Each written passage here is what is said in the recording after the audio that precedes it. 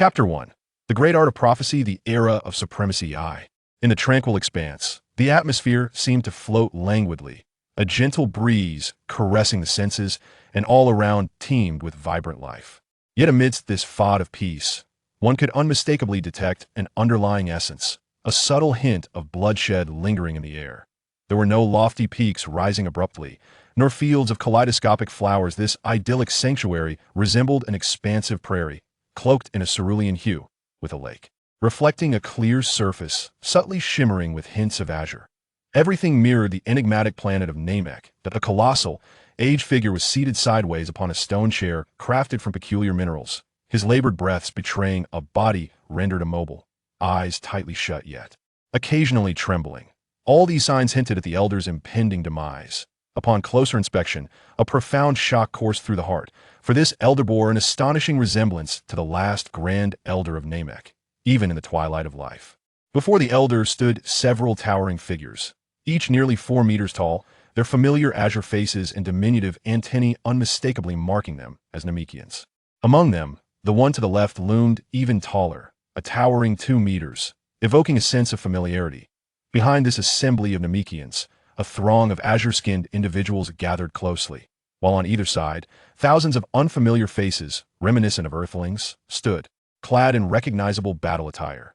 They occupied the very center of the lake, encircled by picturesque mountains and pristine waters.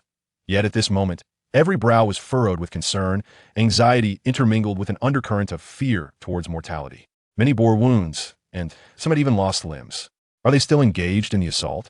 After a prolonged silence, the feeble elder finally inquired. Indeed, Grand Elder stepped forward a similarly aged Namekian, responding with respect, though his expression betrayed a momentary struggle before he resolved to convey the grim report that it appears I have not yet completely lost consciousness. The elder, now referred to as the Grand Elder, jested in response to the despondent tone, though this exchange only served to further weaken him. A heavy silence enveloped the assembly, brows knitted in worry. Grand Elder. Suddenly, an unexpected voice pierced the air, causing a slight distortion a few meters in front of the Grand Elder, whereupon a figure materialized from the haze. A middle-aged man clad in silver-gray armor hovered in the air, his tall frame muscular and imposing, exuding an aura of commanding authority. "I at you, King Tianshi." The Grand Elder's eyes remained tightly shut, yet upon hearing the somewhat familiar voice, he quivered slightly, murmuring in a feeble tone, "Indeed, Your Excellency the Grand Elder, forgive my candor, but do you truly believe that remaining within this void will suffice to quell this war? Since they have already arrived, might we not instead engage in a decisive battle? Even in the face of defeat, we shall retain the honor of warriors." Though the tone expressed skepticism towards the Grand Elder's cautious demeanor, the assembled Namekians refrained from interjecting. They were all acutely aware that the figure before them, akin to a monarch, was a genuine and formidable hero, the reigning king of the Tianshi clan, a race that stood alongside the Namekians as a great cosmic lineage. Comparatively, only the Grand Elder enjoyed an equal standing with him. As the benevolent Namekians did not require a king to rule, they instead appointed each Grand Elder through a process of meritocracy, rendering the Grand Elder the de facto sovereign. The Grand Elder did not rush to respond with time running short. He lacked the strength for repeated discourse. After a moment of contemplation, he spoke slowly. "I am aware of this. However, King Tianshi, our current conflict cannot be resolved so simply. Perhaps this war will evolve into a calamity reminiscent of the great battle from years past." Upon hearing mention of that fateful engagement, the dignified and striking King Tianshi momentarily shifted in countenance, as if awakened by a deep-seated memory, a primal fear, surging forth, causing his pupils to constrict. Silence enveloped the surroundings once more, even the distant signs of fervor ignited by King Tianshi's impassioned declaration of war subsided after his words. For as members of a great race, they all understood the sheer terror that the historical conflict had embodied. Another faction, having gained entry into the void through the Grand Elder's consent, demonstrated their considerable renown in the cosmos, and thus possessed knowledge of certain secrets. Therefore, we must wait for that fleeting moment of counterattack to bring the war to a swift conclusion. Otherwise, the ensuing battles will only deteriorate, potentially affecting the entirety of the universe. However, such a strategy will inevitably lead to a depletion of our strength before the confrontation. Sustaining this void demands an immense expenditure of energy, King Tianshi countered. Much of their power had already been obliterated by the enemy's bombardments. Maintaining their position required continuous energy infusion into the void's formations. Nevertheless, entering the void had its advantages ever since their arrival. Their casualties had ceased, and many of the wounded had been granted the opportunity to regain their strength. There's still no word from the sanctum? After a moment of silence, the aged Grand Elder seemed to grasp the underlying pros and cons of the situation, yet he could not help but pose a question, one that had the potential to alter the entire course of the conflict and represented his sole hope that he had been harboring all this time. Upon hearing the Grand Elder mention the term sanctum once again, even the formidable King Tianxi couldn't suppress a slight furrowing of his brow. As a powerful being of equal standing and friendship, he understood the weight of what that word signified, that it was a realm forged from slaughter and bloodshed, a graveyard for generations of Namekians, the resting place of illustrious ancestors, which is precisely why it was referred to as the sanctum. Yet, the essence of its mysteries remained unknown to all, even to this venerable Grand Elder. The legends passed down through each of his predecessors spoke of one immutable truth. No matter the cost, the sanctum must not be destroyed. Should the day ever arrive when the sanctum faced obliteration, the god would return once more. This was merely a prophetic legend. All tangible evidence had long since faded into the annals of history. Yes, esteemed Grand Elder, the sanctum has been completely sealed since the arrival of Kadaz. There are no longer any fluctuations within. A towering Namekian stepped forward, bowing deeply before raising his youthful, handsome visage. Indeed, he was in the prime of his youth as a Namekian, and one present reacted with anger to his abruptness. Rather, they held him in high esteem. This sentiment was shared even by those in positions of power among the Namekians, including the formidable King Tianxi, who dared not regard this young prodigy lightly. He was not only the grandson of the current Grand Elder, but also possessed extraordinary abilities that commanded the respect of all in this grand era of remarkable talent. He stood as second only to the Grand Elder himself. In the distant history of the Namekians, his gifts would undoubtedly rank among the top 3 of all time. With such formidable potential, he had been recognized early on as the next Grand Elder. If one were to closely observe this young man, they would be astonished to realize he would become the Grand Elder 4 centuries hence, the last true Namekian remaining apart from Piccolo, the Grand Elder of that time. Chapter 1. The Great Prophecy, the Era of Supremacy, Part 2. When the name Kadaz fell from his lips, an overwhelming shockwave reverberated through the minds of those present. They understood all too well that Kadaz was a figure even more formidable than the astonishingly gifted youth before Themo, warrior of Namekian descent, nearly omnipotent endowed with a combat prowess that elicited envy throughout the universe, rivaling even the young man's exceptional abilities. Ascend to the esteemed position of the Great Elder, one must possess an extraordinary inherent ability of the Divine Dragon, a long-standing unwritten rule among the nameless star. The disqualification of Kadaz stemmed solely from his inability to sense this divine power. The young man before us shared a profound bond with Kadaz, and their equally transcendent talents were a source of pride for their people. Among the burgeoning generation of Nameless Star, they harbored an unwavering belief that their race would once again flourish. Yet, they could scarcely fathom that this era was destined to be extraordinary, as war loomed ominously on the horizon. Upon hearing his grandson's response, the Great Elder, though his eyes remained closed, discerned a note of peril in the youth's anxious tone.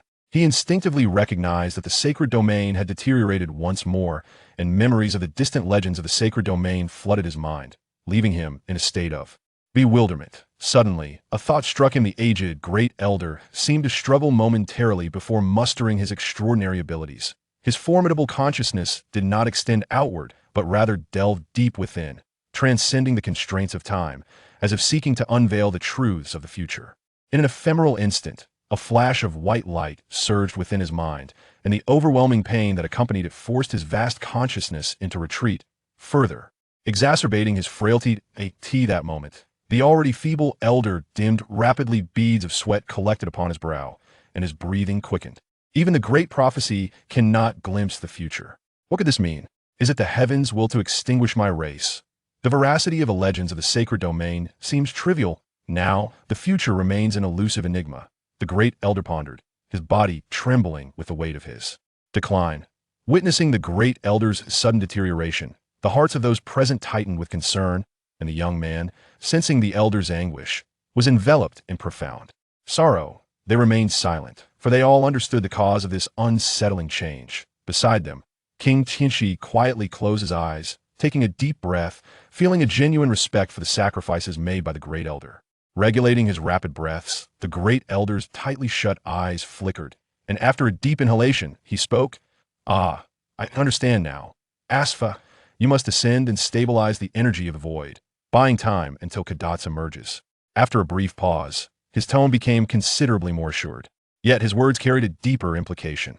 Just as the others were about to voice their confusion, the Great Elder interrupted, continuing with his true intent. "All nameless star inhabitants, heed my command. From this moment forth, Asfa shall be recognized as the Great Elder of Nameless Star. I implore you all to lend your support to Asfa." With an air of authority that demanded respect, the Elder's proclamation resonated with an undeniable power. In this moment, his words conveyed a sense of urgency. As he swiftly articulated his innermost thoughts, in an instant, the entire expanse of the battlefield fell into silence. They all understood that this revered figure was on the brink of departing from this world. What weighed heavier on their hearts was the ongoing war, the formidable strength of their adversaries casting a chilling shadow of despair over them. The voice of the Grand Elder grew increasingly urgent, his labored breaths heavy with gravity, his weary eyes struggling to remain open, the tremors within them accelerating. After a few heavy gasps, a semblance of calm settled. It was palpable to all that the aura of death surrounding the Grand Elder had suddenly intensified several-fold. "Let the ensuing battles be entrusted to you, King Tianxi. I am weary. From this moment forward, it shall be in the hands of you, our beloved and valiant warriors." Understanding the unspoken implication of the Grand Elder's words, everyone fell into a solemn silence. His rapid, gasping speech gradually slowed and finally ceased altogether. A shiver coursed through many hearts. They comprehended that this exalted Grand Elder had quietly departed from lifetime, seemed to halt in that instant, with even the wind stilled and the clouds suspended, hearts beating in synchronized silence. "Indeed, Grand Elder," said a youth named Asfa, tears streaming down his face. He stepped forward, bowing deeply, his entire being trembling with sobs. Unable to voice his farewells to his beloved grandfather, he could only assume the mantle of the Grand Elder's legacy as a successor. After all, he knew the war was far from over. No sooner had the Grand Elder's words fallen into silence than a beam of white light descended from the heavens, and 7 enormous orbs resembling crystal spheres descended before him. With a flash of golden light, they transformed into ordinary, colossal stone spheres. This spectacle stirred the hearts of all present. The passing of Shenlong Bojinga served as a poignant testament to everything, intensifying the pain within, rendering them breathless with sorrow. There was no time to linger. The might of Shenlong was the principal force of the realm, a fact known to all. After the waves of grief subsided, everyone gazed at the current Grand Elder in bewilderment, yet none could muster the words to urge action. "Grant me the divine power, O great deity of Bojinga. I am willing to serve as the medium for Shenlong's strength. At this moment, I shall resurrect the 7 Dragon Balls." Asfa, suppressing his sorrow, wiped away the trails of tears from his cheeks. His hands radiated a brilliant light, and simultaneously, the 7 colossal stone spheres below shimmered with resplendent golden light, transforming into the radiant Dragon Balls. As they levitated, with a powerful burst of golden light, a beam of radiance, a full yard wide, soared skyward, erupting from the 7 floating Dragon Balls, forming a vast protective barrier. At this moment, the once tumultuous expanse fell silent, as the reborn power of Shenlong coalesced the energy of the realm into a dense concentration, sufficient to momentarily withstand the formidable onslaught from outside. King Tianxi finally opened his eyes. Though the pain of loss could not be concealed within his gaze, he nevertheless embodied the essence of a leader. Aware that time was of the essence, he called out in a resounding voice, uttering words that stirred the soul. "Following the exhortations of our departed Grand Elder, let us, valiant warriors, unite to engage in battle. We pledge to safeguard our world with unwavering courage, fighting resolutely until the moment the sacred realm is unveiled, when we shall achieve ultimate victory." Ultimate victory. Upon hearing this resounding call, coupled with the profound sorrow of the Grand Elder's passing, a fierce resolve ignited within all present. The suppressed spirit of combat surged forth once more, a steadfast determination to prevail solidifying in their hearts, awakening a vow to fight to the death. A chorus of affirmations resonated through the heavens, powerful enough to shake the very earth. In the next instant, all the warriors present vanished from sight, propelled by a singular conviction back onto the battlefield. The only ones remaining were Asfar, the guardian of the void, and the recently departed Grand Elder.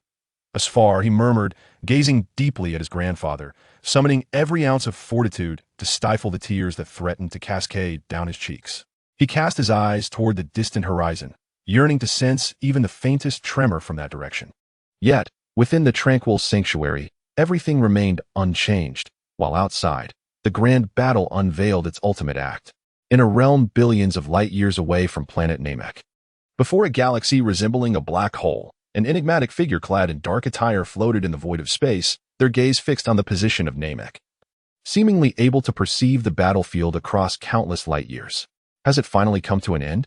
Indeed, it appears the moment of reckoning has arrived, and I am most curious to see which side shall emerge victorious. Ha ha ha, how utterly foolish. The mysterious figure muttered to themselves, culminating in a fit of maniacal laughter. Relay my command to the Demon King. I shall enter a period of seclusion. No one is to disturb me, or they shall face death. The mysterious individual, calming their fervor, inscribed this decree with formidable mental energy before silently stepping into the abyss of the black hole. As they entered, the black hole mysteriously sealed itself, vanishing without a trace, as though it had never existed in that vicinity. In the instant the black hole disappeared, the fabric of space trembled, revealing a silhouette. After uttering a command, the figure too vanished from sight. Chapter 1. The Great Prophecy Technique, The Strongest Era, Part 3. Ha ha ha. Who would have thought?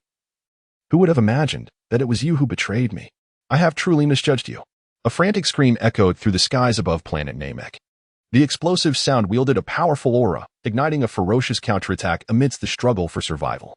Under this overwhelming pressure, many enemies were struck by a dreadful wave of energy, causing them to cough up blood in despair. Yet, blinded by bloodlust, they continued to gaze cruelly upon their fallen leader. Once the proud king of the heavens, a solitary and defiant figure swayed precariously in the high heavens, barely sustaining flight with the remnants of their strength, their body drenched in blood, evoking a terrifying sight. The armor had all but fallen away, and their silver hair was stained a deep crimson, mingled with the essence of countless lives. Yet, they knew well that at least half of that blood belonged to them. King of the Heavens raised his weary head, swaying slightly as he beheld the densely packed throng not far away, the numbers swelling to hundreds of thousands. He had been utterly defeated. His once mighty legion of elite warriors had perished, signifying that his race had lost nearly 95% of its combat prowess, plunging them from a superior race to a mere second-rate one. The cause of this downfall? It was none other than former comrades, who, in this final battle, had turned against him, becoming the reapers of death from behind his own ranks. The blood-soaked middle-aged man erupted into maniacal laughter, his once handsome visage now marred by crimson stains. No longer able to conceal his bitterness, he glared with fierce intensity at the familiar figure 100 feet away. Under the taunting smile of his adversary, he finally comprehended why this opponent had chosen to appear only in the final battle. The subordinates who had preceded him had not been elite warriors, and their mortality rate had been remarkably low. The betrayer, he has long since betrayed the universe. Deep within his heart, he arrived at this singular conclusion. His body had begun to succumb to exhaustion. Despite trembling uncontrollably, the King of Heaven could not resign himself to closing his eyes. He struggled, desperately hoping to witness a miraculous occurrence in the final moments of his life. A surge of blood suddenly welled up in his throat, an insurmountable injury overwhelming him. He expelled a torrent of scalding crimson blood, while his right hand pressed gently against the profuse flow emanating from his lower left side. His breath quickened with each passing moment, yet he forced a cruel smile, having been treacherously ambushed and severely wounded. Surrender and face your fate, Tianqi Wang. A commanding voice pierced the air, its simplicity belied by an invisible pressure that weighed heavily upon the hearts of all present. In an instant, a robust figure of a middle-aged man appeared several dozen yards away from Tianqi Wang. Now that you find yourself in this dire predicament, I trust you understand the futility of resistance. I offer you a promise. If you obediently accept your punishment, I shall spare your entire clan. Otherwise, I shall not hesitate to eradicate countless lives. The middle-aged man revealed a smile. However, in the eyes of Tianqi Wang, he perceived the other's hypocrisy and arrogance. The latter offered no response, merely shaking his head, gathering all remaining strength within himself once more. Observing the other's stubborn demeanor, the middle-aged man chuckled with amusement and coolly remarked, "Then your clan has no reason to survive. Perhaps you are right, but I can also inform you that the Tianqi clan shall never become traitors to the cosmos. Even if we face annihilation, our people shall never bow down, nor will we accept the pity of you demons. Tianqi Huang gathered more strength, his speech becoming fluid once again. Yet, he was acutely aware that his mind was beginning to blur, and death loomed ever closer. Undeterred by the mocking laughter of his adversary, he had discerned the entirety of the situation. He understood that from the moment he was ambushed, he possessed the personal power to escape this battle. However, he would not act on that impulse. He would await the arrival of the final miracle. Otherwise, the entirety of the universe shall face annihilation, since you desire my demise. Let us journey together, and may you pay the price of countless lives on my behalf. The king of Tianqi clenched his fists tightly, his body trembling violently, radiating an intense azure glow as he ignited his very essence to unleash the mightiest of strikes. He proclaimed, each word resonating with fervor, "To the underworld we shall go." Witnessing the seemingly frenzied actions of the other party, the middle-aged man instinctively narrowed his eyes and momentarily retreated. Just as he distanced himself 2,000 meters away, a tremendous explosion erupted, centered around Tianqi Huang. An indescribable and formidable force surged forth, a torrent of energy and flames engulfing everything in its path. Despite the swift response from the adversary, those within 100 zhang of the Tianqi king were suddenly stripped of their lives. As the sight of the explosion continued to expand ominously, the middle-aged man, filled with rage and humiliation, waved his hand, emanating a pale blue glow. With a decisive gesture, a colossal energy barrier materialized at the explosion's epicenter, ruthlessly sealing off the space within a kilometer, allowing the unleashed power to culminate in a final explosive crescendo. What a detestable creature! Who would have thought that an ant could torment an elephant? The middle-aged man seethed with barely contained fury. To avoid causing further harm to his subordinates, he reluctantly imposed certain boundaries, yet the adversary's desperate retaliation resulted in the loss of over 30,000 troops. Worth it. Worth it. The Scion Tianqi king, in his final moments, expressed his last hope, yet he had yet to witness the emergence of a miracle. His heart burdened with endless sorrow. Thus, a formidable warrior met his demise. Curse that antiquated fool! A voice of indignation surged forth. A figure emerged from the sealed space, his disheveled appearance marred by curses aimed at the opponent's grotesque strike. He was the much-despised traitor, strikingly similar in appearance to another. He bore a purplish hue tinged with imperial essence, his milky white tail severed, and his body riddled with gruesome wounds, drenched in blood.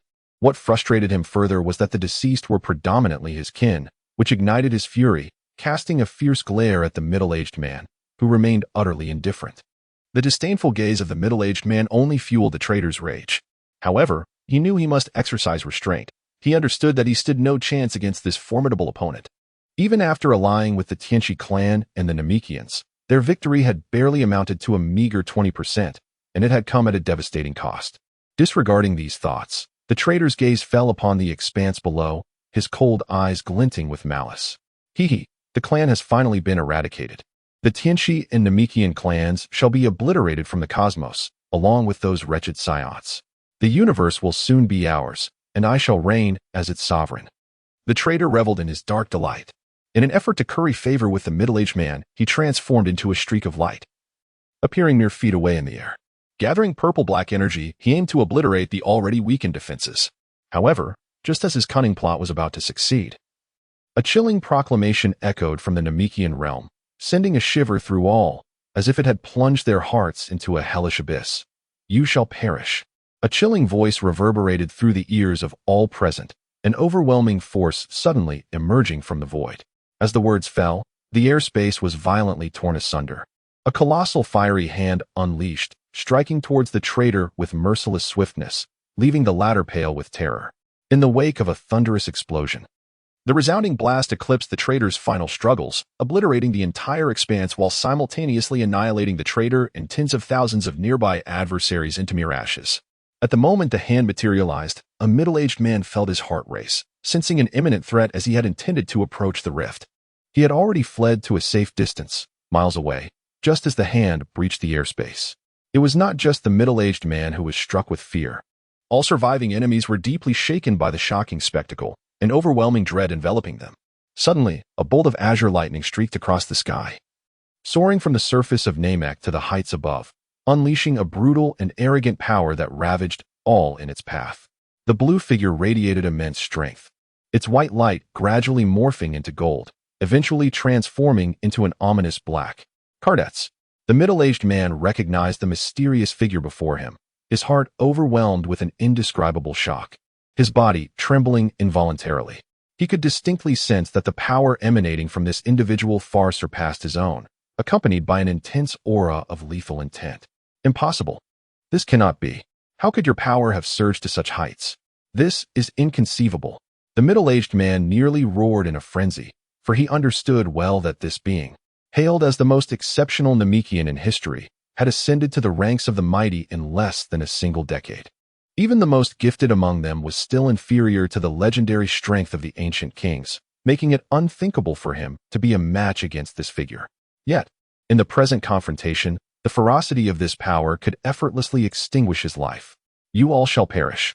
Cardates seemed to utter this in anguish, gradually extending his right hand. He unleashed a colossal energy blast towards the distant cosmos, accelerating to speeds surpassing light by several multiples, bombarding the enigmatic sky. In an instant, severe spatial distortions erupted across the celestial expanse, the explosion decimating vast regions, unleashing a cacophony of anguished cries. In that fleeting moment, Cardates, resembling a Namekian warrior akin to Piccolo, obliterated those hidden thousands of miles away in the demon realm, effortlessly slaying tens of thousands of demon warriors with unparalleled might. Meanwhile, as the stars twisted, the middle-aged man finally sensed the disarray, grasping the implication of the phrase about the mantis catching the cicada, unaware of the lurking danger behind him. His expression shifted dramatically upon realizing that the demon realm intended to intervene in this battle.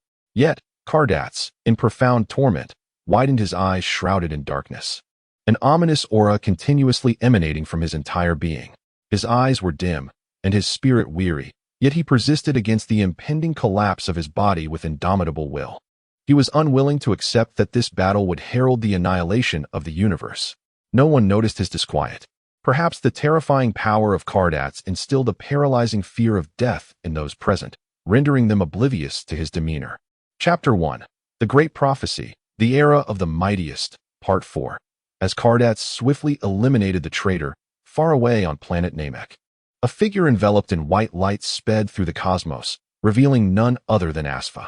At this moment, tears streamed down his face as he recalled the conversation with Cardates. In the realm of the sacred domain, a mysterious wave had finally emerged, perhaps influenced by the immense force of the self-detonation. Even Cardates within the sacred domain was disturbed. Compelled by the urgency of the situation, he manifested earlier than anticipated, tearing through the barriers of the sacred domain with his overwhelming strength, appearing beside Asfa. Sensing the powerful energy surge, Asfa turned abruptly, startled to see his friend Cardates before him. Cardates' garments had been reduced to tatters, and his body bore hundreds of grievous wounds. Before Asfa could utter a word, Cardates spoke first. Asfa, I am aware of everything. The sacred domain has indeed reached the moment of annihilation. The prophecy is about to unfold, and all of it is true. The final era has commenced. This simple declaration utterly shocked Asfa, who seemed unable to grasp the weight of this revelation, while Cardates offered a bittersweet smile. Within the sacred domain, upon learning this secret, he too had been rendered speechless for a considerable time. Is it really true? Everything my grandfather spoke of is true? After a moment of reflection, Asfa sought to clarify the reality of the situation. It was revealed that prior to Cardates entering the sacred domain to receive his legacy, the Elder had foreseen the impending crisis and had made an exception to impart the legends of the sacred domain to Asfa and Cardates prematurely. However, what followed was Cardates' hearty laughter. Ha! It was all an illusion, Asfa. We have been deceived. The underworld, the divine realm. The entire universe has been toyed with by the demon realm. Ha! Asfa, bewildered, seemed to sense something amiss as his pupils dilated in shock. No wonder the divine and underworld realms were oblivious to this war. It was they who had sealed off our entire star system, deceiving both realms with a facade. Behind this veil, the demon realm had also participated in the blockade, switching this star system to an alternate dimensional universe through forbidden arts. No matter how one sought the truth, they would only find themselves ensnared in the world before the blockade, as time was twisted by dark forces. Cardates gazed at the disoriented Asfa with a bittersweet smile, his own heart feeling hollow and powerless. Without waiting for Asfa to regain his composure, Cardates once again suppressed the terrifying energy that threatened to erupt, only to cough up a large spout of dark purple blood, his body trembling and faltering. This scene jolted the dazed Asfa back to reality. There was no time to waste in the crucial moment of inheritance. His eagerness to emerge had provoked the backlash of the sacred realm's power, and his days were numbered. Kadatsa struggled to stand, adjusting his body. "Thank you, Asfa. Has Bik been sent to Earth?" Kadatsa managed to force a smile as he mentioned his son, despite the pain etched on his face. "Yes, according to the great prophecy. Bik's arrival on Earth is essential to the course of history. He has departed before the true outbreak of war. So, it is true that Bik has escaped this galaxy." A glimmer of divine light flickered in Kadatsa's otherwise dim gaze. Sensing the shift in the energy of the betrayer, Kadatsa understood that time was running out. He turned to Asfa and spoke calmly. "Asfa, I will remain here to resolve this war. And I will tear apart this sealed space to send you away. Furthermore, I shall harness my utmost energy in the final strike to seal that entrance. The moment it is breached, you must utilize the power of the dragon to completely seal it, isolating the universe from it.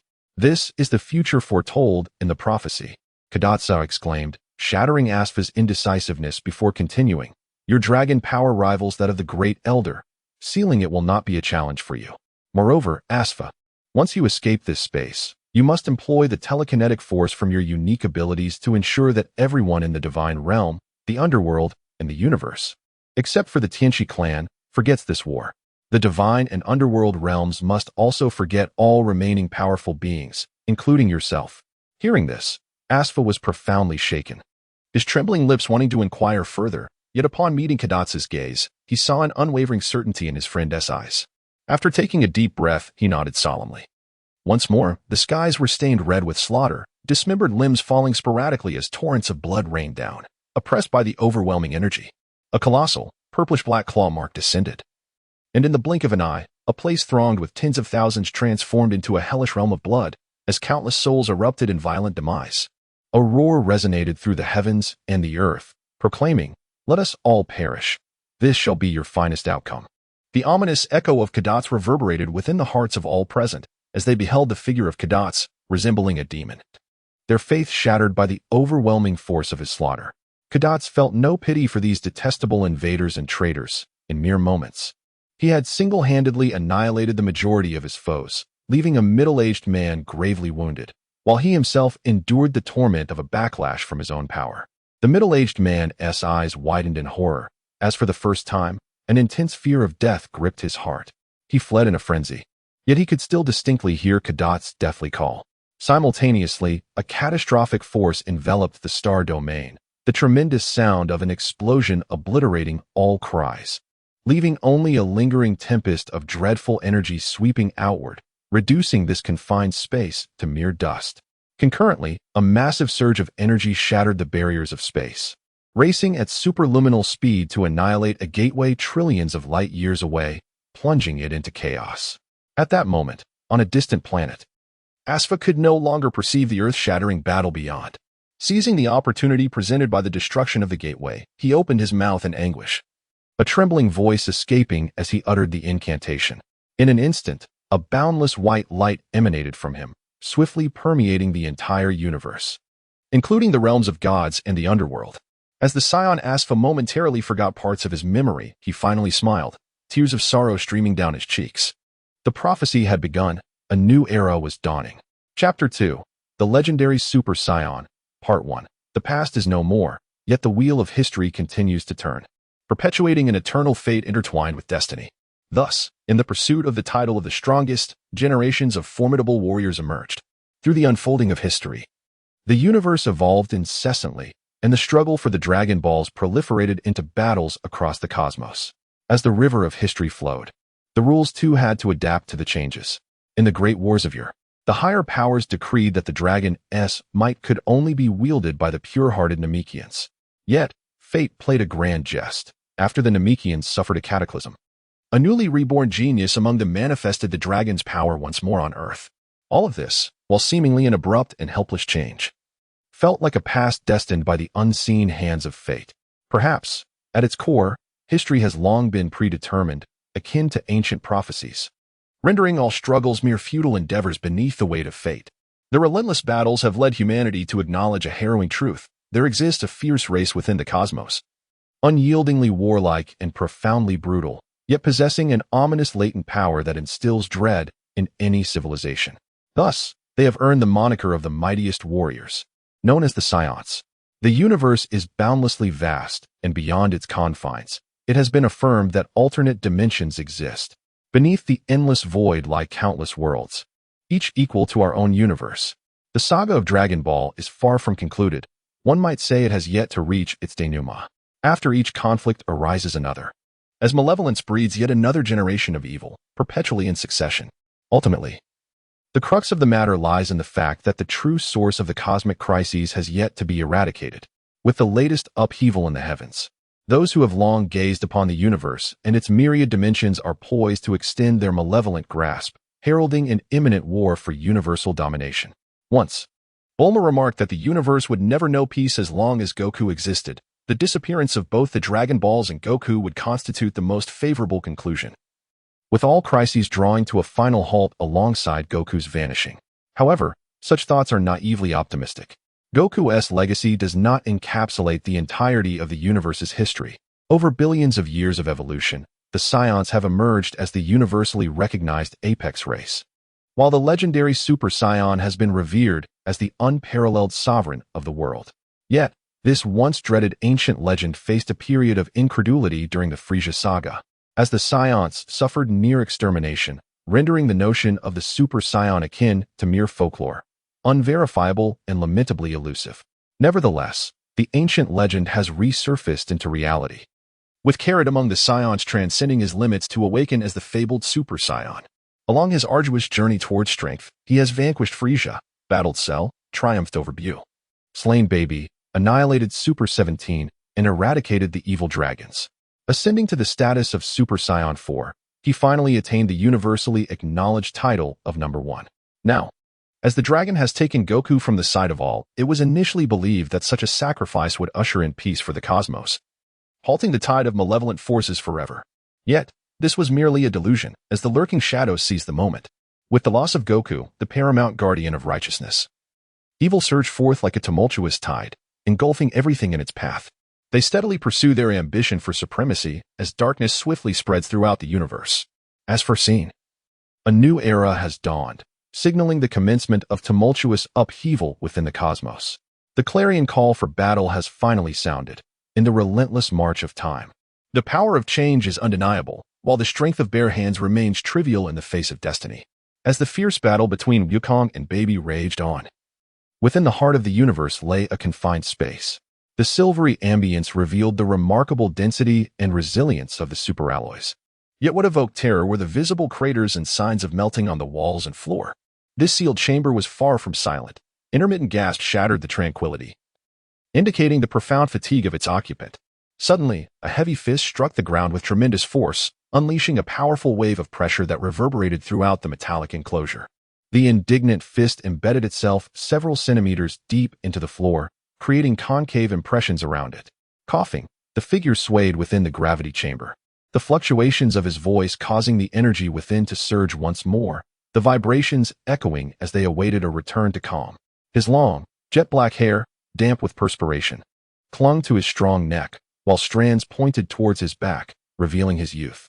The sweat adhered his form-fitting combat attire to his physique, accentuating his muscular build. He continued to gasp for breath, pausing momentarily. The young man stared intently at his fist, lodged deep in the floor, clenching it tightly as a flicker of defiance crossed his gaze. Slowly, he extended his hand, murmuring to himself, "Still trapped here. The difficulty of training has escalated to this extent, yet why do I still lack that sensation? That feeling of transcending my physical limits? Damn it." His eyes reflected a haze of confusion and frustration. As silence enveloped the room, a slightly urgent voice pierced the calm from outside the gravity chamber. "Report, young master. The king requests your immediate presence in the detective room. Please respond to the directive." Upon hearing this, the young man, who had intended to continue his training, was momentarily taken aback, his brow furrowing. He understood that his father rarely interrupted his training, making this summons a rare exception. Something intriguing? He pondered, a smile flickering across his face. Chapter 2. The Legendary Super Saiyan, Part 2. Yes, is there an issue? Understood, I will come as soon as possible. He lifted his head, turned, and walked slowly out. Aware that the messengers could not grasp the underlying secrets, he chose not to delve into the peculiarities of the situation. After all, he knew that once he found his father, everything would become clear. As he turned his body, his piercing eyes occasionally revealed a profound depth, while his light blue irises bore traces of compassion. His face, resembling that of a jade crown, reflected the maturity bestowed by fleeting years. His handsome visage could not conceal his extraordinary aura. After a brief nod, he proceeded down the path to the right, walking along the outer corridor. The road ahead seemed endless, surrounded by dense superalloy, which reflects the harsh brightness of the lights. This place is somewhat overwhelming. The young man walks along the path, his eyes half closed, seemingly lost in thought, yet also attuned to the hurried footsteps of passers-by. The sounds of rapid movement echo around him as people rush past, respectfully greeting the esteemed prince. He opens his eyes, glancing briefly at their fleeting figures, his mind deepening in uncertainty. Is something amiss? He muses inwardly, pondering the strange changes of recent days. The path beneath his feet seems to shift endlessly, and he finds himself unable to decipher the enigma that plagues him. His curiosity grows, especially after witnessing unexpected figures earlier on the road, individuals who seldom make their presence known. Pausing, his attendants halt their steps behind him, their expressions betraying a hint of anxiety as they too sense a change in the atmosphere. They are aware that those who know too many secrets often vanish without a trace, adhering to the perilous adage that to accompany a prince is akin to walking with a tiger. Yet, there is little they can do to alter the course of fate. The young man, filled with confusion and melancholy, presses the button on his right side. As the door opens, he enters, intent on uncovering the matter at hand. "Father, what is happening?" he inquires, but silence envelopes him.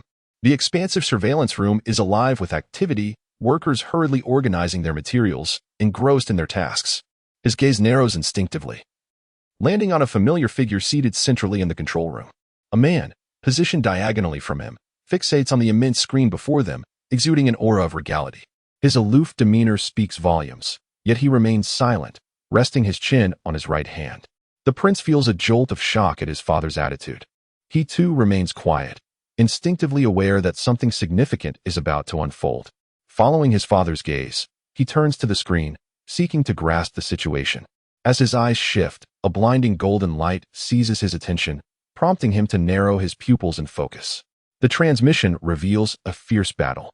On the screen, a colossal golden ape clashes with a mysterious figure, both combatants moving faster than light, engaging in a whirlwind of strikes that number in the thousands. Locked in a seemingly equal struggle, the enigmatic warrior possesses a torso adorned with red fur, long black hair, crimson eye sockets, and golden irises. His face twisted into a sinister grin as he revels in the chaos of battle. Should any Dragon Ball warriors witness such a scene, they would be utterly astounded, a chilling sensation creeping up their spines, for this confrontation is none other than that of Goku, having ascended to Super Saiyan 4, battling against Baby in his grade 8 form. An inexplicable sensation surged within the young man as he beheld the figure of Wukong, his heart racing with trepidation. A fleeting glance at his father revealed that the king wore a gentle smile, instinctively sensing the gravity of the situation. The youth's gaze shifted to the combat statistics of both parties, where he encountered an astonishing figure, data that could not possibly be perceived from the outside world. In an instant, his pupils constricted and his brow furrowed in disbelief. 1,000,000 trillion. What does this mean? His eyes widened, reflecting the incredulity of the revelation. He quickly averted his gaze and directed his inquiry towards his father, asking, "Father, is this true? Can their fighting power truly reach such heights?" Despite his disbelief, his attention remained fixated on Wukong. The middle-aged man, exuding an aura of royalty, did not respond immediately. After a brief silence, a soft breath escaped him, and he spoke slowly. "Yes, it is true. That giant ape is an evolved mutation of the Saiyan race, and the other is the legendary Super Saiyan, the strongest warrior in lore." As he turned to address his son, a smile graced his face, and his countenance bore a striking resemblance to the young man's, handsome and noble. Yet, the middle-aged figure, having endured the trials of time, revealed a hint of weariness within his deep-set eyes. Nevertheless, this merely underscored the truth that he was a slumbering tiger, for the majesty of his presence compelled submission to his power. The phrase legendary Super Saiyan struck the young man like a thunderclap, momentarily paralyzing his thoughts. The mere mention of such a name, one that instilled fear in the hearts of many, momentarily clouded his mind. This fleeting disorientation awakened the depths of his subconscious, recalling an undying legend, one that approached the realm of true mythology. All genuine fighters across the cosmos remember this eternal tale, particularly those of formidable stature, as it served as a heavy, judgmental yoke, burdensome to bear. The Saiyans were universally acknowledged as the mightiest warrior race, and every so often, a legendary Super Saiyan would arise, venerated as the strongest of fighters, the closest to divinity. Impossible. Could this truly be the strongest of legends? How could they still exist in this world? Father, didn't the records state that all of their kin were eradicated by the self-proclaimed Demon King, Frisia? The young man gazed at his father with a look of perplexity, voicing the doubts that plagued his mind. Indeed, the legendary Super Saiyan had always been regarded as a peerless warrior, a title potent enough to influence the entire universe. Yet, for reasons unknown, it seemed that in earlier times, the Saiyans had fallen into obscurity, their fearsome reputation diminished compared to the glory of yesteryears. Decades ago, the formidable Demon King Frisia, fearing the legendary Saiyan would manifest during his reign, took drastic measures to eliminate the Saiyan race and avert a future crisis. However, this was not the case. Frisia ultimately failed in his endeavor. The middle-aged man responded with unwavering conviction to the young man's inquiry, his tone slightly more emphatic as he grasped the gravity of the situation.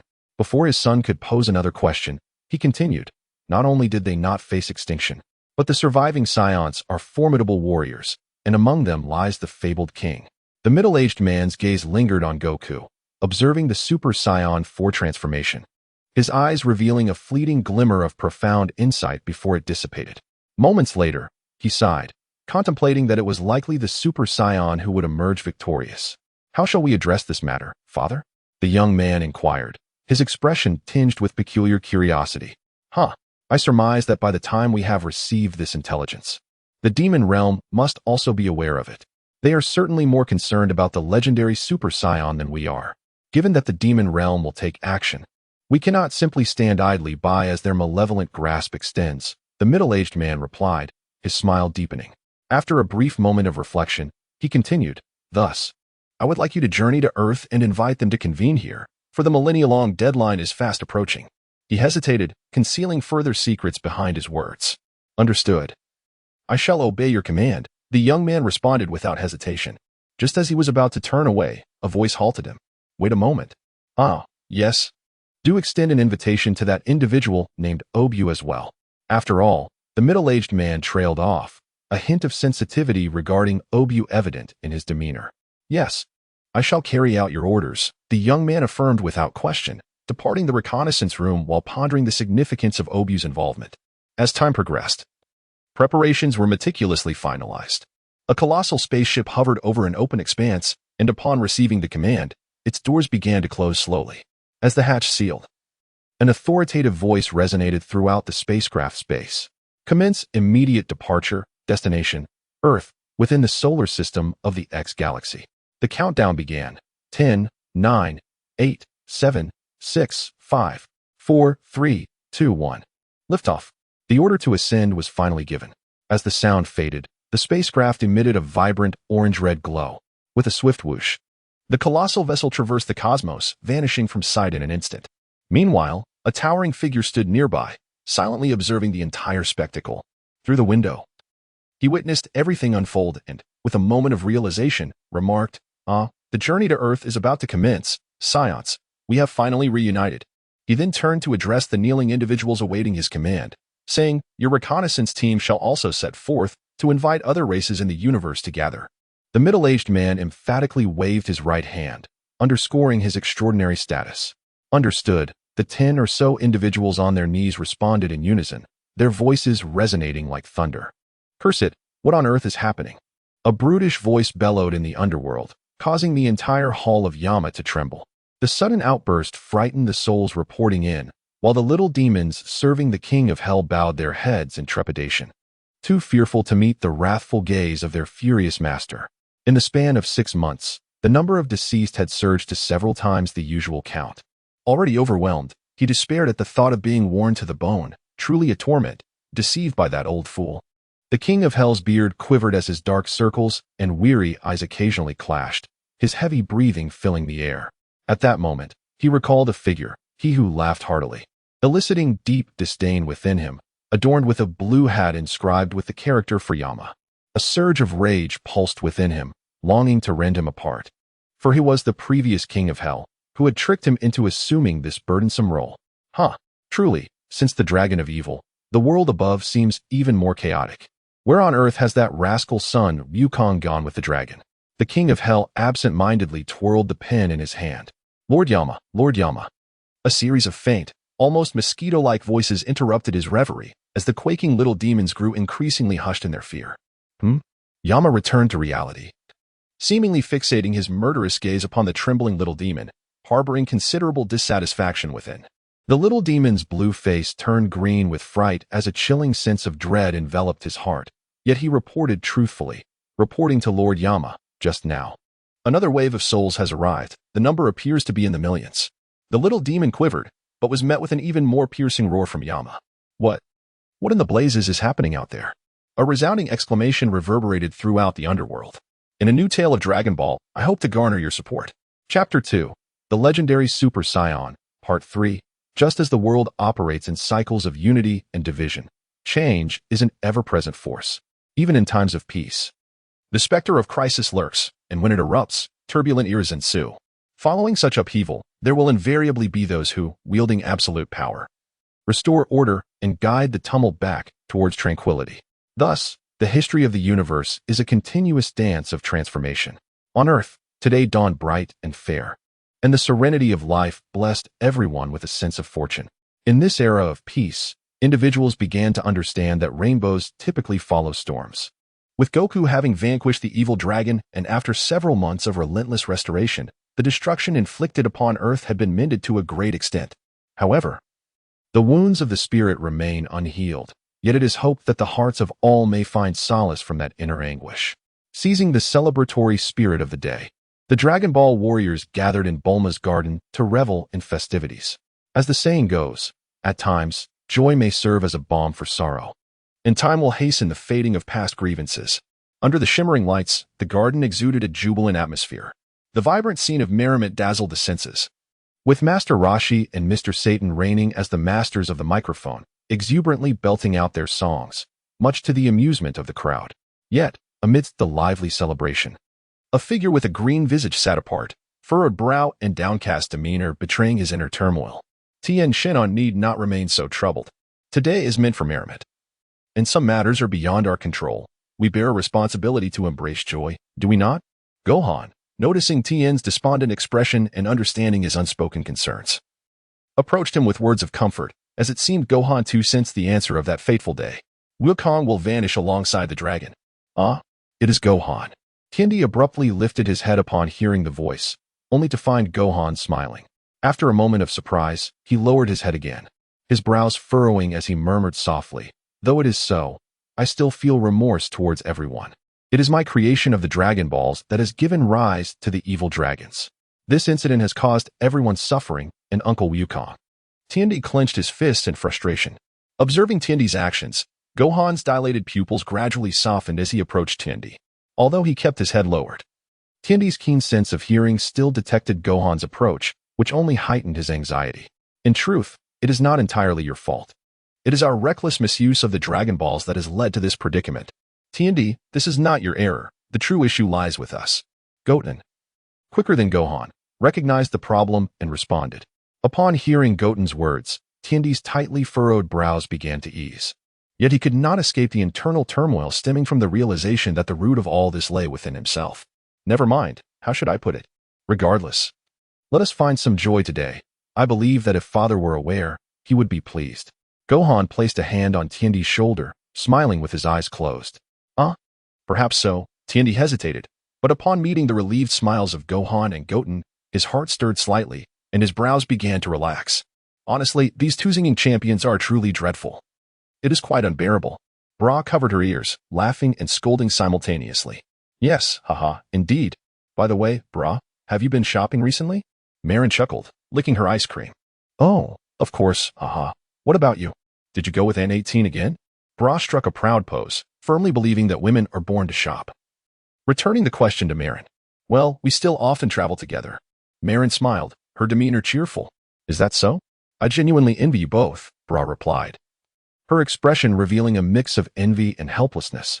You could also go with your family, Marin suggested. Sai, who do I have to accompany me? Father trains every day, while mother and brother manage the company. Grandfather and grandmother have disappeared for their travels, usually leaving me home alone. Bra lamented about her life. Haha. Marin listened to Bra's words, smiling with a mix of sympathy and helplessness. Hey, Trunks, have you seen your father? On the other side, Bulma walked in from outside, scanning the room multiple times as she inquired. Oh, looking for Dad? I estimate he is still training in the gravity room, replied Trunks. Trunks, usually composed, succumbed to the allure of delectable cuisine, engrossed in hearty consumption, while Goten sat beside him, both engaging in a playful rivalry reminiscent of their childhood, competing over who could eat more. Isn't that so? Vegeta certainly is diligent, Krillin remarked with a chuckle, his chopsticks moving with intention as his gaze remained fixed on the culinary delights before him. In a swift motion, akin to a hawk diving for its prey, he snatched the food away, outpacing the ever-hungry turtle. This prompted a disdainful glare from the turtle, who shot an indignant look at Krillin, who had repeatedly thwarted his efforts.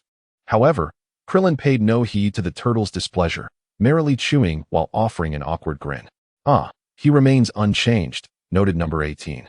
Savoring her meal while casting a sidelong glance at the self-satisfied Krillin, subtly hinting that he ought to cease his teasing of the turtle. Embarrassed, Krillin chuckled sheepishly. Indeed. No consideration for this old man. I watched you grow up, and I truly wish I could give your bald head a good thump like in the old days. The turtle, buoyed by number 18's support, began to beam with pride.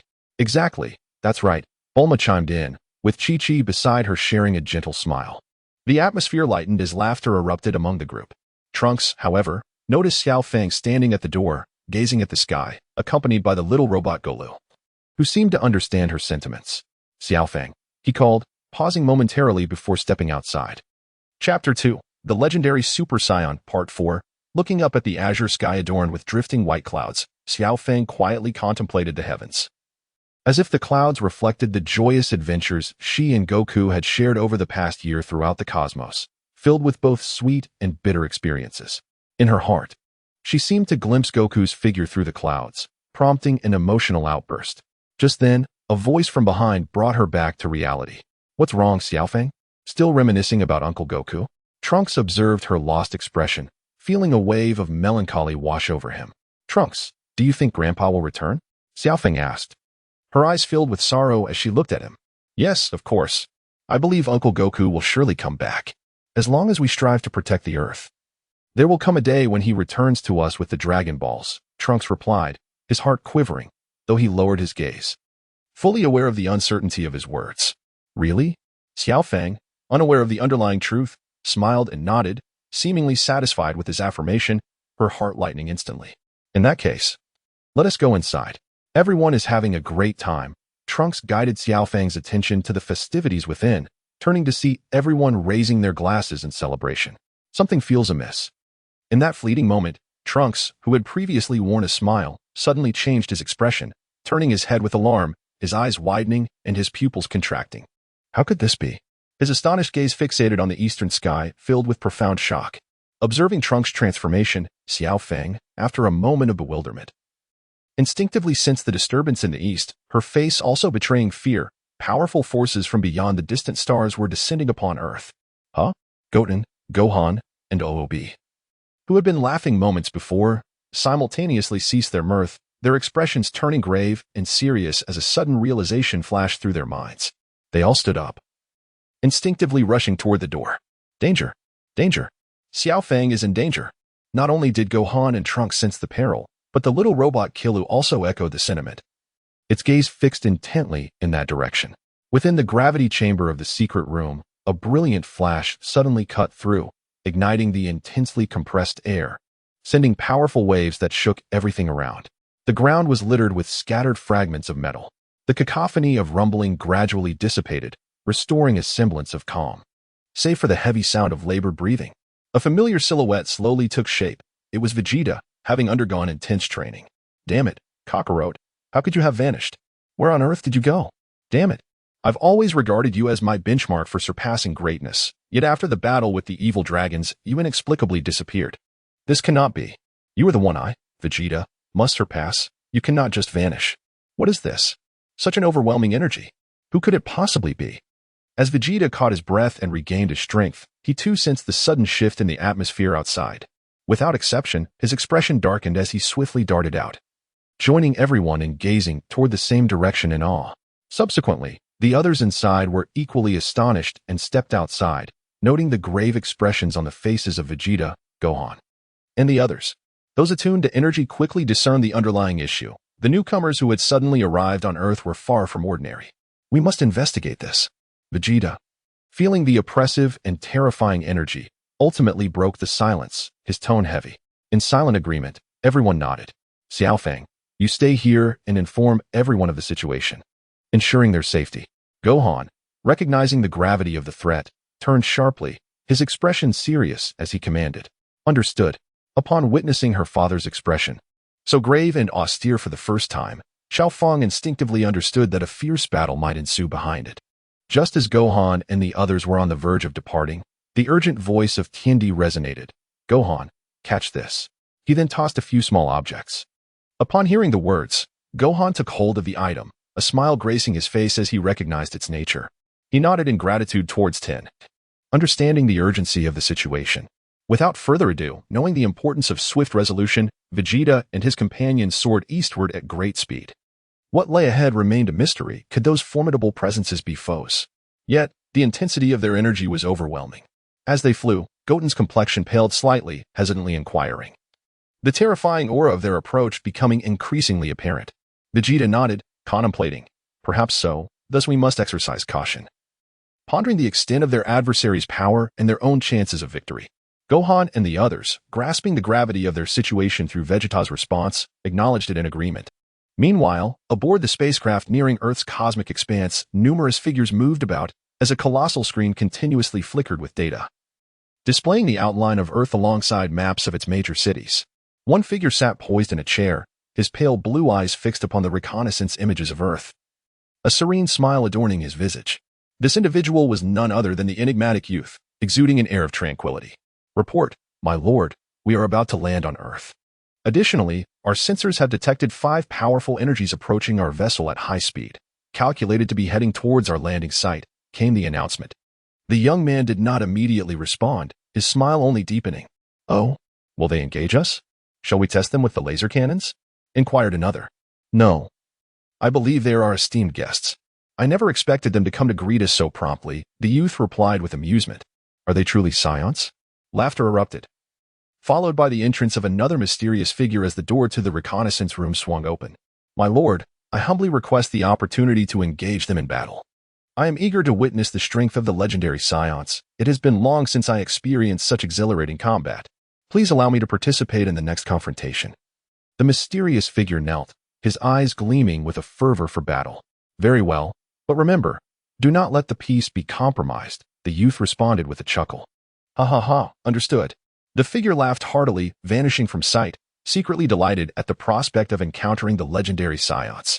After all, legends speak of the past. Yet now they stand on the precipice of the future. Oh, are you not intrigued?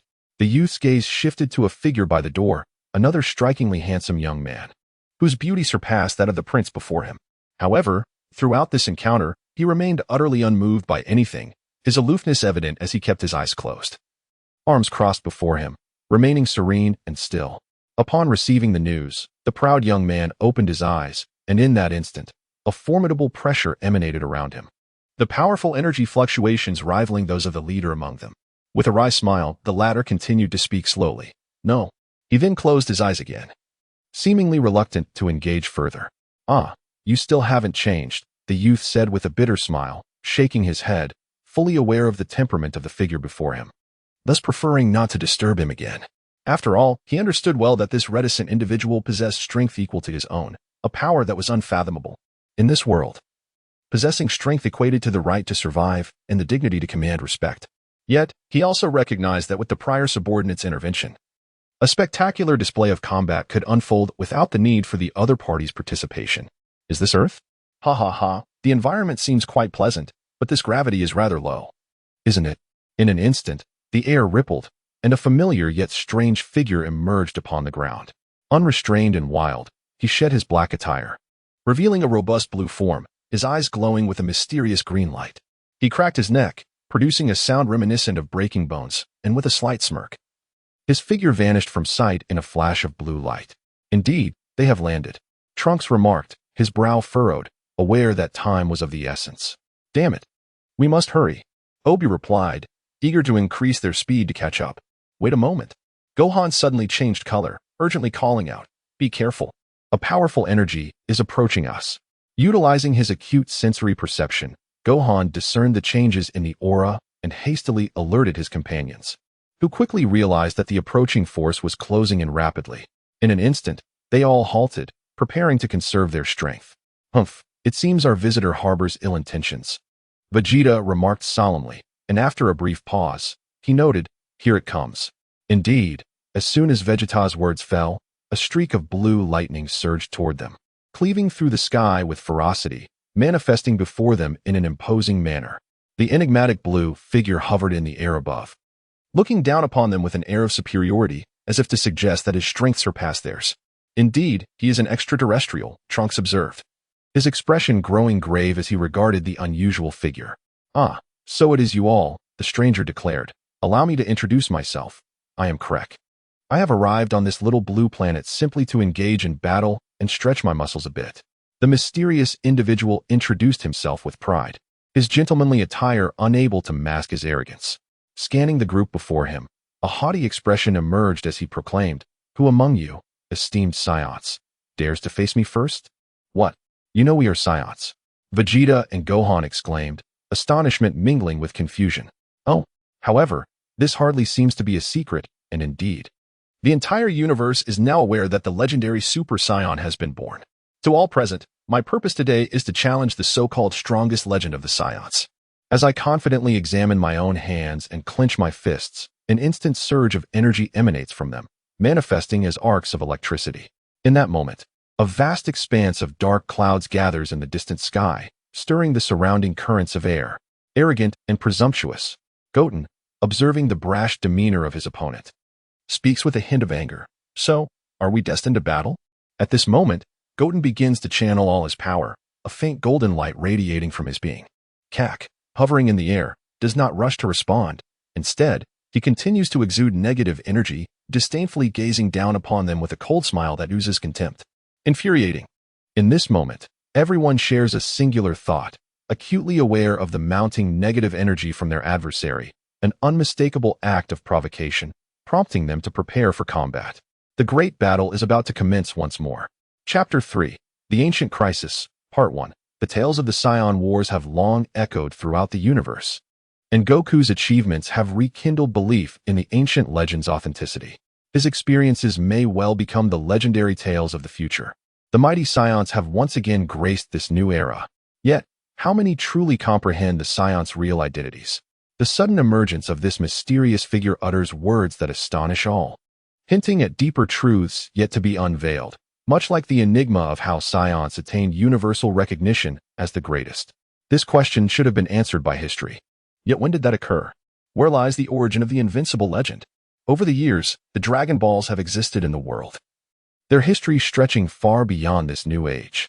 Perhaps it is accurate to say they are woven into the very fabric of ancient myth, for the struggle has never fully detached from the contest for the Dragon Balls. After all, by claiming the title of the strongest, they have proclaimed themselves the masters of the Dragon Balls to the entire universe, a divine omnipotence. Now, the appearance of this mysterious figure heralds the gradual revelation of hidden truths. As Gohan and his companions face the imminent clash with this enigmatic adversary, this battle has reached an unstoppable threshold. Where have Xiaofang and Gohan gone? Why the sudden haste? Bulma inquires, furrowing her brow in confusion. Chi-Chi similarly looks at Xiaofang, questioning, is something else afoot? Ah, yes, indeed. Xiaofang, shaken, regains her composure, realizing the situation can no longer be concealed, yet her words falter as she struggles to articulate the truth.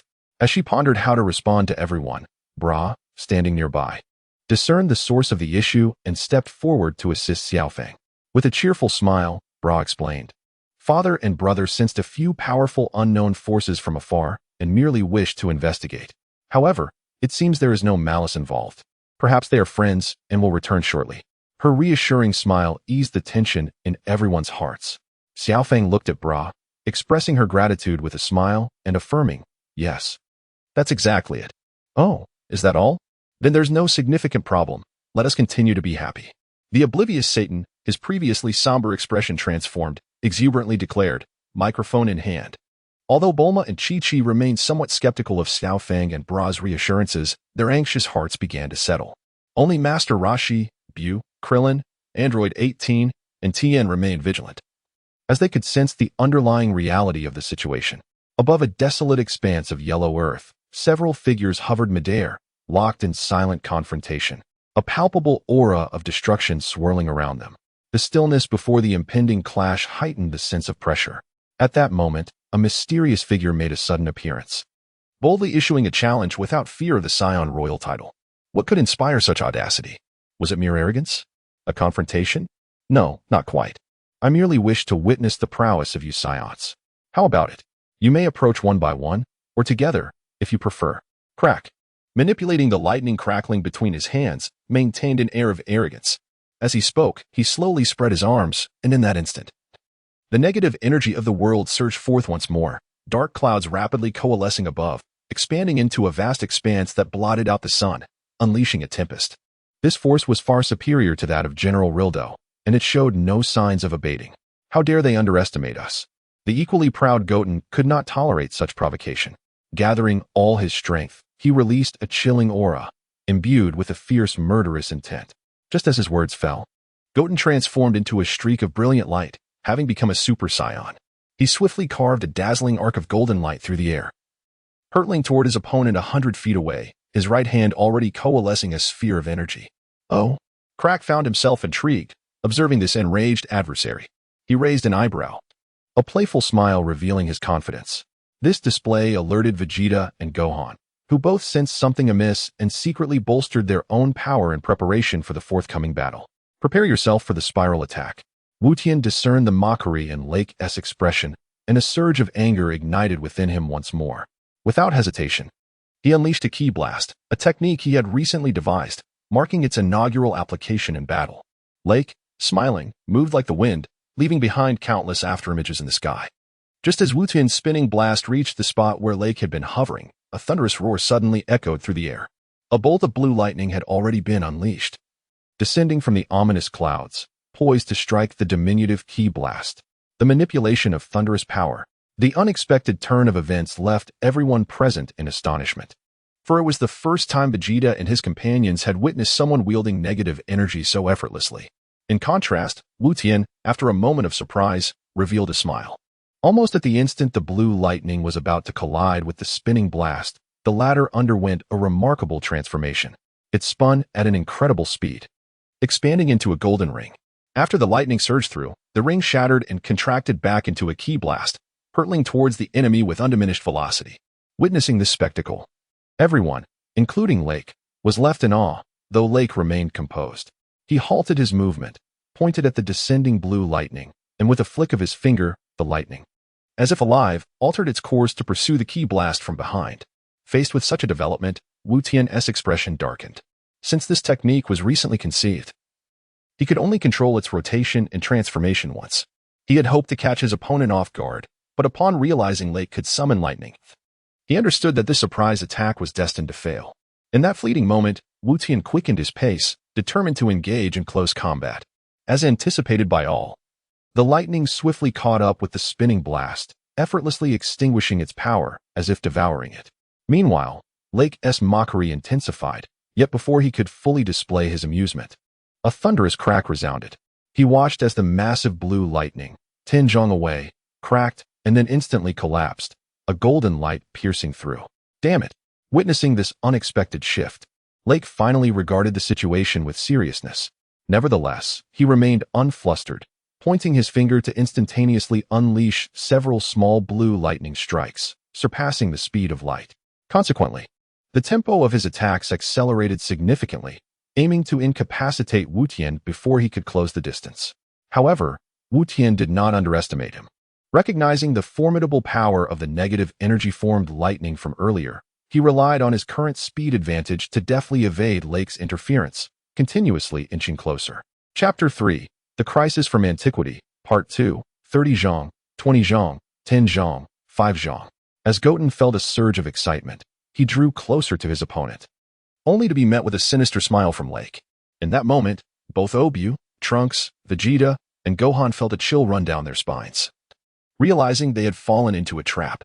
"You are far too arrogant," echoed a familiar yet foreign voice in his ears.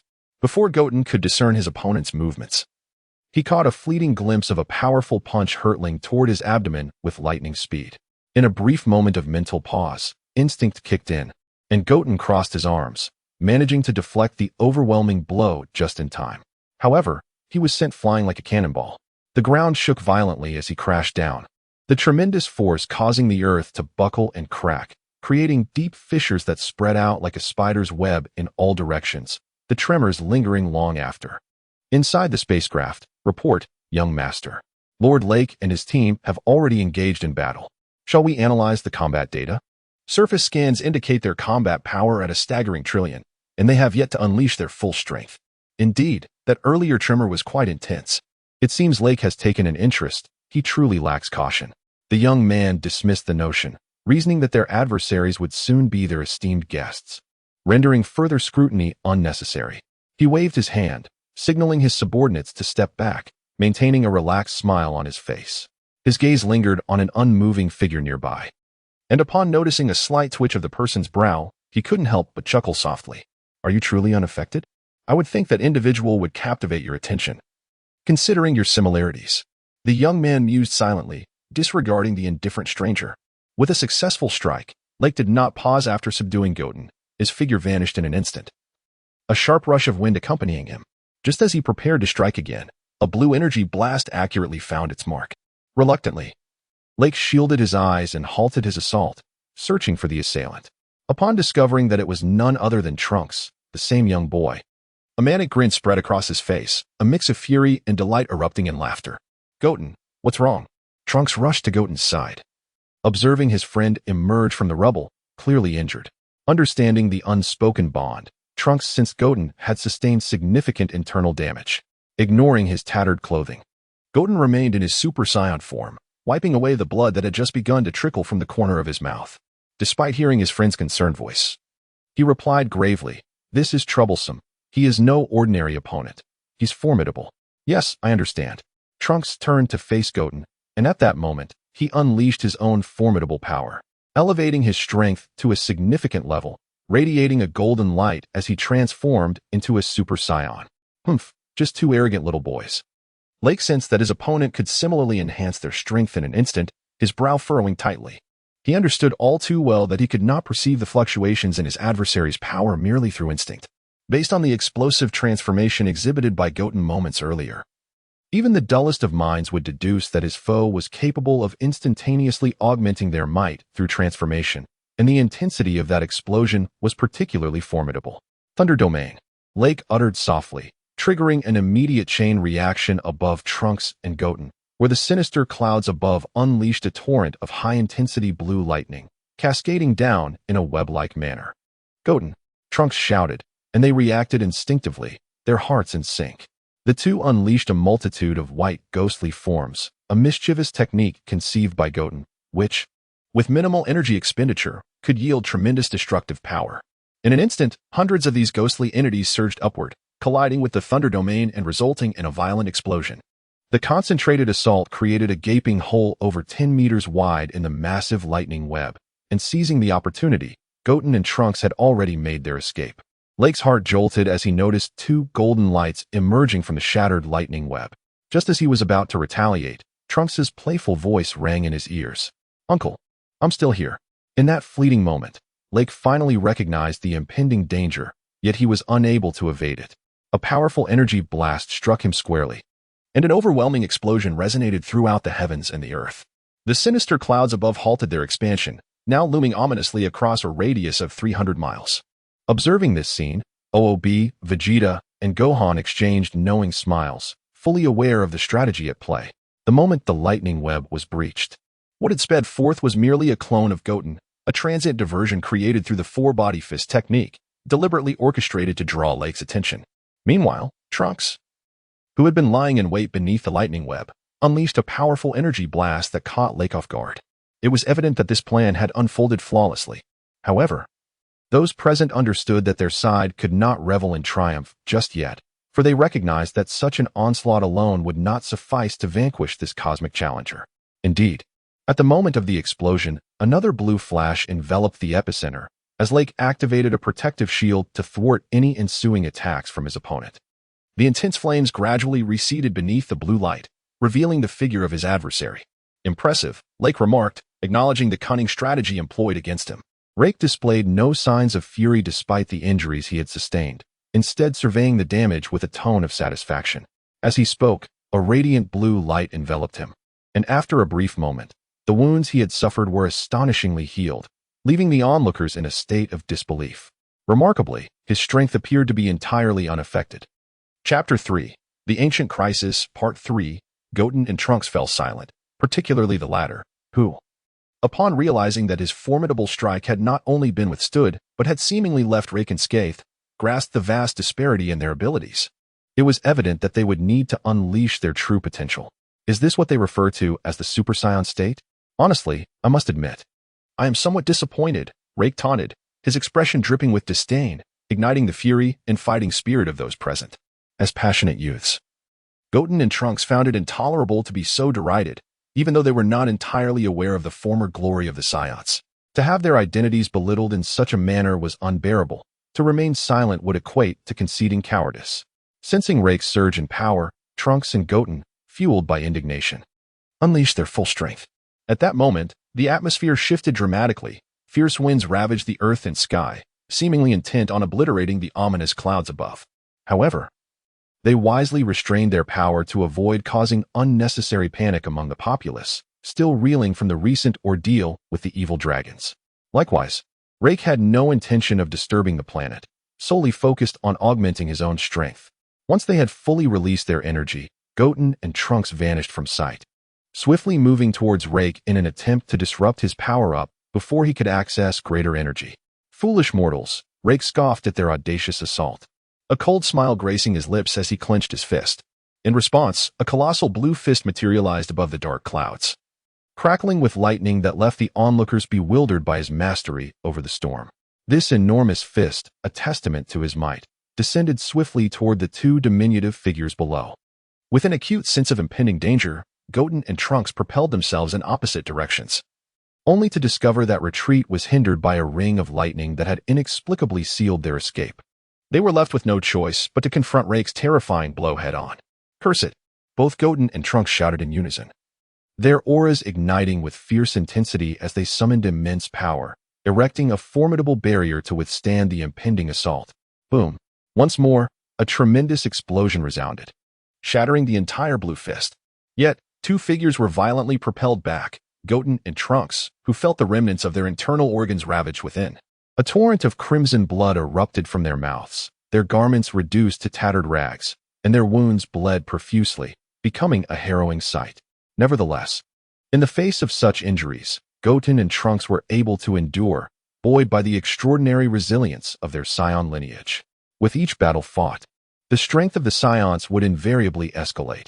Even in their current state of injury, they would soon recuperate under the astonishing vitality inherent to their race. Yet, the ordeal was far from over. As Trunks and Goten landed, they were met with a chilling pronouncement that tightened their brows. Unable to withstand the second onslaught from the formidable opponent, two bolts of azure lightning surged forth, bombarding Goten and Trunks once again, sending them soaring into the air and forcing another mouthful of blood from their lips, exacerbating their injuries. Having tasted defeat once, Goten and Trunks resolved not to be caught off guard again. During the ensuing bombardment, they swiftly adjusted their stances, vanishing from sight just before the subsequent strikes could reach them. Simultaneously, the ground teemed with countless afterimages, and those familiar steps signified the merging stance they were about to undertake. In this fleeting skirmish, Goten and Trunks finally comprehended the vast chasm between their powers, and no longer acted with the impetuosity of youth. They distinctly sensed that behind this mysterious adversary lay two even more formidable entities. Thus, at this pivotal moment, they resolved to merge, aiming to re-enter the battlefield as the formidable Gotenks. The slumbering peak warrior, Gotenks, was poised to awaken once more. In this battle, Goten and Trunks truly grasped the significance of power, having matured considerably through their numerous encounters. They also recognized that their own lack of diligence had led to their current predicament. Reflecting on the past, they lamented that bygone days could not be reclaimed. During the baby incident, their powers had stagnated due to years of neglect, rendering them incapable of contending with the fully realized baby, even upon successful fusion. However, times had changed. Having emerged from the trials of baby, Super 17, and the evil dragon saga, their might had multiplied more than tenfold. In other words, should they successfully merge now, the new entity Gotenks, while unable to rival the perfect Super 17, possessed the power to vanquish the great ape-formed baby with ease. This represented the last remaining formidable force among the Dragon Ball warriors, sufficient to defeat the extraterrestrial threats of the present. Chapter 3, The Ancient Crisis, Part 4, The Saga of Dragon Ball is far from concluded, having triumphed over the evil dragons. Goku must now confront an even more formidable dark force. The tale of Dragon Ball, the legend of the emperors, may initially seem perplexing. Yet as one perseveres through its narrative, it unfolds into a saga of fervent battles, suspenseful plots, and vividly drawn characters. Should the avid fans of Dragon Ball find merit in this story, I kindly urge your support. Your gestures of appreciation and endorsement serve as my greatest motivation for writing. My heartfelt gratitude goes out to all. However, an unexpected utterance from Lake shattered their aspirations. "Oh, so you wish to merge, do you?" "Regrettably, I shall not allow you to succeed." His tone was calm, yet carried an icy undertone, prompting Vegeta and Gohan to finally lose their composure. In that moment, they realized the extent of the secrets held by their adversaries, and Gohan unleashed a chilling aura of intent to kill. Thunder Prison. Lake once again executed a new technique. As his voice echoed, the negative energy surged violently, and the ominous clouds above twisted into a colossal vortex. The sky was illuminated by an overwhelming display of blue lightnings, causing the very earth to tremble. Countless bolts of lightning surged from the ground, instantly obliterating the hundreds of afterimages of Goten and Trunks, their actual forms also receiving a severe blow amidst their movements. Thunder Path. Upon pinpointing the true locations of Goten and Trunks, Lake revealed a sinister smile. Guided by his mental prowess, a fearsome electric strike sliced through the air, aiming to inflict grave harm upon Goten and Trunks. In that moment, the latter were rendered momentarily dazed, realizing that their bodies had been ensnared by the lightning below, immobilizing them and forcing them to endure the impending assault. Yet, in their moment of desperate resistance, just as Lake believed victory was within his grasp, a golden flash appeared before Goten and Trunks. Upon landing, the figure let out a powerful roar, shatter. Instantly, a formidable aura erupted from him, sweeping through like a tempest and obliterating all surrounding lightning on the ground. Simultaneously, the atmosphere shifted dramatically, and the earth trembled in fear. In that brief encounter, the electric strike of Thunder Path was crushed by the intangible might radiating from the golden figure, dissipating the thunderous force entirely under the weight of his overwhelming presence. Lake sensed an intense pressure and was compelled to elevate himself to a height of 1,000 meters, gazing down with narrowed eyes, a combative grin playing upon his lips. "Very well, I shall take it from here. Goten, Trunks, retreat. You have performed admirably this time. Here, take this. It is a Senzu bean." Having ascended to the status of a Super Saiyan, Gohan's demeanor had grown markedly indifferent, his tone tinged with an underlying aura of malevolence. With a swift motion, he cast aside the Senzu beans he had just received from Tenchi. Driven by an intense sense of foreboding, Tenchi had promptly handed over several of these precious beans to Gohan. Anticipating their potential necessity, this moment had finally proven their worth. It was precisely because they possessed the Senzu beans that Gohan, and Vegeta chose to observe from the sidelines, recognizing that such a monumental clash was a rare occurrence.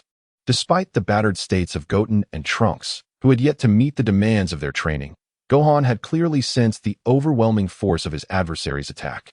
Had he not intervened in time, Goten and Trunks, while unlikely to face fatality, would have sustained severe injuries.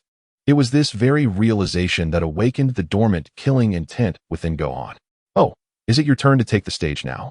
Rake remarked disdainfully, his gaze fixed upon Gohan, who was watching him intently. Gohan, without responding to Lake, felt the corners of his mouth gradually uplift as he sensed that Goten and Trunks had fully regained their energy, even experiencing a subtle enhancement. His smile deepened, and extending his right hand, he pointed his index finger towards the heavens, coldly uttering a single word, "Annihilate." In an instant, an unprecedentedly formidable aura surged forth, causing Lake's smile to freeze and his pupils to constrict in sheer terror. He felt an invisible pressure sweep past him, directed towards the ominous clouds above. Lake's mind was still haunted by Gohan's enigmatic smile as he stiffly turned his gaze upward, unease bubbling within him for the first time. However, upon discerning the changes above, his expression shifted dramatically, his pupils dilated instinctively, his blue visage momentarily paling, and his lips quivered involuntarily. For he clearly beheld a golden energy sphere that had mysteriously manifested at the vortex's center of the dark clouds. Just as he stood dumbfounded, that energy sphere erupted with a ferocious intensity, not with flames, but like a golden maw.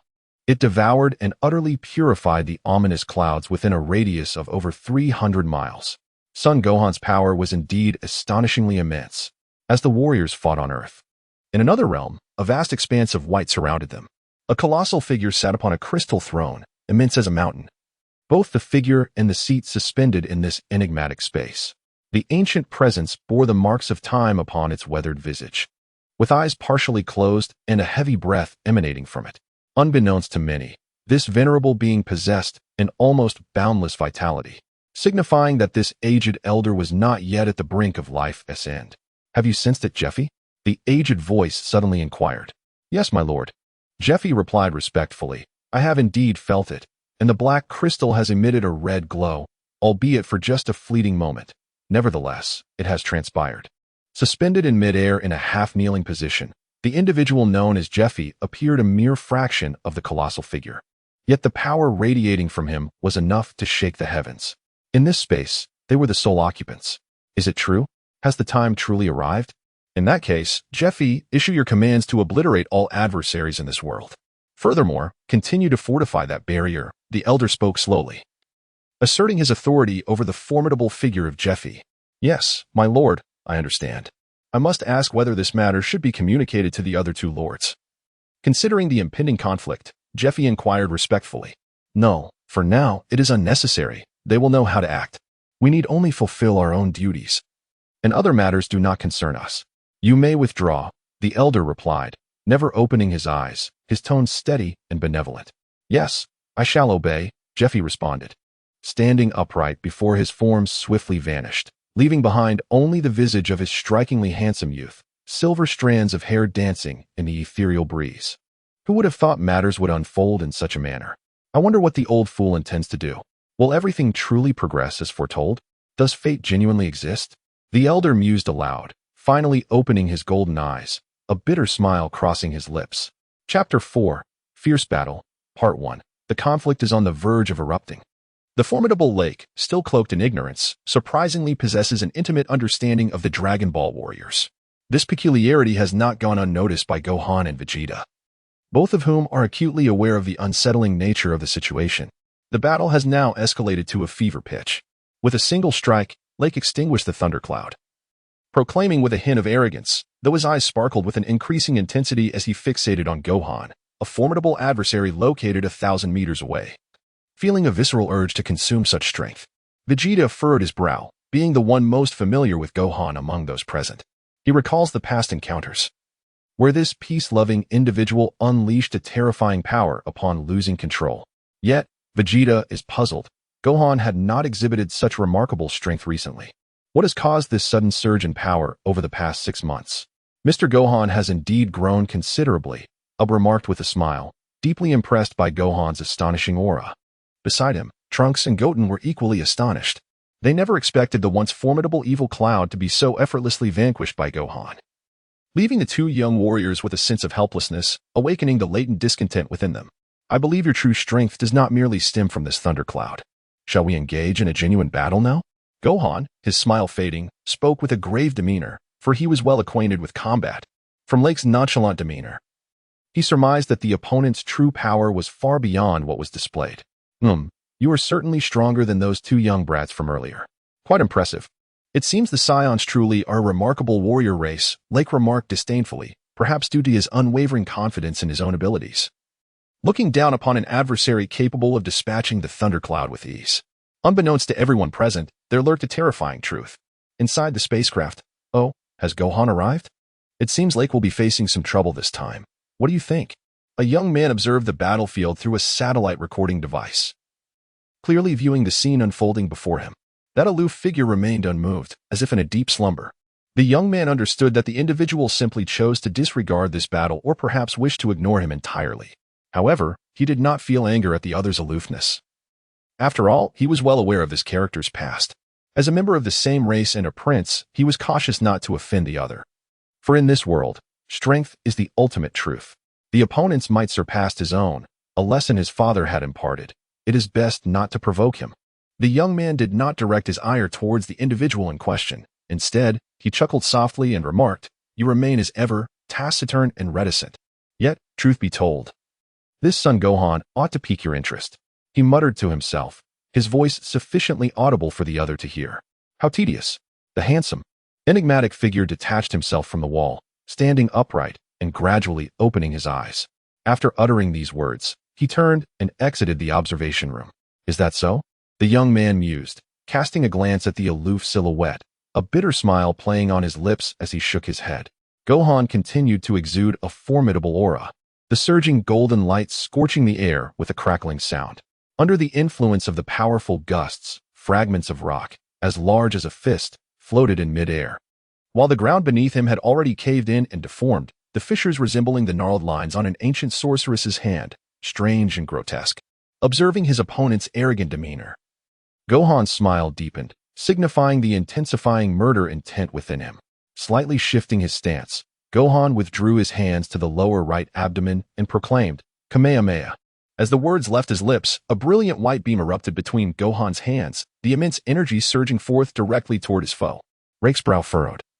He could hardly fathom that his opponent would employ such an antiquated method of combat. Though disdain lingered on his face, he dove downwards at high speed, declaring, "Boring trick." Having already discerned Gohan's technique, Rake swung his hand powerfully in midair, using sheer strength to send the incoming energy blast soaring into the sky.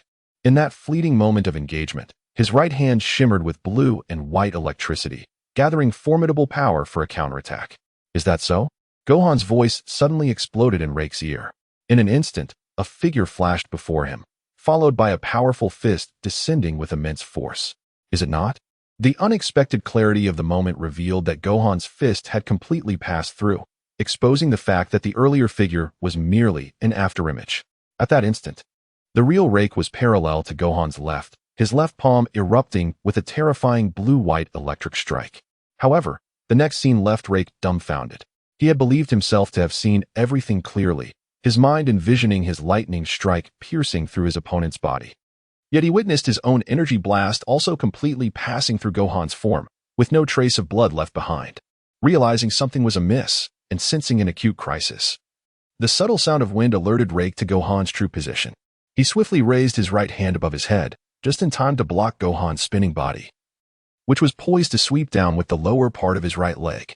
Just before Rake hit the ground from the impactful blow, he heard Gohan's mocking voice. Laced with a smile, "I do not share your sentiment." Even with the prompt defense, Rake's hasty precaution could not mitigate the force of Gohan's long-prepared strike. He felt a tingling sensation radiating through his right arm, and as he adjusted his body during the rapid bombardment, he unleashed a more potent force as he landed, instantly propelling himself upwards at an even greater speed to pursue Gohan. Fool. Though Gohan expressed his frustration vocally, he was nonetheless taken aback by the keen combat instincts exhibited by Rake. Observing the latter charge forward with such boldness, Gohan resolved to impart some knowledge. A formidable wave of energy emanated from Gohan's right palm, and after a brief interference, a large, azure, radioactive energy blast surged downward, enveloping Rake, who was airborne. Chapter 4. Fierce Battle, Part 2. However, to Gohan's astonishment, his energy blast failed to impede Rake's advance. Caught off guard, Gohan had no choice but to brace himself with his palm against Rake's relentless onslaught, as the latter charged headfirst. At the moment of impact, Gohan felt a jolt of pain, realizing that Rake's entire being seemed to ignite with a blue flame, inflicting a searing sting upon Gohan's right hand. As the pain coursed through his nerves, Gohan retaliated with a powerful kick, yet he struck only at Rake's afterimage. For his opponent had already retreated to a distance of 10 zhang, and the two locked eyes. "Impressive. Your strength is indeed formidable," Rake remarked, waving his still aching right arm and regarding his opponent with a satisfied smile for the first time. "You are quite remarkable yourself." I never anticipated your ability to manipulate fire. Gohan responded, gazing at his scorched palm, which still flickered with traces of blue flames and electricity. Under Gohan's scrutiny, he too emanated an invisible power, and upon locking eyes, he utilized his energy to dispel the remnants of Crake's force lingering on his hand. Oh, you've discovered my secret. It's a pleasure to encounter someone of your caliber. But tell me, can you withstand 1/3 of my power? Crake declared, spreading his arms wide. A sinister grin etched upon his face as he began to amplify his strength. Without uttering a word, Gohan flashed a cryptic smile before vanishing once more. Crake, aware that he had spoken too much, also dissipated, and the two resumed their fierce confrontation. A series of thunderous explosions reverberated across the landscape, the shockwaves rattling the earth, as debris tumbled from elevated positions, and the cacophony became incessant. Within a mere second or two, the air was saturated with hundreds of energy fluctuations, the overlapping roars rendering the atmosphere nearly unbearable. Ha ha ha, exhilarating.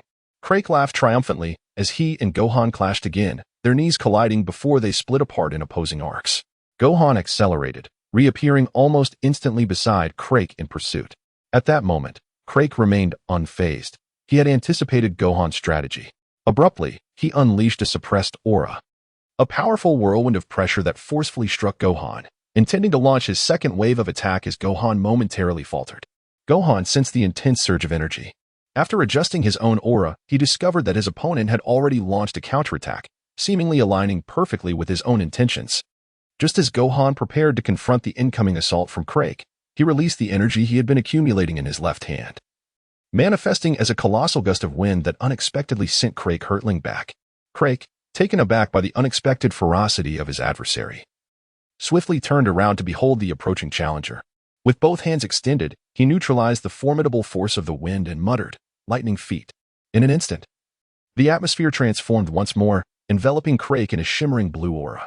After flickering twice, dozens of lightning serpents erupted forth, surging like ancient, fearsome beasts, their gaping blue maws ready to devour. Gohan remained vigilant, yet upon witnessing the opponent's swift defensive maneuvers, a sense of trepidation washed over him. His form flickered as he evaded all the lightning strikes, only to be confronted with a colossal blue electric fist hurtling towards him from mere meters away. A thunderous impact reverberated through the air as Gohan braced himself against the formidable blow, his figure retreating under the force. However, as he skidded back 100 meters, a beam of white light pierced through the massive fist, and in that critical moment, Gohan unleashed a ki blast to obliterate the menacing electrical power. Realizing that his strength was insufficient to harm his adversary, Rake fell into a contemplative silence, beginning to regard his opponent with newfound respect. In a battle of skilled warriors, victory or defeat could hinge on a mere second, yet both combatants, seasoned in the art of war, understood that a reckless attack without knowledge of the enemy's capabilities could lead to a devastating counterstrike. After a brief period of stillness, Rake broke the silence, his voice resonating with authority. "It is a privilege for you to witness my transformation. I despise protracted battles, thus it seems I must reveal my true strength." Rake, eschewing any further circumlocution, articulated his intent plainly. Upon hearing these words, Gohan felt little doubt. Over the years, he had encountered numerous combat races capable of transformation, and as a Saiyan, he too possessed such abilities. However, at that moment, an unsettling warning echoed in his mind, prompting Gohan to focus intently on Rake, who was steadily augmenting his power. The ominous signal emanated from this soon-to-be transformed figure. A cascade of blue luminescence erupted from Rake, the surging power resonating with a thunderous intensity that shook the very earth and altered the heavens. Above, where Gohan had recently dispelled the ominous clouds, a vast storm began to coalesce once more, expanding at a rate several times greater than before, quickly encompassing nearly 100 miles. The pace of this expansion was alarmingly rapid. Once again, the sunlight was obscured, and the surroundings grew hazy, imbuing the atmosphere with a sense of dread akin to nightfall. A tumultuous whirlwind arose, sweeping debris in all directions, while the sky crackled with lightning, reminiscent of a cataclysmic event. Sensing the overwhelming surge of power, Gohan's demeanor shifted to one of gravity. As Rake enhanced his own strength, Gohan too began to concentrate his energy, his own power escalating at an equally rapid pace. With a cataclysmic roar, the air erupted in destruction. Countless blue bolts of lightning and flames surrounded Rake, who surged forward at an astonishing speed, his figure slicing through the sky with lethal intent directed at his opponent. The overwhelming force surged forth, compelling Gohan to disregard whether he had unleashed his full potential. With widened eyes, he tilted his head upwards, yet he could not discern the trajectory of his adversary. One cannot help but feel an overwhelming astonishment. For one had never envisioned that this particular group, which amplifies its power through transformation, could elevate their strength at a pace surpassing one's own at this very moment. The figure of Wukong dissipated, yet the image lingering on the ground had yet to fade. A bolt of azure lightning arced through the firmament, only to vanish once more after piercing through. Too slow. Chapter 4, Fierce Battle, Part 3. In an instant, Gohan's figure materialized at an altitude of 10,000 meters, poised to once again disperse the ominous storm clouds. Yet, at that very moment, a chilling voice echoed in his mind. A footfall, swifter than the very lightning itself, swept toward him. Realizing that his intended assault had been preempted, Rake accelerated in pursuit of the retreating Gohan, his angular knee sweeping forth with great force. The rush of wind generated by his movement surpassed even the speed of his own breath. Gohan, newly materialized, found himself compelled into a defensive stance, still gathering his energy. He was ill-prepared to counter with a ki blast. In this precarious situation, he pivoted his body, seizing Rake's right foot, just when Gohan believed he had averted disaster. He discovered that the sharp protrusions on Rake's knee had unexpectedly elongated, aiming to pierce his left arm. Acting out of necessity, Gohan's right hand swiftly grasped the jagged edge. In a bid to gain the upper hand, he tightened his hold on Rake's leg and immediately executed a rotation, intending to hurl his opponent away. How naive.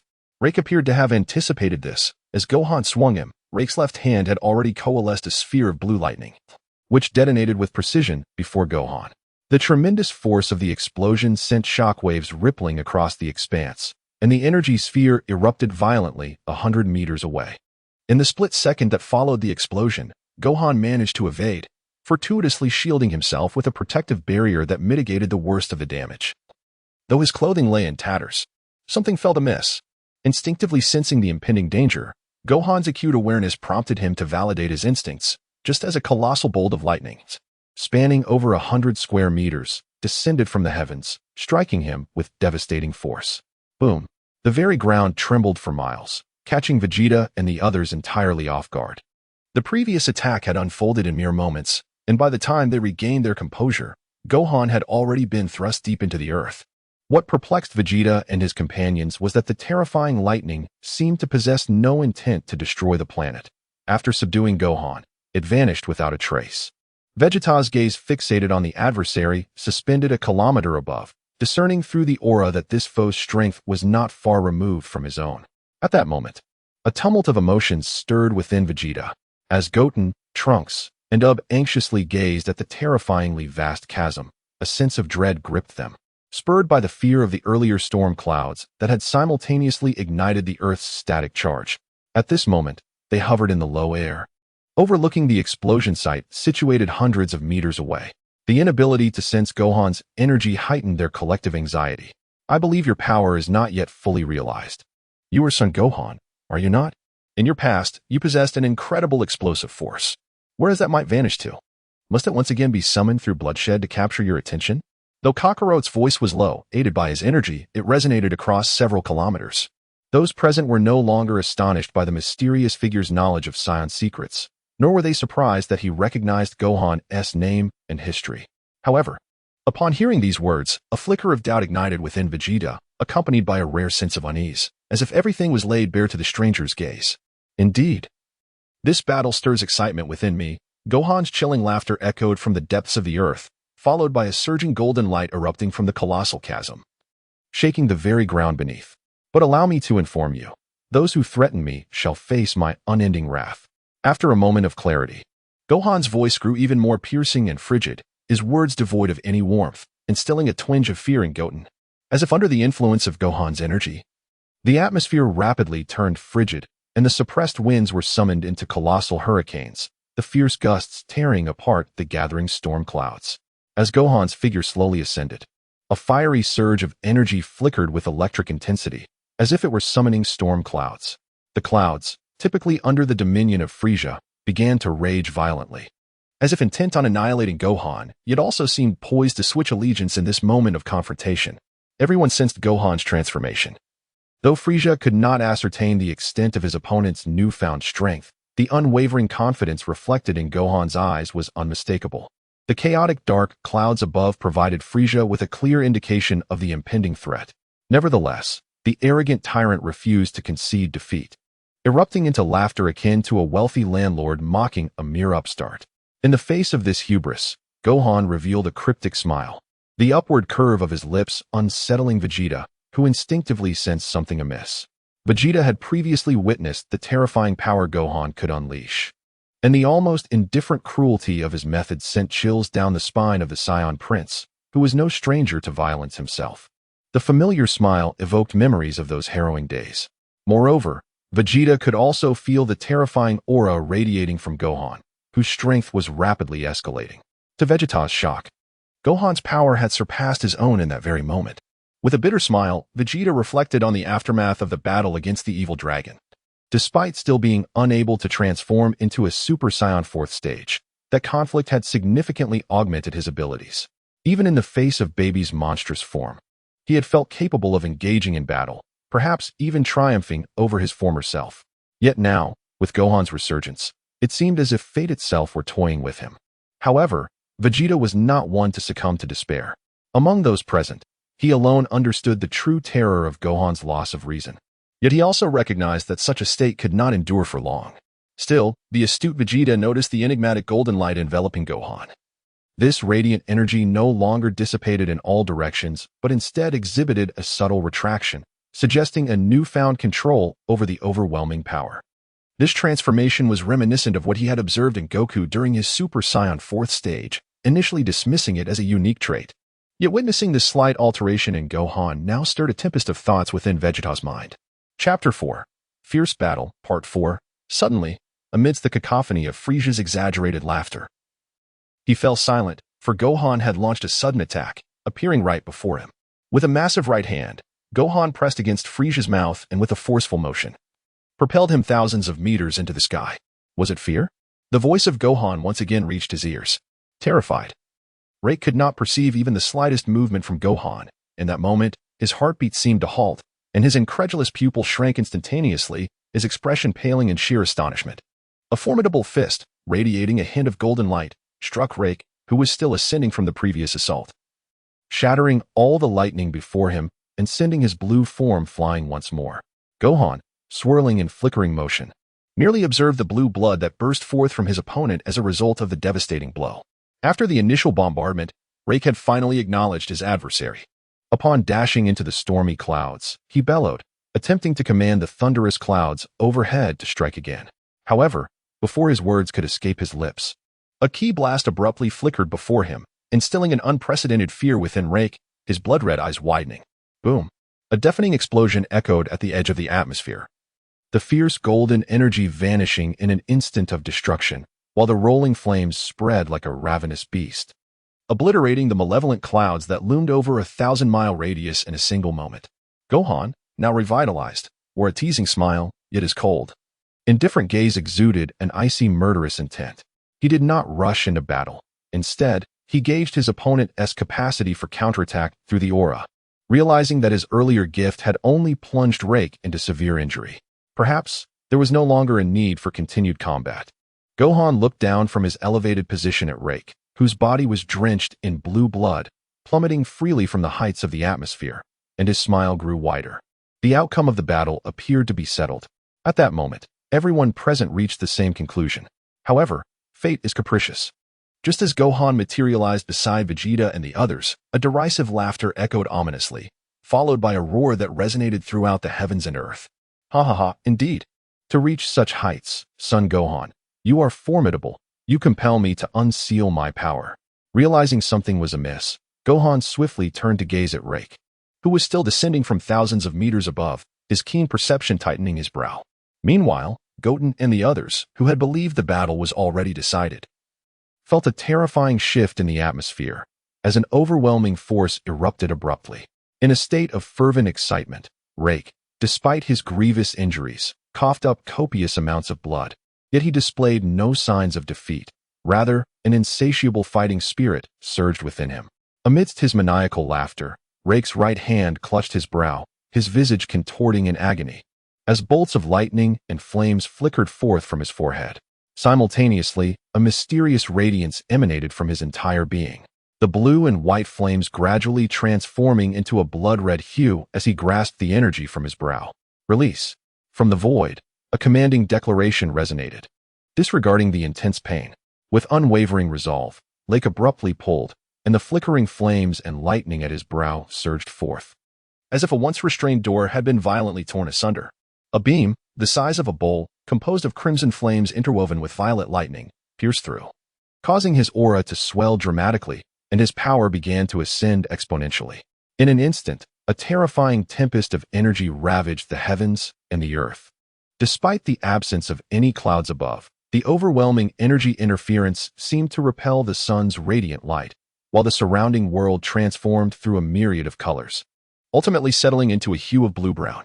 As Lake's strength continued to amplify, his laughter echoed with a wild arrogance. Astonishingly, the scars that marred his body healed at a visibly rapid pace, and he ceased his descent, now floating in the air. Though his appearance remained unchanged, the magnitude of his power indicated that he had transcended his former self. Gohan, having emerged from his astonishment, turned around, a smile now gracing his lips with even greater intensity. A flicker of dissatisfaction lingered within him at the prior weakness of his adversary. Yet witnessing such formidable power rekindled the fervor within his heart. The once dim golden aura erupted once more with ferocity, and Vegeta, observing from a close distance, noted the more pronounced fluctuation of Gohan's radiant energy. Confounding him further, he could faintly discern a subtle glimmer of golden light flickering within Gohan's eyes. Vegeta, Goten, Trunks, please vacate this vicinity. Retreat 10 kilometers away for the time being. The battle will soon reach its conclusion, Gohan declared without turning, his previously indifferent gaze now ablaze with intensity as it fixated on the dramatically transformed Rake. His tone, however, lacked any semblance of reverence as he addressed Vegeta by name. Vegeta, well acquainted with Gohan's volatile temperament, paid little heed to this shift in address. Nodding in acknowledgement, he led the three companions away with swift flight, distancing themselves from the battlefield. Rake, unconcerned by Vegeta and his companion's hasty retreat, found the thrill of combat now solely directed at Gohan. Though he could not discern the disparity in strength through ki, Rake was resolute in his belief that upon breaking his seal, he would possess sufficient power to dominate the presently feeble Earth. Suddenly, Rake's gaze locked onto Gohan in the distance. In that fleeting moment, a fire-like lightning bolt, 3 meters in diameter, materialized out of thin air before Gohan, thousands of meters away. Gohan was not particularly astonished. With his eyes widening, a formidable tempest surged forth, piercing through the fabric of space and effortlessly extinguishing his opponent's proud technique. However, what slightly took him aback was the sight of Krillin's figure appearing just a mere yard away from him in the instant the flames split apart. Gohan also chuckled, delivering a powerful punch that collided firmly with his opponent's fist. In an instant, a fierce surge of cosmic energy was unleashed, causing the very ground beneath Gohan's feet to tremble and crack. The impact force continually expanded the earth on both sides, plunging into unfathomable depths. After the strike, Gohan appeared quite pleased with the shift in his opponent's strength. In a blink, both combatants vanished from sight, and suddenly, the transformed landscape was illuminated by a multitude of lightning and flames, while scattered golden light intermittently clashed with the negative energy, leading to annihilation. The sound of shattering air could never keep pace with the speed of their battle. The fluctuations of energy resonated from the heavens down to the earth beneath, shaking it even more violently. A brilliant radiance erupted as the shock waves from their energy collided, with golden and crimson hues spreading across the vast expanse, causing the very mountains to tremble and evoking an overwhelming sense of awe in those who witnessed this fierce conflict. Ha ha ha, splendid. This is the essence of true combat. Igniting my very spirit, Crack exclaimed, retreating to a distance of several hundred meters before stabilizing himself, brushing away the blue blood from his right hand and shouting with exuberance. Meanwhile, Gohan, a kilometer away, steadied himself and, with a smile, remarked, "Indeed, such battles are exhilarating. You are formidable."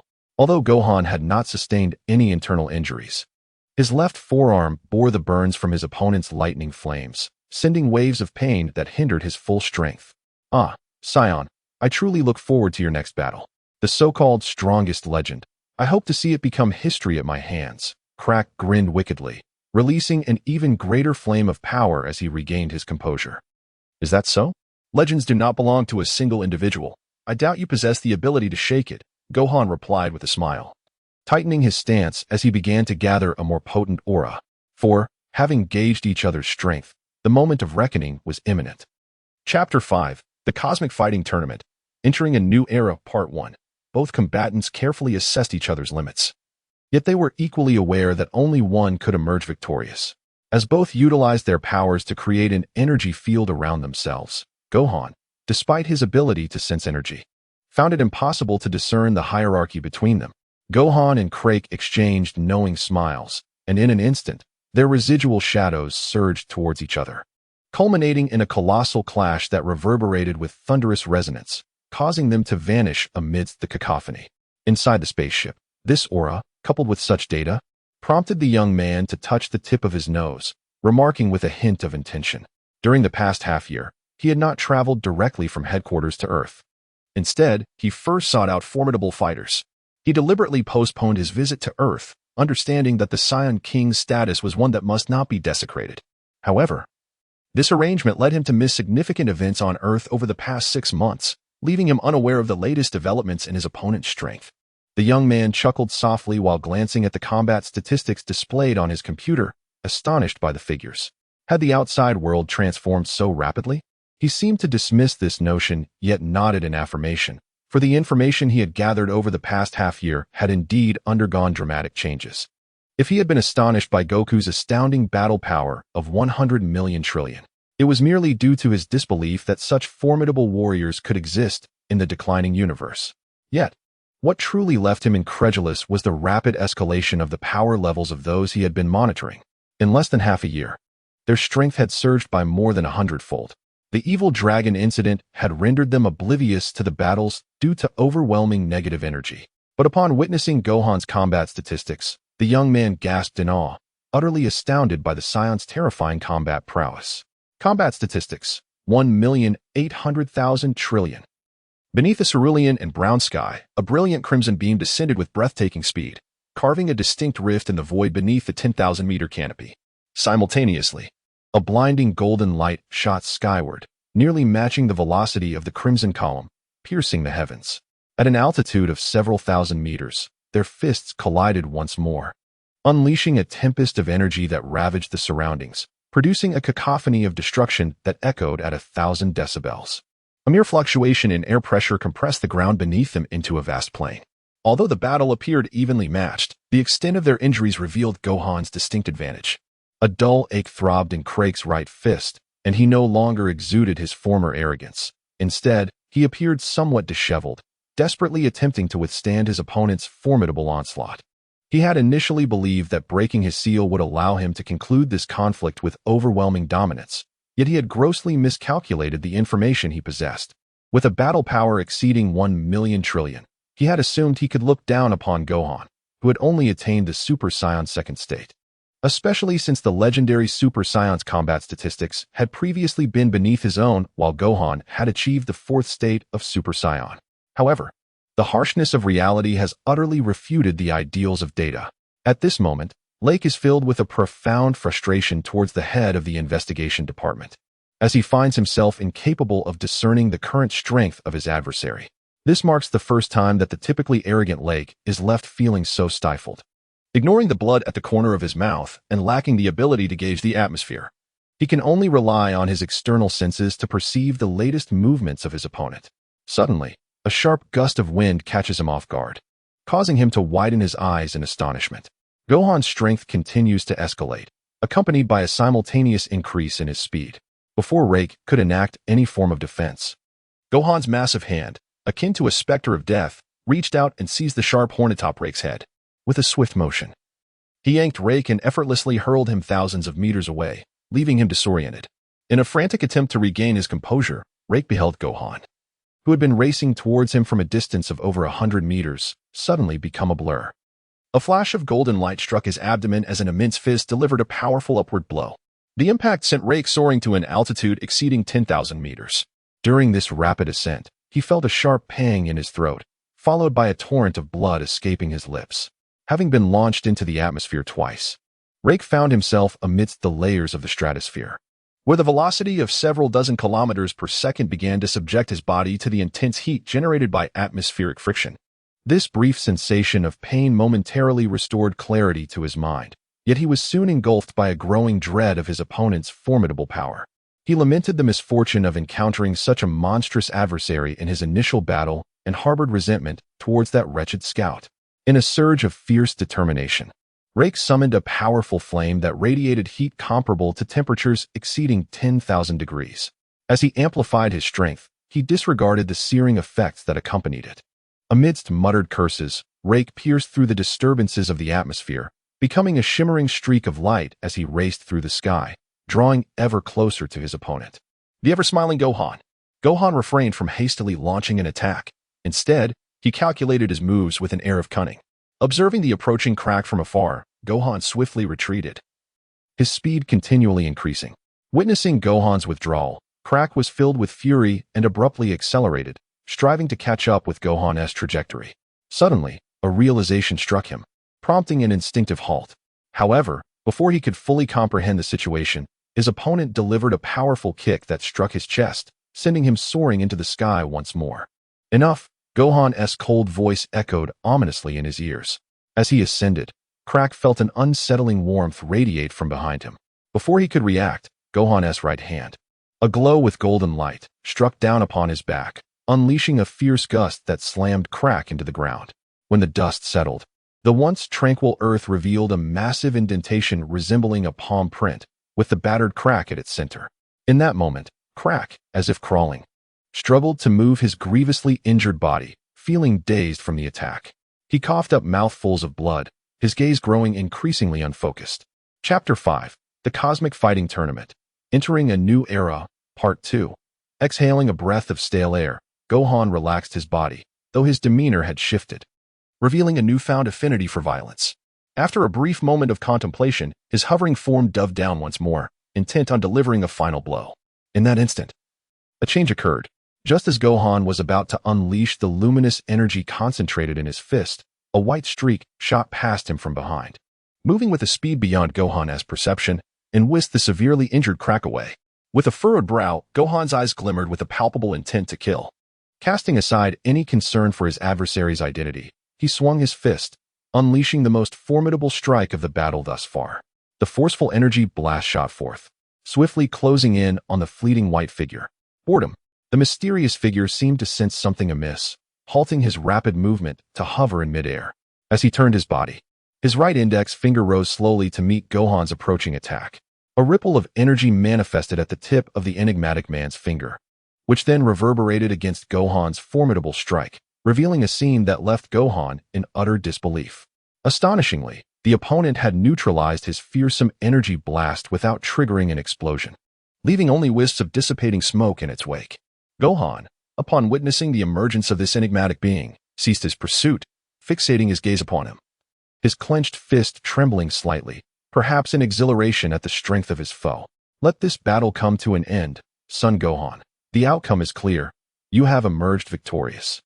The mysterious figure regarded Gohan, standing 100 feet away, with an impassive demeanor, unperturbed even by the presence of one whom the elusive youth had clearly feared.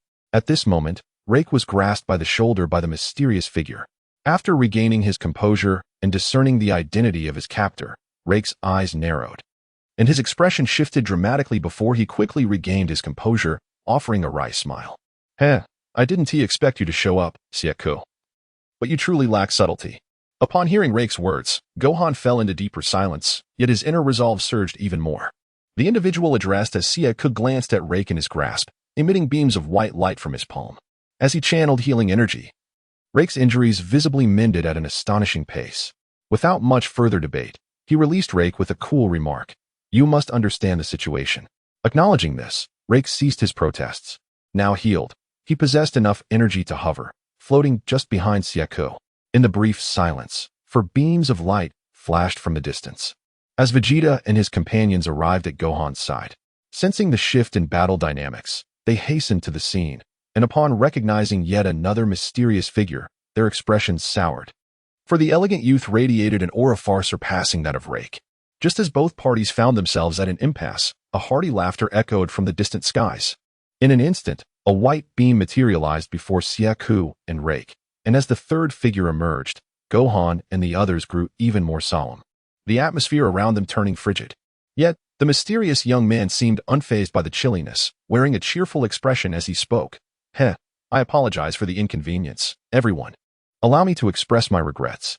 Amidst the crowd's bewilderment, the young man bowed slightly, his enchanting smile cloaked in an air of gentlemanly charm. He gestured towards the two individuals beside him and spoke in a soft tone. I am Junirai, and these two are Jeek and Lake. We hail from the far reaches of the cosmos. Lake's earlier transgression was merely a dialectic of qualification. I ask for your understanding. Qualification? The harshness of this term pierced through the air, and beneath his pallid complexion, Vegeta concealed an ocean of fury, tempered only by his reason. It was evident that there were deeper implications at play. Gohan, OOB, and the others furrowed their brows, sensing an underlying intrigue surrounding this battle. As Junirai observed the subtle shifts in the expressions of his companions, his smile deepened. He enunciated each word deliberately, Cosmic Martial Arts Tournament. Upon hearing this proclamation, a tempest of emotions surged within the hearts of those present, as they echoed the audacious declaration capable of stirring the very fabric of the universe. Diverse regions. Astonishing powers, the martial competitions are categorized into various tiers, both national and global. Certainly, some combat-centric planets also host interstellar tournaments. Yet, could there truly be a cosmic martial arts tournament? Was this an outrageous fabrication or a forgotten vestige of cosmic history? The veracity of the cosmic martial arts tournament remained elusive. For Vegeta, who had fought for nearly half a century, such an event was a mere myth. Yet, from the lips of this enigmatic newcomer, they learned of its existence. Whether it was truth or deception hinged upon their collective acknowledgement. Perhaps they already knew the answer. For the battle-hungry Saiyans, fear of conflict was absent from their lexicon. Only the exhilaration of battle resided therein. Renowned as the mightiest race in the universe, the Saiyans were equally known as warriors of unparalleled zeal. The origins of their strength throughout cosmic history are shrouded in mystery. Yet one truth remains, they thrive with each confrontation. The fierce battle had ceased, yet the echoes of its shock lingered. The Dragon Ball warriors. Sensing the emergence of more mysterious figures following the momentous clash, dawned expressions of curiosity. Has the battle truly ended? The once-sitting Master Roshi approached with a grave demeanor, addressing the nearby Tenshinhan. Having mastered the discernment of energy, Master Roshi felt the remnants of the recent upheaval, beads of cold sweat forming on his brow. It appeared that the tumult had indeed subsided, yet the magnitude of power that had just been displayed was evident in Tenshinhan's apprehensive countenance. After all, they could not ascertain whether these beings posed a threat to Earth. Lake's effortless counterattack had cast a shadow of concern over Tenshinhan as well. It was clear that their powers had surpassed anything they could possibly detect. Master Roshi shook his head in disappointment, reminiscing about the days 50 years ago when he reigned supreme on this planet. Indeed, time is relentless and change is unpredictable. Beside him, Xiaofeng, Bra, Klin, and number 18 exhaled deeply, sensing that Gohan's power had significantly increased, yet they were all acutely aware of the terrifying presence of the enigmatic figure known as number 2. Their expressions darkening. Chapter 5, The Universe Martial Arts Tournament. Entering a New Era, Part 3, The Universe Martial Arts Tournament? Gohan, still in his Super Saiyan form, inquired boldly, exuding confidence in his newfound strength. He felt no hesitation, aware that he was the host of Earth.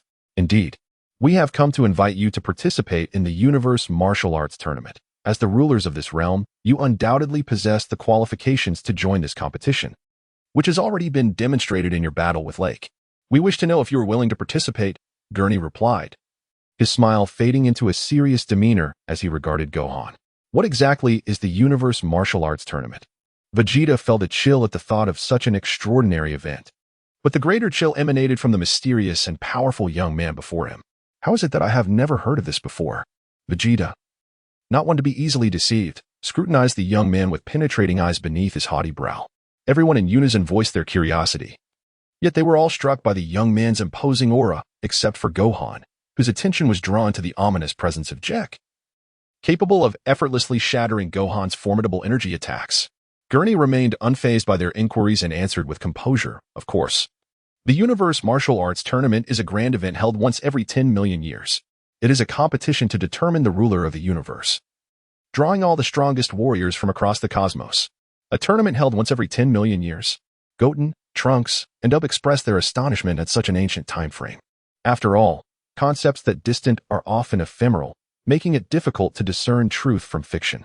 Is it truly a tournament for all the universe's strongest fighters? Vegeta maintained his composure, yet he could not suppress the excitement bubbling within him. The prospect of a fervent battle reignited his Saiyan blood, and he slowly began to relax from a state of tension. During their brief conversation, Vegeta assessed the demeanor of his interlocutors. He observed that the scarred lake respectfully stood behind Gurney, while the solitary Jack appeared indifferent, meditating quietly. The polite young man continued to converse with great courtesy. Vegeta pondered the implications, concluding that they were likely not adversaries, for their strength was undeniable, and there was no need for deception.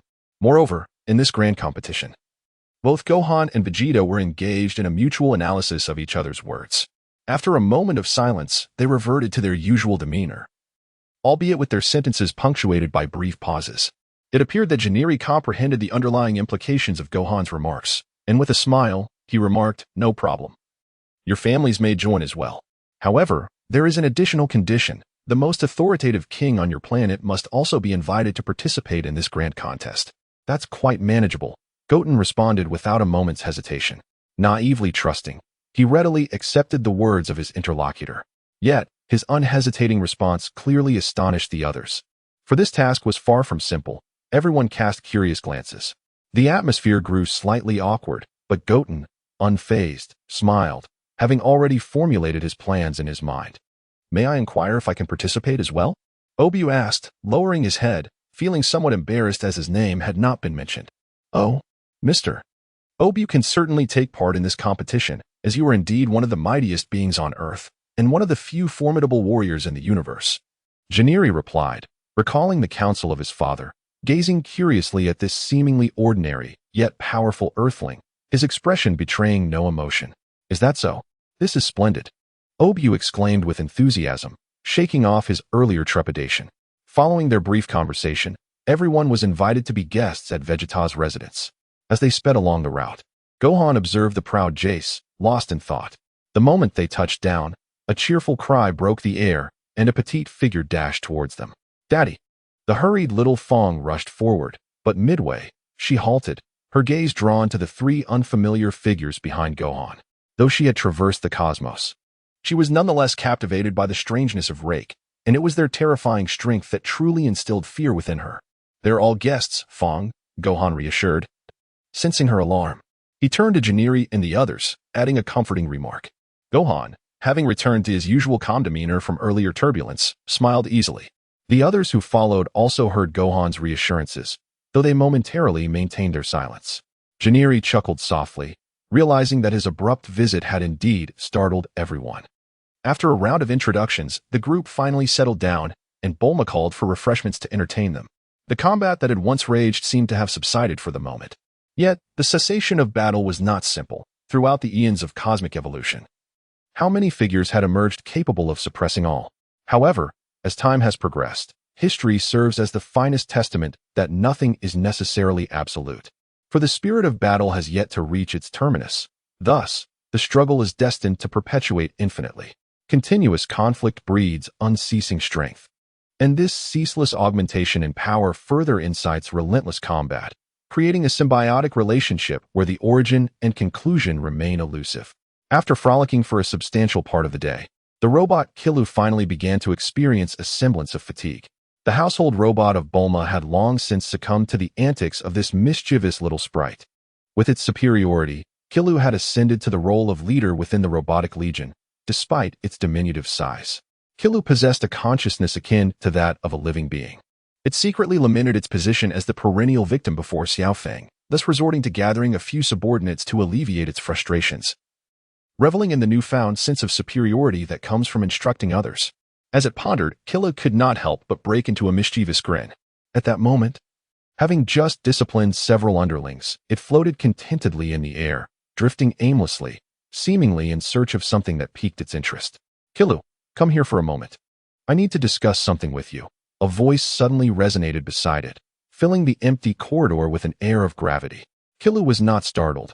From the familiar tone, it discerned the identity of the speaker, spinning around to indeed find Gohan nearby.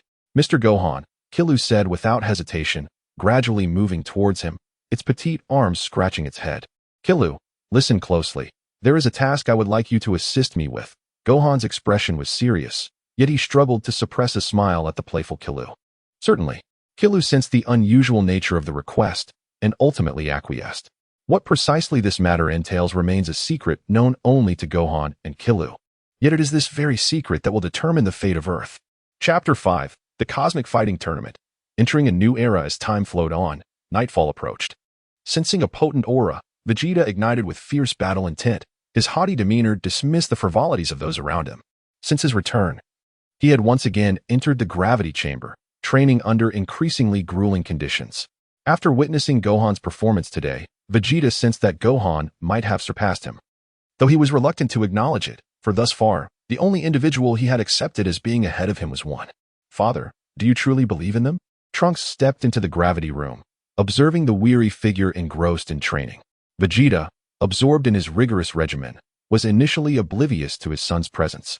But upon receiving the news, he looked up in mild surprise, his demeanor somewhat aloof. Yes, Trunks, I suppose my answer is should be.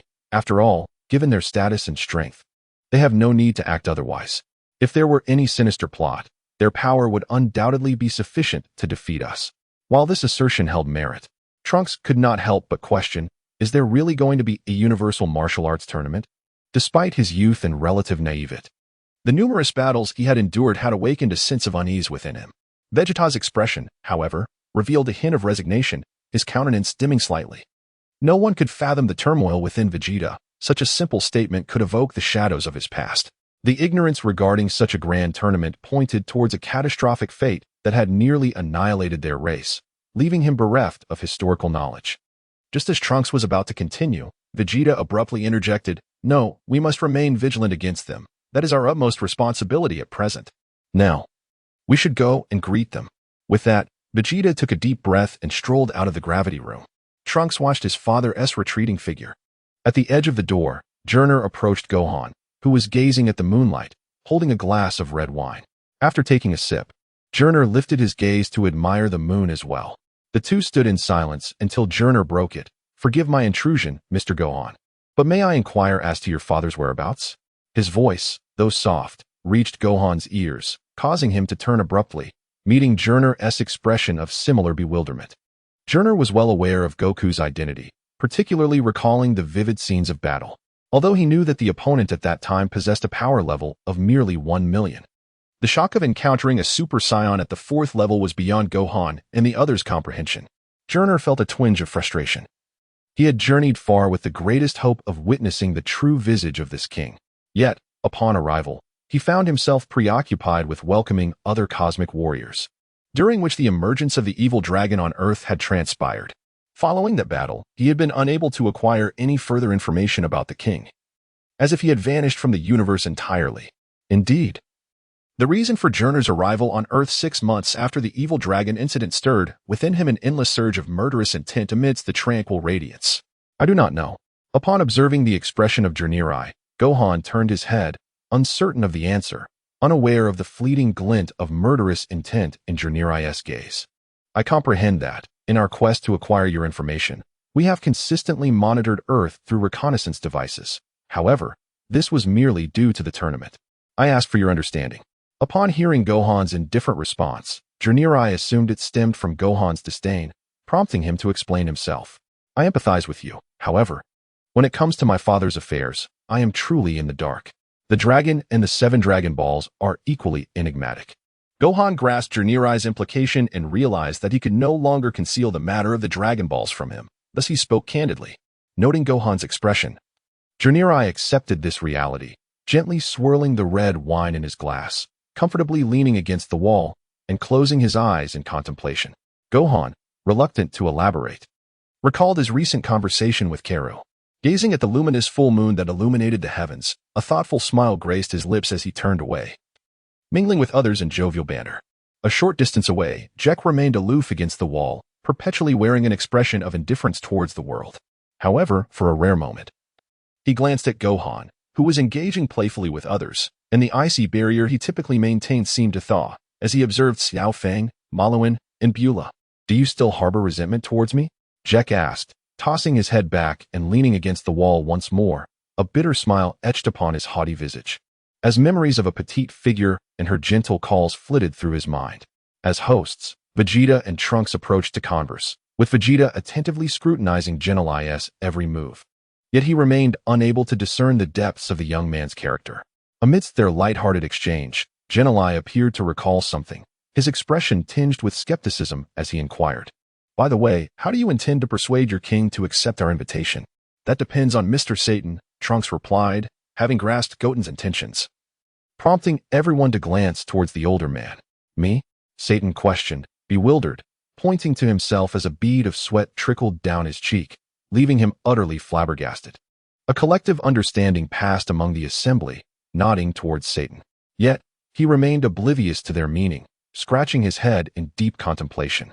Geneli and Rake began to regard this somewhat awkward older gentleman with a modicum of seriousness, but they could not fathom the reasons behind it, mistakenly assuming he was not as unseemly as he appeared. Upon arriving at the palace, a guard entered and knelt before the king, reporting, "Your Majesty, Mr. Satan requests an audience."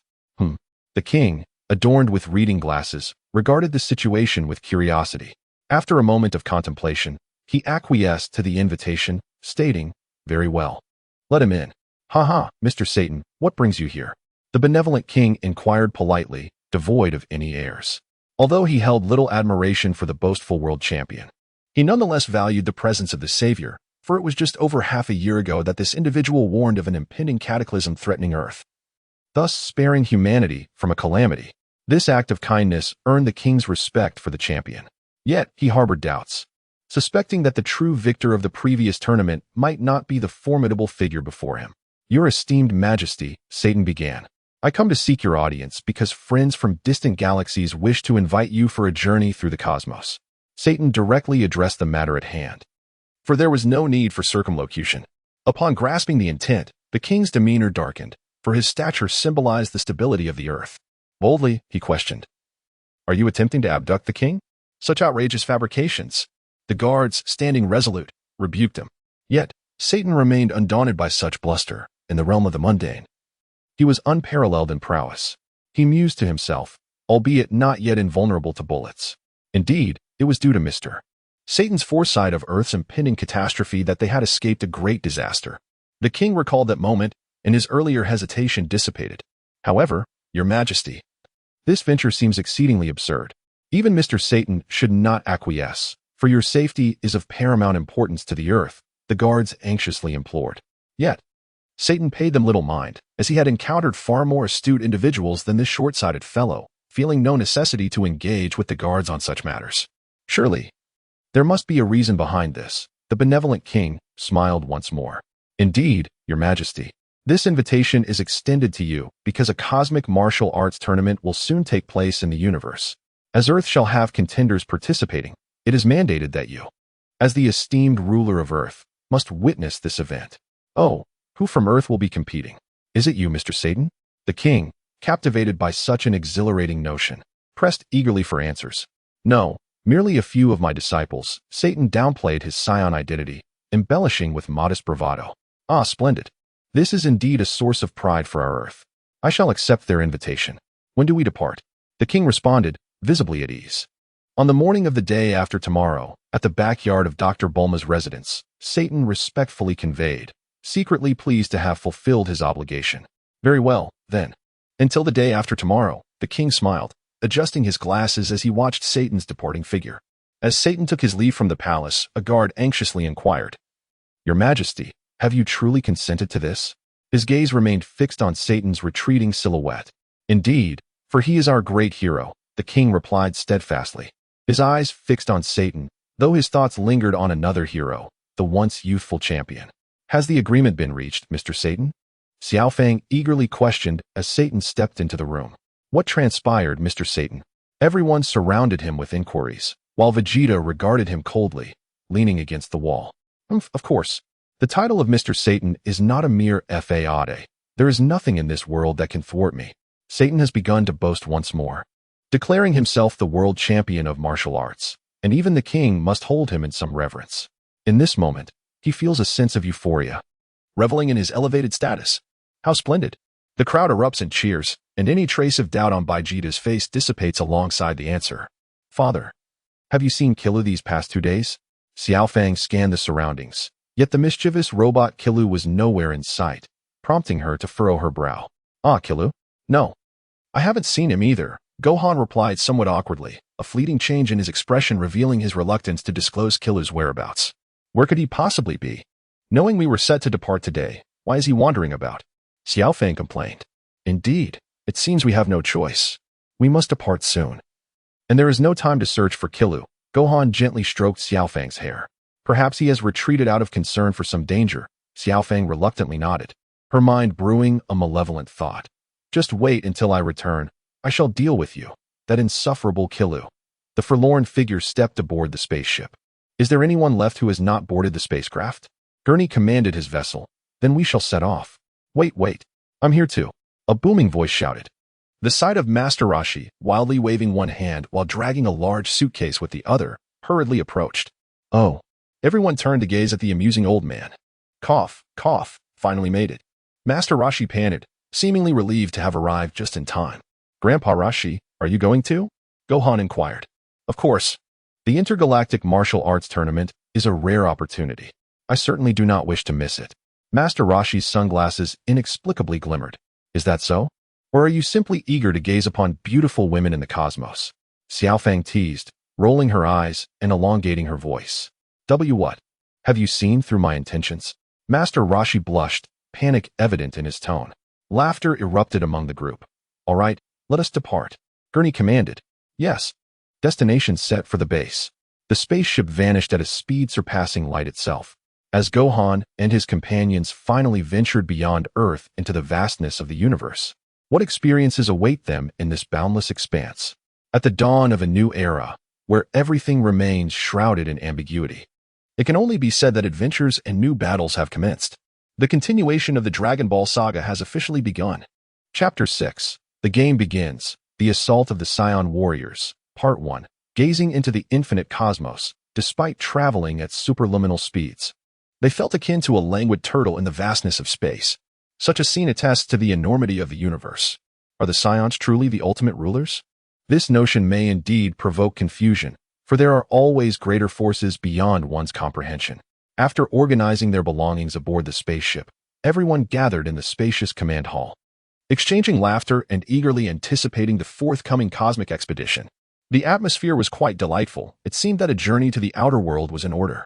Bulma leaned against the hatch, gazing out the window at the vibrant, multicolored nebulae. In this moment, the beauty of femininity revealed itself anew, as her eyes became entranced and dreamy. Ah, the outside world is so much more exciting, Xiaofang remarked, also leaning against the hatch. Being significantly shorter than Bulma, she rested her head on the window ledge. However, her previously buoyant spirits suddenly dampened, as she caught a glimpse of the youthful smile of Goku from the outside world. Memories of their adventures from a year prior flooded her mind, leaving her emotions in disarray. Bulma, perceptive to Xiaofang's sudden despondency, sensed the underlying tumult related to Goku. Her once dreamy gaze softened with tenderness as she gently caressed Xiaofang's hair, wearing a warm smile. Don't forget, Marin specifically asked us to take plenty of photos, she teased. It's only fair. They already formed a group to travel to M country, and Uncle Krillin has been applying for this opportunity for nearly half a year. Quite the conundrum. Isn't it? Provoked by Bulma's somewhat mischievous remarks, Xiaofang chuckled softly and nodded emphatically. Indeed, Marin must be suffering. Hee. Her tearful expression was truly adorable. I was tempted to pinch her cheeks back then. Such familiarity and camaraderie illuminated their bond. Beulah observed Xiaofang's cheerful demeanor and, lifting her small hand, playfully delivered a gentle tap on Xiaofang's head, eliciting a teasing protest in the form of a tongue stuck out. In an unprecedented moment, Jack opened his eyes, and upon hearing the playful banter between Xiaofang and Beulah, he felt no disdain. Rather, he focused intently on their frolic, and the graceful figure in his mind became increasingly vivid. How wonderful it would be if you could be like them, Jack mused silently, revealing a fleeting smile for the first time, though the slight curve of his lips went unnoticed. It had been so long since he had laughed that this moment rendered him a stranger to the sensation of joy. As for Krek, though he had sustained a severe injury, Jack had infused him with healing energy, allowing for considerable recovery, yet this was merely a superficial remedy. Even after undergoing treatment for internal wounds over the past few days, he still required solitude for a while longer. After 2 or 3 days of interaction, Gohan and the others had significantly altered their perception of Neri, sensing a sincere apology for previous offenses in his refined demeanor, thus fostering a more harmonious relationship between them. Neri, may I inquire how much longer it will take for us to reach the competition venue? After Gohan finished organizing his belongings, he arrived at the command hall, only to realize, due to the sheer volume of books he had been handling, that he was the last to arrive. He couldn't help but chuckle at his own obsession with reading. Nevertheless, he composed himself and addressed the seated Journey with decorum. Oh, Journey glanced at Gohan as he entered, nodded in acknowledgement, and pondered for a moment, having visited several other planets along the way to greet other contestants. He then smiled and replied, "It will take approximately 3 months to reach the base. If you find the journey tedious and wish to engage in some training, you may utilize the gravity chamber." Although Journey was speaking to Gohan, his gaze subtly shifted to the side, landing on Vegeta. A gravity chamber? Gohan was somewhat taken aback by this revelation. He turned to observe the familiar, imposing figure of Vegeta and silently chuckled at the extent of Vegeta's penchant for self-inflicted hardship, a sentiment he dared not voice. Is there truly a gravity chamber here? Vegeta, who had been lost in thought against the wall, opened his eyes languidly and spoke in a tone tinged with indifference. Indeed. It can be adjusted to roughly 100,000 times Earth's gravity, Journey replied. He was slightly surprised by Vegeta's demeanor, but familiar with the proud warrior's spirit. He respected him deeply. A true warrior does not merely rely on extraordinary strength to achieve victory. They must possess an aura of greatness, akin to Vegeta's aloof and proud nature, which undoubtedly sets him apart. What? That would mean bearing a weight of 10,000 tons, Trunks exclaimed, casting a startled glance at his father while inwardly praying to avoid such a prison sentence. After all, in their home gravity chamber, the maximum load was only 5,000 tons, and that was only bearable for him in his Super Saiyan form. Had it not been for Vegeta's insistence, Trunks would never have subjected himself to such a daunting training regimen. But that was several years ago. Now that truly is a monstrous training regimen. Goten began to complain, unaware of the extreme nature of Saiyan power. Yes, then we can train together. OOB surprisingly responded with enthusiasm, likely a result of years of being influenced by Goku. Upon hearing the suggestion from this rebellious youth, Goten and Trunks shot OOB a fierce glare, their penetrating stares causing him to feel uneasy, yet he remained oblivious to the source of their disdain, puzzled and bewildered. Meanwhile, Bra observed with indifference, letting out a quiet sigh, another simple-minded individual. As Trunks' sister, she understood well that her playful elder brother could not endure hardship. Both he and Goten possessed terrifying talents that others envied, yet their inability to embrace struggle hindered their ascent to greater heights. It is undeniable that over the years, this golden duo has enhanced their skills through playful antics.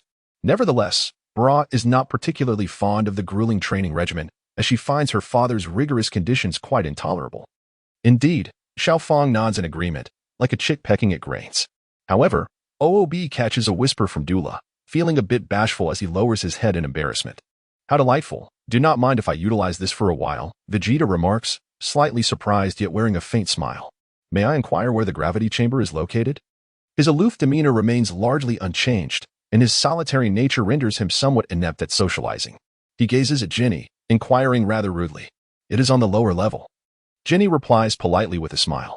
Yet, the attendant beside him displays clear disdain for Vegeta's haughty demeanor, revealing his dissatisfaction both internally and through his expression, while Jack remains motionless, meditating quietly to the side. Chapter 6. The game begins. Attack of the Saiyan Warriors. Part 2. Thank you. I shall not hold back. Vegeta retorts before turning on his heel, waving his hand dismissively as he strides out of the command room. As he departs, the atmosphere becomes somewhat tense. What does power truly represent? The king, seated nearby, holds a plate in one hand and raises a teacup with the other, momentarily neglecting his tea as he focuses intently on Vegeta's proud figure. He notices an uncanny resemblance between this figure and one of the enigmatic characters that appeared during the Cell games. Could it be them? The king lifts his teacup, savoring the delicate aroma, while his peripheral vision remains alert to those around him. What an arrogant fellow. Is he truly a disciple of Mr. Satan? An attendant standing nearby disapproves of Vegeta's behavior. To him, despite Vegeta's impressive height of nearly 6 feet. He appears diminutive compared to his own towering stature of over 6 feet. Mr. Satan, subjected to the disdainful gaze of the attendant, feels a surge of anger, secretly vowing, "If not for his position as the king's guard, I would relish the opportunity to teach you a lesson for your contemptuous perspective." However, at this moment, Mr. Satan refrained from speaking. Having spent considerable time with Goku and his companions, he was acutely aware that their expressions were quite peculiar. It was only after Vegeta exited the command room and the automatic door closed behind him that Mr. Satan began to boast, "That one doesn't count as my disciple. Though his strength is comparable to that of my foremost disciple, he certainly will not heed my advice. Beware, he might deliver a beating without understanding why." Ignoring him, and seated beside the king, Mr. Satan pretended to sip his fragrant tea, exuding an air of gentlemanly eloquence. Feeling slighted by Mr. Satan's veiled ridicule, the guard was reluctant to concede and was about to continue the debate when he caught the king's disapproving glare, compelling him to swallow his indignation. Foolish creature, many in attendance thought, casting cold glances at the robust man with a simplistic mind and well-developed physique. "This Vegeta is truly something, so enamored with exercise," remarked Bulma, who promptly offered a polite apology for the earlier rudeness. "Oh, it's nothing. Saiyans are inherently passionate about battle. As the hosts, we must not neglect our guests," replied Grinley with a smile, fully aware that the woman before him was Earth's most distinguished scientist and inventor. The initially indifferent atmosphere lightened momentarily, yet soon returned to its previous tranquility. As he walked through the empty corridor, Vegeta's brow was furrowed in concentration. For someone as vigilant as he, everything unfolding before him could not be hastily deemed peaceful. The visitors were still of unknown origin and unwilling to disclose their identities, despite sensing no malice from them. He pondered whether the situation was truly as straightforward as it appeared. If they were indeed invaders, defeating the Saiyans would not pose a significant challenge for them given their strength. Yet, could it really be that simple? Vegeta contemplated this dilemma, the image of Goku flashing through his mind as he thought, "Kakarot, what do you suppose the circumstances might be?"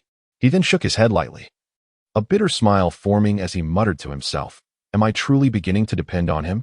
How ridiculous! This proud Saiyan prince perhaps believes that strength represents everything." Unbeknownst to him, under the guidance of a nervous subordinate, Vegeta reached the end of the corridor, where a door awaited him. "Is this the gravity chamber?" he mused, glancing at the sign above. Pressing the door's switch, it opened with a soft sound, and he stepped inside. Behind him, the subordinate finally exhaled in relief. Being in the oppressive presence of Vegeta was no trivial matter. Wiping the sweat from his brow, he returned to his duties. "Oh," Vegeta remarked, his curiosity piqued by the machinery before him as he surveyed the advanced equipment within the chamber.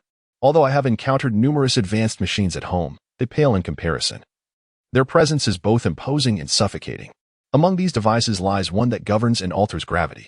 Utilizing common sense, Vegeta approached and declared, "Very well.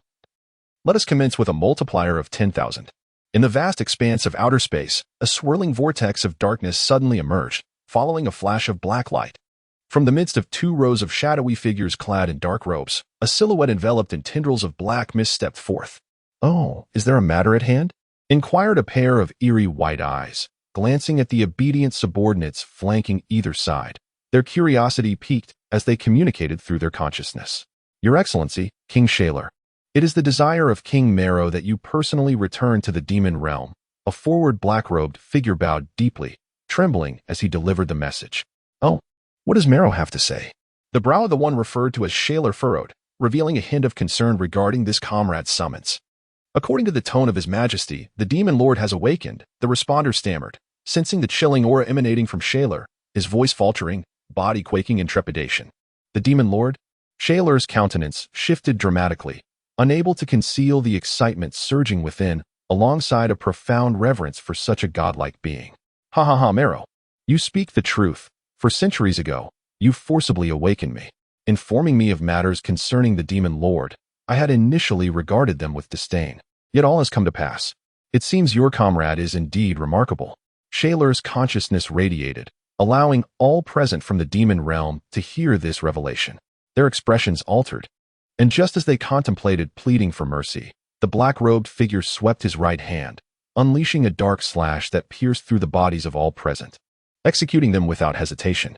In their final moments, they widened their eyes in disbelief, The truth of to be with a ruler is akin to being with a tiger validated, albeit at the cost of their lives. Indeed, those who know the truth must perish, don't you agree? In the realm of enchantment, it has been several million years since one last returned. The self-assured former demon lords, indeed, are nothing short of pitiful. Sorrow gazed disdainfully at these feeble subordinates, his voice imbued with a chilling contempt for such insignificant beings. Witnessing the decline of the demon realm to such a state, he held in utter disdain those who were reduced to mere puppets, masquerading as the so-called kings of the demon world. With the awakening of the demon lord, it seemed that the game was finally set to commence. Sorrow pointed, and a rift tore open in the void ahead, through which he stepped, vanishing from this realm. Chapter 6. The game begins. The assault on the Scion warriors, Part 3. A stream of data flickered across the vast computer screen. A luminous signal approaching the center of the radar display. Report, my lord. We have detected Captain Nita's ship from the Y Galaxy closing in on us, a subordinate announced. Oh, is that so? They have completed their mission at this juncture, Journal I remarked softly, his demeanor not exuding arrogance, yet his smile bore an unsettling charm. Prepare accordingly and open the docking bay to welcome them. After all, guests must be treated with respect, Journal I commanded, his smile widening. Understood, the subordinate replied, retreating slowly to fulfill his duties. In another spacecraft, what a stubborn character. Yet, I find such men utterly detestable, a gruff voice questioned, laced with a hint of disdain. How dare you? What are your true intentions? A man, forced to kneel, shouted in anger, his eyes reflecting a tempest of regret and fury. Surrounded by several bloody corpses, he bore grievous wounds himself, only now realizing the peril he had invited. Oh, haha. It is nothing of great consequence. You mentioned that your headquarters was going to receive the Scions, and since the Scions are the rulers of the universe, we merely wish to witness their prowess. A figure lounging in the central seat sneered, his gaze dismissive towards the defeated adversary. The one who had spoken earlier stood to his left. Humph, spare me your nonsense. Your intentions are far from innocent. What do you scoundrels truly seek to do to my lord? The figure resembling a warrior continued to express his indignation, filled with a fervent desire to rise. However, this futile endeavor only elicited a slight frown from the central figure, who, with a mere flick of a finger, unleashed a formidable aura that forcefully pressed the resistant individual back onto the floor, resulting in a resounding thud. In that fleeting moment, the kneeling person turned pale. Consumed by rage at such humiliation, his teeth clenched as he glared at the figure before him, seemingly wishing to devour him whole. Huh? Quite astute, aren't you? My dear, there is no need to bully such a weakling. Instead, why not reveal our grand scheme? To astound these insignificant beings and prevent them from remaining as ignorant as frogs in a well? Another individual, positioned to the right, scoffed derisively at the feeble figure. A scheme? What is that? In response to the somewhat effeminate demeanor of the person before him, the kneeling individual's eyes flickered before he eagerly inquired. Well, it's not exactly a secret. We have gleaned some insights from ancient texts regarding the connections between the Scions and the Universal Combat Tournament. As the rulers of the cosmos, the Scions undoubtedly possess certain secrets. Thus, if we can eliminate them first, we, the Lee Sands, shall emerge as the new champions, endowed with such power, wouldn't you agree? Esteemed Captain Mr. Nita, the middle-aged man, seated at the center, chuckled, producing an enigmatic, tattered scroll, which he ignited, reducing the ancient document to ashes. He held the remnants in his palm, letting them scatter to the ground. What? You dare to entertain such thoughts? You are utterly insane, beyond comprehension. Nita glared furiously at the trio before him, his heart tumultuous upon witnessing the ancient document, but as it was destroyed, he snapped back to reality, roaring in indignation. Spare me the pleasantries, or I would not hesitate to dispose of you first, declared the somewhat frivolous figure on the left, his haughty gaze conveying that should the conversation persist, the dawn would not greet them again. At that moment, a servant rushed in, reporting, Leader, the distant spacecraft has signaled us to rendezvous with them, and the docking bay has been opened. Oh, is that so? The man paused momentarily before erupting into laughter. What a fortuitous turn of events. Excellent, let us proceed at once. Suddenly invigorated, he rose to his feet. Oh no, this is terrible, young master, the kneeling individual lamented, recalling the trio of malevolent figures, anxiously praying for a favorable outcome. The hatch opened, revealing a servant ready to greet them. The middle-aged man leaned against Nita, with his companions following closely behind, casting disdainful glances at the welcoming figure. Lord Nita, greetings. The attendant bowed respectfully. Do not play tricks. Lissa's fingers pressed against Nita's lower back, the icy breath perpetually reminding him of the impending death that loomed over the one known as Nita. Well, it's none of your concern. Where's the young master? I wish to escort these individuals to meet him. Faced with no alternative, Nita reluctantly bowed his head in submission. The young master is already in the reception room, came the reply. Very well, let us proceed. The four individuals present descended in unison, all advancing towards the same destination.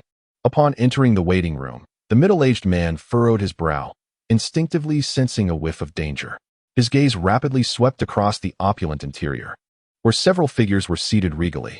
At the moment his eyes met Gohan's, a chilling aura penetrated his being.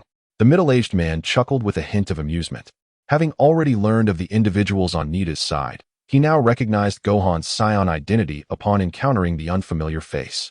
Gohan, too, felt the oppressive presence scrutinizing his surroundings as they entered the reception room. The latent ferocity stirred his discontent and disdain, leading to a silent standoff.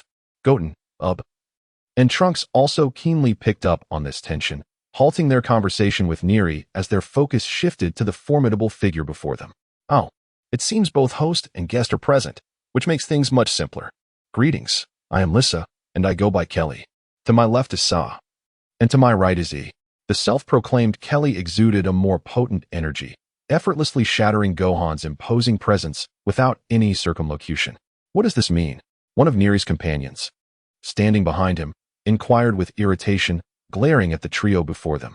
Nothing more than a simple greeting and introduction. Kelly replied dismissively.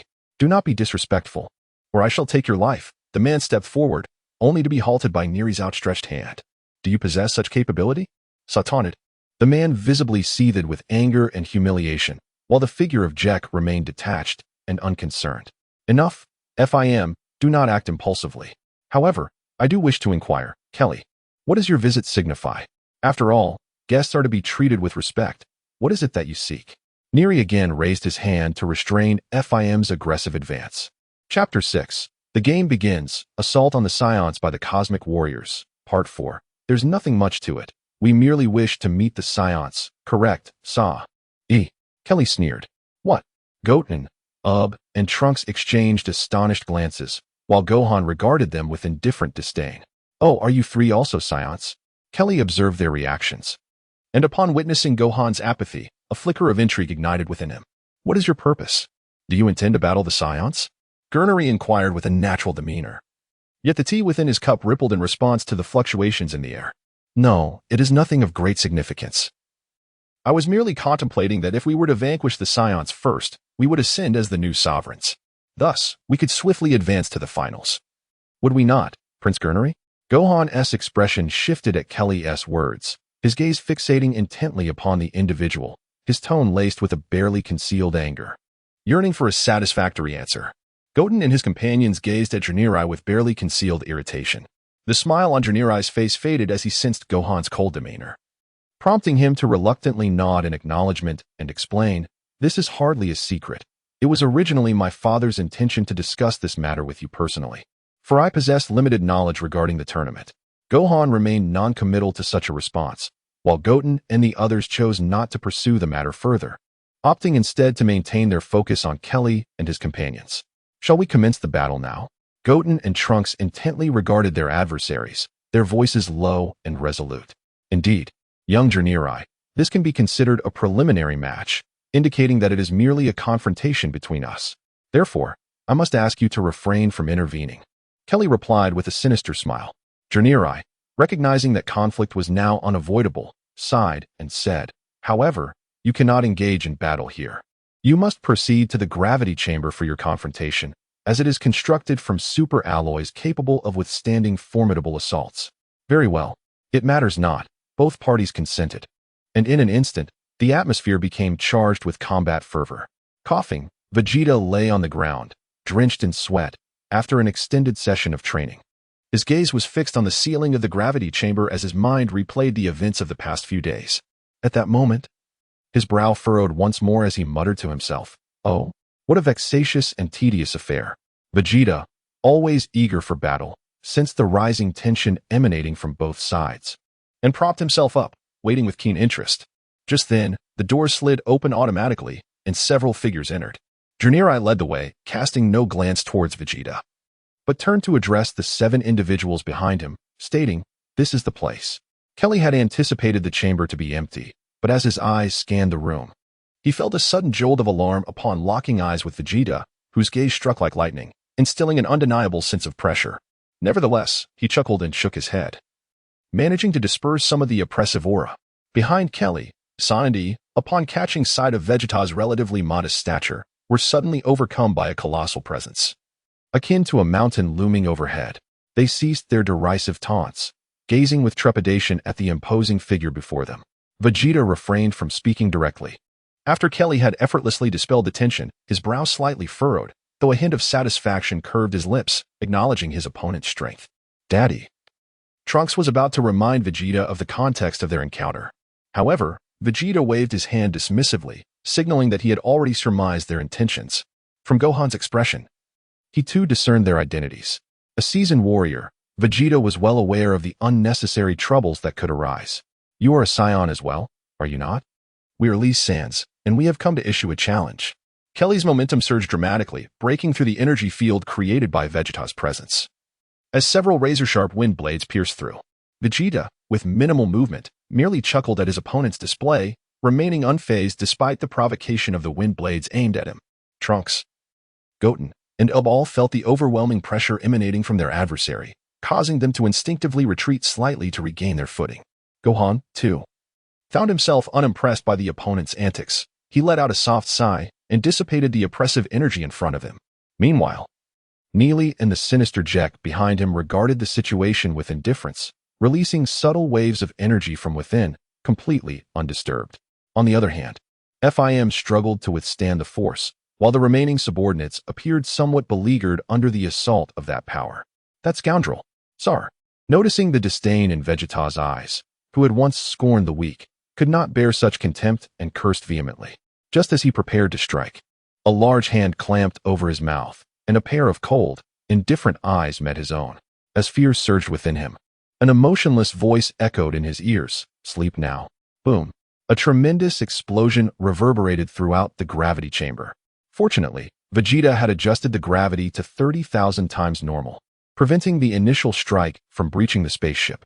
Nonetheless, the immense impact forcefully slammed Sar's head into the ground, creating a crater around him. With blood seeping from his nostrils as he lost consciousness, Kelly's eyes widened in shock. He caught a glimpse of a dark shadow flash behind him and, realizing something was amiss, turned to uncover the truth, only to find Vegeta crouched on the ground, his hand poised near Sar's mouth, his gaze colder than ever. A profound sense of life and death crisis surged within Kelly, who disregarded his comrade's fate and darted away, appearing several meters distant. In that moment, E, slower to react, also perceived the alarming scene, his scalp prickling in fear. Yet, before he could devise a countermeasure, Vegeta's figure vanished again. Yi's face drained of color as he attempted to flee, only to find himself back in place, feeling a warm sensation at the back of his head. Before he could assess the situation, Vegeta's massive hand descended upon him, slamming his head down with a force that left him kissing the ground. The severity of his injuries rivaled that of his friend Sar. The two resounding impacts shook the spaceship, the tremors occurring within the same second, marking both strikes as nothing short of lethal. Goten, Trunks, and Ub were astonished by the remarkable surge in Vegeta's power, gazing in awe at the formidable display he presented. Gohan, however, astutely perceived the subtle fluctuations in Vegeta's energy, smiling knowingly as he relaxed his brow. Jinyu, lost in thought, silently observed Vegeta's might, while behind him, Jaco remained indifferent, exuding an air of aloofness as if the battle did not concern him. Witnessing the explosive defeat of his comrades left Kelly feeling disheartened and apprehensive, prompting him to retreat from his adversary once more. At long last, he unleashed his own power, a tempestuous energy that shook the entire gravity chamber, erupting into a vibrant azure flame. Boredom. Kelly attempted to resist, yet upon hearing Vegeta's words, the latter augmented both the ferocity and speed of his assault. A powerful elbow strike collided with Kelly's abdomen, the force radiating through him and shattering his defenses. A single blow determined the outcome. The blurred figure of Vegeta remained vividly etched in Kelly's mind. Though not imposing in stature, he loomed large in the consciousness of his opponent. "No, this is impossible," Kelly gasped, clutching his abdomen, saliva mixed with traces of blood escaping his lips. Dazed, he dared to raise his gaze towards the already retreating Vegeta. Disbelief mingling with despair and an overwhelming fear. Without further contemplation, darkness enveloped him, and he collapsed to the ground. Arrogant fool, Vegeta remarked coldly as he exited the gravity chamber, uttering words that left everyone present in shock, paying no heed to their presence as he departed alone. Meanwhile, Goten, Trunks, and Ub remained stunned, replaying the earlier scenes in their minds, further astonished by Vegeta's remark. They had failed to perceive the fluidity of Vegeta's movements during the battle. Such a resounding victory had completely taken them by surprise. After all, they understood that although Kelly's strength was not formidable, to defeat them, Goten and Trunks would indeed need to transform into Super Saiyans to have any chance. Gohan was secretly astonished, unable to fathom the extent of Vegeta's transformation over the past 6 months. Yet, as he recalled the brutal training methods employed by his counterpart, he could only manage a wry smile of resignation. Neri too wore a bitter smile, waving a hand to signal his subordinates to tidy up the scene. His gaze lingering on the moving figure, his once genial expression now twisted into a more peculiar grin. Finally, Jack has opened his eyes, he mused, watching his Vegeta silhouette vanished upon turning away, shaking his head in contemplation of unspoken thoughts. Thus, a farcical episode came to an equally intriguing conclusion. Chapter 7, Goku's Return, A New Battle, Part 1. In a world bathed in kaleidoscopic holy light, within a spacious expanse, there floated a colossal crystal chair, upon which sat a frail old man, teetering on the brink of death. Though life still pulsed within him, he was acutely aware that due to a certain event, his days were now numbered. The old man half closed his weary eyes, his face, etched with deep wrinkles, bore the weight of exhaustion. After exhaling a heavy sigh, he murmured a phrase inaudible to others. Will the prophecy truly come to pass? Ancestor, you have left behind too many enigmas. Which of them truly reflects your intent? With a deep sigh, he was suddenly seized by a fit of violent coughing, his body shaking. In this world, he seemed to exist in solitude, enduring the torment of his condition, before solemnly uttering 3 words, Scion. I apologize, but I must seek confirmation on a matter. If the readers genuinely appreciate this Dragon Ball story, please log in within the next 3 days to bookmark this book and leave a comment. Currently, this novel has surpassed 100,000 views, yet the number of bookmarks stands at merely 50. I find this discrepancy unusual and require verification. Old TL friends, please refrain from artificially inflating the data or commenting for now, as I urgently need authentic statistics. Should anyone suspect that I am deceiving you, feel free to remove this book from your shelves on Monday. Over the next 3 days, I wish to ascertain the true data of this book, as well as validate a troubling suspicion I harbor. Thank you all. The verdant earth thrived with life, nourishing all that grew beneath the azure sky and billowing clouds. As a gentle breeze wafted through, imparting a serene sense of comfort, the sunlight, though not blinding, radiated a soft warmth that enveloped all in its embrace. The melodious sound of the bubbling brook resonates in my ears, as the playful droplets leap with exuberance, composing a tranquil melody. A gentle breeze stirs, revealing a colossal, emerald-hued dragon gliding gracefully through the air. Beneath its wood-brown horns, a pair of eyes occasionally glimmers with a crimson light, and its slender whiskers sway with the wind, exuding an aura of silent authority. This is none other than the long-lost divine dragon. It appears the situation is far more intricate than I had anticipated. Have I erred? The dragon inclines its head, descending into profound contemplation. My memories are but fragments. I have no inkling of that individual's whereabouts, which is indeed vexing. Has the prophecy truly come to fruition? It seems I have no choice but to proceed. The awakened dragon seems to curse someone, and having made its decision, it begins to verify the accuracy of the prophecy, even at the cost of its ultimate fate. With newfound resolve, the dragon's eyes flash with crimson light, and then, several yards before it, the air begins to spiral and distort. As the red glow dissipates, a diminutive figure emerges from the fractured space. That familiar silhouette, that playful and endearing visage, that signature gesture, how unmistakable it is. Wukong. Summoned by the dragon, Wukong chuckled, affectionately ruffling his spiky hair. His youthful visage mirrored his simplistic intellect, while his bare torso was adorned with tattered blue garments clinging to his waist. With his other hand, he absent-mindedly wiped his nose, disregarding his disheveled appearance, and inquired, Dragon, is there something of great importance? Why the urgency in calling me back? It was revealed that since Wukong had ventured into this unknown mystical realm with the dragon, His restlessness led him to persuade the dragon to allow him to train in other cosmic dimensions. Although the adversaries he encountered were not particularly formidable, he relished the experience of challenging the emperors of those realms in their normal forms. Furthermore, Wukong felt that, thanks to the influence of the Black Star Dragon Balls, the powers and vitality he had once lost were gradually being restored through months of arduous training. Despite still being in a child's body, he was well aware that his current strength far surpassed that of 6 months prior. The dragon did not respond directly. Sensing Wukong's renewed strength, he pondered the implications, yet remained perplexed as to why Wukong chose to pursue this path, given his identity. The dragon halted his speculation, inhaling deeply and gazing solemnly at the sky in silence. Recognizing the gravity of the situation from the dragon's silence, Wukong, who typically shunned deep inquiries, asked, "Dragon, what troubles you? Why do you stare blankly at the heavens?" He adjusted his belt, ready to don his tattered blue shirt once more. "I have a foreboding feeling, Wukong. It seems the universe is once again in peril," the dragon replied, turning to regard the freshly trained Wukong with a heavy sigh. "What are you saying? Is there yet another new foe? But we have Gohan, Vegeta, and the others. They will protect the universe. You need not worry," Wukong responded innocently. Having fastened his attire and placing his hands behind his head, he closed his eyes, swaying leisurely. "No, this calamity will not be easily resolved. The foe's power far exceeds that of the evil dragons," the dragon proclaimed gravely, his melancholic tone thickening the atmosphere. "Surely not." Wukong opened his eyes, ceasing his swaying, and skeptically replied, glancing askance, secretly lamenting, "What a pity it is that I cannot engage him in battle. Indeed, Wukong, I have pondered this for some time. It seems the only solution lies in your return to the universe. I believe you alone can avert this catastrophe," the dragon said, tilting his head back thoughtfully as he gazed at the sky, for within that fragmented memory existed several versions of prophecy. "Is that truly the case?" Wukong's eyes sparkled with curiosity, fixated on the dragon as if fearing a sudden change of mind. In his eyes sparkled an endless thrill. The exuberant little Goku leaped joyfully after receiving the dragon's second affirmation. There is yet another concern. Your body has diminished in size due to the Black Star Dragon Ball, which poses a significant disadvantage, especially since your strength has also been suppressed. Allow me to restore you to your former state.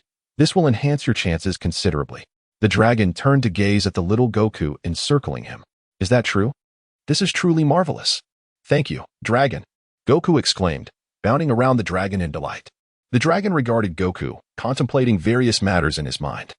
As soon as his words fell, a red light emanated from the dragon's eyes, illuminating the triumphant Goku. In that instant, Goku's body began to transform, muscles rippled, and bones creaked as he gradually grew larger. After enduring a modicum of pain, his diminutive form finally resumed its former towering stature, and the robust Goku reappeared before us. Simultaneously, the dragon restored Goku's attire, significantly enhancing its resilience. In a heartbeat, Goku's powerful physique radiated an imposing aura, startling even the dragon with the disturbance in the energy field. "Haha, this is absolutely splendid. I have finally reverted to my adult form." Goku's voice transformed as he looked at his body, running his hands over his firm chest with satisfaction. He did not forget to express his gratitude to the dragon. "Thank you, dragon. Well then, let us embark." The dragon concealed his inner astonishment, aware of the urgency of time, and refrained from further words. His eyes glowed red once more, and as the light reflected upon Goku, the imposing figure within it vanished in an instant, and the dragon bid farewell to Goku. Thus began the formal verification of the prophecy. Yet, the dragon continued to gaze melancholically at the empty sky, sinking back into contemplation, pondering, can he avert this catastrophe? After all, he is a Saiyan, the legendary Super Saiyan. Chapter 7, Goku's Return, A New Battle, Part 2. The perspective shifts to the Kaishin realm. It remains as serene as ever. For it is undoubtedly one of the rare places in the universe where few can tread, a divine realm unreachable even by deities of the mortal world. The environment rivals that of Earth, truly a paradise within the cosmos. Accompanying Goku to the Kaishin realm, and having nowhere else to return, the father and son duo of the 5 warriors, the 2 extraterrestrials Goku encountered upon falling into the skeleton space, the game realm, continue to reside within the Kaishin realm. Having become quite familiar with the Supreme Kai, he freely roamed and frolicked within the realm of the Supreme Kai, occasionally teasing the old Supreme Kai's crystal sphere. Peering into the environment beyond the cosmos, chuckling merrily. Meanwhile, the old Supreme Kai and the Supreme Kai sat upon a grand stone, leisurely fishing. Their eyes closed in serene detachment, exuding an air of tranquility that seemed to separate them from the world. Beneath their facade of righteousness lay a concealed and unsightly truth. Although they appeared noble and composed, they harbored hidden intrigues, having made a frivolous wager due to their indulgent leisure.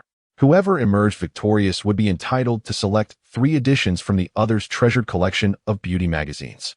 Truly, the moral fabric of society was fraying, as the once pristine Supreme Kai had been tainted by the lascivious old Supreme Kai, aptly illustrating the adage that proximity to virtue fosters virtue, while proximity to vice breeds vice. However, the evaluation from the duo of Shiwu and his son was that like attracts like, and birds of a feather flock together. A gentle breeze swept through, tousling their hair, a stillness that encompassed their world, even within the shadowy confines of the underworld. A sudden ripple transmitted to the old Supreme Kai's hand, causing him to reflexively open his eyes at the increasingly vigorous tremors of the fishing line. Yet, he restrained his excitement, awaiting the moment when a fish would truly bite. However, at the instant the hook oscillated with maximum intensity, a resounding shout erupted, startling not only the fish beneath the surface but also leaving the old Supreme Kai, who was on the cusp of victory, momentarily stunned. What is that? Son Wukong? How has he returned? The Supreme Kai gasped in astonishment, his eyes widening with a mix of bewilderment and exhilaration. The old Supreme Kai, initially poised to unleash a torrent of curses, mistook his junior's outburst as a sign of defeat. However, upon hearing the name Son Wukong, his anger dissipated, replaced by genuine surprise. What did you say? Wukong has returned? But wasn't he supposed to vanish forever with the dragon? Are you certain? The old Supreme Kai pondered aloud, his voice rising in disbelief, before muttering gloomily, could it be that new peril is upon us? Indeed, the aura unmistakably belonged to Wukong. The old Supreme Kai, initially taken aback, quickly regained composure and reiterated his inquiry.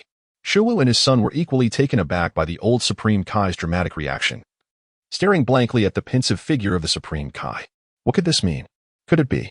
After a pause, the old Supreme Kai, deep in thought, lowered his gaze to the ground, his once lustrous eyes now devoid of their previous allure, as he set aside his fishing rod and sank into contemplation. The previously bewildered Supreme Kai, recalling something significant, expressed his astonishment and echoed, could it be about that matter? What then shall we do? The old Supreme Kai lifted his gaze to the lofty blue sky adorned with white clouds, seemingly in search of answers. The Supreme Kai lowered his head, seemingly lost in thought, while the father and son, Wukong and Wulong, exchanged bewildered glances. Transitioning to another planet, Wukong chuckled. What a predicament. I have yet to inquire with the dragon about the whereabouts and situation of Gohan and the others, and here I am on this desolate planet. Observing the barren landscape before him, he mused. Well, there is no other choice but to utilize instant transmission to track their location. Assuming the posture for instant transmission, Wukong hesitated momentarily before releasing his fingers, his expression shifting abruptly as a muffled sound resonated. He relaxed his brow, bursting into laughter with a hint of self-mockery. It seems I should first satisfy my hunger. After a bit of activity, I've grown quite famished, which is hardly surprising. The dull, thunderous sound was merely the rumbling of Wukong's stomach. After training for a short while, he had forgotten his hunger when the dragon summoned him. Now, faced with his protesting belly, this simple-minded individual finally came to his senses. Food is of paramount importance to the populace, particularly among the Saiyajin, who are renowned not only for their ferocity in battle, but also for their immense appetites. Wukong, undeterred, decided to teleport to a planet teeming with life. Following a tempestuous feast, he patted his slightly distended abdomen and sighed contentedly. Chi-Chi always says I should eat until I'm 7/10 full. I suppose this will suffice for now. This single remark left the entire restaurant in stunned silence. The waiter standing behind Wukong stared blankly at the mountain of dishes piled high before him, utterly speechless. What struck them as most bizarre was that the voracious eater claimed that the equivalent of 20 people's worth of food only constituted 7/10 of his capacity, and his abdomen was merely slightly rounded. This was a blatant violation of the laws of conservation of mass, and the onlookers couldn't help but think so. All right, my good man, let us settle the bill, Wukong said, wiping his mouth with a napkin before pulling a glass orb from his bag. This spectacle once again astounded those present, rendering many of them momentarily frozen in shock. The waiter, who had initially approached with a friendly demeanor, found himself utterly devastated upon seeing the glass orb. He yelled, "What are you doing? Do you intend to dine and dash? You're quite audacious, aren't you?" The middle-aged waiter, observing Wukong's youthful visage, no longer maintained his gentlemanly composure and unleashed a torrent of curses. He understood that if this individual truly absconded without paying, his monthly wages would surely be in jeopardy, let alone any bonuses, given the staggering amount of food Wukong had consumed after a moment of surprise. Wukong understood the situation and forced a smile as he patted the back of his head. It turned out that during his travels through other dimensions, he had discovered that the planet he recently visited was particularly devoid of glass. Thus, in that realm, a glass orb held immense value. In different worlds, currencies often vary. And although Wukong was quite naive, he grasped the underlying concept. The entire restaurant buzzed with chatter as patrons pointed and whispered. Yet Wukong paid little heed to the incessant threats of the waiter beside him. Instead, he rummaged through his satchel and produced a small object, placing it on the table. In an instant, silence enveloped the restaurant. Many patrons gasped in astonishment, and the waiter stood dumbfounded, his eyes gleaming with greed as he drooled like a glutton. For what Wukong had revealed was none other than a 10-carat diamond. Chapter 7. The Return of Wukong. A New Battle, Part 3. Is this sufficient? I shall take my leave. The waiter remained utterly stunned, only nodding instinctively at the familiar voice, failing to realize that Wukong had already vanished from sight. The clamor of the streets filled the air, with vehicles speeding across the thoroughfares, showcasing the advanced technological level of this planet. A familiar figure strolled along the street, bright eyes, reminiscent of luminous orbs, observing the surroundings beneath elegantly arched brows. Wukong, patting his visibly defined abdomen through his clothing, seemed to savor the delights of the recent feast. "Ah, this place is quite splendid, though it pales in comparison to Earth," Wukong remarked, surveying his environment. Yet, as he uttered the name Earth, a shadow of melancholy flickered across his otherwise cheerful demeanor. After all, Wukong remembered distinctly the words of the dragon. Only by departing from this mortal realm can peace truly arrive. A gentle sadness washed over him as he reminisced about his childhood, warm memories flooding his mind, gradually restoring his spirits. In that moment, a raucous voice pierced through the air, capturing Wukong's attention. Turning towards the sound, he noticed a gathering of people, and a distinct aura of death wafted towards him, causing his brows to furrow immediately. "Oh, what is this? The former king, reduced to the streets? How pitiful!" exclaimed a flamboyantly dressed brute as he kicked an elderly man aside, causing the surrounding crowd to recoil in fear and trepidation. "Your Majesty, are you all right?" Another burly man rushed to assist the elderly figure, who bore bruises upon his face. The elder glared fiercely at the ruffian, exclaiming, "You scoundrel, Jean! How dare you harm His Majesty?" "Humph, the king? He is nothing more than a wretched soul now, is he not?" the man retorted arrogantly, casting a sidelong glance at the soldiers flanking him, a mocking smile playing on his lips. "Despicable! I will kill you." The man, seething with rage as he gazed upon the mocking soldiers behind him, erupted with a furious roar and swiftly advanced. "Humph! Is it merely you?" The arrogant giant merely tilted his head, effortlessly evading the man's assault. He then bent his left leg, driving his knee into the man's abdomen with formidable force, sending him hurtling backward, rolling several meters before finally coming to a stop, blood spilling from his mouth. Wei, the elder, climbed to his feet and hurried forward to assist the injured Wei. Wukong did not rush to act. Instead, he honed in with his acute sense of aura, as if his eyes could perceive the clandestine circumstances surrounding the soldiers.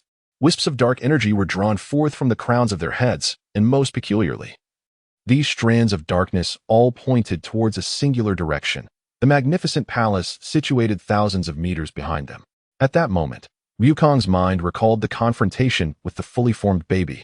The dark energy in this scene bore a striking resemblance to baby's method of absorbing humanity's negative emotions to enhance his power. Ah, what an intriguing connection. However, the king had issued his decree, and now your need for survival has dissipated. I could extinguish your lives at any moment. It seems the time is ripe for me to eliminate both of you in one fell swoop. Gathering energy into a formidable attack, he directed it towards them and unleashed it. Upon hearing the brash man's declaration, Wukong's formidable consciousness had already enveloped the area, allowing him to distinctly see the dark strands above the brash man's head suddenly surge in intensity, and as a glimmer of red light flickered in the man's eyes, a sphere of energy materialized in his hand as if by instinct. With a furrowed brow, Wukong swiftly advanced, seizing the vibrant red energy sphere and effortlessly nullifying the impending annihilation. The burly man, witnessing Wukong's formidable prowess, momentarily lost his composure before feigning calmness and inquiring, "Who are you to dare oppose me?" "I am but a man of earth," Wukong replied, his gaze unwavering, ignoring the astonishment of those present. He turned his attention to the faint dark energy enveloping his right hand, deep in contemplation. In the recent explosion, he had inadvertently preserved a fragment of this dark energy, entirely unaware of its malevolent potency surpassing that of the evil dragon. "An earthling? Humph, insolent brat, do you seek death?" Jin observed as his troops encircled Wukong, feeling a sense of relief wash over him. With a menacing roar, he swung at Wukong's head, yet Wukong showed no intention of evasion. Instead, he offered a cold smirk. Recognizing the opponent's cunning, the man swiftly dodged and unleashed an energy blast towards Wukong. However, with a mere flick of his hand, Wukong redirected the attack, sending it hurtling back at an even greater velocity. Jin, now aghast, felt the dark energy above him surge once more, amplifying his strength. In a peculiar display, his seemingly poisoned hand, now blackened, grasped his own energy blast, bizarrely absorbing it back into his body. Wukong observed everything unfolding before his eyes, coming to the realization that it was not merely a matter of the opponent reabsorbing their energy, but rather that the tendril of darkness was capable of devouring strength. Watching as the inky substance spread relentlessly over the imposing figure, it became evident that the individual was enduring immense agony, their expression contorted into a grotesque mask of torment. With a deft leap, Wukong's toes barely grazed the ground before he gracefully glided to the side of the giant. He placed a powerful hand upon the crown of the man's head, unleashing a brilliant flash of white light that forcefully eradicated the dark essence. The giant seemed to experience a release. As Wukong's radiant aura flooded into his being, his previously darkened form swiftly reverted to its original state. However, the internal clash of formidable forces proved too overwhelming, and after expelling a torrent of black blood, the giant succumbed to unconsciousness. Around them, dozens of soldiers watched in sheer terror as this immensely powerful and enigmatic figure wielded his abilities. Just as they snapped out of their stupor and contemplated fleeing, Wukong completed a series of swift movements, purging the darkness from the heads of the remaining soldiers and effortlessly knocking them into slumber. This overwhelming display of prowess in such a brief skirmish left everyone present utterly astounded. Though they had not witnessed the specifics, Wukong paid no heed to their gazes, instead striding towards the elderly man referred to as the king. His desire was to uncover the truth behind the circumstances, and the king of this realm was undoubtedly one of the most suitable individuals to elucidate the matter. The king and his guard regarded the unfamiliar Wukong, yet they approached slowly, bowing in gratitude. "Thank you for your assistance. In return, do you have any requests? I shall do my utmost to fulfill them." With a smile, Wukong assisted the stooped elder and directly inquired, "I wish to uncover the secrets of these individuals." Upon hearing Wukong's response, both the elder and Wei couldn't help but change their expressions, appearing conflicted about whether to answer. After all, they were aware of the formidable nature of that realm. Even though the person before them was remarkably powerful, victory was not guaranteed. "I will aid you in resolving this matter, so please speak candidly." Wukong discerned the worry in their eyes and inquired with a smile. He sensed a subtle, dark force stirring from a nearby location, precisely within the resplendent palace where they resided. Furthermore, the elder, referred to as the king, suggested that even Wukong's singular focus could not overlook the implications at hand. What troubled Wukong most was that the source of this malevolent energy seemed to fluctuate between three individuals and one, its nefarious essence, while not as formidable as the Super Saiyan, possessed an insidious intensity that was far more concerning. Was this the catastrophe the dragon spoke of? Wukong pondered internally. After enduring numerous battles, he had learned to approach each conflict with greater discernment.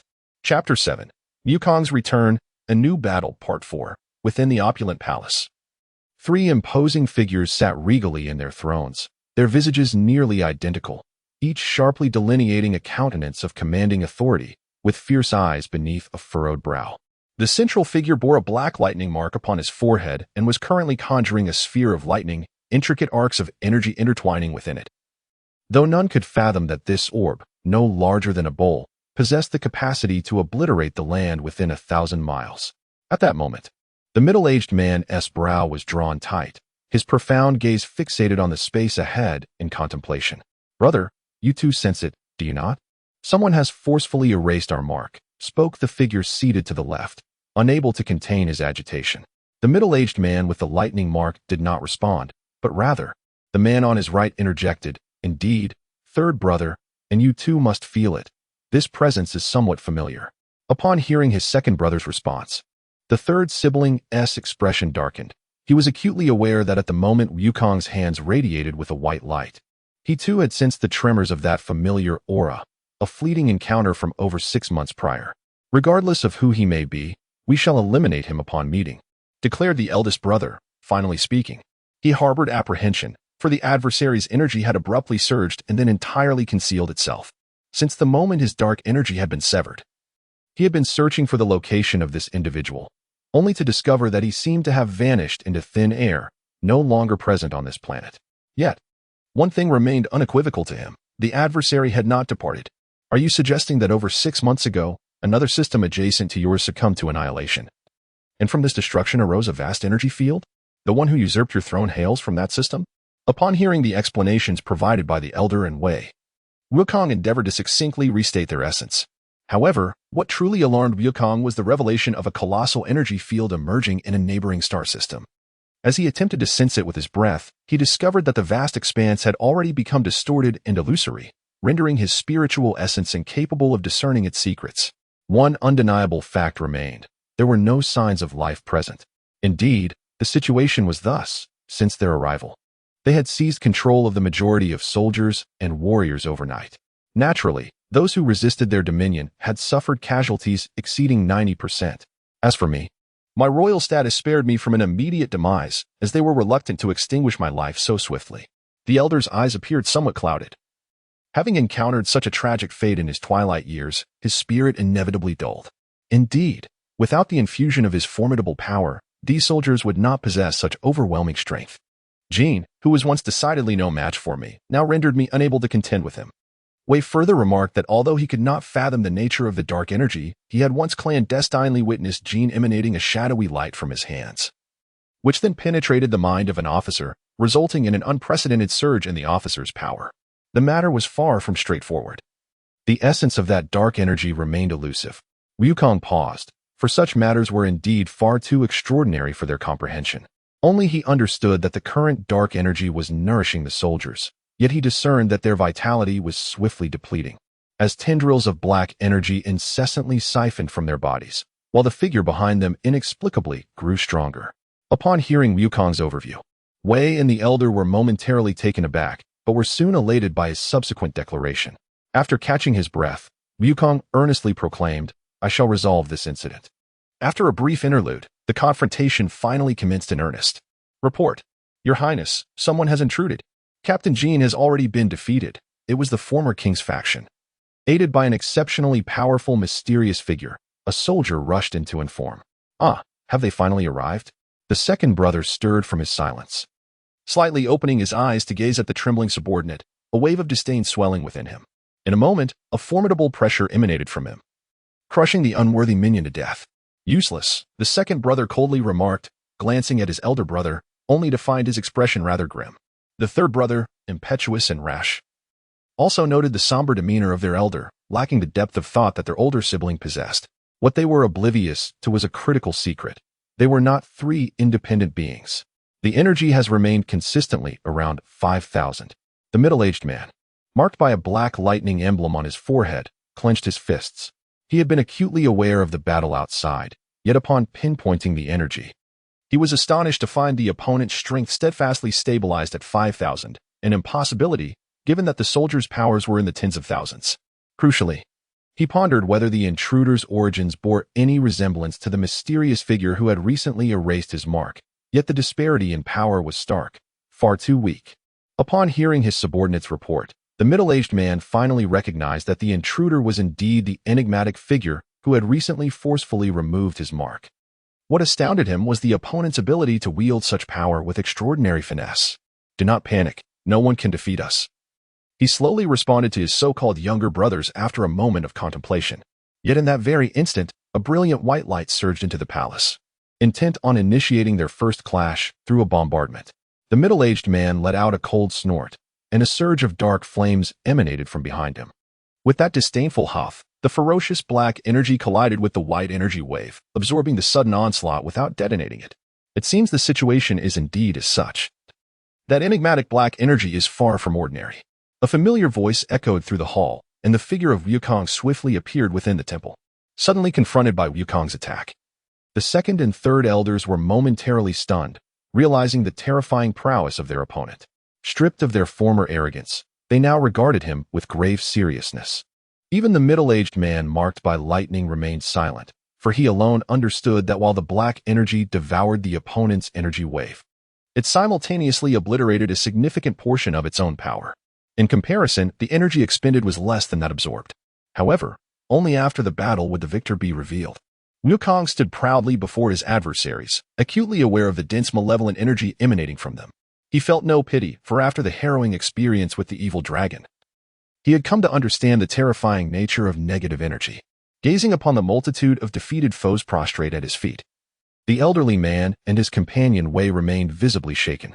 Who was this individual, endowed with such formidable power that he could effortlessly subdue 10,000 soldiers, each of whom possessed a fighting capability exceeding 50,000?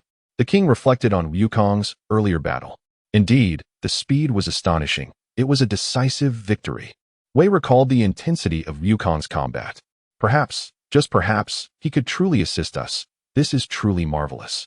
The old man fixed his gaze on the distant main hall, his spirit still surging with admiration, fervently wishing for Wukong's complete triumph. Yes, your majesty, Wei responded reflexively, still awestruck by Wukong's might. At that moment, a swirling vortex of ominous energy manifested above the main hall, dark mist roiling with an eerie luminescence, fierce winds howling as powerful forces surged upward, causing the entire capital to tremble in anticipation of battle. Chapter 8. The mysterious dark energy. Beyond Super Saiyan, 4 formidable auras shot skyward, enveloping the entire capital. The black vortex above intermittently crackled with purplish-red lightning. Though it did not rain down destruction, the oppressive aura instilled a deep sense of dread among the fighters. Recognizing the imminent peril of this confrontation, Wei, feeling the chilling intent to fight, swiftly carried the king to a location over 10 miles away, where both could observe the distant battlefield. Though the combat seemed far off, the expanse of the battlefield was vast. Even as Wukong drew the conflict to the outskirts of Kyoto, where few resided, the flames of war still reached the city. Supported by Wei, the king floated several hundred meters above ground, affording him a clear view of the distant clash. At the onset of the battle, Wukong had already dispelled the black vortex of negative energy with his power. As he obliterated the vortex, crackling with lightning energy, he sensed a formidable pull, as if the vortex sought to consume his very strength. Consequently, Wukong transformed into a Super Saiyan, golden radiance clashing against the 3 dark energies. They are indeed extraordinarily powerful, Wei mused, feeling the intensity of the battle. Yet, from their distant vantage point, they remained oblivious to the true nature of the conflict unfolding within. However, he now merely relied on the deployment of a protective shield to tenuously withstand the turbulent air currents unleashed by their fierce battle. Were he to return to the ground, the impact of these fluctuations would be significantly diminished. However, there would be no assurance that the earth would not suddenly reveal a chasm, reminiscent of what they had just witnessed. After a series of intense skirmishes, a figure gradually descended onto a massive boulder. Goku, upon landing, reflected on the enigmatic might possessed by the middle-aged man bearing the lightning mark, his gaze also subtly shifting to the 2 other figures beside him. Having already discerned their mysterious and similar auras, Goku was not overtly astonished at the sight of the 3 appearing as one. Rather, his contemplation deepened. Oh, you are indeed formidable. Had it not been for this, I would truly stand no chance against you. Your strength surpasses what it was over half a year ago. The middle-aged man with the lightning mark regarded Goku, particularly noting his golden hair. Upon hearing these words, Goku's demeanor subtly shifted, though he concealed it well. Internally assessing that this individual could not have encountered him before, yet the questions lingered heavily in his mind. Greetings. I almost forgot to introduce myself. You may call me Raijin, or the Thunder God, a deity from a neighboring star system. The 2 beside me are Kaidin, the second, and Roshan. Struck with astonishment, Goku widened his eyes, quickly furrowing his brow in disbelief. After the brief moment of surprise, he endeavored to inquire, since you are a god from another planet, Why do you seek to conquer others' worlds?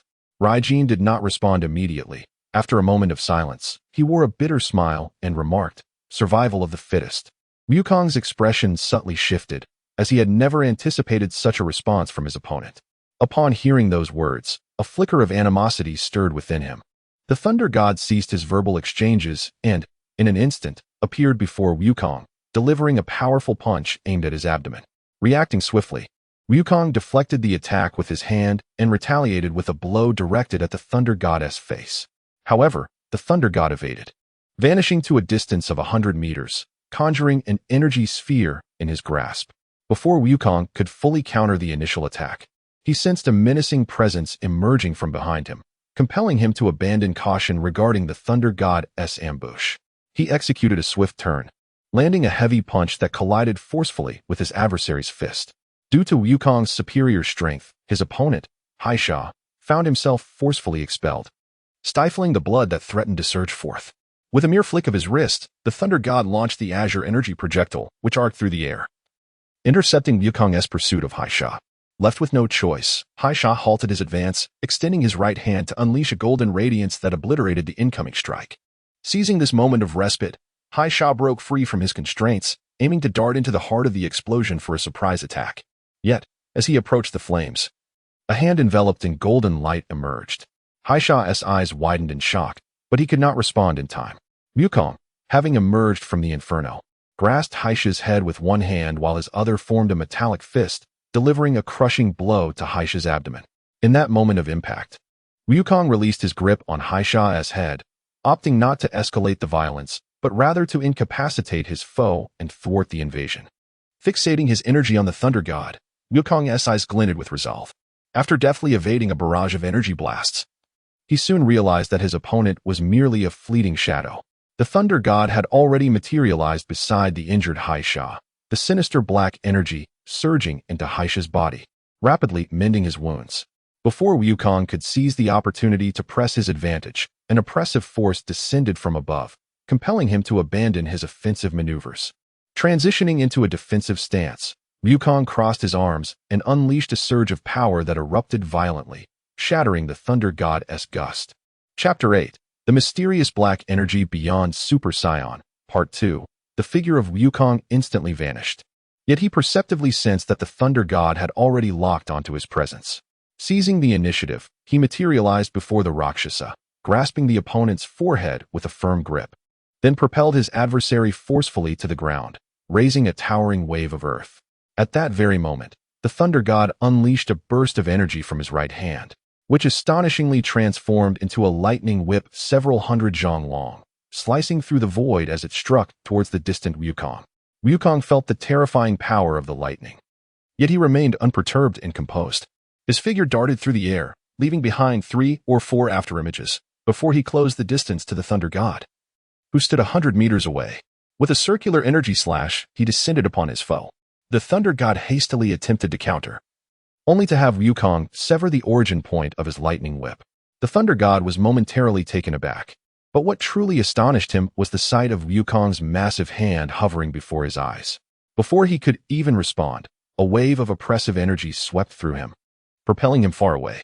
The dark energy within the Thunder God erupted instantaneously, resembling a fierce tiger that sought to swallow Wukong's palm strike. Nonetheless, during the clash, the Thunder God sustained injuries, a trickle of blood seeping from the corner of his mouth. Yet Wukong did not linger on his opponent. The grievously wounded sea demon found himself in peril once more. Just as he caught his breath, Wukong appeared at his side after having dealt damage to both the Rakshasa and the Thunder God. With a swift grasp of the sea demon's arm, Wukong hurled him toward the Raksasa's position, unleashing a golden energy blast that struck the recently risen Rakshasa and the bloodied sea demon, delivering yet another devastating blow. This scene left the Thunder God utterly dumbfounded.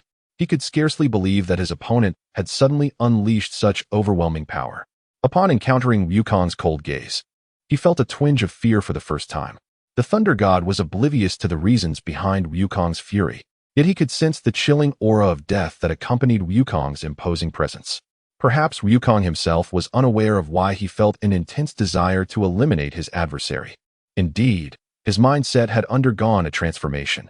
In that moment of clarity, he realized that his emotions had shifted in a profound manner. Was this fury? Initially, Goku pondered this issue. Even when he transformed into Super Saiyan 4, he never experienced such a bloodthirsty impulse. As the seven-star dragon once remarked, each time Goku ascended to Super Saiyan 4, his emotions underwent certain transformations, and the feelings he could typically suppress became increasingly combative in this state. However, regardless of the circumstances, he had never harbored such a savage desire as he did now. Throughout his recent travels, Goku encountered few battles necessitating transformation. Yet once he did transform, a primal urge for slaughter would inevitably arise. The higher the level of his transformation, the more friction there seemed to be between this subconscious ferocity and his original consciousness. Is it due to the Dragon Balls entering my body? The only unconventional answer that Wukong obtained was this point. However, such a notion is difficult to believe. Depart from this planet. Should you repeat these actions, I shall take your life. Suppressing the tumult of emotions within, Wukong gradually retracted the fierce aura emanating from his body. He gazed down upon the defeated and disheveled Thunder God, preparing to issue the final decree. As if struck by a blow to his dignity, the Thunder God ceased to cower in fear. Instead, he clenched his teeth, blood seeping from his lips. The saying goes, a warrior may be slain, but not humiliated. Now, having been so publicly shamed, the Thunder God still harbored a noble essence within him.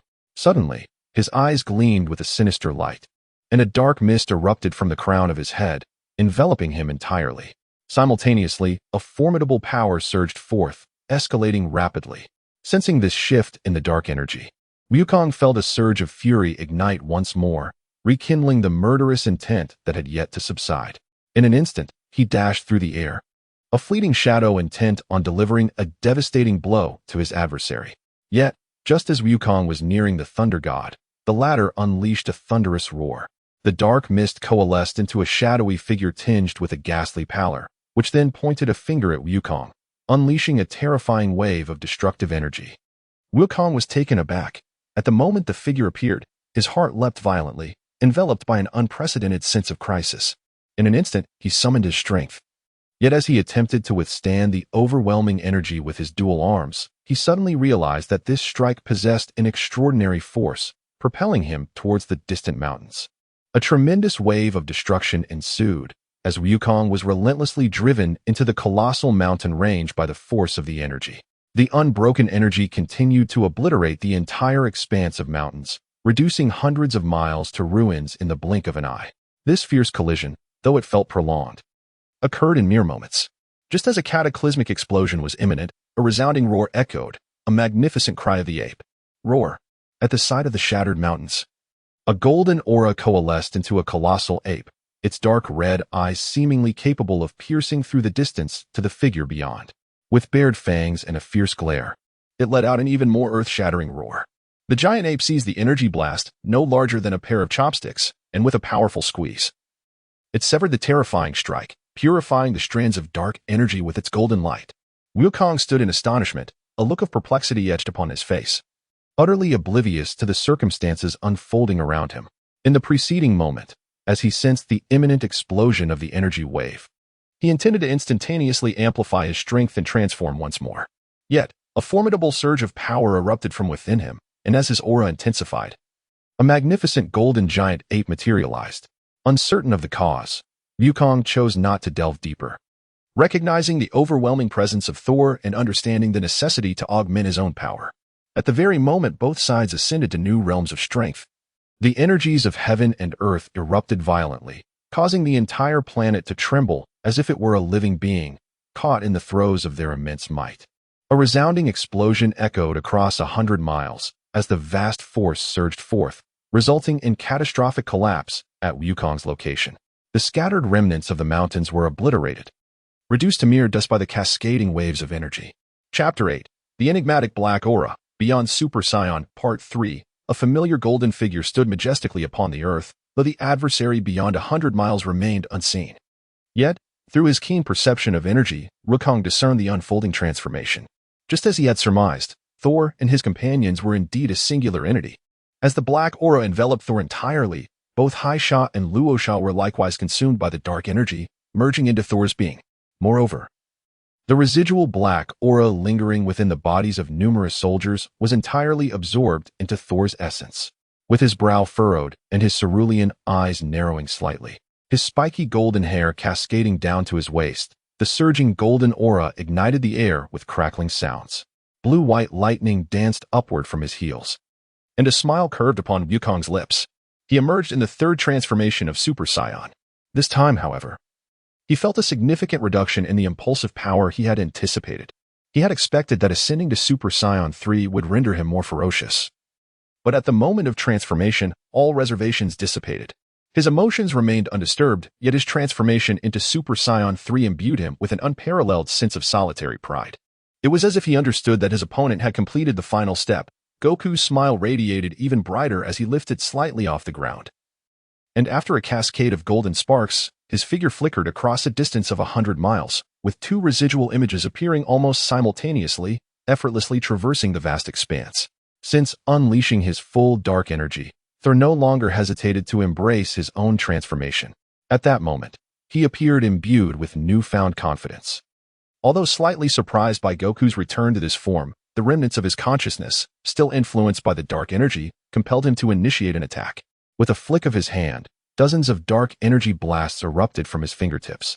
Despite Goku's significant enhancement in strength, he was acutely aware of the overwhelming nature of these dark energy attacks. He understood that being struck by even 2 or 3 of them would not inflict severe damage, yet would undoubtedly hinder his movements, a critical misstep in their peak confrontation. Thus, Goku refrained from a direct clash. An exhilarating thrill coursed through him, reminiscent of the long-lost fervor of battle. After all, for the past 6 months, he had resisted the urge to let his ferocious side take over, not even transforming into Super Saiyan 2. Now, the prospect of engaging in a grand battle in his Super Saiyan 3 state filled him with unrestrained joy. As the barrage of energy blasts surged toward him, Goku nimbly evaded them with remarkable agility, his form seemingly splitting into dozens of images in midair. Once the energy blasts sailed past him, Goku erupted in a golden blaze, charging towards his adversary. Thor, enveloped in dark energy, intended to unleash another barrage at Goku. But upon discerning Goku's true intentions, he slowly raised his outstretched right hand and directed a powerful attack skyward into the void. Quite impressive indeed. The voice of Wukong resonated from a height of 100 meters, as the fleeting shadow, comparable to that of the Thunder God, finally vanished. Observing his opponent's strike, Wukong sighed, and with his right hand, which had been gathering power for a considerable time, he unleashed a punch that completely countered the Thunder God's attack. Seeing the opponent retaliate with sheer force, the Thunder God furrowed his brow. However, his right hand, still releasing energy, suddenly manifested a swirling vortex of darkness, which absorbed the returning energy blast. After a cold smile, the Thunder God materialized before the descending Wukong. A heavy fist struck. Boom. The two fists collided with a resounding impact, golden beams crashing against the black aura below. The shockwave that erupted at that moment was unprecedented, causing the ground beneath to buckle and fissures to stretch for thousands of feet. Both combatants executed their attacks in an instant, and within less than 10 breaths. The golden radiance and black flames engaged in a relentless exchange in the skies above, numbering in the tens of thousands. The residual waves from each strike had barely dissipated before the next onslaught commenced. Consequently, the energies of heaven and earth coalesced and erupted simultaneously, resulting in a cataclysmic explosion that shook the very foundations of the planet. Cursed be it! The Thunder God cursed inwardly, never having anticipated that. Despite unleashing all his dark energy, he would still be unable to overshadow his opponent. Throughout this fierce battle, he remained at a relative disadvantage. Yet, unbeknownst to him, Wukong still possessed one more transformation opportunity, which fueled his determination to continue the fight. However, he was acutely aware that if the struggle prolonged, the dark energy might turn against him, ushering in his moment of annihilation. Only he alone understood the true nature represented by that dark energy. Wukong, lost in contemplation, recognized that although he had yet to unleash the full potential of his Super Saiyan 3 form, he had gained profound insight into his immense power since the evil dragon incident. Only he understood the vastness of his strength, sufficient to vanquish even the one-star dragon in its initial state. Yet, amidst the battle, the Thunder God proved to be his equal. This revelation sparked a perplexing question in Wukong's mind. When had such a formidable warrior emerged in the universe? Perhaps the answer lay within the ominous black energy. From the moment he first encountered that dark mist, an instinctive trepidation had gripped Wukong. The malevolent energy exuded a deathly aura more potent than that of the evil dragon. An inexplicable sense of crisis stirred within him, and though unaware of its origins, his sixth sense urged him to defeat his opponent swiftly, lest the situation deteriorate further. Resolute, Wukong ceased to hesitate. Harnessing a greater force while moving at high speed, he executed a sudden spatial maneuver, closing in on the Thunder God with a powerful sidekick aimed at his opponent's form. The Thunder God, visibly shaken by Wukong's surge in speed, managed a last-minute defense. However, the dark energy was unable to keep pace with Wukong's assault. As the Thunder God twisted to shield himself with his forearm, he was still propelled outward. His right hand rendered numb, the defensive aura shattered by Wukong's fierce energy. The Thunder God skidded through the sky, white energy radiating from his feet, producing a shrill sound as it frictioned against the air. After a tremor of energy, he finally stabilized his retreating form. Yet, the moment he glanced upward, Wukong reappeared above him, executing a left-footed spinning kick, only to face a right-footed strike aimed at his face. The Thunder God roared within, grasping Wukong's right foot. But the immense force caused him to momentarily lose his balance. Seizing this opportunity, Wukong unleashed a surge of energy, pivoting his body on his hands, forcing the Thunder God to be flung away as he lost his grip on Wukong's foot. Observing the Thunder God being propelled backward, Wukong pressed his advantage, unleashing a devastating attack that traced a brilliant arc, pursuing the Thunder God's position. Accurately assessing his opponent's form, Wukong delivered a crushing blow to the Thunder God's torso, sending him crashing to the ground. The impact stirred up a massive wave of earth, causing the terrain to sag and the very planet to tremble, deviating slightly from its orbit. Chapter 8. The Mysterious Black Energy Transcending Super Saiyan, Part 4. Leave this place. The silhouette of Wukong hovered 100 meters above, awaiting the moment when the smoke would settle back to the ground. He gazed coldly upon the severely wounded Thunder God below, ready to resume their earlier negotiation. However, the response he received was a sinister smile from the Thunder God, whose face was marred by numerous bloodied wounds. This smile, though twisted, was terrifying.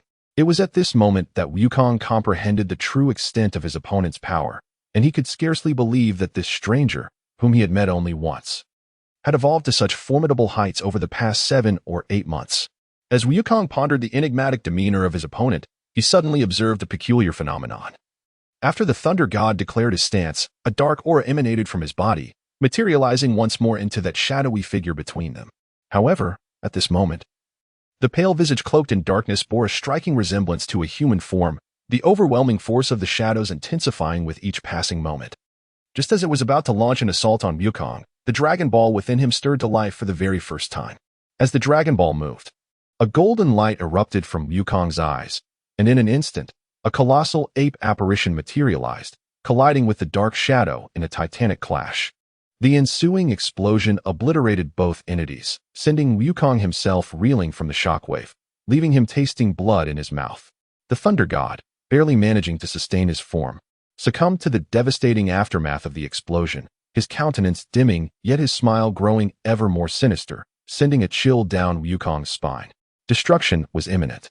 The Thunder God's eyes narrowed, as if tasting the sweetness of victory, and he erupted into maniacal laughter, coughing up crimson blood in a fit of pain. A sudden wave of existential peril washed over Wukong's consciousness.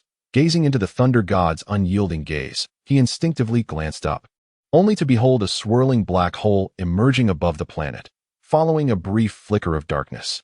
The once bright day plunged into shadows, the heavens seemingly usurped by the dark vortex, an image in Wukong's mind reminiscent of the gates of hell, poised to devour all living beings in that very moment.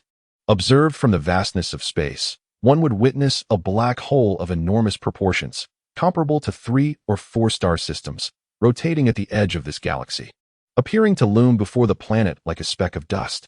The immense gravitational pull began to shake the planet, drawing it ever closer to the abyss. Wukong's complexion was ashen, for the black hole bore no trace of any living essence, rendering it impossible to discern the circumstances beyond its grasp. Only now did he realize the impending calamity. However, such a transformation ought not to instill such profound fear within him. Wukong was also perplexed by the suffocating aura of death that enveloped him. After all, as a Super Saiyan, he possessed the potential to obliterate an entire galaxy, let alone a black hole of such colossal dimensions that could consume multiple star systems. Wukong was engulfed in a resplendent golden light, seeking to unleash a formidable energy wave to obliterate the black hole. However, he soon realized that the black hole voraciously devoured his strength like an insatiable abyss, leaving him momentarily astonished and unable to fully harness his power. Wukong gazed in astonishment at the encroaching black hole, his body emanating an even more formidable power. As he countered the voracious force of the black hole, he simultaneously gathered strength for a counteroffensive. It was futile. This black hole could not be vanquished. The Thunder God regarded Wukong's desperate struggle with an air of amusement, akin to observing an ant futilely resisting an elephant. The world was shrouded in darkness. The inhabitants of this planet were engulfed by an overwhelming dread of death, fleeing in panic and shouting in despair. Some devout believers considered the arrival of the apocalypse to be the ultimate judgment upon the sins of the world. What is happening? One cried out. Having witnessed eclipses before, yet still unable to comprehend the surreal spectacle before him.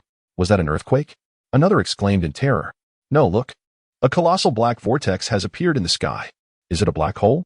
After a moment of intense scrutiny, one finally discerned the peculiar phenomenon in the heavens. What? A black hole? Are we to be annihilated? Fear escalated among the crowd. Your Majesty, this is dire. The black hole is upon us. A guard stammered, eyes wide with horror as he gazed at the swirling darkness above. Is this truly how our fate is to be sealed? The king pondered aloud, having once believed that peril could be averted, only to find himself confronting an almost hopeless moment. Curse it. No. I cannot allow the people of this planet to be consumed by the black hole. Wukong clenched his fists, channeling his energy while sensing the trepidation of those below. Yet, as he mobilized his strength, the black hole grew even more powerful, its gravitational force intensifying exponentially. I need greater power. I demand an even greater force. Wukong roared in defiance, unwilling to succumb to such annihilation. He was acutely aware that by employing instant transmission to evade the black hole, he would face no harm whatsoever. Yet, he could not, and would never, resort to such a tactic. As images of the terrified crowd flashed through his mind, an earth-shattering roar erupted from deep within him. In an instant, the golden light in Wukong's eyes ignited, and an overwhelmingly formidable power surged forth, elevating Wukong's strength to unprecedented heights. Sensing the pull of that immense force and the explosive might within him, Wukong resolutely endured the agony, continuously amplifying his strength. Finally, at a critical juncture, a brilliant golden radiance enveloped him, and the tumultuous power could no longer be contained, erupting in a cataclysmic explosion. With a thunderous roar, it unleashed its fury. Once again, Wukong transformed, and before him stood the formidable Super Saiyan 4. A force, surpassing any previous manifestation of this form, surged forth with overwhelming might. Wukong's body crackled as he severed the devouring power of the black hole, finally ready to unleash his true potential. His hands clasped together, he assumed the stance for the Kamehameha wave. Tenfold. Came. Haim. Ha. His resounding voice echoed through the cosmos, unleashing an extraordinary power that radiated 100 zhong of brilliance. This dominant force forcefully reached into the vastness of space, halting the advance of the black hole. What? Is that truly him? His form has completely transformed. That tail. The Thunder God, shaken by Wukong's immense energy, coughed up blood in astonishment as he gazed at the towering figure before him. Wukong finally unleashed his formidable strength, the crimson energy beam racing toward the heart of the black hole. Once again, the stalemate was shattered. The black hole spun menacingly as the red energy surged forward, vanishing into its depths in the blink of an eye. There was no cataclysmic explosion, nor a thunderous roar reverberating through the cosmos, only an unsettling silence. Everything grew still. In the vastness of space where the black hole resided, sound waves could not travel. Both Wukong and the Thunder God fixated on the abruptly halted black hole, awaiting the final revelation. 1 breath, 2 breaths, 3 breaths, 4 breaths. Time flowed slowly, and suddenly, the motionless black hole stirred slightly, only to cease its progression once more. Then, a brilliant red light burst forth as it rapidly expanded, culminating in a cataclysmic explosion. It vanished utterly. As Wukong beheld the scene before him, he finally felt a profound sense of relief and descended gracefully, his body's golden radiance gradually fading away. What? Could he truly obliterate that black hole? Who on earth is he? He claimed to be from Earth and bore a tail reminiscent of that of the giant ape. Could he be the fabled Super Saiyan? Ha ha, a Saiyan. The Thunder God, rendered speechless, was overwhelmed by an unimaginable backlash at the moment of the black hole's destruction. As he clung to his final breath, he secretly pondered, ultimately vanishing with a roar. filled with resentment. Cough, cough, cough. Wukong gasped for air, now returned to his normal state, wearily seated upon the ground. Wukong, Wei, accompanied by the king, flew over with a smile. Wukong responded with a victorious gesture, smiling as he lay back upon the earth. Chapter 9. Testing the waters in a secluded realm. The earlier figure cloaked in black sat sullenly in a chair, coldly observing the subordinates kneeling below. His white pupils glimmered like two sharp blades, instilling dread in those of lower status. Where exactly has Mei Lu gone? The man in black inquired icily, his voice laced with barely concealed anger. He was Shero. Upon hearing this, the hearts of all present raced, their bodies trembling more violently, yet none dared to respond. Useless fools. Shero was known for his solitary decisiveness, unyielding to anyone's command, except for that one individual, for in his eyes, he possessed unparalleled power, hailed as the god of war in the demon realm, who had once single-handedly resisted all forces of justice. Now, repeatedly guided by Mei Lu, his fury could no longer be contained. Since answers eluded him, living held no purpose. Shero's white pupils flickered, and the dark chamber suddenly plunged into a chilling temperature, nearly reaching absolute zero, encasing his 10 subordinates in ice. He then closed his eyes, and the frozen figures shattered into fine powder. What do you intend to do? Shero struck his right hand, a wave of frigid air emanating from his palm, beginning to encase the entire chamber in ice. Initially, it was believed that the demon lord had truly awakened. However, upon arriving in this long-forgotten demon realm, he was informed that there had never been any sign of the demon lord. As I gazed upon these remarkably weak elders of the demon realm, a profound rage ignited within me, prompting the thought of their execution to prevent further disdain. A sigh escaped my lips, resonating with melancholy. At that moment, as I narrowed my eyes in contemplation, a figure cloaked in black materialized within the chamber. Those piercing azure eyes fixed upon me. And the figure spoke. Your temper remains as foul as ever. After all, the demon realm can no longer be compared to its former glory. Noticing the glint of determination in my silvery eyes, the cloaked figure sighed inwardly and continued, now that your anger has subsided, it is time to cease your madness. The demon lord has indeed awakened. Focus on your duties henceforth. Initially provoked by the figure's presence, I swiftly quelled my fury upon hearing the news of the demon lord's revival. However, I could not resist the urge to inquire. Understood. But where, pray tell, have Qing Luo and Mei Luo ventured? Despite the confirmation of the demon lord's awakening, I found it challenging to forgive the insinuations regarding Mei Luo. The audacity of this newcomer to mock me on 2 occasions was intolerable.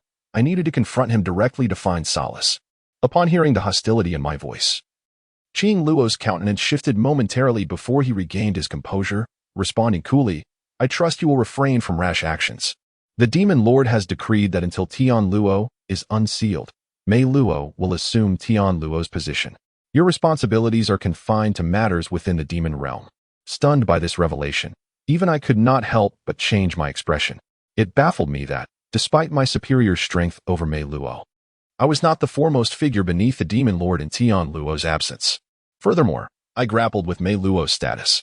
Yet, even with my burgeoning dissatisfaction, I had no choice but to acquiesce to the demon lord's will. I was acutely aware of the immense power he wielded, which I would never dare provoke. I understand. I conceded. Now, commence your actions. That world has enjoyed an excess of tranquility for far too long. Let us include Yen Si and Ming Jia. I regarded Qing Luo with a sinister smile. Very well, I shall leave that realm to you. Qing Luo replied, and with that, he vanished from sight. Amidst a vibrant tapestry of colorful nebulae, there exists a relatively autonomous planet, a colossal celestial body that remains unaffected by its star. Floating motionless in the vastness of space, the inhabitants of this planet scurried in terror, a phenomenon that had begun half a day prior. Simultaneously, the planet's magnetic field was disrupted by an inexplicable energy force, rendering communications and satellites utterly inoperative. The cause of this disturbance was a figure in black, suspended high above the planet, emanating an overwhelming power that brought the planet's trajectory to a standstill. His purpose for being here was solely to await the arrival of an individual.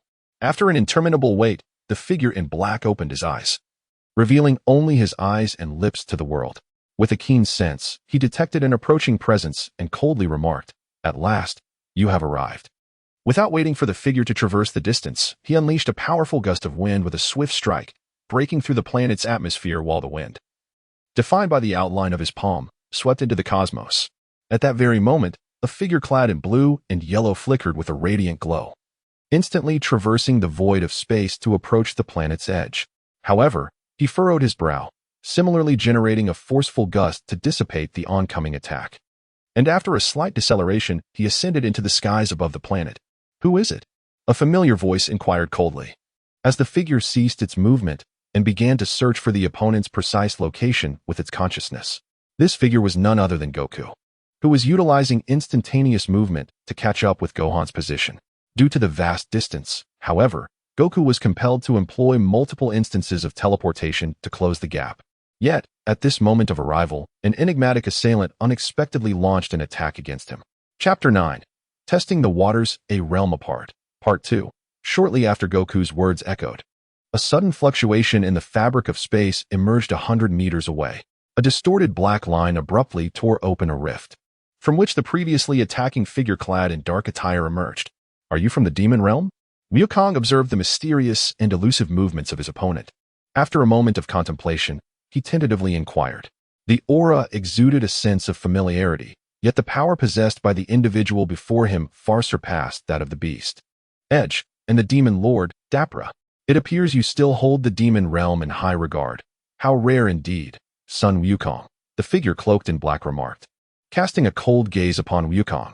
His tone was neither hurried nor agitated, yet he swiftly unveiled Wukong's identity. The latter, though not particularly surprised, found his suspicions regarding the opponent's demonic origins confirmed.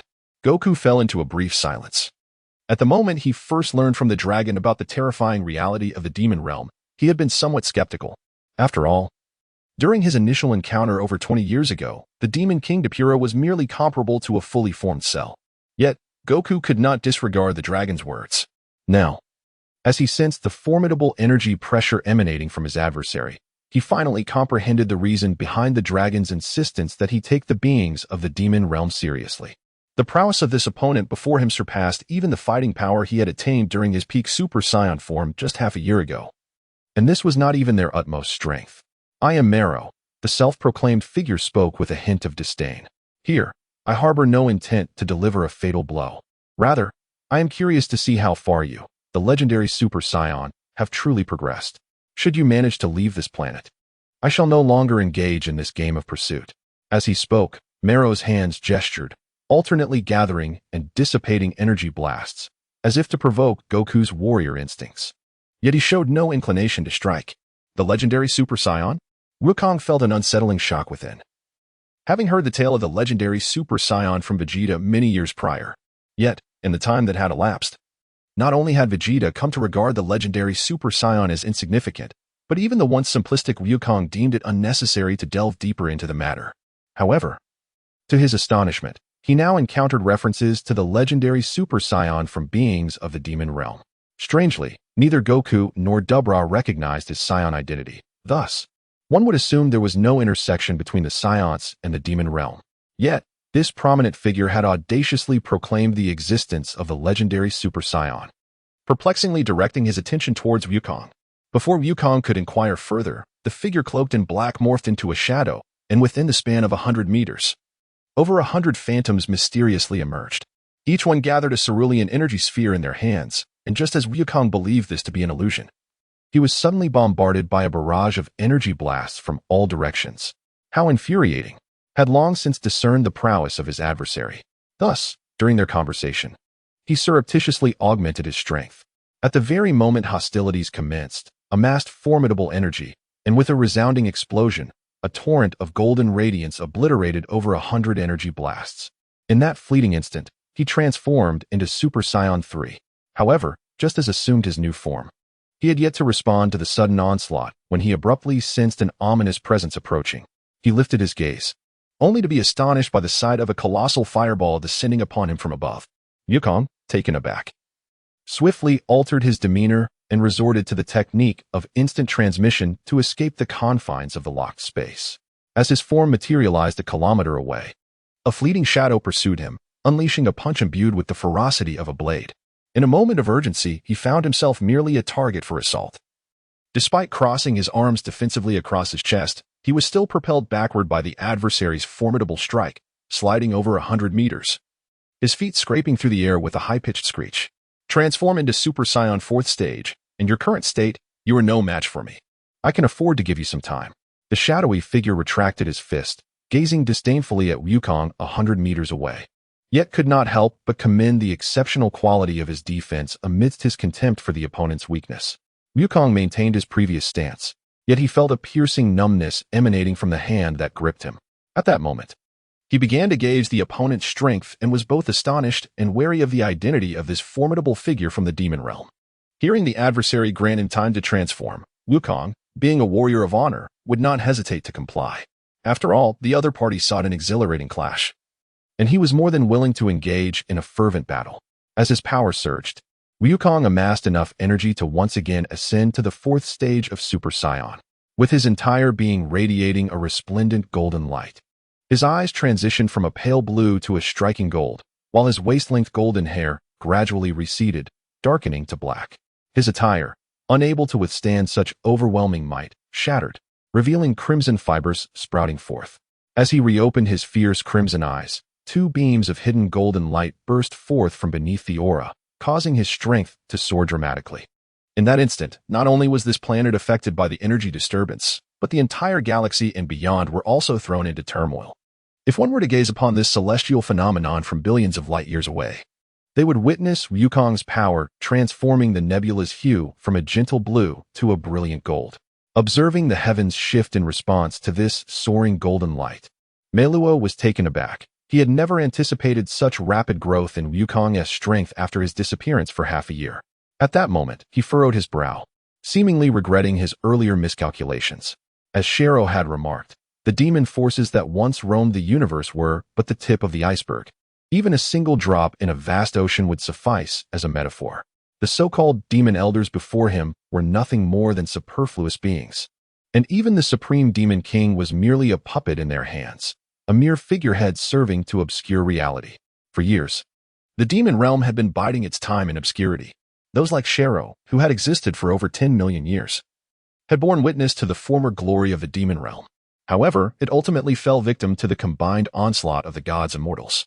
Following that cataclysmic battle, the demon lord was sealed away, and the remaining power of the demon realm had dwindled to less than 20%, excluding the demon lord. The Saiyans were heralded as the mightiest race in the universe, a fact acknowledged not only by mortals, but also instilling fear in the hearts of true denizens of the demon realm. The legendary strength of the Saiyans was recognized even among their adversaries. Now, just as foretold in the grand prophecy 4 centuries ago, this era had arrived. This was not merely a glimpse into the future through the prophetic arts of the Namekians. The demon realm had its own ancient prophecies. As the Saiyans sought to reclaim their place at the pinnacle of the universe, and with the return of the demon lord impending, a new era of conflict awaited. After countless years of silence, the demon realm has finally stirred once more, with the Saiyans being the variable they must constantly monitor. Mero is acutely aware that among these variables, the legendary Super Saiyan before him is particularly significant. Chapter 9. Testing the waters in a secluded space. The winds howled fiercely as Goku, having ascended to Super Saiyan 4, unleashed an astonishingly immense power. The very air around him seemed to ignite, emitting a cacophony of hissing sounds in response to the energy being released. Likewise, upon transforming into Super Saiyan 4, Goku's emotions underwent a subtle shift. His tone now imbued with a commanding authority tinged with a hint of indifference. So, do you wish to continue this battle? A hint of a mischievous smile appeared on Wukong's face as he stepped forward, exerting his formidable energy to intervene in his opponent's energy field. Although Wukong was indeed a warrior at heart, he remained mindful of Gohan's situation at that moment, preferring not to squander excessive time in this critical juncture. His adversary had previously asserted that if he possessed the means to depart from this planet, there would be no need to engage in further pursuit. Thus, as Wukong transcended his opponent's power, he instinctively concluded that this playful skirmish should come to an end. Provoked by Wukong's taunting remarks, Melu seemed to chuckle lightly while shaking his shoulders, yet he refrained from responding verbally, instead focusing on amplifying his own strength as an indirect reply. Oh? Wukong gazed at his opponent with slight astonishment. However, having resolved to transform into Super Saiyan 4, he had no desire to squander precious time. Upon observing the adversary maintain a combatant's demeanor, his own warrior spirit was ignited, abruptly unleashing a formidable surge of power. Mero extended both hands, his left emanating a dim glow and his right radiating a fiery golden aura. In a moment of bewilderment for Wukong, a dragon of wind and a dragon of fire materialized ahead, forged from the energies of heaven and earth. With a subtle twitch of his brow, Wukong smiled. Watching the two dragon-shaped energy blasts rush towards him, he swiftly scattered a shower of light, reappearing at the side of the wind dragon's head. Delivering a powerful punch to its jaw, the force of the strike shattered its lower jaw, causing the wind dragon to lose its stability. As it collided with the fire dragon, the combined elemental forces erupted in a magnificent display of colors. Despite the immense energy fluctuation, Super Saiyan 4 Wukong remained unaffected, tearing through the dense flames, extending his hand to deliver a decisive blow to his adversary. Mero struggled to discern Wukong's form, yet was able to sense his movements through the pressure of his aura. As Wukong appeared directly before him, Mero retaliated with a punch of his own. Their fists collided with a resounding force, generating an even more intense shockwave, resulting in both combatants experiencing a repulsive backlash. Wukong staggered back a few steps, while Mero was propelled backward, skidding for approximately 10 yards before gradually coming to a halt, his right hand throbbing with pain from the impact. Recognizing that his opponent had no intention of ceasing hostilities, Wukong resolved to subdue him through sheer force. Adjusting his stance, he stepped forward, leaving a fading rainbow in the sky. As Mero steadied himself, he sensed Wukong's renewed intent to attack and hastily uttered a single word before retreating at high speed. Thunder. Just as Wukong closed the distance between them, a wave of danger washed over him. Before he could fully comprehend the shift in the atmosphere, a bolt of golden lightning surged towards him from his left. Yet, Wukong remained largely unperturbed, launching an energy blast that obliterated the incoming lightning. In an instant, his speed surged, vanishing from sight entirely. Wind, fire, lightning. As Wukong moved swiftly, he pondered the transformations of his opponent's techniques, astonished at the sheer volume of cosmic energy they could manipulate. Such a mastery was not a skill possessed by an ordinary genius, but rather the hallmark of the world's elite. Long ago, following his battle with Frisia, Wukong had ventured to another planet, where he encountered numerous beings with extraordinary abilities, among whom only a few could wield cosmic energy as their own strength in combat. However, in comparison to this enigmatic figure before him, those once remarkable techniques now seemed like mere childish play. Over the years, Wukong had gleaned an understanding of cosmic energy, and it was this very understanding that had allowed him to elude detection when General Ledon sought to measure his power.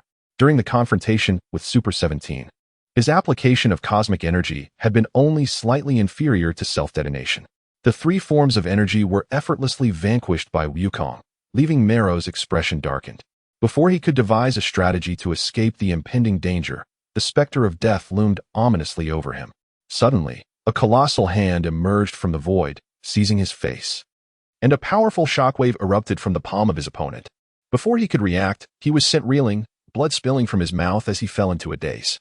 His head was ravaged by the force of the blow, and as he coughed up blood, Mero's eyes glinted with cold resolve. He began to amplify his power, barely managing to match Wukong's speed. Upon perceiving Wukong's trajectory, his right hand unleashed a cerulean energy blast, piercing toward his advancing foe with astonishing velocity. Yet, Wukong showed no inclination to slow down.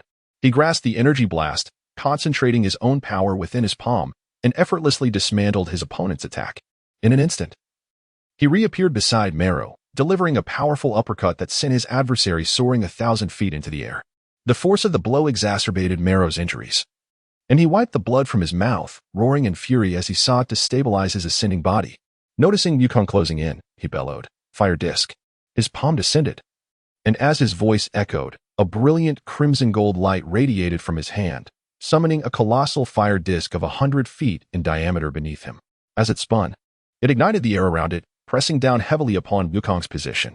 A sense of unprecedented peril washed over Wukong as he recognized the ferocity of the attack. Without hesitation, he gathered his right fist, which glimmered with a faint golden light, and as he continued to soar forward, he readied himself.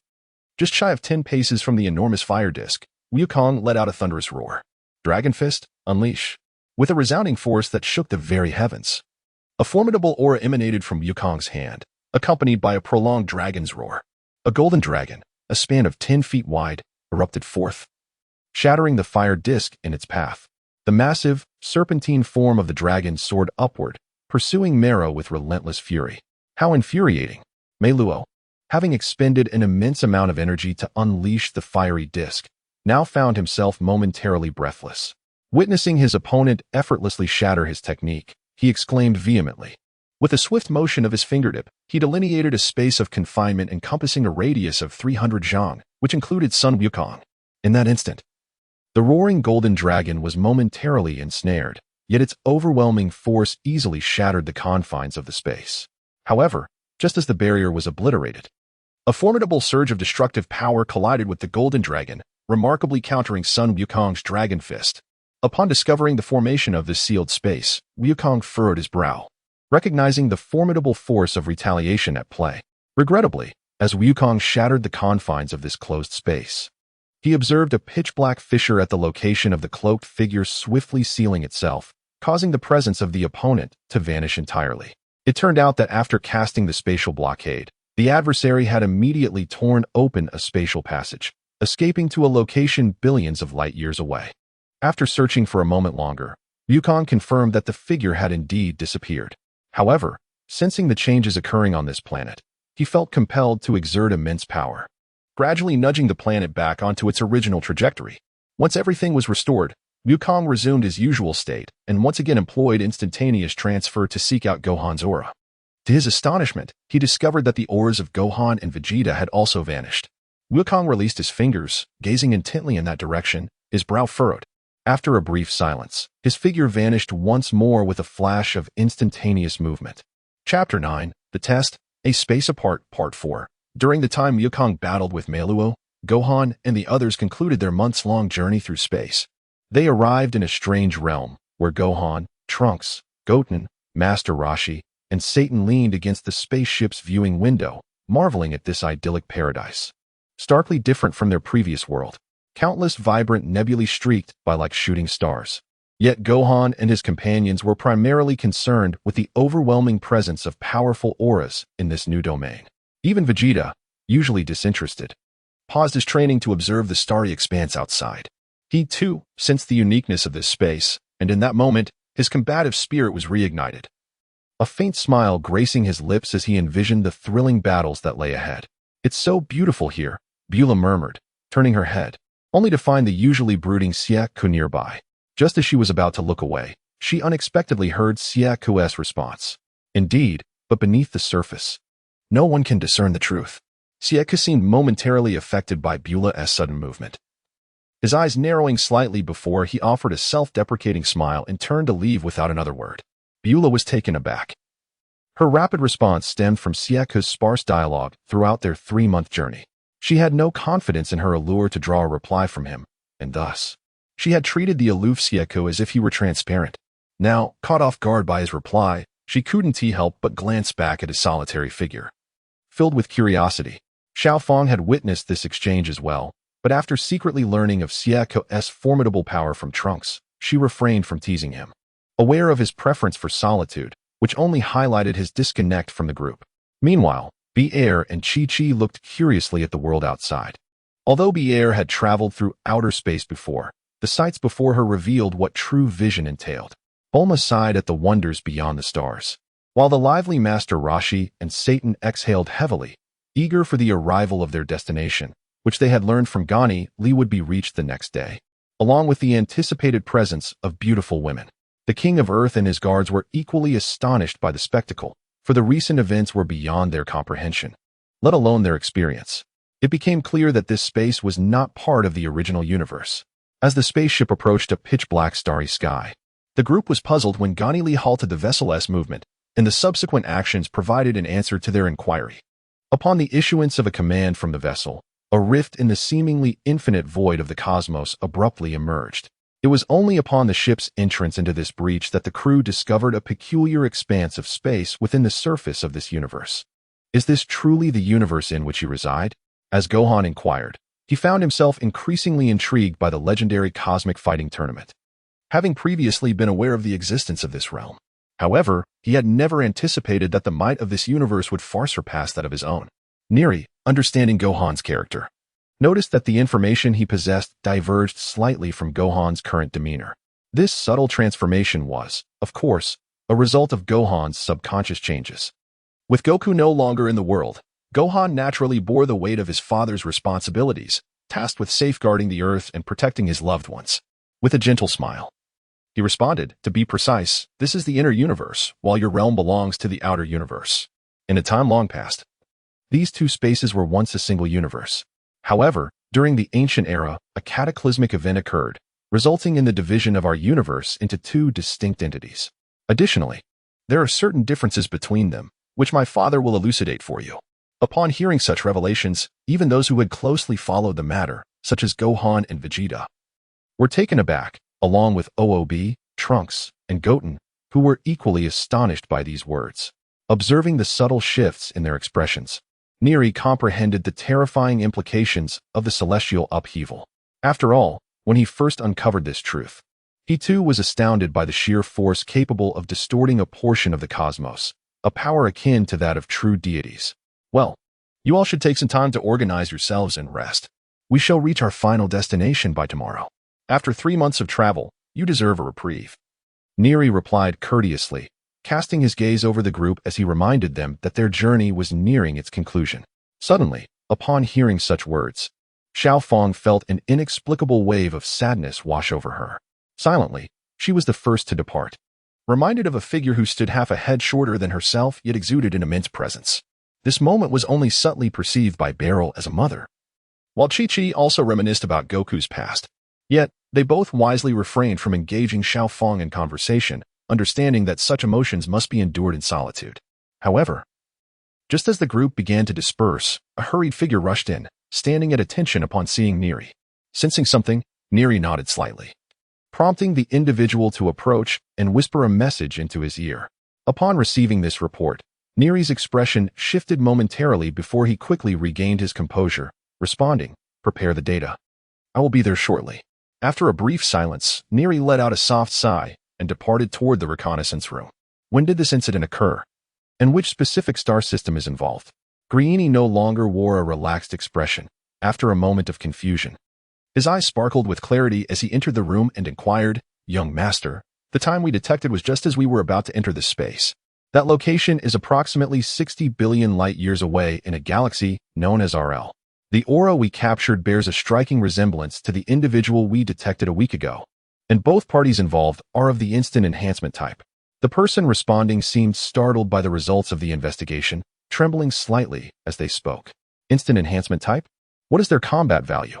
Griini seized upon the pertinent information, furrowing his brow upon realizing the connection with the previous week's findings, hinting at his suspicions.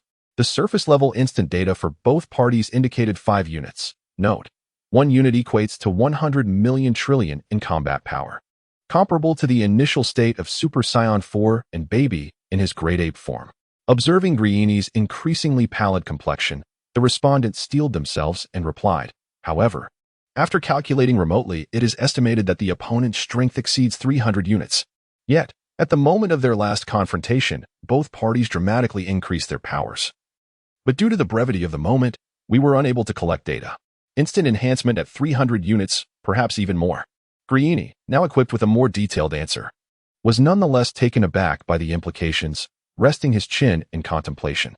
Reflecting on the energy fluctuations detected a week prior, Griini speculated, drawing parallels from the familiar aura. However, he recalled that the opponent's displayed strength was merely around 200 units at that time, though he recognized they had also significantly boosted their power in the final moment. Weaving together these overlapping pieces of information, Griini managed a wry smile, turning to exit the reconnaissance room, his mind occupied with thoughts. Is this the legendary Super Saiyan? Such an astonishing rate of growth. Father, how will you greet this friend? Suddenly, Griini's eyes snapped open, a mischievous glint flashing through them as a golden light flickered in his gaze. His smile widening. Chapter 10. Breaking Through the Great Array. The Return of Goku, Part 1. Within the pitch-black palace, the elemental forces swirled, and the energy of heaven and earth was skillfully harnessed. A labored breath echoed through the air, accompanied by the faint sound of dripping water. After emitting a low, growling moan, the The figure cloaked in black unleashed a powerful aura that obliterated the elemental forces within the palace. Yet, following this upheaval, the individual in black returned to a state of normalcy. Once he admitted his wounds, an uninvited presence materialized in his hall, their wide eyes seemingly mocking him. "What brings you here?" The figure clad in black appeared rather indifferent to the sudden arrival of the individual, coldly inquiring, "Mei Luo, you have finally returned. However, seeing you in such a disheveled state, it seems you have encountered a formidable obstacle, have you not?"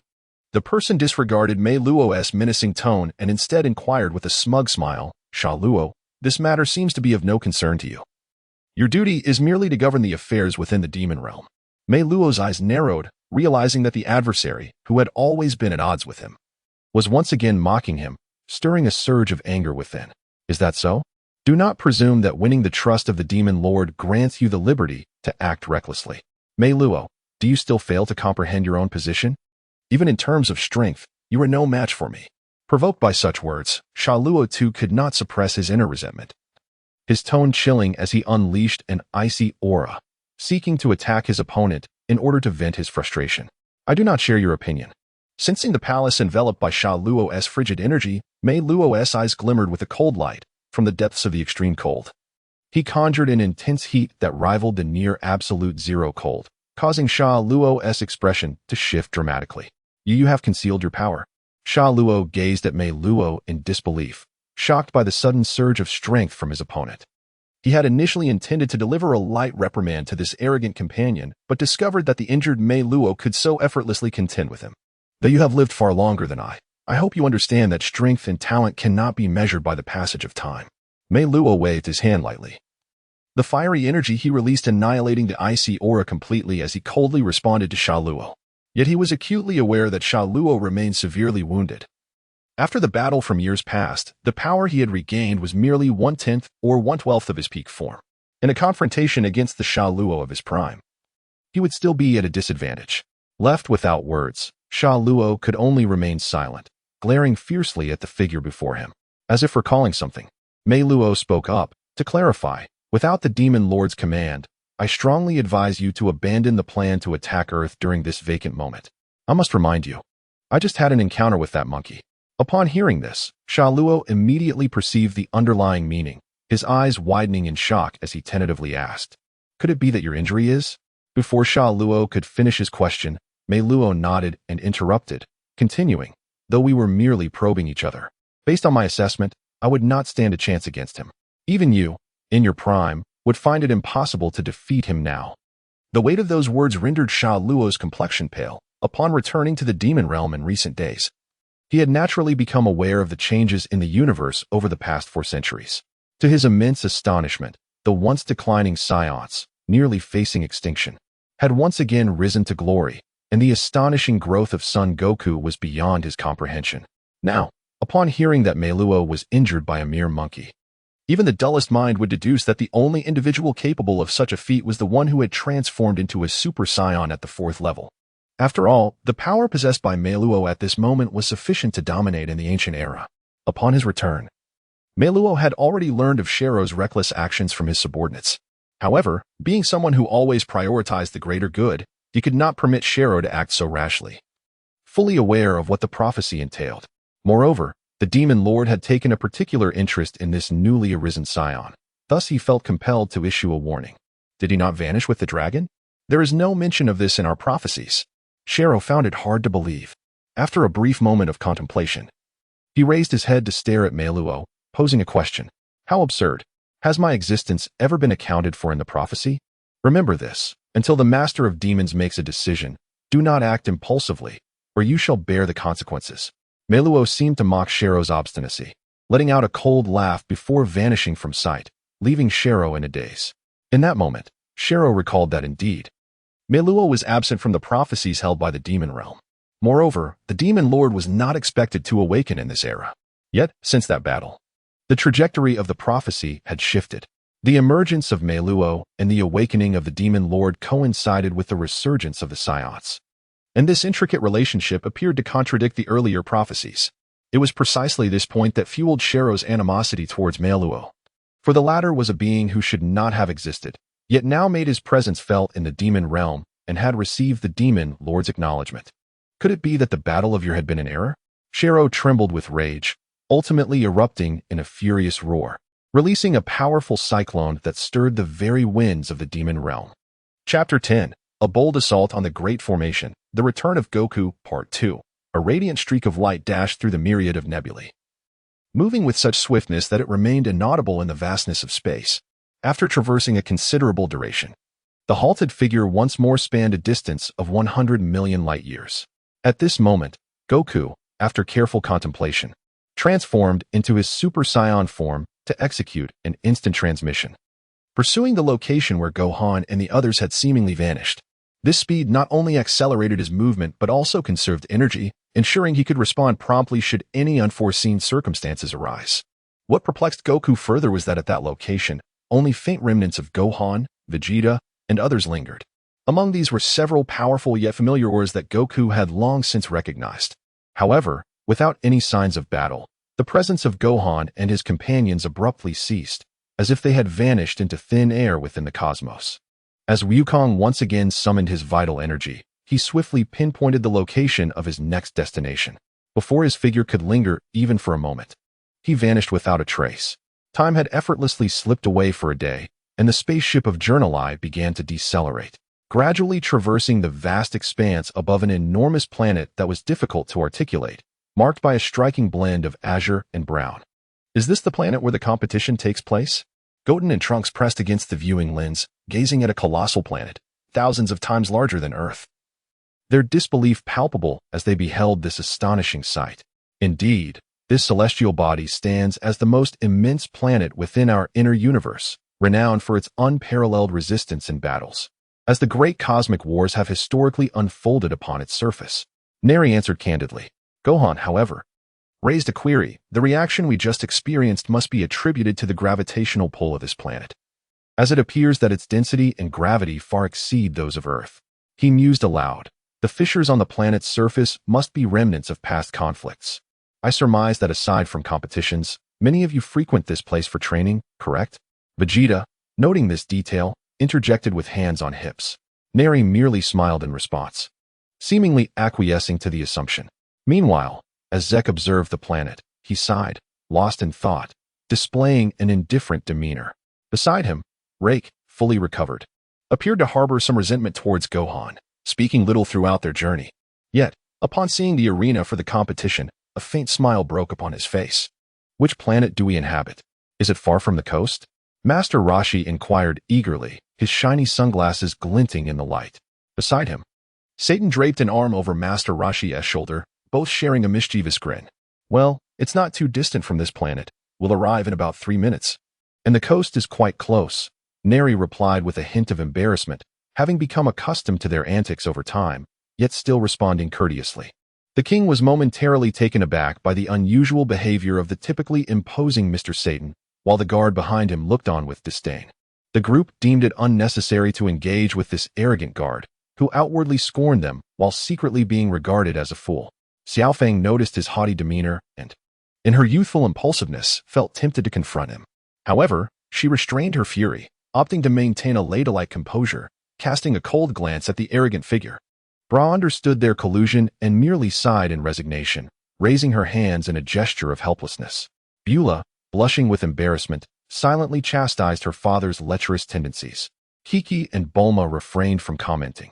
Having long seen through Master Roshi's antics, they no longer looked down upon him, recognizing that those two would remain unchanged, thus rendering any further expression of disdain unnecessary. In the depths of the dark starry sky, a faint golden light flickered. Upon closer inspection, it revealed a solitary figure, none other than Goku. Gazing into the impenetrable void of the starry sky, Wukong, sustained by his protective shield, found himself lingering in the cosmos for a brief moment, yet utterly perplexed by the scene unfolding before him. Having relentlessly pursued the auras of Gohan and Vegeta, he was confounded upon discovering the emptiness of this space. Even when he utilized instant transmission to probe the boundless expanse ahead, it was only after traversing 1 billion light-years that he detected a trace of life. In other words, Gohan and the others had indeed lingered here until their final moments. Furrowing his brow in contemplation, Wukong discerned no anomalies. In a moment of desperation, he cautiously unleashed a ki blast from his right hand. intending to shatter the enigmatic space ahead. However, at that very instant, a startling phenomenon occurred. As Wukong's ki pierced through the vastness, the very fabric of space began to tremble, causing countless meteors and small celestial bodies to erupt in chaos. In the depths of the dark sky, a colossal formation resembling a magical array materialized, and Wukong's tentative attack, upon merging with this array, proved utterly ineffective. What is this? Wukong's expression darkened. Throughout the past 6 months of experiences, he had traversed various dimensional universes and had naturally encountered things absent in this universe. He vividly recalled his own past encounters with sealing demonic entities. Thus, he understood that the energy circle represented a form of sealing technique. Could it be that Gohan and the others had ventured into the realm within this array? Wukong gazed intently at the seemingly slow spinning, yet momentarily revolving at the speed of light, colossal seal. His eyes sparkled with brilliance as he released his grip. It seemed that a forceful breakthrough was inevitable. Wukong, shedding his serious demeanor, burst into a hearty laugh. His carefree expression reminiscent of a child playfully scratching the back of his head. Having realized that Gohan and the others were not in dire straits, Wukong's apprehension gradually eased. Chapter 10.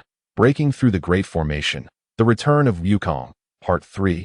Beneath the starry expanse resembling a darkened night, with each successive barrage unleashed by Wukong, the formation only flickered momentarily upon contact with the energy blasts. All of Wukong's assaults seemed as futile as a meat bun thrown to a dog, vanishing without a trace. In the vastness of space, even the most tremendous explosions produced no sound. However, Wukong found himself at a loss as those dozens of energy blasts, despite their ferocity, were absorbed by the faint golden sigils without even a chance to detonate, the latter accelerating further with the surge of power. Wukong abruptly shattered the newly formed energy sphere in the palm of his right hand, only to discover that his assault bore no effect whatsoever. Amidst his confusion, a flicker of trepidation arose within him. If that were the case, then he had no choice but to augment his strength. As Wukong beheld the fleeting manifestation of the mystical seal, which instantly vanished once more, he resolved to cease his futile efforts and instead harness a greater force to boldly breach the barrier. With each transformation into the 4th level of Super Saiyan, the time required for Wukong to assume this formidable state diminished significantly, while the energy expended concurrently reduced as well. In the span of a mere heartbeat, Wukong unleashed the full extent of his power, surging through the successive thresholds of strength as lightning crackled around him and the golden radiance intensified. Ultimately, following a violent tremor of space, he once again ascended to the rank of Super Saiyan 4. Upon completing this transformation, Wukong sensed a subtle shift within himself.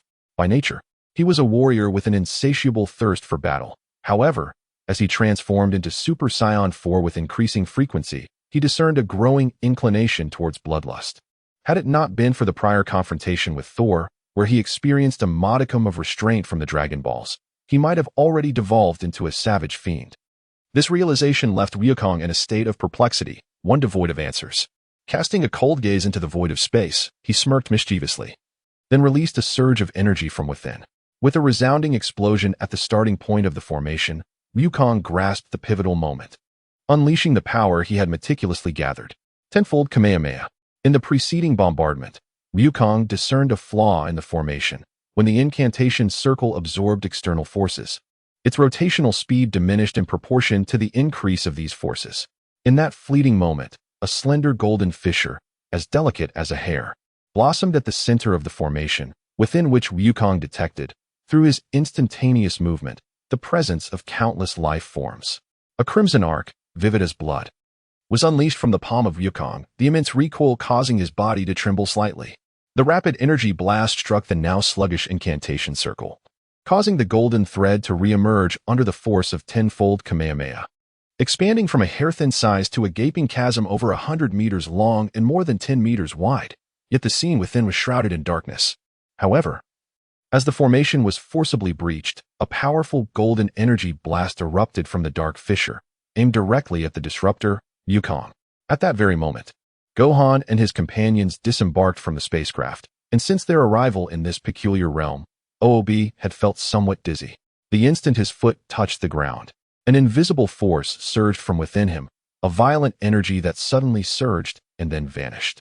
This transformation went unnoticed by anyone, including OOB, who merely experienced a brief moment of darkness, attributing it to mere acclimatization. As Gohan and Vegeta stood firmly on the ground, they felt a slight tremor and, realizing something was amiss, they turned their gazes towards the starry sky, only to observe that numerous celestial bodies were vibrating. Was the heavens about to change?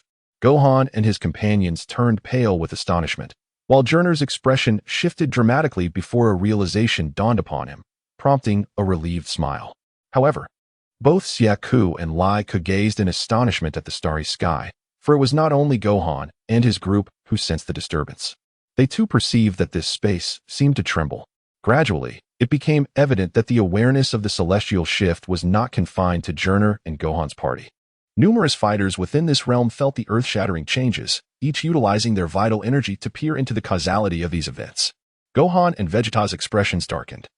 Yet upon witnessing the extraordinary displays of Saiyajin and Lai Ke, they concluded that such an occurrence was entirely beyond their expectations. Thus, they did not suspect any underhanded tactics from one another. However, the individual capable of instigating such a transformation was undoubtedly no ordinary figure. Just as the crowd pondered the identity of the instigator, an immense seal materialized at the edge of the cosmic realm. A sight so grand that even from a considerable distance, Gohan beheld the vast red disk of the seal, radiating an aura potent enough to leave most fighters breathless. Suddenly sensing this overwhelming presence, Ganili's countenance shifted once more, while Saiyajin's piercing gaze remained fixed ahead, and Lai Ke stood momentarily stunned by the sudden surge of power. Amidst the astonishment of those present, Gohan and his companions experienced an even more profound shock, a stirring excitement that resonated deep within their hearts. For they recognized that unmistakable energy, a sensation so intimately familiar. Grandfather. It is truly grandfather. After a period of stunned silence, it was Xiao Fang who first erupted with joy, her shoulders trembling as she let out a scream, quickly covering her mouth in disbelief. Tears, previously restrained, cascaded down her rosy cheeks, leaving trails as they fell to the ground. Upon hearing such exclamations, Saiyajin's expression shifted once again, while Lai Ke's face contorted with disbelief. He was acutely aware of the identity of the individual whom Xiao Fang referred to as grandfather. Yet he could scarcely believe that the person who had been missing for over half a year would reappear, exuding such unassailable dominance. Initially unsettled, Chi-Chi, Bulma, and Satan, upon hearing Xiao Fang's ecstatic shout, finally realized that the source of this transformation was none other than Goku. However, the incredibility of the situation left them in disbelief. Directing their gaze towards the equally astonished Gohan. Noticing their attention, Gohan's eyes shimmered with moisture as he nodded affirmatively, murmuring, "It is indeed father." With this affirmation, Chi-Chi could no longer contain her tears, choking back sobs. After so many years alongside Goku, and given his prolonged absence, she had often found herself grappling with a sense of despair, especially as Gohan and Goten wore forced smiles. She had already prepared herself for the worst. Yet now she was confronted with the revelation. Wukong has returned. Carrot, have you finally come back? But the gap between us. Vegeta shifted his stance. Upon realizing that the formidable energy he sensed belonged to Wukong, he felt a sense of relief. Yet, upon perceiving the power that surpassed even the Super Saiyan Blue, Vegeta couldn't help but feel a pang of frustration.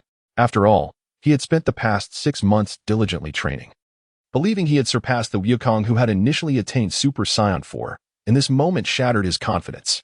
Nevertheless, Vegeta no longer aimed to surpass Wukong. Instead, he aspired to become the foremost warrior after Wukong himself. Such aspirations indeed represented a monumental challenge and were rooted in his pride and ambition. Outside the formation, Wukong had already discerned the mysterious nature of the fissure, which is why he refrained from probing directly upon its rending. Now, as he observed the oncoming golden light, Wukong awaited the opportune moment to break the formation.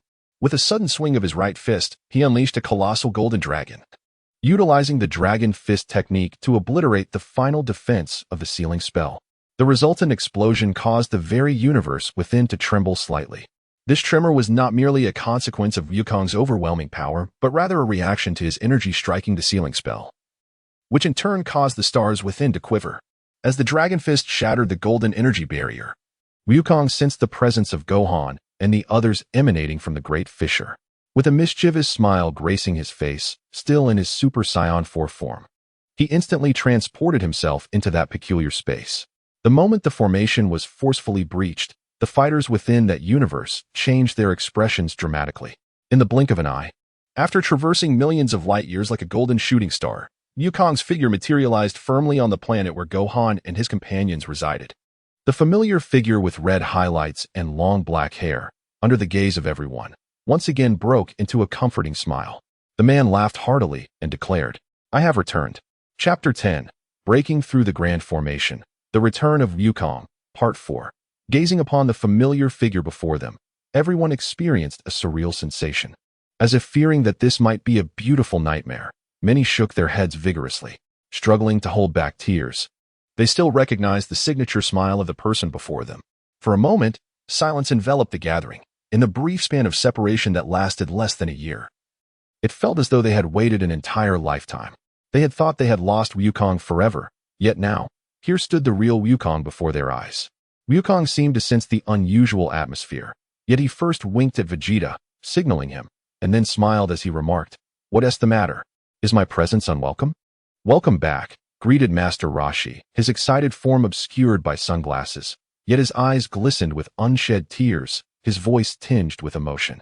Following Master Roshi's initial salutation, the younger members gently wiped away their shimmering tears, nodding in unison, "Welcome back." "Haha, thank you," Wukong replied. Wukong continued to laugh heartily, and at that moment, he relinquished his power. After a gentle flash of golden light, his form reverted to its usual state, that familiar yet imposing figure. "Grandfather, is it truly you? You have returned, and I am so overjoyed," Xiao Fang exclaimed, running towards him, her eyes shimmering with tears of joy. She blinked in disbelief. Yet the robust silhouette before her undeniably overlapped with the cherished image from years past, and his essence remained unchanged. Chi-Chi also rushed forward, embracing Wukong tenderly, tears streaming down her cheeks as she choked out, "Wukong, you are finally back. Do you know how worried I have been? I was so afraid you might never return. I promise I will never bully you again." Stunned by her words, Wukong touched his nose in surprise, a bittersweet smile creeping onto his face as he recalled how often Chi-Chi had made similar promises. Yet, to this day, she still maintained her tyrannical ways, a habit that had persisted since Gohan's birth. Wukong, with a hint of seriousness, turned his head slightly and, casting a sidelong glance at Chi-Chi beside him, inquired once more, "Is that true?" Indeed, Chi-Chi nodded in affirmation. At that moment, the rest of the group encircled Wukong, even Vegeta among them. As everyone sought to learn about Wukong's condition, Vegeta, maintaining his aloof demeanor, merely inclined his head toward Wukong, indicating his understanding of the situation. Wukong, in return, shared a knowing smile and nodded. "Yes, I have returned." His gentle gaze fell upon the figures of Xiao Fang and Chi-Chi standing on either side of him, his large hands tenderly caressing their flowing hair. "Grandfather, how could you return? Did you not say that you were?" Xiao Fang, her voice softening, gazed up at the towering form of Wukong, only then noticing that he had regained his adult stature, which made her feel somewhat sulky in comparison to her now diminutive size. "Well, I am not entirely certain of the details, but the dragon stated that reverting to my original form would be beneficial. I had pestered the dragon for quite some time before he agreed to send me back," Wukong explained, playfully pinching Xiao Fang's slightly pouting cheek. Yet, he knew the matter the dragon had mentioned was of great significance, and thus refrained from disclosing it outright, especially as he noticed the presence of Nur and the others. Those who were somewhat privy to the situation understood that Wukong had withheld the truth, yet they saw no reason to press him for answers. "So, grandfather, you will not leave us again, will you?" Xiao Fang broke free from Wukong's grasp and embraced him tightly, her eager eyes searching for reassurance. "No, I shall not depart from everyone again," Wukong replied after a brief pause, gently patting her head with his other hand. "Then why did you not return sooner?"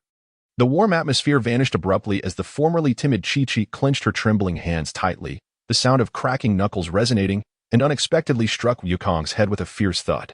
The impact elicited a pained grimace from Wukong, who looked at his capricious wife with a mix of injury and bewilderment. The onlookers were momentarily stunned, while Wukong instinctively cradled his head, tears shimmering in his eyes as he lamented, "What was that for, Chi-Chi?" He gazed at his volatile wife with apprehension. "Humph, what do you think?" Chi-Chi turned her head away, deliberately evading Wukong's gaze as she boldly interrogated, "If the dragon made it so easy for you to return, why did you not come back sooner? You left me worrying for so long."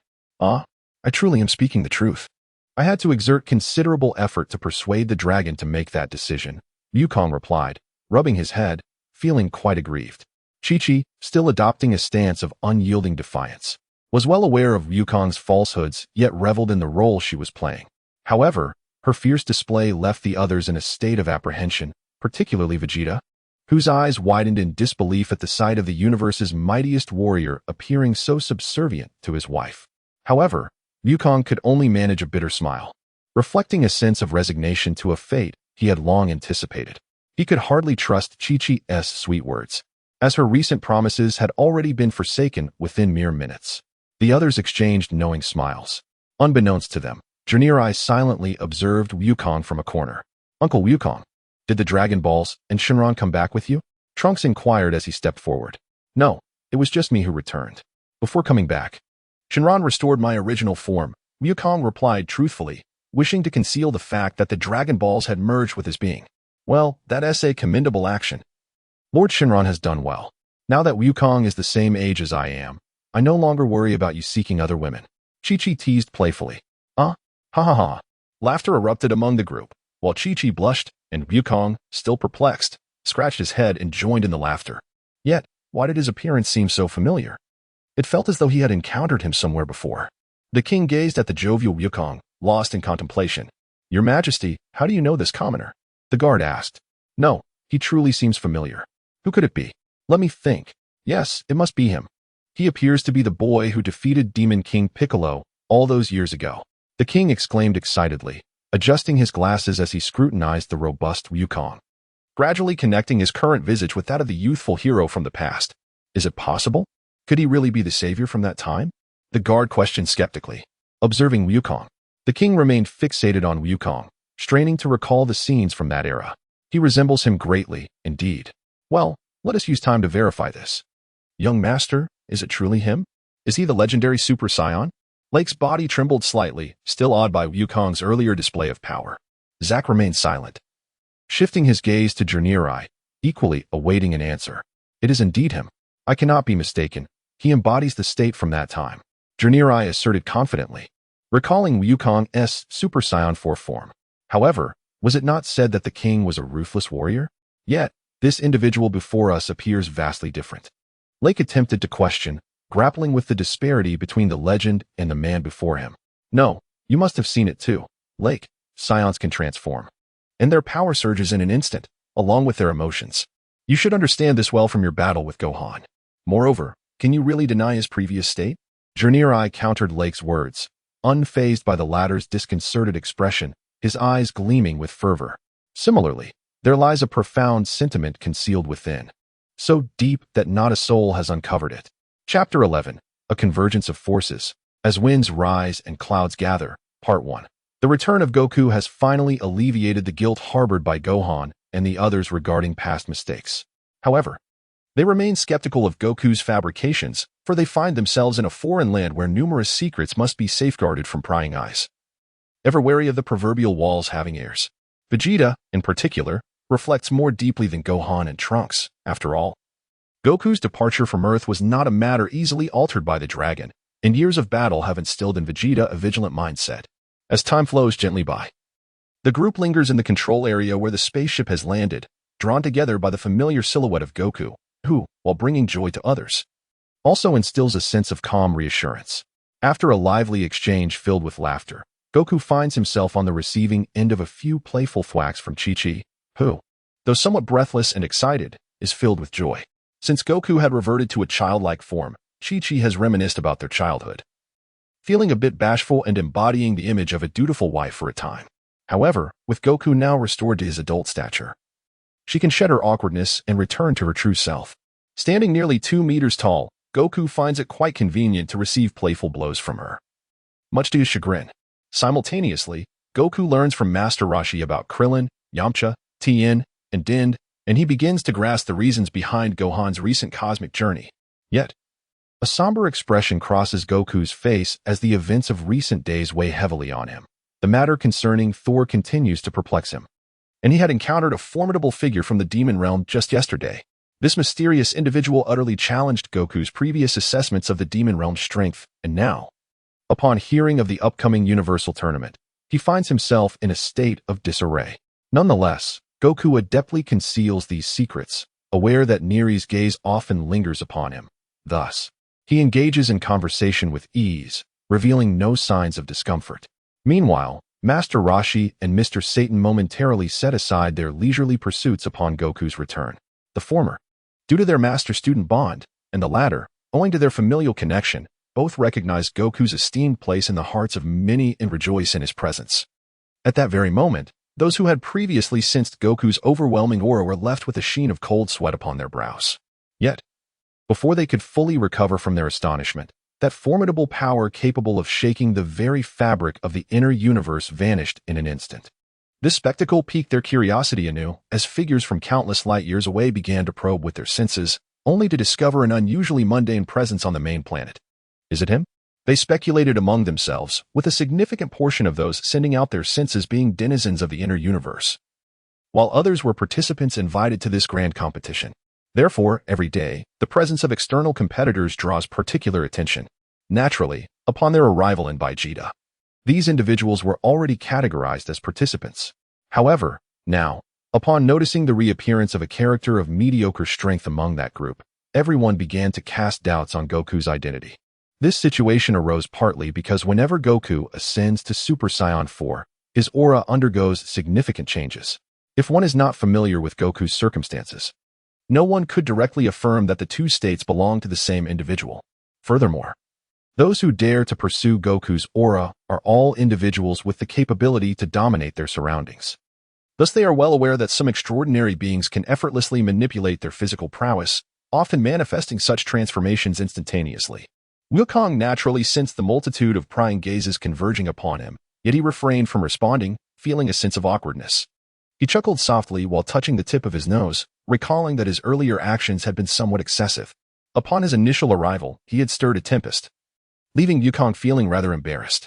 It was evident that those capable of sensing the atmosphere were acutely aware of the chain reaction triggered by the celestial upheaval. Journal smiled wryly. He had not anticipated that the adversary would so brazenly breach the defenses of the formation. If such a spectacle failed to attract attention, then those individuals could hardly claim the title of frenzied warriors. Jayak finally regained his composure, shifting his gaze from Wukong to Gohan. Observing the profound bond between the father and son, he gazed thoughtfully upward at the vast sky, subsequently closing his eyes.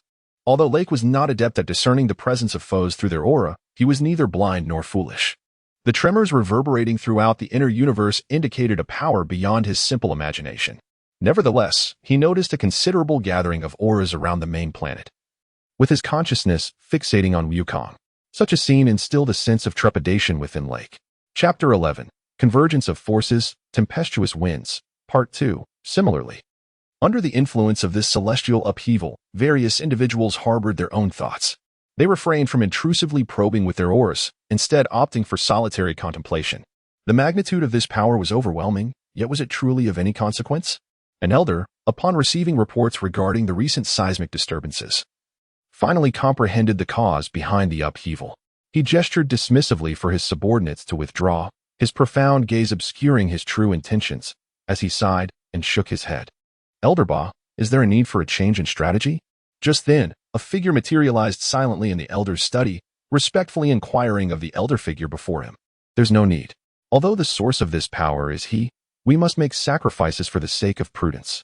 The events of yesterday have not been leaked, have they? The elder's eyes sparkled with intensity as his frail hands gently struck the table, signaling his resolve. Understood. Following Elder Ba's orders, I have eliminated those privy to the information. As the robust man spoke of extermination, a flicker of anguish crossed his steely gaze, yet he swiftly concealed his emotions, wishing to remain undetected. You have every reason to resent me, especially considering your brother is involved. Fuss. The elder's keen eyes discerned the fleeting glimmer in the middle-aged man's gaze. And after a lengthy sigh, he continued, No, my subordinate is aware of the situation. The middle-aged man replied, a hint of anxiety in his voice. He was not worried about the elder ordering his execution, as he knew the elder lacked the means to do so. Eager to articulate his thoughts, he was driven by the fear of creating a rift between himself and the elderly man before him. The loyalty of a soldier lies in the understanding of a kindred spirit. To be mistrusted by the Sovereign One serves only to evoke profound embarrassment. The middle-aged man spoke the crux of the matter, acutely aware that had it not been for his brother's betrayal all those years ago, he would not now be facing the specter of death. Yet, blood is thicker than water. The other party was, after all, his own flesh and blood. To extinguish the life of one so closely related would indeed be a tragic affair.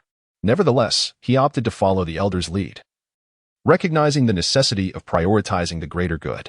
The elder observed the middle-aged man's demeanor and perceived his genuine thoughts, nodding in satisfaction. This time, he refrained from issuing a lethal command. However, the other still executed it flawlessly. It was precisely this capability that earned the man known as Fuzz's utmost trust. You may withdraw now to prepare.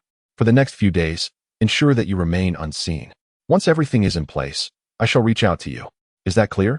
The elder inhaled deeply, articulating each word with solemnity. Understood. Fuzz acknowledged the command, his form vanishing as though he had never existed in the room, departing silently. In the expansive studio, a solitary figure remained, embodying the essence of loneliness, occasionally punctuated by the sound of a sigh. Meanwhile, in another part of the same planet, a delicate silhouette quietly admired the breathtaking sunrise over the ocean. She understood the significance of the energies around her, yet did not seek to pry. With her unique status, she discerned the presence of Naliri and Sheka, recognizing that the individuals nearby were Scions, and the overwhelming force they exuded could only belong to one of their kind. Blessed with an exquisite visage, she appeared to be in her early 20s, though her pallor suggested a hint of illness. Her long, flowing hair cascaded like a waterfall down her back, reaching her waist without a single strand out of place. Clad in a loose-fitting robe, the garment did little to conceal her alluring figure. Her arms, with skin like fine jade, gracefully framed her form, accentuating her elegant silhouette.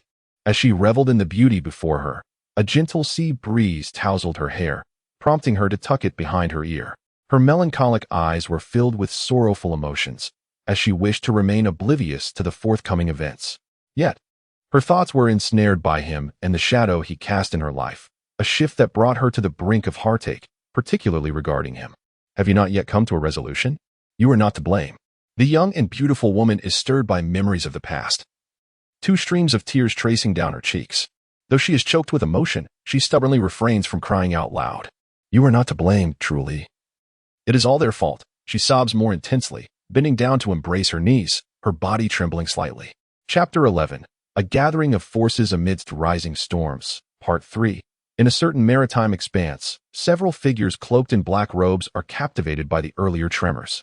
However, they refrain from acting impulsively, instead diminishing their own power to avoid detection by their adversaries. The leader gazes intently in the direction of Wukong. In truth, he had sensed an intrusion into the grand formation since the moment the enemy's initial assault struck it. What astonished him most was the realization that the opposing force possessed the strength to tear open a breach in the formation, a power so formidable that it shook not only the array but the entire inner cosmos. Such an extraordinary display sent a jolt through him. Moreover, the most shocking revelation was the faint familiarity of that aura, reminiscent of a bitter rivalry. Yet, Wukong remained oblivious to his identity. It is him, without a doubt. It must be him. To the lower right of the leader, another figure trembles, not from fear but from a deep-seated rage, akin to confronting a sworn enemy. Yet beneath that fury lies an undeniable fear, for he comprehends just how extraordinary that earlier power was. Do not be so tense. That aura may not belong solely to him. After all, when the formation is breached, a magnificent force may emanate from it.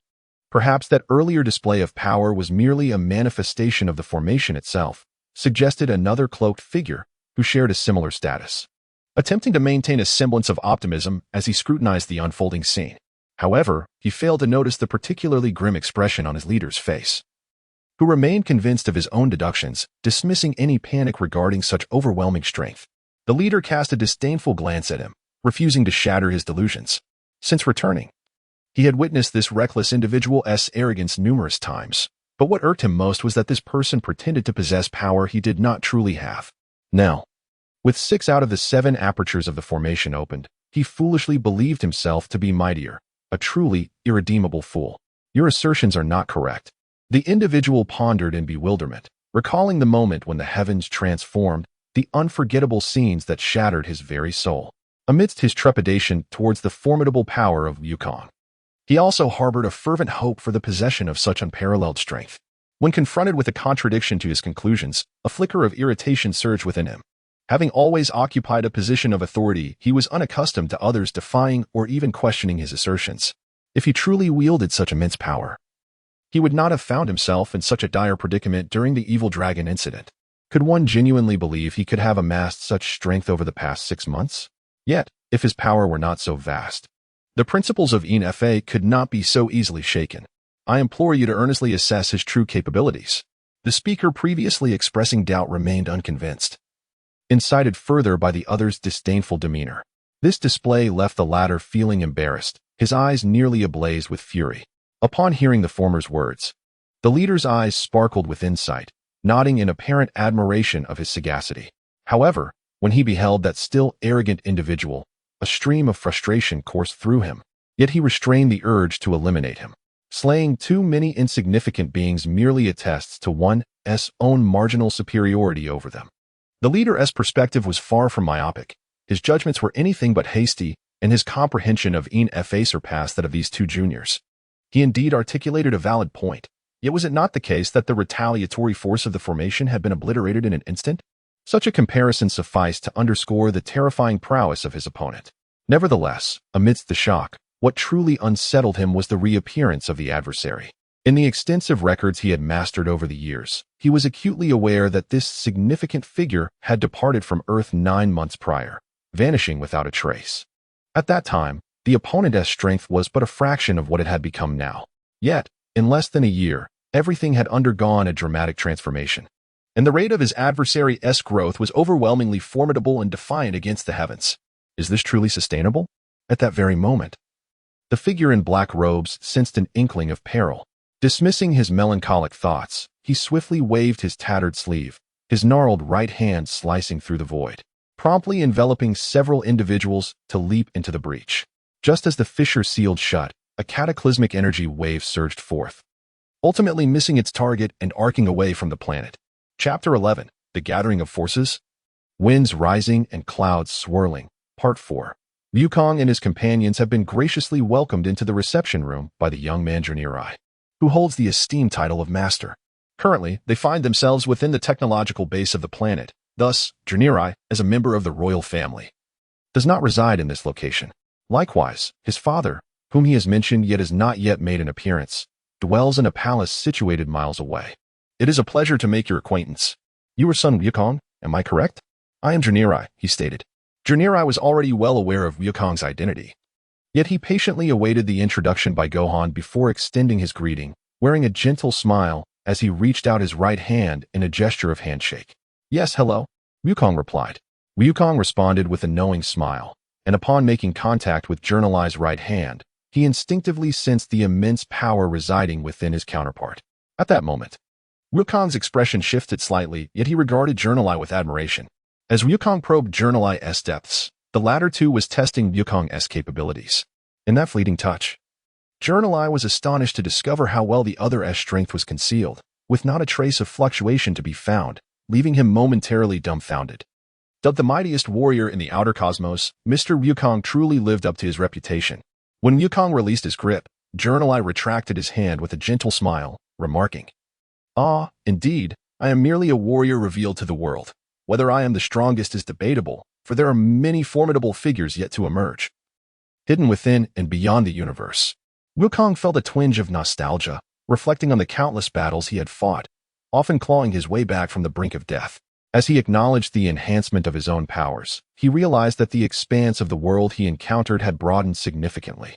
Those who proclaimed themselves as the strongest in the universe were frequently just local tyrants. The cosmos was vast beyond measure.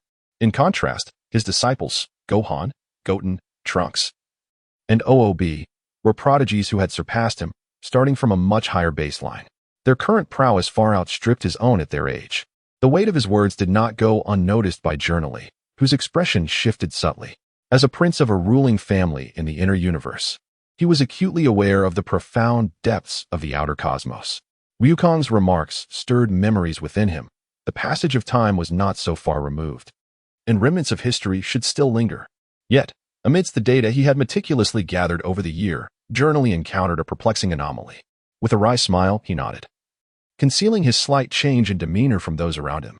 He merely echoed Wukong's humility, instructing his subordinates to assist Gohan, Vegeta, and the others in organizing their belongings. While he continued to engage in conversation with Wukong, who was he truly? Surely he was someone significant, deeply concealed. Yet there was no discernible fluctuation in his aura. Being personally escorted and hosted by Prince Journally indicated that these individuals were far from ordinary. Were the Saiyans among them? The earlier figure had also been a Saiyan. In an instant, many powerful minds withdrew their awareness, their attention riveted on Journally as they paled in realization, although they possessed the capability to participate in the grand tournament. Anyone who had spent time in the inner universe or was a native resident understood Journally's formidable identity and strength. Observing Journally personally awaiting these figures, they retracted their focus, each speculating about the unfolding situation. In this context, some were unaware of Jeek's temperament and intentionally lingered their auras on him. Jeek, in turn, emanated a powerful energy wave, his overwhelming might serving as a deterrent to those who dared to be reckless.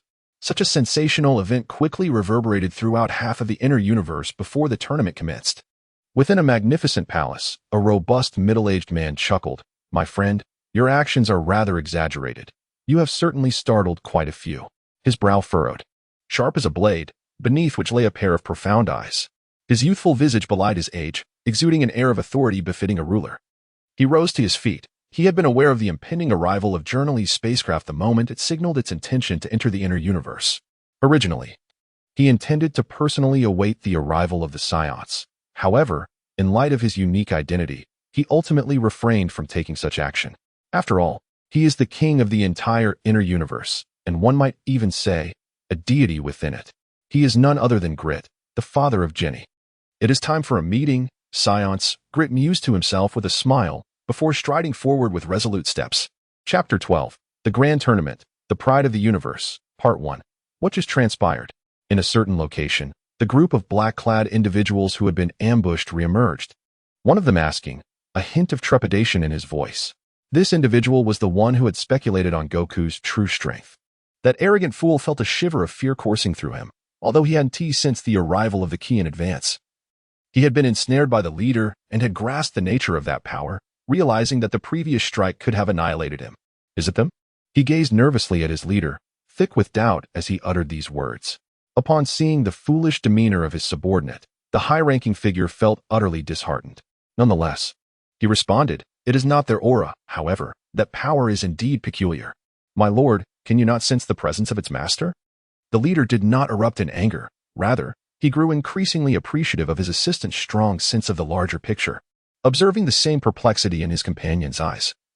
He understood that this individual had subtly grasped something, unlike that arrogant fool who was in a state of panic. "Ah, it seems you too have sensed the strangeness of that key," the black-clad figure replied vaguely, as he himself found it difficult to believe such a situation could exist. Yet, the scene that had just unfolded was all too real. Upon receiving his leader's tacit acknowledgement, the man's eyes suddenly narrowed, confirming his previous conjecture, though he could hardly believe such a phenomenon could exist in the world. Noticing that the two were engaged in riddles, the individual labeled a fool seized the opportunity when neither was paying attention. His previously languid eyes sparkled with a glimmer of insight, and he suppressed the tremors coursing through him, ensuring that no one detected the hidden curve beneath his black cloak. The leading figure turned to his unremarkable subordinates and, with a sweep of his sleeve, commanded, "You are to withdraw for the time being. Once the tournament commences, I shall contact you again. There is no need for much action in the interim. You may leave." "Yes." The 5 or 6 figures in black robes bowed in response, then faded into the shadows. "Just now, I received directives. In preparation for battle, the plan must be altered. Therefore, I must vacate this space, and 2 others will oversee this tournament in your stead. Do you understand?" After the leader departed with his unremarkable subordinates, he finally revealed the crucial information. Gazing at the 2 subordinates, whom he understood completely, he felt a shared disdain deep within, yet was compelled to disclose the changing plans. "Understood," they replied in unison, but before the echoes of their words faded, the presence of the other had vanished within 100 miles. A prolonged silence ensued, broken only by the whispering of the wind. "What do you think of this matter?" The one feigning ignorance finally spoke. Sensing the formation's changes, he deduced that their leader had already exited the inner universe, no longer needing to conceal his true self. For the time being, the Saiyans were of no concern, as they would serve as cannon fodder. However, the other individual added, "Only the person before them knew their true intentions. Before their leader, they purposefully acted in two ways, merely to deceive the eyes of all. Given their identities, it was inconceivable for them to be subordinate to the others, not even to Qing Luo, who lacked such qualification. For the right to survive, I am compelled to hide my ambitions, the individual declared with bitterness, fully aware of the power he possessed, a power that even Qing Luo dared not openly challenge. Indeed, the one who had departed was none other than Qing Luo from the demon realm.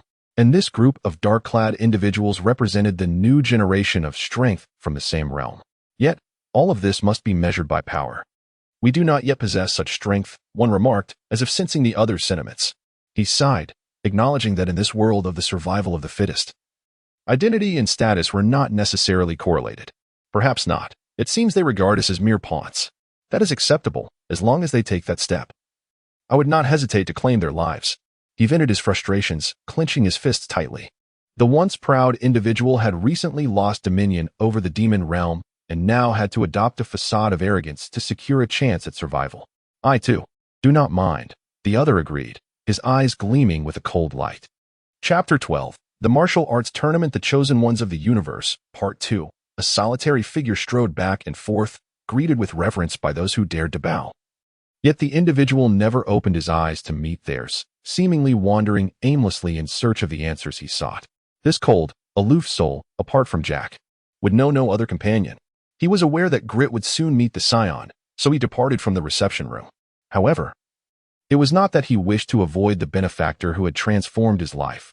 Rather, he had never been particularly concerned about anything, except for matters pertaining to her. Everyone possesses their own narrative, and Zack was no exception. Yet, apart from one individual, all who knew his past had been slain, their very souls extinguished a second time. That incident had once reverberated throughout the entire inner universe. Such events had instilled a profound dread in nearly everyone who now beheld Zack. Nonetheless, Zack understood all too well that beneath their fearful gazes lay disdain and deep-seated hatred. He paid them no mind and dismissed their perceptions of him. However, should anyone dare to provoke his ire, they would vanish from this world in an instant. Are you not the slightest bit interested in the assembly? Suddenly, a familiar voice reached his ears, and the essence of the newcomer was unmistakable. Zack opened his eyes and regarded Lake, who stood in the passage before him. Responding in a nonchalant tone, I have no interest. Having endured Zack's indifference for years, Lake felt a surge of frustration. He understood that his lineage paled in comparison to Zack's, yet he could not tolerate the dismissive gaze directed at him. Just as he was about to erupt once more, a warning from Nil echoed in his mind. Never provoke Zack. Suppressing his inner fury, Lake's eyes gleamed with cold fire. Yet Zack had already closed his eyes, his steps unceasing as he brushed past Lake. This is no longer Earth. I trust you have no doubts about my intentions? Lake inquired, gazing at Zack's haughty figure, attempting to suppress his anger. Do as you wish, but do not say I did not warn you. Should such matters arise again, I shall render you powerless. Zack paused momentarily, his tone chilling. However, just as Lake's expression shifted dramatically, Zack's next words pierced his heart, leaving him gritting his teeth in silence. This time, remember your lesson. I will personally dispose of those worthless fools. Zack's words echoed in Lake's mind. And as his rage intensified, Zack had already distanced himself. Zack, one day I shall kill you. Lake dared not voice his fury aloud. But within the depths of his soul, he roared in anguish, his eyes filled with bloodshot intensity, a formidable aura rising as a second mark subtly manifested upon his forehead. In less than 5 minutes, in a desolate wilderness 1,000 miles away, Zack stood among the rubble, coldly surveying the 4 bodies on the ground. Unwilling to surrender to death, they all experienced an overwhelming sense of fear and regret in their final moments, yet Jack offered them no opportunity for repentance, ruthlessly dispatching them one by one before his eyes. Jack glanced at his blood-stained forearm, and then summoned a faint golden flame that dissipated the thick blood. A small explosive energy orb descended upon the lifeless forms, and after a resounding explosion, the 4 corpses vanished into nothingness, leaving only a charred mark upon the ground. Your strength is commendable, yet your defiance in provoking my limits has led you to this inevitable demise, Jack mused, closing his eyes and remaining motionless. During the ensuing silence, the wilderness resumed its natural rhythm. At that moment, a tiny creature alighted upon Jack's left shoulder, its petite orange limbs dancing about, fluttering delicate wings adorned with golden fringes, occasionally rubbing its beak against his clothing. Jack, feeling a stir within, turned slightly to regard the charming little being, which gazed back at him with wide, innocent eyes. both frozen in their stillness. Observing the bird's utter lack of fear, Jack felt an unfamiliar warmth wash over him, and for the first time, a smile graced his lips. His right hand gently caressed the smooth little head of the bird, but the creature, unperturbed, exposed its soft, fuzzy belly, deftly evading the villain's fingers before retaliating with a peck and glaring at Jack as it took flight. Amused by the bird's playful antics, Jack found the gentle poke of its beak inconsequential, yet he softly stroked it a few more times, reminiscent of cherished memories from a bygone era. Rarely did he smile, yet this marked the third occasion. Chapter 12, The Martial Arts Tournament, The Pride of the Universe, Part 3, with his robust and austere visage. The young middle-aged man seated before them exuded a commanding aura that made the women present acutely aware of his presence, rendering them hesitant to speak freely. However, Bulma and Bra were less intimidated, as they were quite familiar with this version of the character, Vegeta, at home. Under the introduction of Jine, it became clear to everyone that this middle-aged gentleman was the king, Grit. Similarly, due to the need to discuss certain confidential matters, the King of Earth was escorted to another chamber for rest. You are the proud scions of the universe, are you not? Grit addressed the assembly with a smile, not adopting a condescending royal demeanor, his gaze primarily resting upon Goku and Vegeta. In contrast, Vegeta remained a staunch defender of Saiyan dignity, clearly distinguishable from Grit. The latter, however, did not take offense. He possessed knowledge that surpassed even Jine's, and was well aware of Vegeta's temperament, yet he understood that, in the ancient era, the Scions indeed possessed a formidable reputation. As the prince of this lineage, it appeared as though he was the destined heir to supremacy. Even though the Scions no longer hold the same power as in the past, the indomitable pride ingrained in their essence remains unforgettable, eternally etched in their spirit alongside their innate combat prowess. We are among the last few surviving Scions. Both I and Vegeta are pure-blooded Scions. These individuals are our hybrid descendants, born of the union between Scions and Earthlings. Goku responded amiably, though he felt an inexplicable trepidation, an unusual sentiment for one who has never been adept at cunning. It is indeed true. After all, information cannot be erroneous. Grit exhaled, somewhat perplexed by Goku's sudden reappearance. Yet he had never revealed his true inner world. What is so special about this? What does it matter to the Scions? Vegeta inquired impatiently, his arrogance betraying his agitation, particularly discontented that the other party was probing into their affairs. The knowledge that their tribulations on Earth were discerned from a distance instilled in Vegeta a sense of control and disdain, provoking his ire. It is quite simple. The identity of a Scion cannot be impersonated. Grit smiled at Vegeta. Upon hearing this double entendre, Vegeta paused in slight surprise, while Goku and Gohan exchanged astonished glances. Though none dared to voice their inquiries, there is no need for excessive words. Please elucidate the meaning of the so-called Universal Fighting Tournament. I believe you are fully capable of resolving our queries regarding what this tournament entails, Vegeta asserted, immediately pressing for answers. All eyes turned to Grit, who appeared momentarily taken aback. After a brief silence, Grit finally spoke with a smile. Very well, I shall clarify the details regarding this Universal Fighting Tournament. He paused for a moment, reflecting, and then slowly continued. This tournament is the largest fighting event in the universe, held once every 10 million years. It is a battle that transcends history and has existed for eons. We are now witnessing its 138th iteration. The specifics of its origins are somewhat unclear to me, but I know it is a mission passed down through generations of our ancestors, validated by the historical pendulum that resonates every 10 million years. The purpose of this tournament is to select the universal sovereign of this generation to become the ruler of the world. Grit reminisced, recalling the past. Having absorbed such a wealth of information, the group collectively gasped, perhaps overwhelmed by the magnitude of the event, leaving them momentarily speechless. A sovereign? Does that imply mastery over this universe? Longing for freedom and peace, Gohan took the initiative to ask a question. Since Goku's return, he seemed to have slightly eased the burdens weighing on his heart, and his tone gradually transformed back to its original gentleness. No, it was merely a matter of determining which clan would be recognized as the mightiest warrior race in the universe. Naturally, they would also enjoy certain regal privileges, commanding the fighters across the cosmos. Upon learning of the subtle shifts in Gohan's demeanor, Grit was filled with curiosity. Yet the warmth in Gohan's current tone left Grit unable to discern the depths of his inner world. Nearby, Nori's expression also shifted slightly in response to Gohan's change in temperament. Warrior race. Trunks exclaimed in astonishment. In the past, Vegeta seldom spoke of the affairs of the universe, thus leaving Goten, Trunks, and three somewhat naive youths, largely unaware of the happenings beyond their world. However, upon hearing this term again, Goku, Gohan, and Vegeta listened intently in silence. Indeed, in a certain sense, it also pertains to the allocation of warriors throughout the universe. Grit glanced at the silently contemplative a subtle smile gracing his features. What does this mean? Goten asked in bewilderment, scratching his head and responding. Though I still don't quite understand, does it imply that we are to determine the strongest ruler in the universe? Chapter 12. The Martial Arts Convention, the Chosen Ones of the Universe, Part 4. It cannot be entirely said that it is a matter of actual power. What is paramount is the supreme honor. Grit, observing Goten's childlike naivety regarding cosmic affairs, quickly replied. So, does that mean you are the one in power for this gathering? Goku narrowed his gaze, directing his question at the jovial Grit before him. No, not at all. We will also invite the highest ruler of the universe, the Supreme Kai, to witness this cosmic martial arts tournament. What? The Supreme Kai will also be in attendance.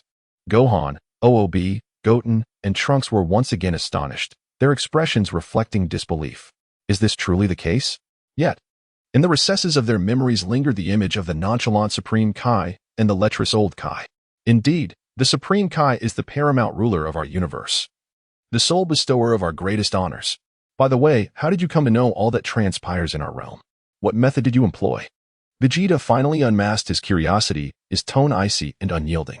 He wished to disentangle himself from this inquiry. Ever since he had come to understand the true prowess of the Supreme Kai and his peers, it was evident that during this cosmic gathering, they were merely symbolic figures.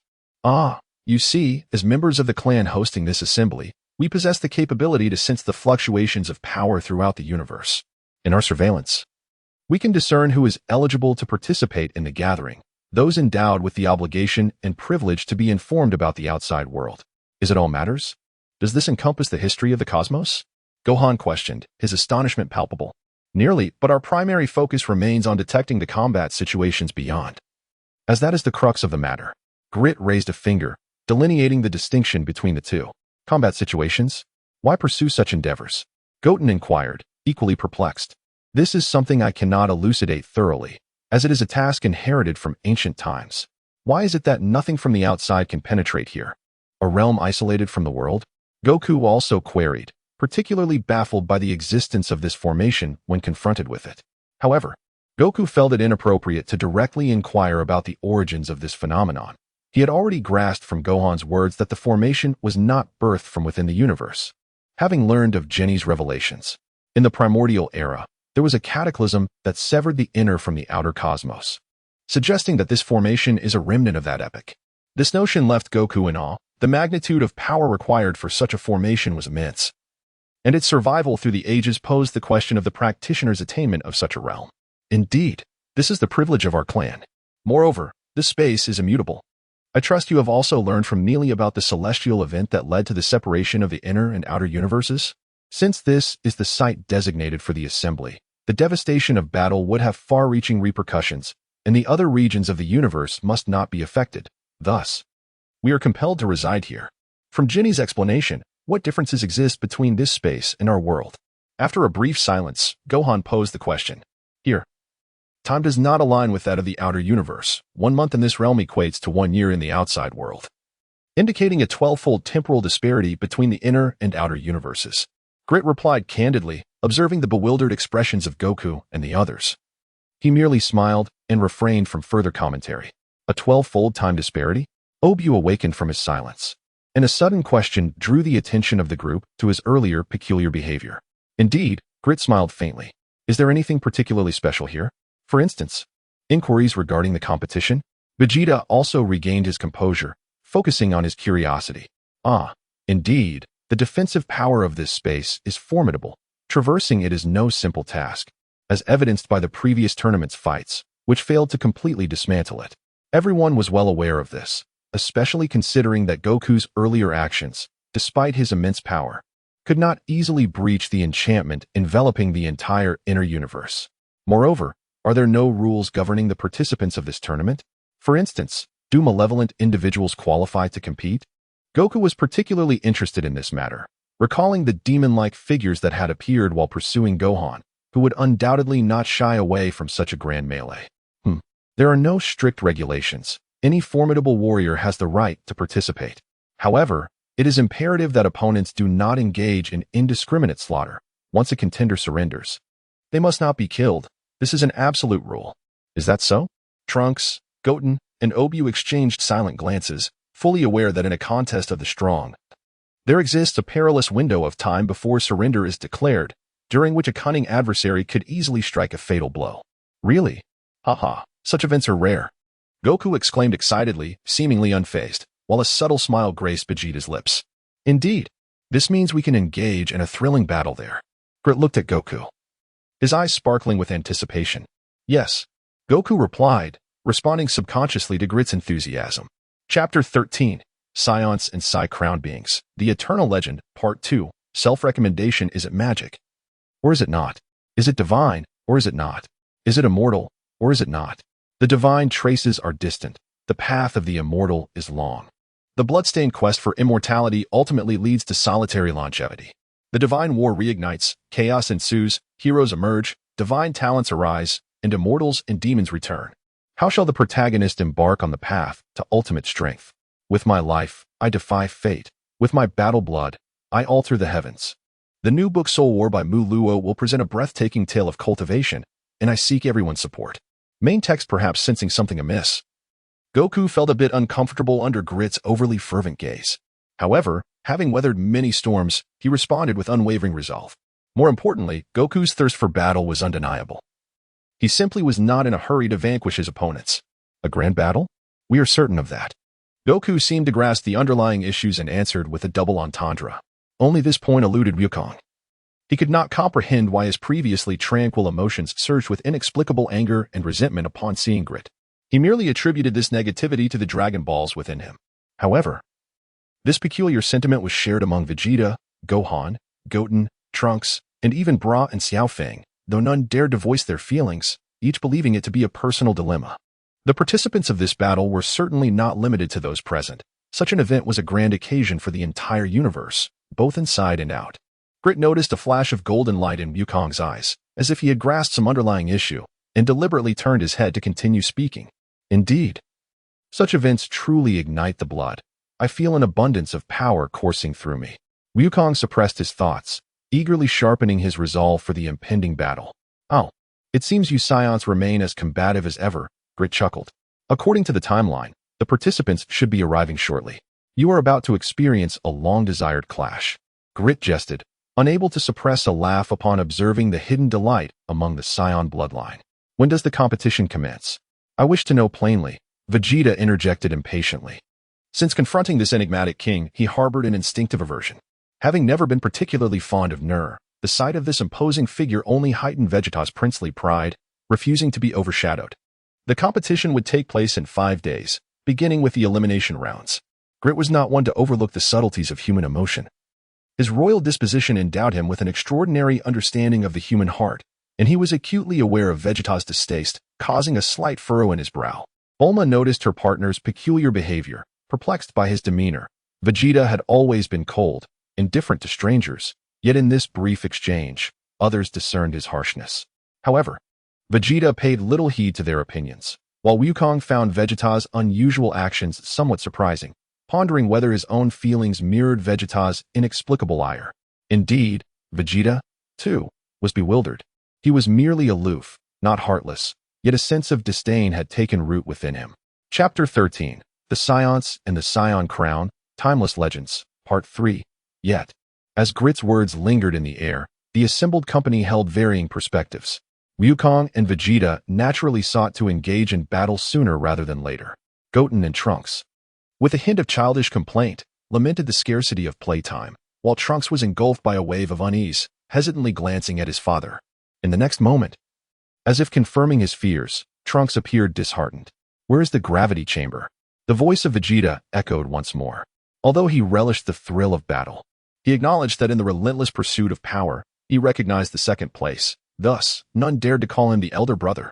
Upon hearing these words, everyone cast knowing glances at Vegeta, while Goten, having received Vegeta's answer, turned pale. After all, as Goten felt beads of cold sweat trickling down his forehead. He slowly turned to face Trunks. Suddenly startled, he instinctively attempted to leap away, for at that moment, Trunks was intent on enveloping him in a tight embrace, passionately exclaiming, "I am in support, Goten, let us spar together." Wukong was caught off guard by a single strike, glaring in pain and indignation at the persistent Trunks. In his mind, he cursed the latter vehemently, lamenting his ingratitude. Indeed, this wretch truly shared in both fortune and misfortune. Wukong was on the verge of tears. For the next words from Wukong were akin to a death sentence. Then Wukong, Gohan, and OOB shall go as well. OOB, who had remained silent, merely responded with a shocked while Gohan nodded in agreement. Satan and Master Roshi's eyes sparkled with excitement, and the two women, Xiao Fang and Beulah, looked disdainfully at the unwavering bond between the two. You need not rush to train just yet. As Saiyans, you and our kin can directly enter the finals. Moreover, Mr. OOB possesses the same privilege, Gleeta replied with a smile. This statement was as melodious and uplifting as a divine sound that could deliver humanity from suffering. Wukong and Trunks instinctively nodded in acceptance, only to later grasp the significance of this information, leaving them and the others utterly astonished. What is happening? Xiao Fang and Beulah inquired, while Bulma, Chi-Chi, and Bii also grew curious. Could it be related to prior events? Gohan shifted his gaze to Jinri and asked. Indeed, Jinri nodded, fully aware that it was time to unveil everything. This is a privilege. He scanned the crowd, noting the astonishment on Wukong and Vegeta's otherwise serene faces. How could we possess such a privilege? Trunks was the first to question, while a confused OB leaned forward, anxious to understand, as it concerned him as well. Because you are Saiyans, the rulers of this universe. Gleeter's words resonated like thunder in the hearts of the crowd, and what he said next startled even Wukong and Vegeta. And we are the Sai Crown people, another royal lineage in the universe.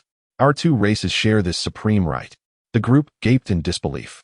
At this juncture, Jinri added, the ancient text referenced by the Lee Sans pertain to this privilege, and the challenges from Lika are indeed tests for you. Gohan was not entirely convinced by Jinri's assertion, yet he discerned no flaws in it. Wukong, meanwhile, was deep in thought. Through Xiaofang's incessant chatter, he quickly learned of the events that had transpired over the past 6 months, thus developing an interest in the ancient texts mentioned by the Lee Sans. You say you are Sai Crown people. What does that mean? And how are we all rulers of the universe? Vegeta, resembling someone who had swallowed a fly, was perplexed. Sai Crown, Scion. The legends of Super Saiyans are somewhat familiar to me, but is this truly the declaration of universal sovereignty? Gohan inquired, paying close attention to the shifting expressions of Wukong and Vegeta. This is the essence of the legend. Every time your Saiyans undergo a period of growth, a legendary Super Saiyan will eventually emerge. During this period, it seems to coincide perfectly with the Universe Fighting Tournament, where throughout the history of these tournaments, you have consistently reached the finals and often emerged victorious, establishing yourselves as formidable champions. Although our people may not possess the legendary prowess of the Super Saiyans like you do, we are certainly capable of standing toe-to-toe with your Saiyan clan. Thus, by the decree of the cosmic entities, we are designated as seed contestants, endowed with the privilege of advancing directly to the finals, Grid exclaimed with elevated enthusiasm. Such astonishing words left everyone in a state of shock once more. However, I have never heard of such a thing, especially regarding your people, Vegeta interjected, equally astonished yet incisively questioning. Chapter 13, Saiyans and Saiyajins, The Timeless Legend, Part 4. Indeed, this is a reality. As you mentioned, your clan consists of but a handful. Due to Frisia's machinations, the ancient civilization of your Saiyans has been utterly obliterated, and naturally, you remain oblivious to these matters. How does he know of Frisia and our enmity? Vegeta, Goku, and Gohan maintained their composure, yet each pondered in silence. Is this truly the case? Tion and Trunks, unaware of the circumstances, inquired with palpable excitement, as if they had glimpsed a glimmer of hope to avert disaster. Yes, I speak no falsehoods. This is indeed true, and as the Prince of the Saiyans, Vegeta should be well aware of why your kind is often heralded as the rulers of the cosmos. Certainly, this is also due to the fact that we Saiyajins are relatively unknown throughout the universe, which has forged your reputation as the supreme race within it.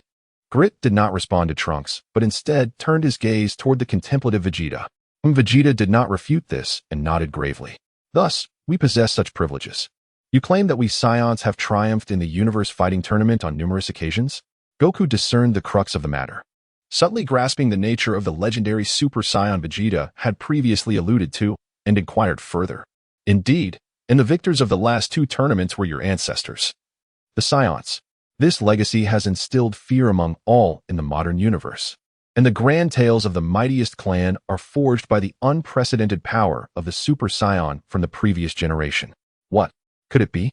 Vegeta seemingly picked up on the underlying implications, his mind swirling with thoughts of Frieza's annihilation of planet Vegeta, his entire being trembling with rage. In that moment, Goku and Gohan recalled something significant, abruptly looking towards Grit. Yes, I too speculate that Frieza sought to obliterate your Saiyan lineage out of fear of your strength. Perhaps he was aware, from the records of your clan's legends, that the 10 million year threshold was approaching, and a powerful Super Saiyan would soon emerge among you. Fearing the threat to his dominion, he hastily sought to eradicate your kind. How vexing it is to discover such a thing. Thus, the legend that a Super Saiyan is born every 1,000 years must be erroneous. It should rather state that a legendary Super Saiyan emerges every 10 million years, correct? Goku said, bowing his head. Indeed, Grit responded, sighing deeply, filled with compassion for the capriciousness of fate. Vegeta, lost in thought, inquired silently. His head lowered. May I ask, where is the gravity chamber located? Oh, allow me to summon KR to guide you there. Following this, KR approached with a gesture. Vegeta. Goku observed as Vegeta began to move. I am fine. I merely wish to train a little longer, Vegeta replied. His heart tumultuous with the newfound truth of his clan's annihilation. How could he not feel anguish at this moment? Yet, he forced a smile and walked away. By the way, Mr. Grit, why do I possess such a privilege? Was it not said to be exclusive to Saiyans and Saiyan royalty? Ub inquired with interest.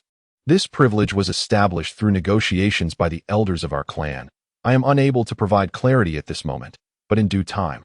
You shall come to know all. Grit evaded the question, suggesting they all rest well in preparation for the upcoming rematch. Goku, however, gazed at Vegeta's solitary figure, steeped in sorrow, and felt a pang of unease. Chapter 14, The Legend of the Race, the Strongest Warrior in History, Part 1, A Solitary Figure. Equally imbued with desolation, outlines the profound sorrow within this formidable being. Upon learning from Grit the reasons behind his kin's impending extinction, even the usually composed Vegeta could not help but feel a deep melancholy. While he would not blindly trust another's words, it is evident to discerning minds that Frieza would never allow the awakening of the legendary Super Saiyan. In comparison, after millennia, perhaps this era marks the birth of the legendary Super Saiyan, and nothing could be mere coincidence. Vegeta reflected on the painful past. His entire being trembling with the sting of past humiliations, he could not forget the details of those days. The Saiyans, bearers of the strongest legend in the universe, had forsaken their pride to submit to Frieza, only to face the ruthless annihilation of their race. How infuriating it is to realize that the legend is indeed true. Yet Frieza, fearing its emergence, chose to eradicate our entire lineage. Even as we surrendered our dignity and lived according to his demands of slaughter, we remained targets for his merciless eradication. That detestable fiend, that scoundrel. Vegeta clenched his fists, the power within him surging with his changing temperament. With the arrival of peaceful days, Vegeta grew fond of Earth's tranquil existence. Moreover, over the years, he had encountered numerous individuals and stories, allowing him to no longer stubbornly adhere to the notion of the legendary Super Saiyan's unparalleled supremacy. In the annals of the inner universe, it is now revealed that there once existed a legendary narrative concerning the mightiest Super Saiyan, and the Saiyans indeed thrived in an era that eclipsed the cosmos. It is precisely because of their former grandeur that the sorrow of their decline is felt so acutely. Why, dear father, were we so feeble back then? How lamentable it is that I too was powerless, kneeling before Frieza, while the one who avenged our kin was not I, the Prince of Saiyans, but rather a warrior deemed the lowest of the low, Kakarot. Now, as the millennia draw to a close, the splendor of the Saiyans shall rise anew. I shall not succumb to anyone, for I am the Prince of the Saiyans. I shall become the fabled Super Saiyan. Vegeta roared in fury. Though passers-by could not discern Vegeta's formidable strength through mere aura, they trembled at the palpable killing intent that surrounded him. Those who had experienced battle understood the iron will of this figure, and with each step he took, they felt a chill of apprehension. Bulma yearned to call out to Vegeta, but upon witnessing the sorrowful silhouette of her beloved, her heart faltered, and she chose silence. Over the years, she had unearthed many secrets from that bygone era, and as the prince of his people, Vegeta bore the haunting shadow of his clan's annihilation. As Vegeta departed alone, the scene evoked myriad thoughts among the onlookers, each aware of the underlying tale and acutely sensing the silent anguish of a family shattered. As Wukong gazed at Vegeta's figure, he mused, is that so? Is he recalling the wickedness of Frieza and his own helplessness from years past? For a brief moment, all present maintained a respectful silence. The departed have gone, Mr. Wukong. Would you be interested in examining our historical records? Grit sighed softly, yet he had important matters to attend to, thus interrupting the somber atmosphere by posing a direct question. Well, Wukong hesitated, but what? Grit's eyes flickered with curiosity, failing to grasp Wukong's implication. I'm just hungry again, haha. Wukong replied cheerfully, patting his stomach, which was audibly protesting with thunderous growls. He masked the impolite noises with laughter.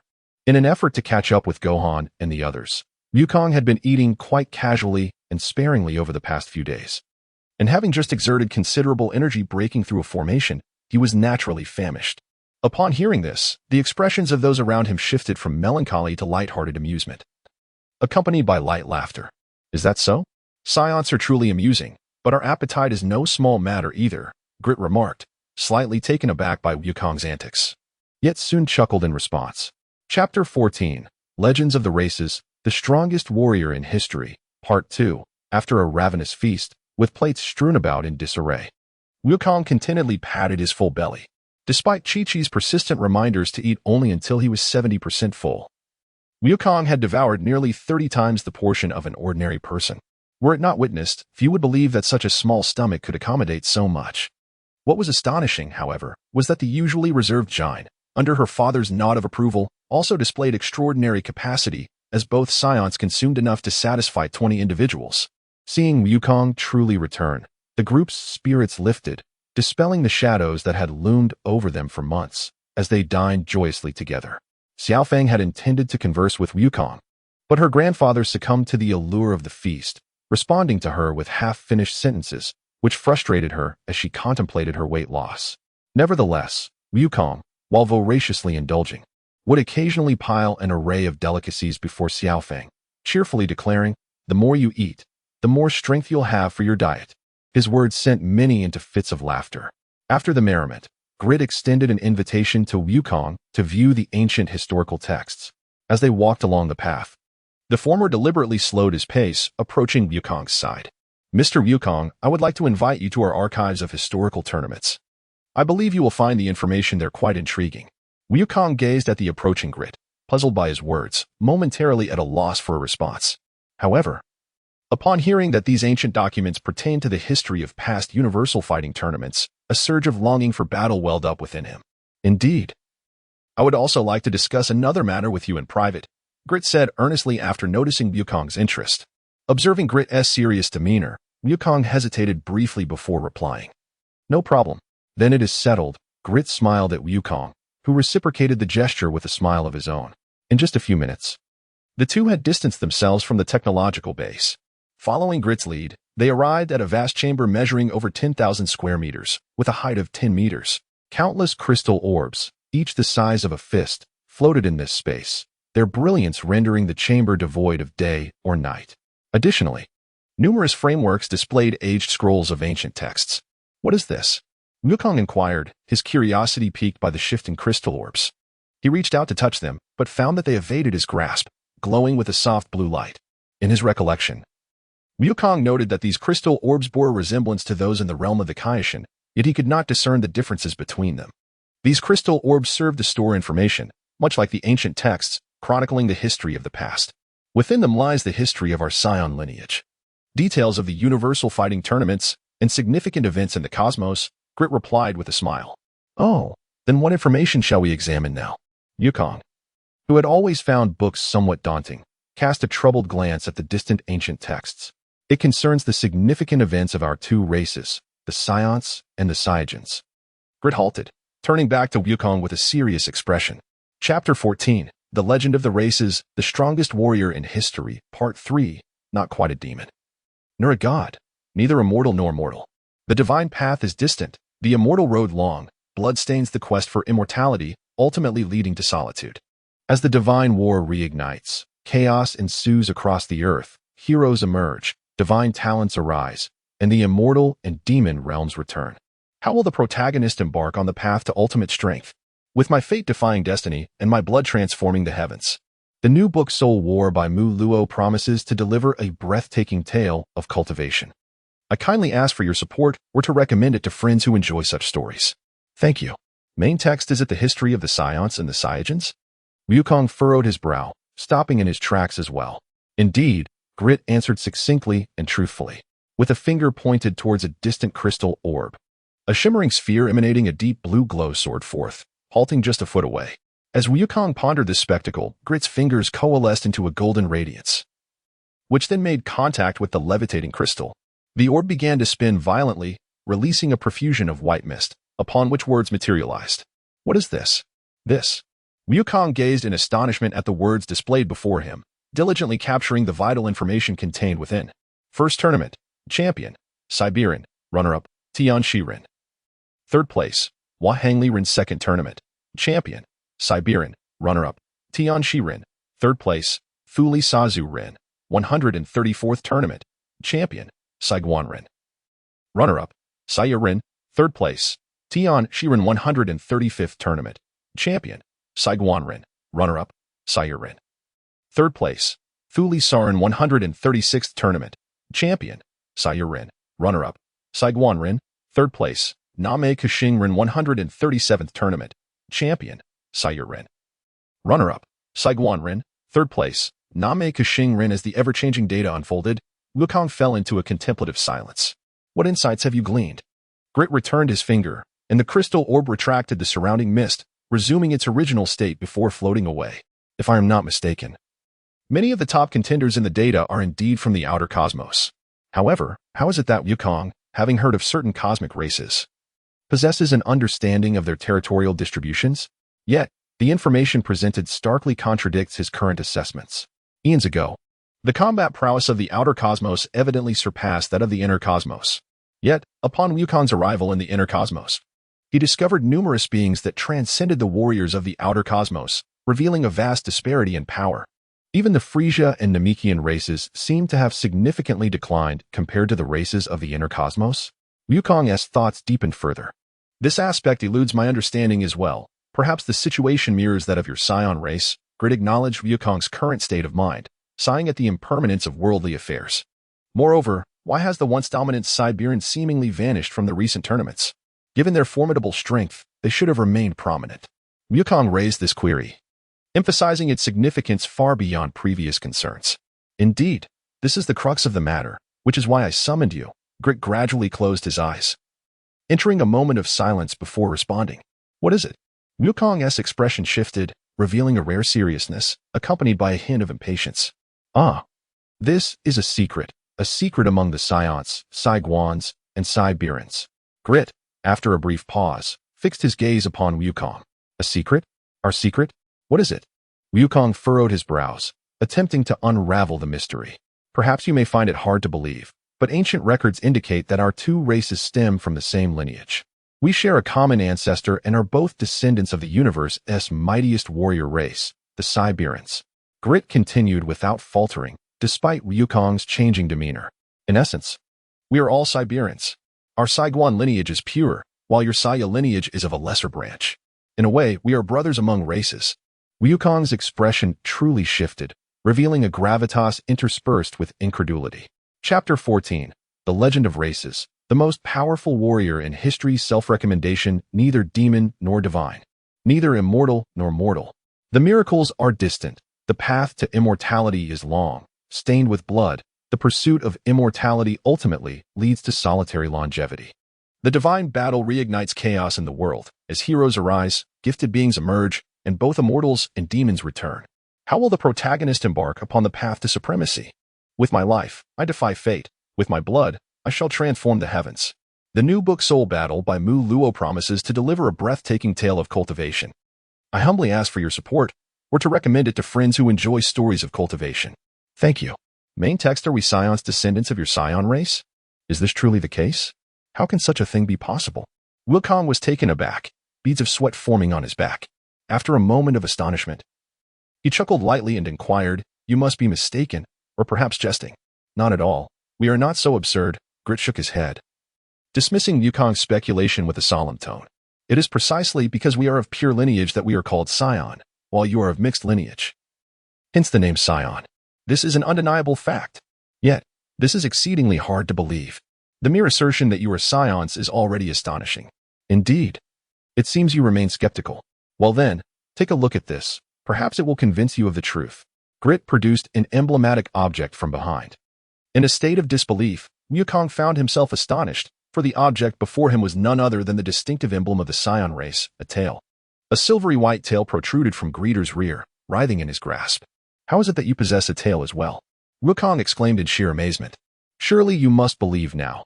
The tail is the quintessential characteristic, the battle insignia of our Scion lineage. It signifies the identity of the cosmic overlord. The only difference lies in the hue. Your tails are brown, while ours are silver. Greeter appeared to sense Wukong's lingering skepticism and, with a flash of golden light, transformed into his Super Saiyan form.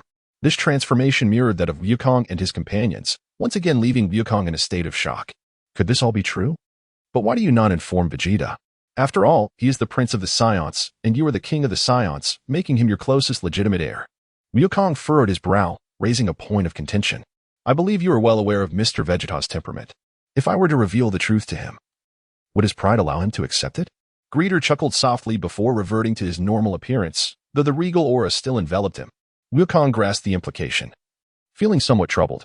Yes, then, what else is there? He inquired, struggling to bear the weight of this secret. Well, consider this combat power. Greeter summoned another crystal ball, pointing at it to reveal data for Wukong to inspect. Ah, what? A staggering 50 trillion. That is half the power of Super Saiyan Vegeta. This is unbelievable. Could it be? Wukong's eyes widened in astonishment, his heart racing as he spoke with a glimmer of hope. Indeed, this combat power represents the highest recorded level to date, left by the previous Super Saiyan. Greeter continued. So, the previous Super Saiyan is currently the strongest Super Saiyan, correct? Wukong, momentarily dazed, was swept away by exhilaration. Yes, he is the mightiest warrior in history. Is that so? Wukong smiled faintly, clenching his fists. Secretly jubilant, he thought. How wonderful it is that someone possesses such strength. I must surpass him. I must exceed him.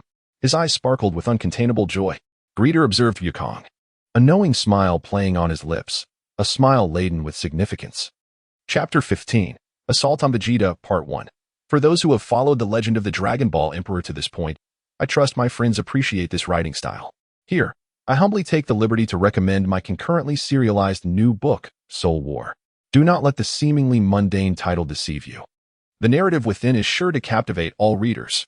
Currently, the saga of Soul Battle has reached its 46th chapter, sufficiently rich for all to savor. This innovative tale of cultivation unveils the celestial path and heralds the return of divine warfare, as the protagonists embark on an extraordinary struggle for supremacy among the immortals. Additionally, it is worth mentioning that on the 26th, the day of Moyuo's birthday, a confession ended in failure. Moyuo expresses this not to elicit affection or sympathy, but to clarify that there was no deception on that day. The actions of the other party have left Moyuo disheartened, nonetheless.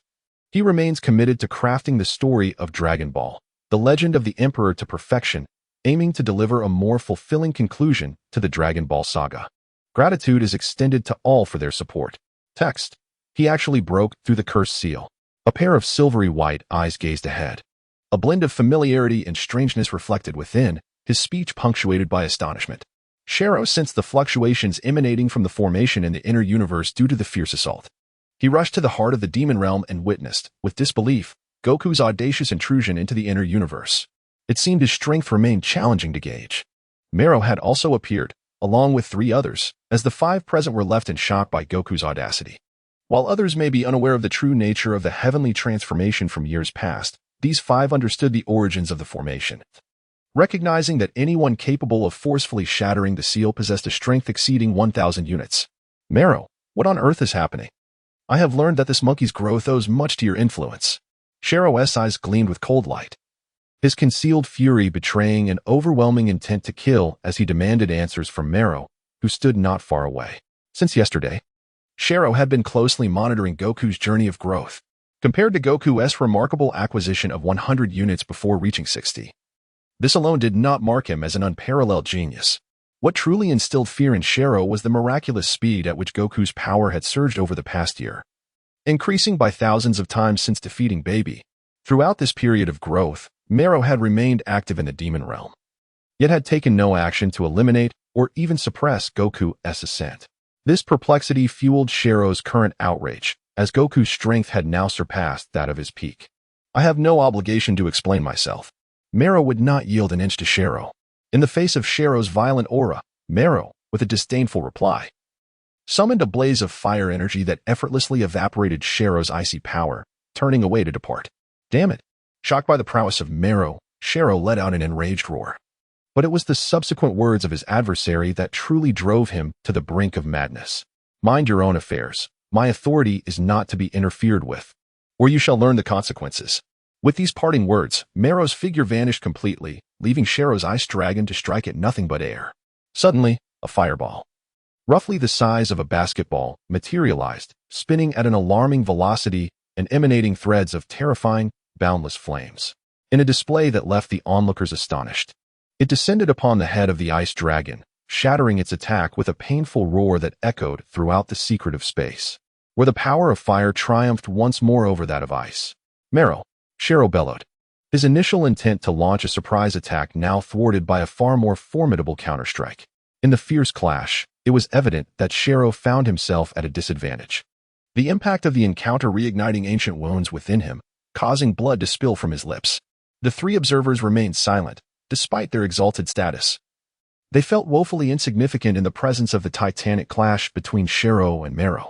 They could only endure the confrontation of these perennial adversaries. But the final strike still left them shaken, as the storm of energy lacerated their hands, leaving a tapestry of bloodied scars. Witnessing Shiro falter against Mero elicited sharp intakes of breath from them all. For centuries prior, when Mero forcefully awakened Shiro, the latter held an overwhelming advantage. Yet now, even with his full strength restored, victory for Shiro seemed uncertain. Mero's enigmatic identity and astonishing growth were indeed remarkable. Chapter 15, Assault on Vegeta, Part 2. In the blink of an eye, a day had passed. Goku, having learned the secrets of the Saiyans and the Sai Crown, wore an increasingly grave expression, though he forced a smile during conversations with Gohan, Xiao Feng, and the others. Those familiar with him could sense the shadow of melancholy that loomed over him, though none dared to voice their concerns. That same night, Bulma was filled with worry, as Vegeta had yet to return. Had it not been for Trunks assuring her that Vegeta's presence lingered on this planet, she might have boldly demanded that Goku and the others search for him. Bulma furrowed her brows, knowing Vegeta's nature. She had never witnessed such a vulnerable side of him. She had never considered that the proud warrior harbored the deep scars of his clan's annihilation. Now that the wound had been reopened, she realized that Vegeta had indeed endured a dark chapter in his life. Vegeta will figure it out, Kiki reassured, drawing closer to Bulma, clasping her hands gently and signaling her to ease her worries. Bra echoed her sentiments, having always seen the formidable side of Vegeta, and thus felt little concern for her father's safety. In a moment of daze, Bulma regained his composure, noticing that those around him were fixated on his presence. Feeling a touch of embarrassment, he nodded awkwardly. Then, gently extricating himself from Kiki's grasp, he lifted a cup of coffee before him and pretended to savor it, using the act to mask his unease. Wukong, Trunks, and Ub are, of course, oblivious to the intricacies of the matter. However, Gohan, having learned of the tragic history of the Saiyan race during the events on planet Namek, naturally feels a sense of sorrow, empathizing deeply with Vegeta. Wukong became acutely aware of the fact that Vegeta had not returned for an entire night, causing his heart to grow increasingly anxious. Striding along the desolate beach, his nearly 6-foot frame moved with a heavy gait, leaving behind distant footprints in the sand. The waves intermittently crashed against the shore, sending forth small splashes of water. The cool sea held immense natural power, compacting the fine sand into a solid layer, while the slightly brownish beach reflected the blazing sun high above, shimmering with a pale golden hue. That silhouette was none other than Vegeta. Having spent an entire night awake, Vegeta found himself at the seaside, aimlessly wandering along the shore, his mind swirling with memories of the past. A shell reflecting sunlight caught his eye, momentarily blinding him. As he regained his focus and looked up at the sun, he realized it was now the morning of the second day. After a night of contemplation, Vegeta's eyes, devoid of spirit, bore the weight of exhaustion. Their once bright gleam now clouded. His beard had grown unruly, reaching nearly 2 millimeters in length, giving him the appearance of a disheveled middle-aged man, stimulated by the blinding sunlight. Vegeta instinctively blinked, feeling a wave of fatigue wash over him. He massaged his temples and shook his head to clear his mind, letting out a heavy sigh. He took a deep breath to calm his inner turmoil, gradually emerging from the shadows of his past. A trace of self-mockery crept onto Vegeta's face as he chuckled softly, murmuring to himself, for his stomach had begun to protest after nearly a day without food. The grumbling of his belly was hardly befitting of his princely status. After all, his proud demeanor did not allow him to be as carefree as some gluttons, and he felt compelled to maintain a semblance of decorum. Just as Vegeta prepared to take flight, a sudden, significant sensation pierced through his consciousness, shattering his momentary stillness. A familiar aura sent a shiver down his spine, causing his pupils to dilate in shock as he gazed toward the horizon across the vast ocean. Is it him? The thought bombarded his mind, and after a brief moment of confusion, he arrived at this singular conclusion. The tremors coursing through his body intensified, distorting his features as an overwhelming intent to kill enveloped him. Chapter 15, The Assault on Vegeta, Part 3. It is him. No, it cannot be him. The tremors in Vegeta's body grew more pronounced as the familiar aura stirred dark memories of humiliation from years past. Yet, amidst the escalating sensations, he struggled to suppress his impulse and rationally dismissed his own tenuous speculation. He sensed a distinct difference between them, and the power of this presence surpassed that of the person he feared. Infuriatingly, even if this was not the individual he dreaded, the connection was inescapable. Vegeta shook his head violently, yet the hatred for the annihilation of his kin stirred within him, overpowering his inner condemnation and thirst for vengeance. The pain that had been buried for years finally found an opportunity for release at this very moment. Vegeta let out a low growl, which ultimately could not mask the surging fury within him.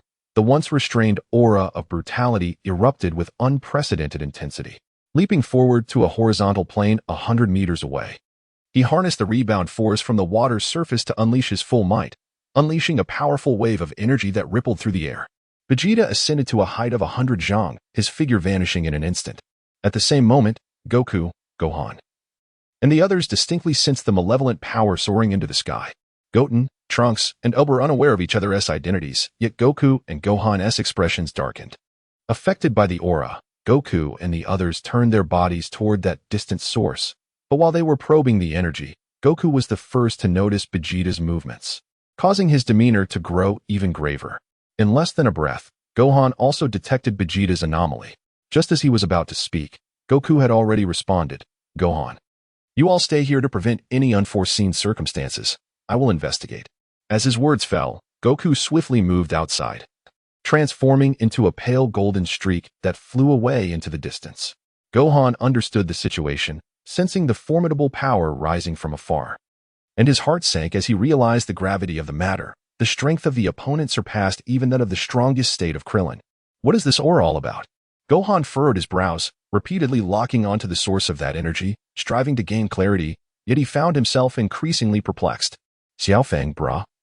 And Beulah also sensed the overwhelming malevolence, and though they were thousands of miles away, the escalating dark power loomed over their hearts like a nightmare, an impending crisis brewing. In a distant coastal area, due to the planet's vastness, at this moment, far away, it was dusk, with a deep crimson sun delicately dipping above the cerulean sea. Along the shoreline, surrounded by desolate cliffs, figures cloaked in black floated in the air. One among them radiated a purplish-red aura, and as its power surged, a vortex of negative energy coalesced above, extending 1,000 miles in radius. Purple-black clouds gathered, driven by the force of the center, while dark red lightning danced amidst the tumultuous clouds, with strong winds howling and thunder cracking ominously. Both of them have arrived. One cloaked figure, shrouded in darkness, remarked upon sensing Goku and Vegeta's auras. He took a step forward and turned to the final figure at the back, saying, Yans, I leave this to you. That monkey is mine for the time being. The speaker's voice was unfamiliar, yet upon hearing the audacious words of this figure, the black-robed individual, exuding a purplish-red aura, involuntarily curled his lips into a smirk, while his companion with pale blue eyes mockingly ridiculed the other. The one referred to as Yans was about to respond, but the other had already vanished into the distance. The two previous figures, resembling onlookers to a foolish jester, chose to disregard this arrogant individual, their identities now reduced to mere aids of these two egomaniacs. who harbored grand ambitions and had no qualms about allowing their superiors to meet their demise. Indeed, the situation was rather ironic. Yan's and Mingjia had pursued the inner cosmos directly before Meluo returned to the demon realm. However, during their journey, they had failed to witness Wukong's forceful breach of the formation, thus their understanding of Wukong was confined to a moment from over half a year ago. A slight deviation led to a significant consequence, resulting in this clash akin to a stone striking an egg. Chapter 15. Assault on Vegeta, Part 4, as Mingjia's figure vanished. Yan's gradually awakened the latent power within his body. Pale blue flames erupted from his surface, the black robe seemingly unable to withstand such formidable strength. Crackling under the intense heat, wisps of dark energy hissed and danced around him as a vortex materialized at his chest. When the pale blue whirlpool, resembling an eye, suddenly opened, an endless torrent of flames surged forth, rapidly escalating in power. With a sudden lift of his head, beneath the swirling hood, a blue visage revealed itself, displaying an eerie and sinister smile as he extended his hand towards the higher realm, unleashing a blue energy blast that shattered the purplish-red negative energy of the surroundings, striking directly into the void. Fool! Just as the blue energy was about to penetrate 100 feet ahead, a fleeting shadow appeared before him, showing no sign of hesitation. Sensing the impending danger of the strike, it swiftly altered its course and vanished once more. Yans, with a cold sneer, uttered the word fool, before disappearing himself and reappearing high in the sky, 1,000 meters above, with a flash of blue light from his right hand. A fireball the size of a bowl erupted, bombarding the figure below. The silhouette was taken aback once more. However, this time, he chose not to evade. Radiating a dazzling golden light, he summoned a tempest of energy, extinguishing Yan's fiery energy attack, while simultaneously retaliating with a burst of azure energy. Oh, Yans was slightly taken aback, furrowing his brow as he reevaluated his adversary. Yet, he did not regard the opponent's counterattack with the same respect. His purplish-red lips parted slightly, revealing a purplish-blue tongue that emerged, gathering a point of light at its tip. As the azure energy surged within a span of 10 feet, a sudden eruption of violet-blue light obliterated the assailant's attack, fiercely bombarding the opponent. The attacker, witnessing this spectacle, bellowed in fury, his golden aura intensifying, and he raised both palms forward, summoning a more formidable golden tempest. This tempest annihilated the menacing strike ahead, and in the moment of collision, the surrounding space erupted into a vacuum, as if tearing the very fabric of reality, flames soaring high. Infuriated, the individual leaped from a colossal fireball, encased in golden radiance to avoid injury, yet still muttered a curse in displeasure. This figure was unmistakably Vegeta in pursuit. In a flash, Vegeta appeared atop a steep cliff, and as he landed, a cacophony of derisive laughter echoed in his ears. His brow furrowed. It was evident that the adversary had approached the confrontation with a playful demeanor. The jarring laughter ignited a blaze of anger within him, but he dismissed the arrogant taunts, focusing instead on the ominous figure cloaked in black, emanating a purplish-red glow.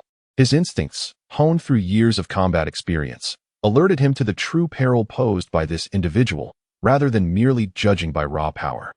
As if sensing Vegeta's murderous intent, the wielder of the purplish-red aura ceased to play the role of bait, responding with a cold smirk. "Welcome, Prince Vegeta."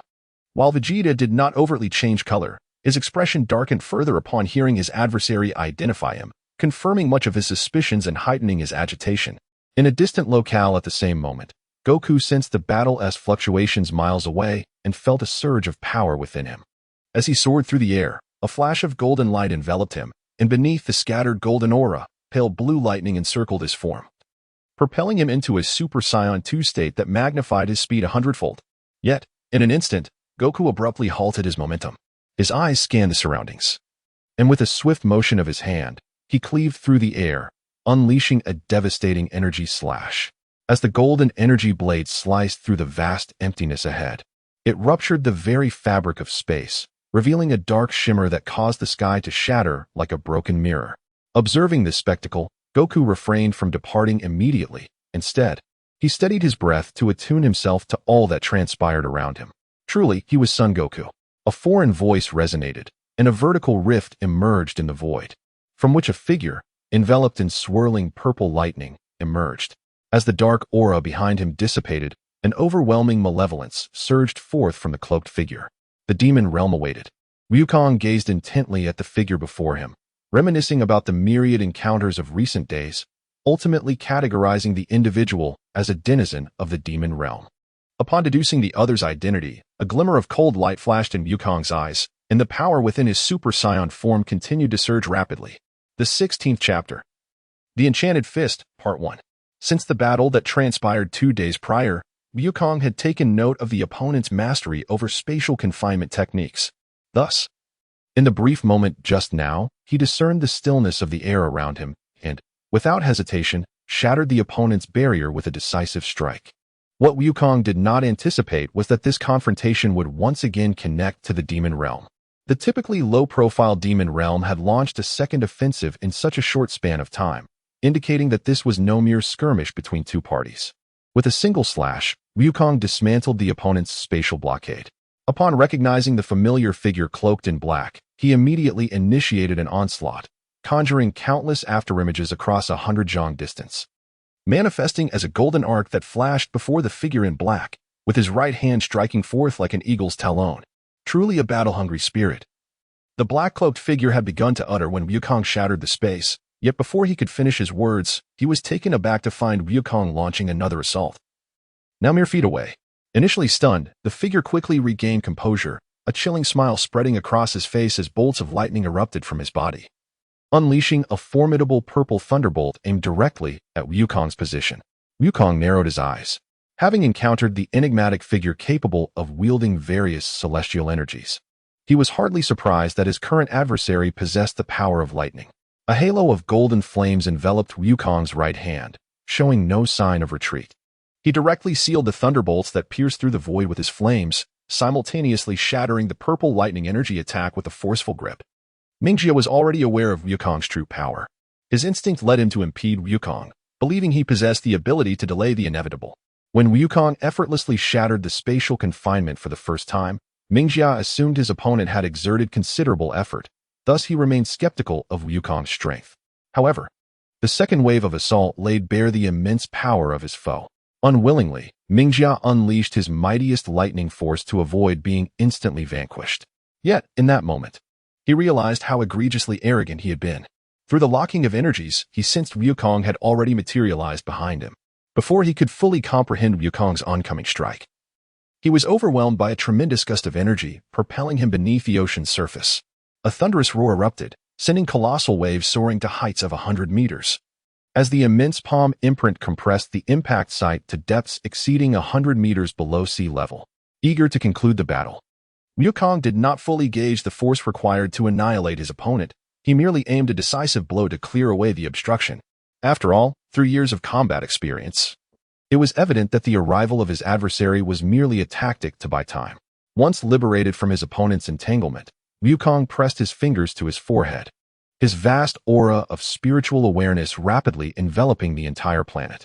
In that fleeting moment of concentration, he swiftly narrowed his focus to pursue the target he sought. However, a troubling realization dawned upon him. His adversary had also employed a spatial blockade to sever Vegeta's energy signature. Wukong released his grip, his keen eyes, sharp as an eagle's, gazed intently at the location he had previously detected. A chilling glint flickered in his eyes, and a cold murderous intent permeated the air around him. While the golden aura surrounding him blazed fiercely, his fists clenched tightly. Whatever your intentions may be, I shall undoubtedly vanquish you. Wukong narrowed his eyes, a chilling aura of murderous intent emanating from him, manifesting as a tempest that ravaged in all directions, causing the surrounding temperature to plummet. This minute shift went unnoticed even by Wukong himself, as his eyes, sparkling with golden light, subtly revealed 2 streaks of crimson, signifying a resurgence of the suppressed negative emotions, now surging with lethal intent. Upon re-establishing his focus on Vegeta's original position, Wukong's entire being ignited with fervent energy, transforming under a brilliant radiance into a golden arc that spanned the heavens, instantaneously traversing 1,000 miles. However, to Wukong's astonishment, his adversary had once again enacted a spatial blockade for the 3rd time.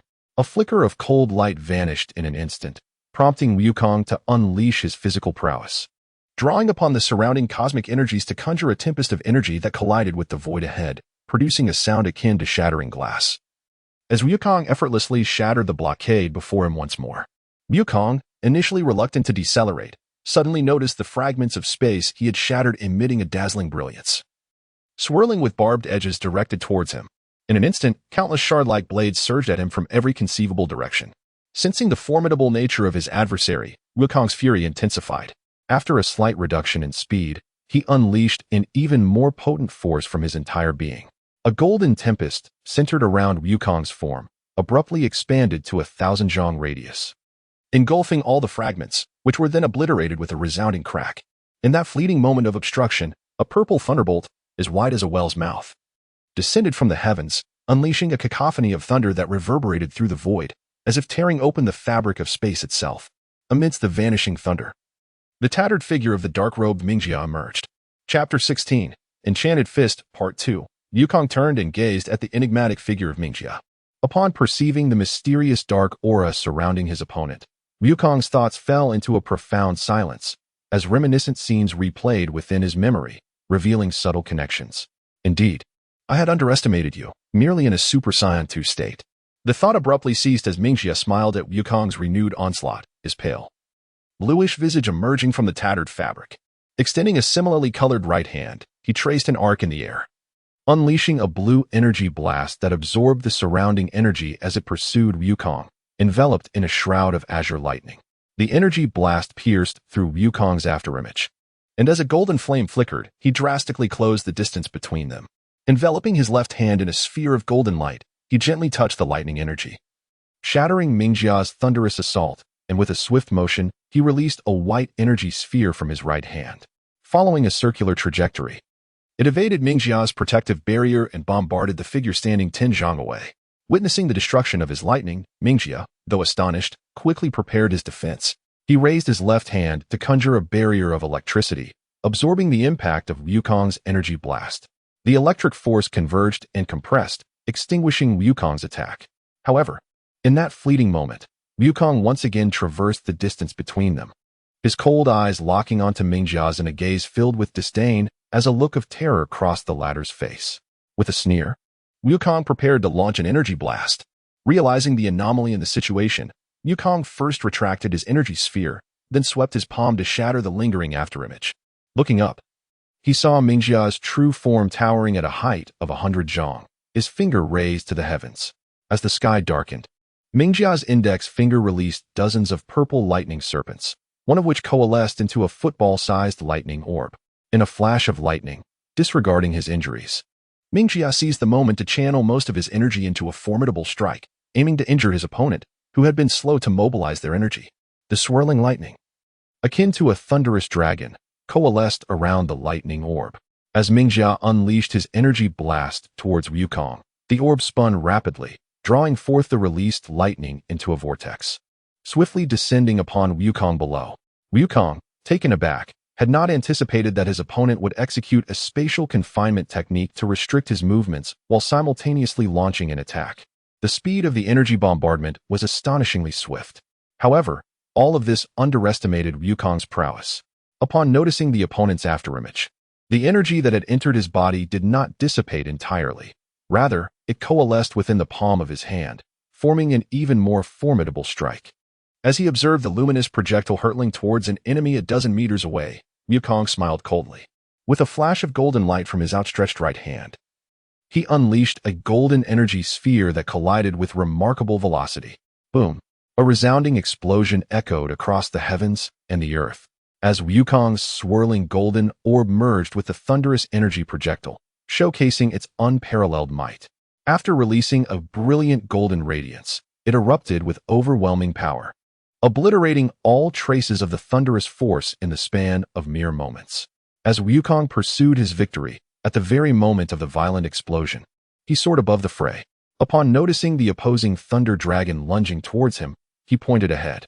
With a surge of golden light coalescing into an arc, he unleashed a formidable wave of energy that cleaved through the roaring dragon's maw, bisecting the massive thunder dragon with precision. It was over. Wukong's voice resonated coldly and powerfully.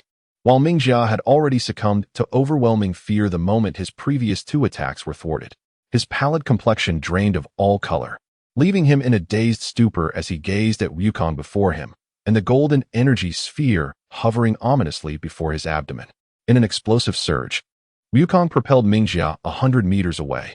Observing the raging flames, Wukong hesitated little. With his right hand, golden light coiled around him, and he executed a diagonal slash that unleashed a brilliant arc of golden energy, aiming to inflict severe injury or even to slay his opponent outright. An insatiable thirst for blood coursed through Wukong's inner sanctum. Strangely, after transforming into the golden giant ape, one would expect his emotions to stabilize. Yet upon witnessing the familiar ominous black aura for the third time, a primal surge of hostile ferocity surged within him, making it increasingly difficult to suppress his murderous intent. And he became somewhat agitated. He had anticipated a swift conclusion to the battle. However, circumstances shifted yet again. Just before Wukong's strike could land, a somewhat rejuvenated Mingjiao preemptively adopted a defensive stance. The black aura he released contracted dramatically, warping the very fabric of space behind him, allowing Mingjiao to slip into its embrace. As the remaining black energy countered Wukong's strike, the fissure closed once more, restoring order after the shockwave. While Wukong's golden slash dissipated into the void after breaching the flames, Wukong etched this sudden transformation into his mind, sensing an unsettling aura as the dark energy spread. Only when he realized that the opponent's presence had completely vanished did he confirm their disappearance. In response, he summoned his physical strength, transforming it into a fleeting shadow that pierced through the air. In the 16th chapter, The Enchanted Fist, Part 3, during the first week of signing the contract, support and votes were solicited. At this moment, Vegeta regained his composure. Upon stepping into this realm, he discerned that his energy signature was distinctly severed. Aware of his previous recklessness, he, however, would not retreat in pride but rather stand firm against the challenge. A massive fireball descended from above, and in his Super Saiyan 2 state, Vegeta immediately summoned his power, bringing his hands together to unleash a cerulean energy beam that detonated the fireball several yards away. Damn it, Vegeta spat, feeling the impending threat. He vacated the cliff beneath him, and his surging energy obliterated the rocks below. In a flash of light, he appeared before Yan's, releasing an energy blast with his left hand. His sweeping left hand failed to grasp the opponent's form, while Vegeta's energy attack exploded harmlessly against the barrier of spatial confinement, causing little more than a tremor before reverting to its previous state. A long, fiery whip flickered before Vegeta's eyes. Instinctively, he ducked, narrowly evading as the serpent-like flame lashed overhead. The searing heat not only vaporized the atmosphere but also instilled a sense of trepidation within Vegeta, for he had witnessed this fiery whip cleave through a colossal mountain, leaving destruction that seemed unfathomable. Continuously dodging the fiery whips that pursued him, Vegeta expanded his energy signature to encompass the entire confined space, finally pinpointing the exact locations of the three adversaries. In an instant, he accelerated, deflecting the flaming whip before flashing to Yan's front, delivering a powerful punch. "Oh!" Jens exclaimed, slightly taken aback by the opponent's tenacity. Yet, he managed to parry Vegeta's assault, intercepting the furious right fist with his left hand. Withstanding the explosive force, he retaliated with a fist forged of iron. Vegeta was taken aback, utterly surprised that his nearly full-force strike felt akin to striking cotton, having no significant impact. Meanwhile, the counterattack from his opponent invoked a profound sense of peril. Quickly, he raised his left elbow for defense, the tremendous force creating a tempest that reverberated through the void. However, the stabbing pain emanating from his hand informed him that his left arm had been shattered by the opponent's strike, and he barely managed to halt his backward flight with his body's protective aura. The intensity of his power began to wane. One strike had left Vegeta thoroughly wounded. The former was slightly astonished by the formidable physique and keen reflexes of his opponent, while the latter found himself subdued by the overwhelming strength of the enemy. Both remained in a state of taciturnity, disregarding the severe injury to his left hand. Vegeta's expression bore no trace of panic, as an incessant stream of golden radiance emanated from within him. To his surprise, he discovered that the minuscule gathering of energy around his nearly incapacitated left forearm possessed the ability to heal his body. Though his heart was shaken, Vegeta maintained an impassive exterior. It was only after the incident with the evil dragon that he realized the transformation of his energy was akin to that of Gohan, similarly affected by the lack of intense battles over the past 6 months, leaving him unaware that this contrary energy could mend his wounds. This newfound ability had once puzzled Vegeta, for as a member of the universe's premier race, the Saiyans, he could not restore his injuries while ascending in power. Over the years of combat, he had observed that many foes could rapidly heal their past wounds while enhancing their combat prowess. In comparison, the martial advantages of the Saiyan race appeared, to some extent, inferior to those of other warrior nations. It was only today that he realized that the emergence of this mysterious golden glow from his body was the key to awakening the Saiyajin's self-healing capability. Chapter 16, The Enchanted Fist, Part 4, today marks the second update, with several more chapters to follow. Upon uncovering this secret, Vegeta struggled to mask his astonishment and delight. For this was not a moment for sentimentality. The stinging pain in his hand served as a reminder of the formidable power his opponent wielded. Insu sneered at Vegeta, whose expression had grown somewhat grave, slowly extending his right fist. He then gestured forward, conjuring crystalline flames from the tip of his index finger, simultaneously launching hundreds of fireballs, each the size of a fist. As the barrage of attacks descended, Vegeta's countenance turned cold, with his left hand still hanging limply.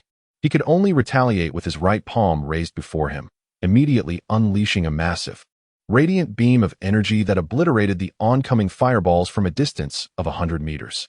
The resulting explosions created a tremendous backlash, allowing him to retreat 100 meters at the opportune moment.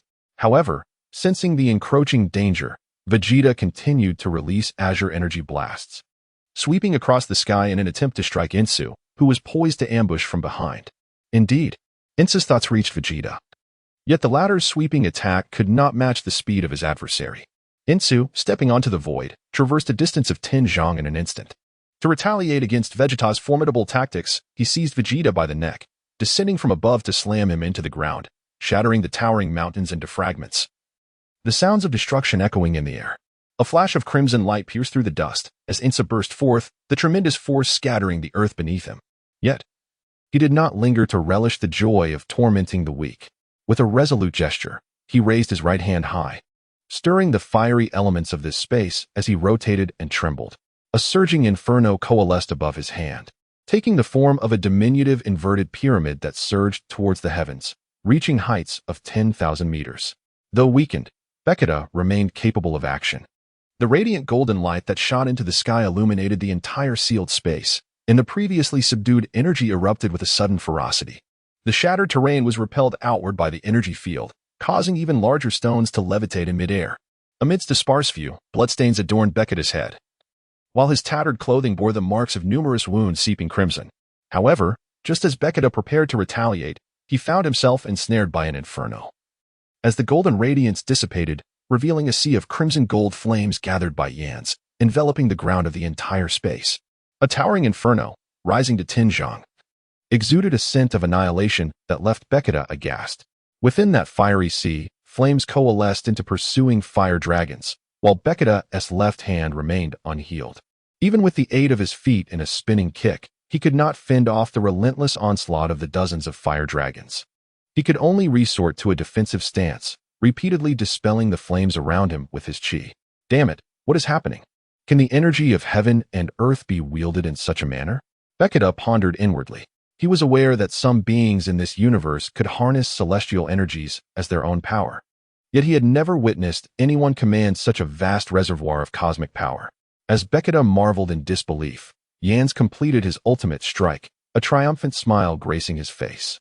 With a flick of his left hand, the boundless sea of flames below rapidly converged, forming a swirling vortex in less than half a breath.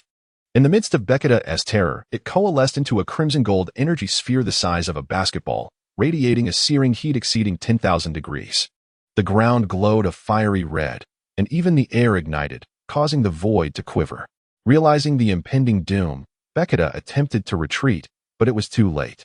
He could only watch in wide-eyed horror as the fireball detonated before him, unleashing an overwhelming force of destruction that engulfed his body.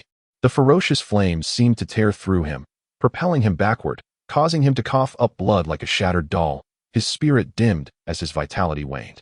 Perish, Yans declared, observing the battered Vegeta, now ready to unleash his final blow. His right hand, raised beneath the center of the towering flames, became entwined with the fiery tendrils, radiating a brilliant crimson gold. The surging power caused the very fabric of the enclosed space to tremble. In the next moment, just as Yans felt victory within his grasp, the entire space quaked violently, the frequency of the tremors far surpassing the impact of his own attack. With a sense of foreboding, the unfolding scene before him caused his expression to shift in horror. A sudden force of destruction surged through the entire space, an overwhelming power emanating from the outside, penetrating the enclosed interior. The extraordinary aura, like a tempest, seemed to tear apart the barriers of space, instilling a profound sense of fear in the four individuals within. Except for Vegeta, who wore a wry smile of resignation, while the other three were engulfed in terror. The entire space quivered in response, and ultimately, the formidable force shattered the glass-like spatial barrier with the ease of a cannonball. Simultaneously, a colossal handprint materialized, casting countless afterimages across the void before striking the towering column of flames. In an astonishing display, it dispersed all the fire, and the immense explosion was propelled by the residual force of the palm, only fully erupting 100 miles away. Two figures hastily fled, their retreat marred by the shockwaves, leaving them in a state of disarray, while Enos suffered severe injuries as collateral damage. When the 1,000-foot-wide handprint descended upon them, he found himself the primary target of the assault. Although he was not blasted 100 miles away, the cataclysmic power bore down upon him, shattering his bones and reducing him to a bloodied figure. He could scarcely believe the scene unfolding before him. As his breath was locked onto a presence approaching from hundreds of miles away, his pupils constricted in sheer terror. For he beheld Goku, now ascended to Super Saiyan 3, racing towards him like a golden comet. In that instant, he comprehended the staggering disparity in strength between them. The opponent could extinguish his life as effortlessly as one would crush an ant. Realizing that his assassination plot would come to naught, Enos, consumed by unwilling fury, disregarded the vast difference in power. He recklessly closed the distance towards Vegeta, believing that, with only a mere 3 miles separating them, he could eliminate his adversary before the latter arrived. His fist transformed into an overwhelming surge of dark energy, coalescing into a skull crown with disheveled hair, and he propelled it forward with ferocity. Upon witnessing this, Wukong naturally comprehended the profound implications of this counterattack. His eyes gleamed with a cold light as he instantly teleported beside Vegeta, unleashing a powerful energy blast.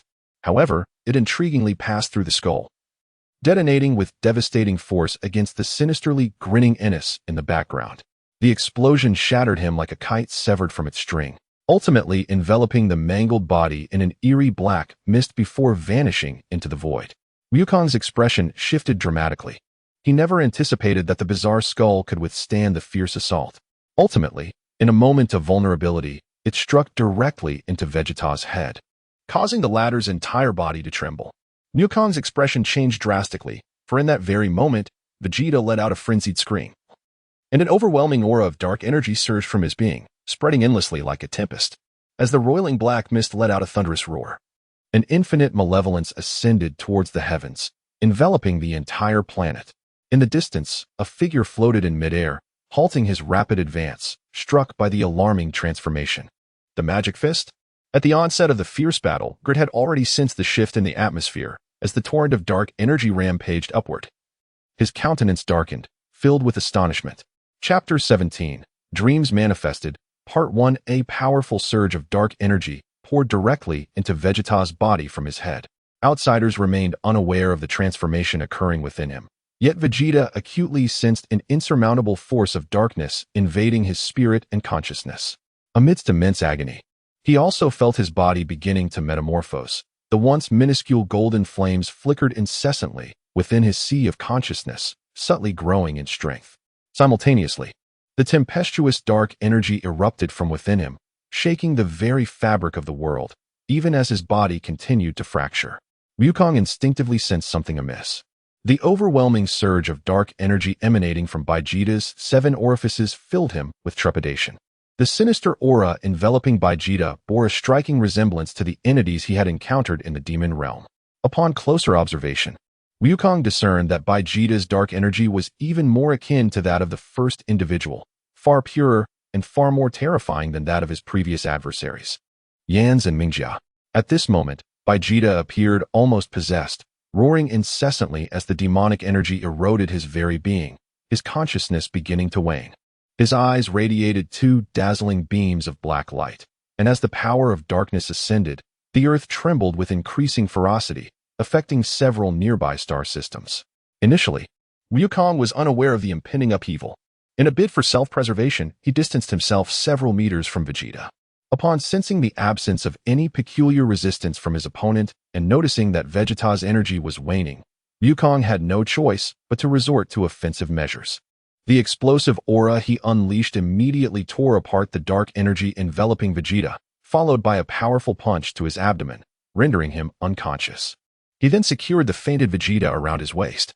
Simultaneously, a golden radiance began to emanate from Wukong's body. In fact, he had discovered the potential of this golden aura 6 months prior. At this moment, as he leapt away, he tirelessly utilized his energy to dissipate the dark forces while simultaneously administering healing to Vegeta. Apologies, I, Moyuo, seek to verify a matter. If the readers genuinely appreciate this Dragon Ball narrative, please log into your accounts within these 3 days to bookmark this book and leave a comment. Currently, this novel has surpassed 100,000 views, yet only boasts 50 bookmarks, which Moyuo finds quite peculiar and thus seeks verification. Former TL friends, please refrain from artificially inflating the data or commenting for now, as I urgently require authentic statistics. Should you believe Moyuo is deceiving you, feel free to remove this book from your shelves on Monday. Over the next 3 days, I aim to ascertain the true data of this book and dispel a troubling suspicion in my mind. Thank you all. In truth, it was not that Wukong was unwilling to employ instantaneous teleportation to buy time. Rather, he realized that if he did not eradicate the enigmatic dark energy, Vegeta's injuries would only worsen. Conventional medical treatments could not counteract such forces, so on his way back, he resorted to continuously using his golden aura to neutralize the dark energy. The battle had, quite early on, attracted the attention of numerous formidable fighters within the vast cosmos. Many bore ashen faces, shaking their heads in bitter acknowledgement of the overwhelming power displayed. Meanwhile, several strong individuals licked their lips in anticipation of the forthcoming cosmic combat. They all focused their energies on the recent confrontation, and even fighters from other galaxies, who had yet to arrive, took note of the altercation. However, some enigmatic figures were puzzled by the recent spatial blockade, while others, privy to certain details, regarded the practitioner of this combat technique with trepidation. Ultimately, the explosive demonic energy unleashed by Vegeta instilled fear in many, as distant observers found themselves unable to evade the insidious encroachment of the dark energy. Even from tens of thousands of light years away, their own energies drawing them into the fray. The dark energy possessed an insatiable voracity, abruptly absorbing the essence emanating from those who converged from distant realms of the cosmos. This phenomenon inflicted a degree of harm upon the inquisitive onlookers, whose reactions were sluggish. However, what truly instilled fear within them was the realization that the powers of their adversaries, ensnared in this demonic realm, were escalating significantly. After all, the greater the strength of the opponent, the more perilous the situation became for themselves. Grit, Neri, Jack, and Lake were acutely aware of the changes occurring in their surroundings. Yet, even the usually composed Jack furrowed his brow in concern at the unfolding events, silently departing from the command center, showing no trace of deference towards Neri. Neri did not reproach Jack for his actions, for he was well aware of the temperament of this solitary and proud individual. What astonished him was his own apprehension towards the dark energy. Lake, too, was visibly affected, his expression darkening in response to the escalating power of Vegeta. Meanwhile, Grit, who was near the battlefield, halted his movements upon learning that the entities from the demon world had employed a magical fist. He was momentarily taken aback by Goku's formidable display, yet he managed a smile and a shake of his head, for he understood that Goku's approach was indeed the most effective course of action. With a shield of energy, he vanished from sight. In the aftermath of the earlier upheaval, Gohan and the others had been vigilant regarding the unfolding battle. Now, gathered in the treatment room within the palace, they fell into a contemplative silence after hearing Goku's account. Grave expressions etched upon their faces. Xiaofang, Bra, Beulah, and even Master Roshi sensed the ominous atmosphere. They had been shaken by the overwhelming demonic flames unleashed by Vegeta, and were now apprehensive about the potential volatility of his power. Bulma, seated nearby, wept quietly, anxiously gazing at the entrance of the treatment room. Upon learning from Goku that Vegeta's injuries were severe, her heart wavered. Had it not been for the reassurance that Vegeta was not in mortal peril, she might have succumbed to unconsciousness at that very moment. Wukong found himself in a peculiar state of contemplation. Having refrained from discussing the events of the past few days with Gohan and the others. However, as the past occurrences intertwined with the battle of the day, he began to grasp a fragment of insight, pondering the reason behind the demonic realm's sudden shift from its customary subtlety to a blatant hostility towards the Saiyans. Unbeknownst to Wukong, the order to temporarily halt attacks on the Saiyans had been issued long ago, following his overwhelming victory over Meluo. Yet, the two enigmatic figures had not informed the oblivious Mingjia and Yinsi of this development, leading these arrogant individuals to recklessly engage in a futile confrontation. On his journey home, Wukong persistently employed his own aura to dispel the enigmatic dark energy, yet he discovered that a portion of this presence remained stubbornly entrenched within Bei's heart. As the golden radiance of his energy purified the darkness, subtle fluctuations occurred within the dragon balls inside him, something even Wukong himself was unaware of. Meanwhile, in a distant realm, the dragon trembled, its gaze filled with uncertainty, as it pondered the truth of the situation. Where could that elusive being be? Cursed be the wretched soul that vanished from this world, leaving behind only fragmented memories for me to grasp. What scheme are you concocting? With a profound sigh, the mighty dragon exhaled a breath of draconic energy, shifting its immense form, increasingly unsettled in its consciousness. In the depths of the dark void, 8 figures emerged in that desolate expanse. Among them, radiated an ominous black aura, their sinister powers working to mend their injured forms. Judging by their presence, they unmistakably belonged to Mingjia and Yinsi. Damn it, that monkey arrived too swiftly, catching us off guard and inflicting serious damage, muttered the one who bore the lightest wounds. Feigning arrogance, he was indeed one of the prideful figures from the demon realm, conversing telepathically with another nearby. Indeed, he is truly formidable. Regrettably, we failed to eliminate either of those two through his hand, the other replied, expelling a cloud of murky energy. Wukong's powerful gust had nearly obliterated his internal organs. Had it not been for the dark energy's protection, he would have been left with scarcely a fragment of his life. The plan was proceeding smoothly until I realized those two arrogant fools managed to survive. It seems we must take matters into our own hands to deal with them. He expressed his frustration, astonished that the inept superiors before him had miraculously evaded demise. In their earlier scheme, rather than aiming to slay Vegeta, they had intended to use Wukong to eliminate both Yinsi and Mingjia. Let us observe the unfolding events. It appears the demon realm has severed its ties with this place. However, I fear the situation may not be as simplistic as it seems. Only when we reach a critical juncture can we launch a decisive counterattack. Otherwise, Shaluo and Qingluo will not spare us, another interjected. Though he lamented the deteriorating circumstances, he found solace in knowing that Mingjia and Yinsi's injuries were far more severe than his own. Through the sensitivity of his breath, he firmly believed that within the upcoming fortnight, the two adversaries would be unable to regain their peak strength, while he and his companion would completely recover in 3 days. When they took decisive action then, their chances of success would exceed 90%. That detestable fellow, Shala, will one day witness my true power. After living for so long, it is high time he meets his end. The humiliation he has inflicted upon me will be repaid 1,000-fold. Upon hearing Shala's name, the man was unable to conceal his fury, his internal energy surging subtly as he accelerated his healing process without alerting Mingjia and his companion. The man refrained from responding. He too had endured humiliation at the hands of Shala, harboring a deep-seated hatred no less intense than that of his ally. Yet he demonstrated greater restraint, intending to obliterate their foe in the forthcoming counterattack.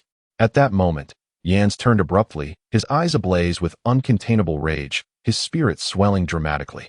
He shouted furiously, Mingjia, you better explain why you failed to inform me of the sudden turn of events. With fiery eyes, Yans had initially believed that their opponent could be delayed. Thus he had taken to mocking Vegeta during their earlier skirmish. However, he had never anticipated that Sun Wukong would arrive at the scene in less than half a minute and deliver a devastating blow that nearly annihilated him. Were it not for the life-saving dark energy, he would have already perished. This miscalculation filled him with bitterness and resentment. Had Mingjia informed him sooner, he could have eliminated the opponent and retreated unscathed. Mingjia, however, did not rush to respond. With a cold sneer, he remarked, I too was struck down and rendered unconscious. How could I have informed you in advance? Yet, you, in half a minute, could not vanquish your foe. It seems you despise failure so much that you seek to place the blame upon me. Unyielding, Mingjia retaliated with a powerful aura to counter Yan's oppressive force. Though his venomous words incited Yan's ire to the point of gritting his teeth in hatred, realizing his own fault, Yan suppressed his desire to unleash his anger, yet shot a fierce glare at Mingjia, an air of slaughter surrounding him. Though devoid of murderous intent, it still exuded an overwhelming dominance. The remaining 4 were rendered mute, feeling the oppressive surge of energy, causing them to stagger back. blood seeping from the corners of their mouths. Meanwhile, the two figures shared a silent amusement, finding the spectacle of these two adversaries at odds to be utterly laughable. Chapter 17. Dreams as Reality Part 1. 3. Chapter 5 is complete. There is more to come. Please support. In the blink of an eye, 3 hours had passed, yet Vegeta remained unresponsive. His internal and external injuries had been healed, but his energy fluctuated erratically, stirring the concern of those around him. As Wukong grew increasingly silent, he discerned through subtle fluctuations in energy that the dark aura within Vegeta had ceased its earlier tumult. Both entities gradually returned to a state of tranquility. However, for reasons unknown, Wukong found it impossible to calm his own mind. For the sake of Vegeta's safety, he eradicated over 90% of the dark energy, fully aware that this action effectively severed Vegeta's chance for a significant power surge. Nevertheless, Wukong firmly believed that, had Vegeta been conscious, he would have unhesitatingly relinquished such an opportunity. After all, the ever-proud prince would never stoop to such means to augment his strength, for it would be a humiliation, a profound disgrace for the prince of the Saiyajins. During this time, Glitter and others came to check on the situation. After inquiring about the events from Wukong, they maintained an appropriate silence, eventually departing after offering their well wishes. Yet, Glitter's brow remained furrowed. The emergence of powerful beings does not imply that strength is confined to a singular identity. Although it is said that Saiyans and Saiyajins are the pride of the universe, this notion pertains solely to a single race. The genesis of the demon realm remains shrouded in mystery. However, there are speculations among former peak warriors that its inhabitants are merely a collection of various races from the universe, with the demon realm serving as a dark world composed of those fallen races, a veritable paradise for them. The magic fist, once a formidable martial art of the demon realm capable of instilling terror across the cosmos, is but a fragment of the universe's historical lore. In the zenith of the demon realm's era, its might was sufficient to withstand the entirety of the universe, and the so-called forbidden techniques were widely disseminated within its boundaries. The horror of these techniques lies in their ability to evoke the negative emotions of the wounded, awakening their inherent demonic tendencies. As the dark energy burgeons, it fortifies the afflicted while simultaneously eroding the body and mind of the opponent. Ultimately, this leads to death or, in more severe cases, the individual's descent into a demonic entity, turning against their comrades and subsisting through slaughter. This fate is not dictated by the quantity of dark energy, rather. The mere disturbance from a trace of the magic fist's energy mandates the experience of a near-death ordeal, followed by the struggle to overcome the potential of succumbing to darkness. This is Vegeta's calamity, yet it also represents his opportunity for transformation into a formidable warrior. As the external world continued its usual course, Vegeta's divine consciousness was also in motion. At the moment when the dark energy completely enveloped his heart's realm, his spirit was stimulated by a sudden burst of brilliant white light, causing an overwhelming dizziness that plunged him back into slumber. After what felt like an eternity, or perhaps just a fleeting instant, Vegeta woke once more, astonished by the peculiar scene before him as he surveyed his surroundings. Wandering through a strangely familiar yet foreign place, Vegeta could not ascertain how far he had traveled or how long he had been walking, his brow knitting tighter with each passing moment. The scenery around him tugged incessantly at his heart, an indescribable emotion welling up within him. Where is this place? How did I end up here? Vegeta clutched his head. Standing still. I remember being injured by that person. At the last moment, Kakarot arrived, and I was also struck by a surge of dark energy.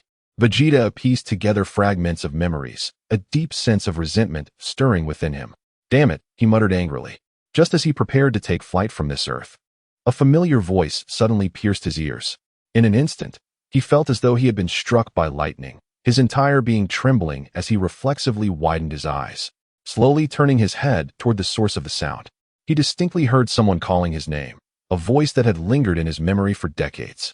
At that moment, Vegeta's heart swelled with indescribable excitement, and upon seeing the figures before him, his pupils constricted in disbelief, his mouth slightly agape. From a distance, 3 shadows approached, 2 adults and 1 child. As they drew nearer, he could finally discern their features. Trembling with emotion, his eyes shimmering with tears, Vegeta recognized the 3 figures before him. His father, whom everyone should remember, his mother, a stunning woman with cascading black hair like a waterfall, now clad in a pristine white gown, and his childhood self. Chapter 17. Dreams Made Real. Part 1. This scene left Vegeta in a state of disbelief. His pale face fixed on the figures before him. Overwhelmed with emotion, he called out, "Father! Mother!" Yet, his voice seemed to fall on deaf ears, as they did not respond. Ignoring this, Vegeta instantly appeared before them, reaching out to embrace them, only to grasp at the emptiness, stumbling forward. Vegeta quickly regained his composure, fully aware that what lay before him was an illusion, an unreachable world. Yet, this scene felt hauntingly familiar, unsettling his spirit. He recalled that this was the last time he had seen his father and mother, and this place was the long-destroyed planet Vegeta. "Father, why have you brought me here? Shouldn't you be managing the affairs of planet Vegeta? I need to train," the once diminutive Vegeta asked, tinged with a hint of defiance as he turned to leave. "Ah, Vegeta, my dear, just play with your father for a while today, won't you?" His mother replied, gently stroking young Vegeta's head, her eyes filled with sorrow and melancholy. "No, I must grow stronger." Little Bay raised his head, somewhat naive and unclear about the situation, gazing at her mother. "No, you should relax and play for a while today, for this evening, your father and I must embark on a significant mission that pertains to our future." Her mother, fearing the gravity of her words, stifled a quiet sob, quickly regaining her composure, and forced a smile as she continued, "Moreover, you will also have other tasks to undertake tonight, and we may not see each other for a long time." "Oh, is that so?" Little Bay looked innocently at her, unaware of the shift in her mother's gaze. Meanwhile, the true Vegeta clenched his teeth, gripping his hands tightly, tears welling in his eyes as he thought, "How unfortunate it is that I may never have the chance to see my father and mother again after this. Vegeta, from this day forth, you must become independent and even stronger. I hope that one day you will remember today's events to fulfill our shared destiny." The king finally spoke, exhaling slowly. "Of course, I shall grow stronger, becoming the mightiest in the universe, surpassing King Frieza." Little Bay exclaimed eagerly, not fully grasping the gravity of the situation. "Yes, it is this kind of determination that makes me proud of you, my son," Vegeta replied, suppressing his sorrow with a smile. Though inwardly he felt a sense of comfort from his child's words. "What shall we play today, mother?" Little Bay turned to her stunning mother, her face radiating youthful innocence. "Then let us go hunting and enjoy the wilderness to the fullest." Vegeta responded with a hearty laugh. "But be cautious. Beware of the fierce beasts lurking in the wild, which are far stronger than those on Earth," Vegeta's queen warned with concern. "Haha, I'm not afraid. I am quite formidable now," Little Bay declared proudly. "But father, you mustn't be tricky this time, and mother, you must ensure fairness." "Me tricky?" Vegeta pointed at himself in disbelief. However, upon seeing Little Bay's mischievous grin and his wife's laughter, he could only begrudgingly concede, "All right, I shall not be tricky." The three then shared a laugh, albeit with a hint of resignation from Vegeta, as they returned in the direction they had come. Little Bay, captivated by the memories of that moment, found herself lost in thought, and by the time she regained her senses, they had wandered far away.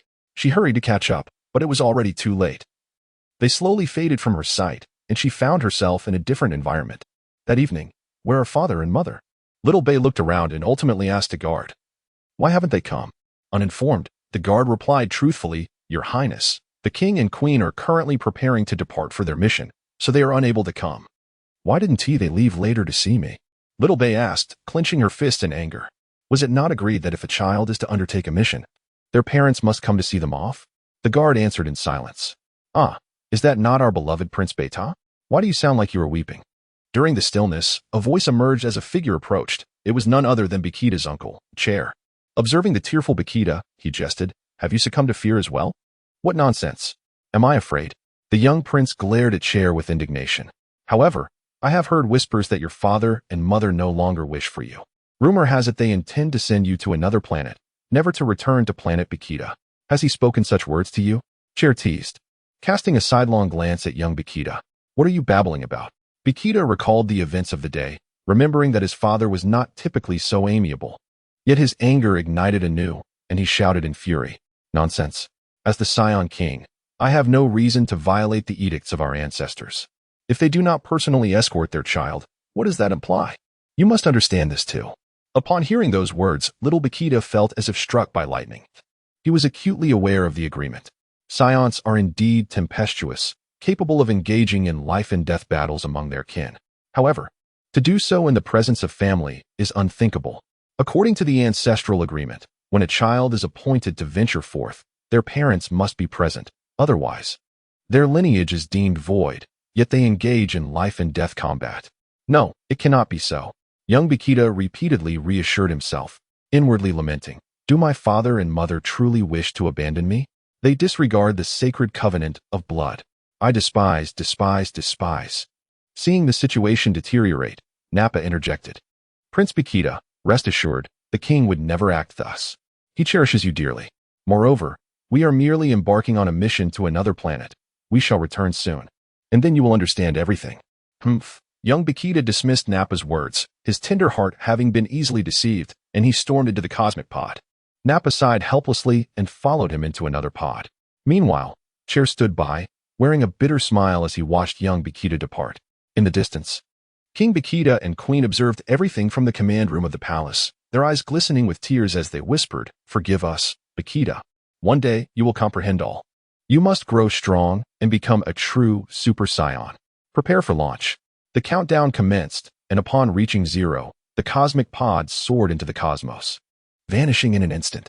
Chapter 18, Dreamlike Reality Part 1, 7th update, with a final update to follow shortly. While Vegeta was ensnared in the reveries of his past, the world outside erupted in chaos. Goku and the others learned of the mystic fist from Grit, their expressions tinged with anxiety as they sensed Vegeta's faint presence, which seemed to wane into non-existence. Bulma stifled her tears, her heart heavy, while the now-recovered Bra lay quietly on the hospital bed. Bulma held Vegeta's large hand tightly, murmuring words of comfort. Trunks and Bra, both engulfed in sorrow, gathered nearby. Trunks remained silent, while Bra placed her hands on Bulma's shoulders, offering words of encouragement with palpable emotion. Goku observed the tranquil form of Vegeta, yet his brow furrowed in concern. Among those present, only he grasped the terrifying nature of the dark aura and the mystic fist, as relayed by Grit, bore no resemblance to the sinister black energy that lingered in the heart. In other words, Vegeta's plight was far more dire than that of any previous victim. Wukong and Noob quietly stood by, while Gohan's thoughts wandered deeper, though he had not gleaned the entirety of the situation from his father. The familiar aura and past encounters allowed him to speculate on certain aspects. Xiaofang held the hands of Bayer and Chi-Chi, their feminine sensibilities rendering them more prone to melancholy. Their delicate brows furrowed and lips pressed together. Meanwhile, Master Roshi and Satan, clad in swimwear, had rushed to the nearby coastline in search of leisure. However, upon learning of the sudden turn of events, they returned with a sense of humanity, overshadowed by concern for Vegeta's injuries and well-being. Once more, we delve into the inner world of Vegeta. Scenes from the past replayed before his eyes. Upon first touching the void, he realized the surreal truth of his dreams. As he witnessed the destruction of planet Vegeta and the demise of his parents, an overwhelming sense of helplessness welled up within him. Indeed, he had once been so weak. Was this the entirety of the events that led to the past becoming mere history? Vegeta's expression darkened as familiar scenes stirred buried memories, painful recollections that he had once attempted to forget through violence. Yet, now confronted with them again, he recognized the futility of his childhood naivety. Forgetting was an impossibility. In the past, he had sought to transform himself into a heartless being, dismissing all emotions, believing that only the unfeeling could awaken a Saiyan's true nature, thus aspiring to become the legendary Super Saiyan. However, his time on Earth had gradually acquainted him with the warmth of human emotion, rekindling the feelings he once possessed, leading him to embrace a life of peace. Yet, no one could truly comprehend the depths of his heart, as the Prince of the Saiyans. He harbored deep-seated hatred and resentment towards the annihilation of his race, coupled with an enduring enigma that remained unsolved, despite countless searches for the truth of that fateful day. Suddenly struck by this realization, Vegeta's spirit stirred, and the only thought that remained was to trace the whereabouts of his parents and uncover the truth of the past.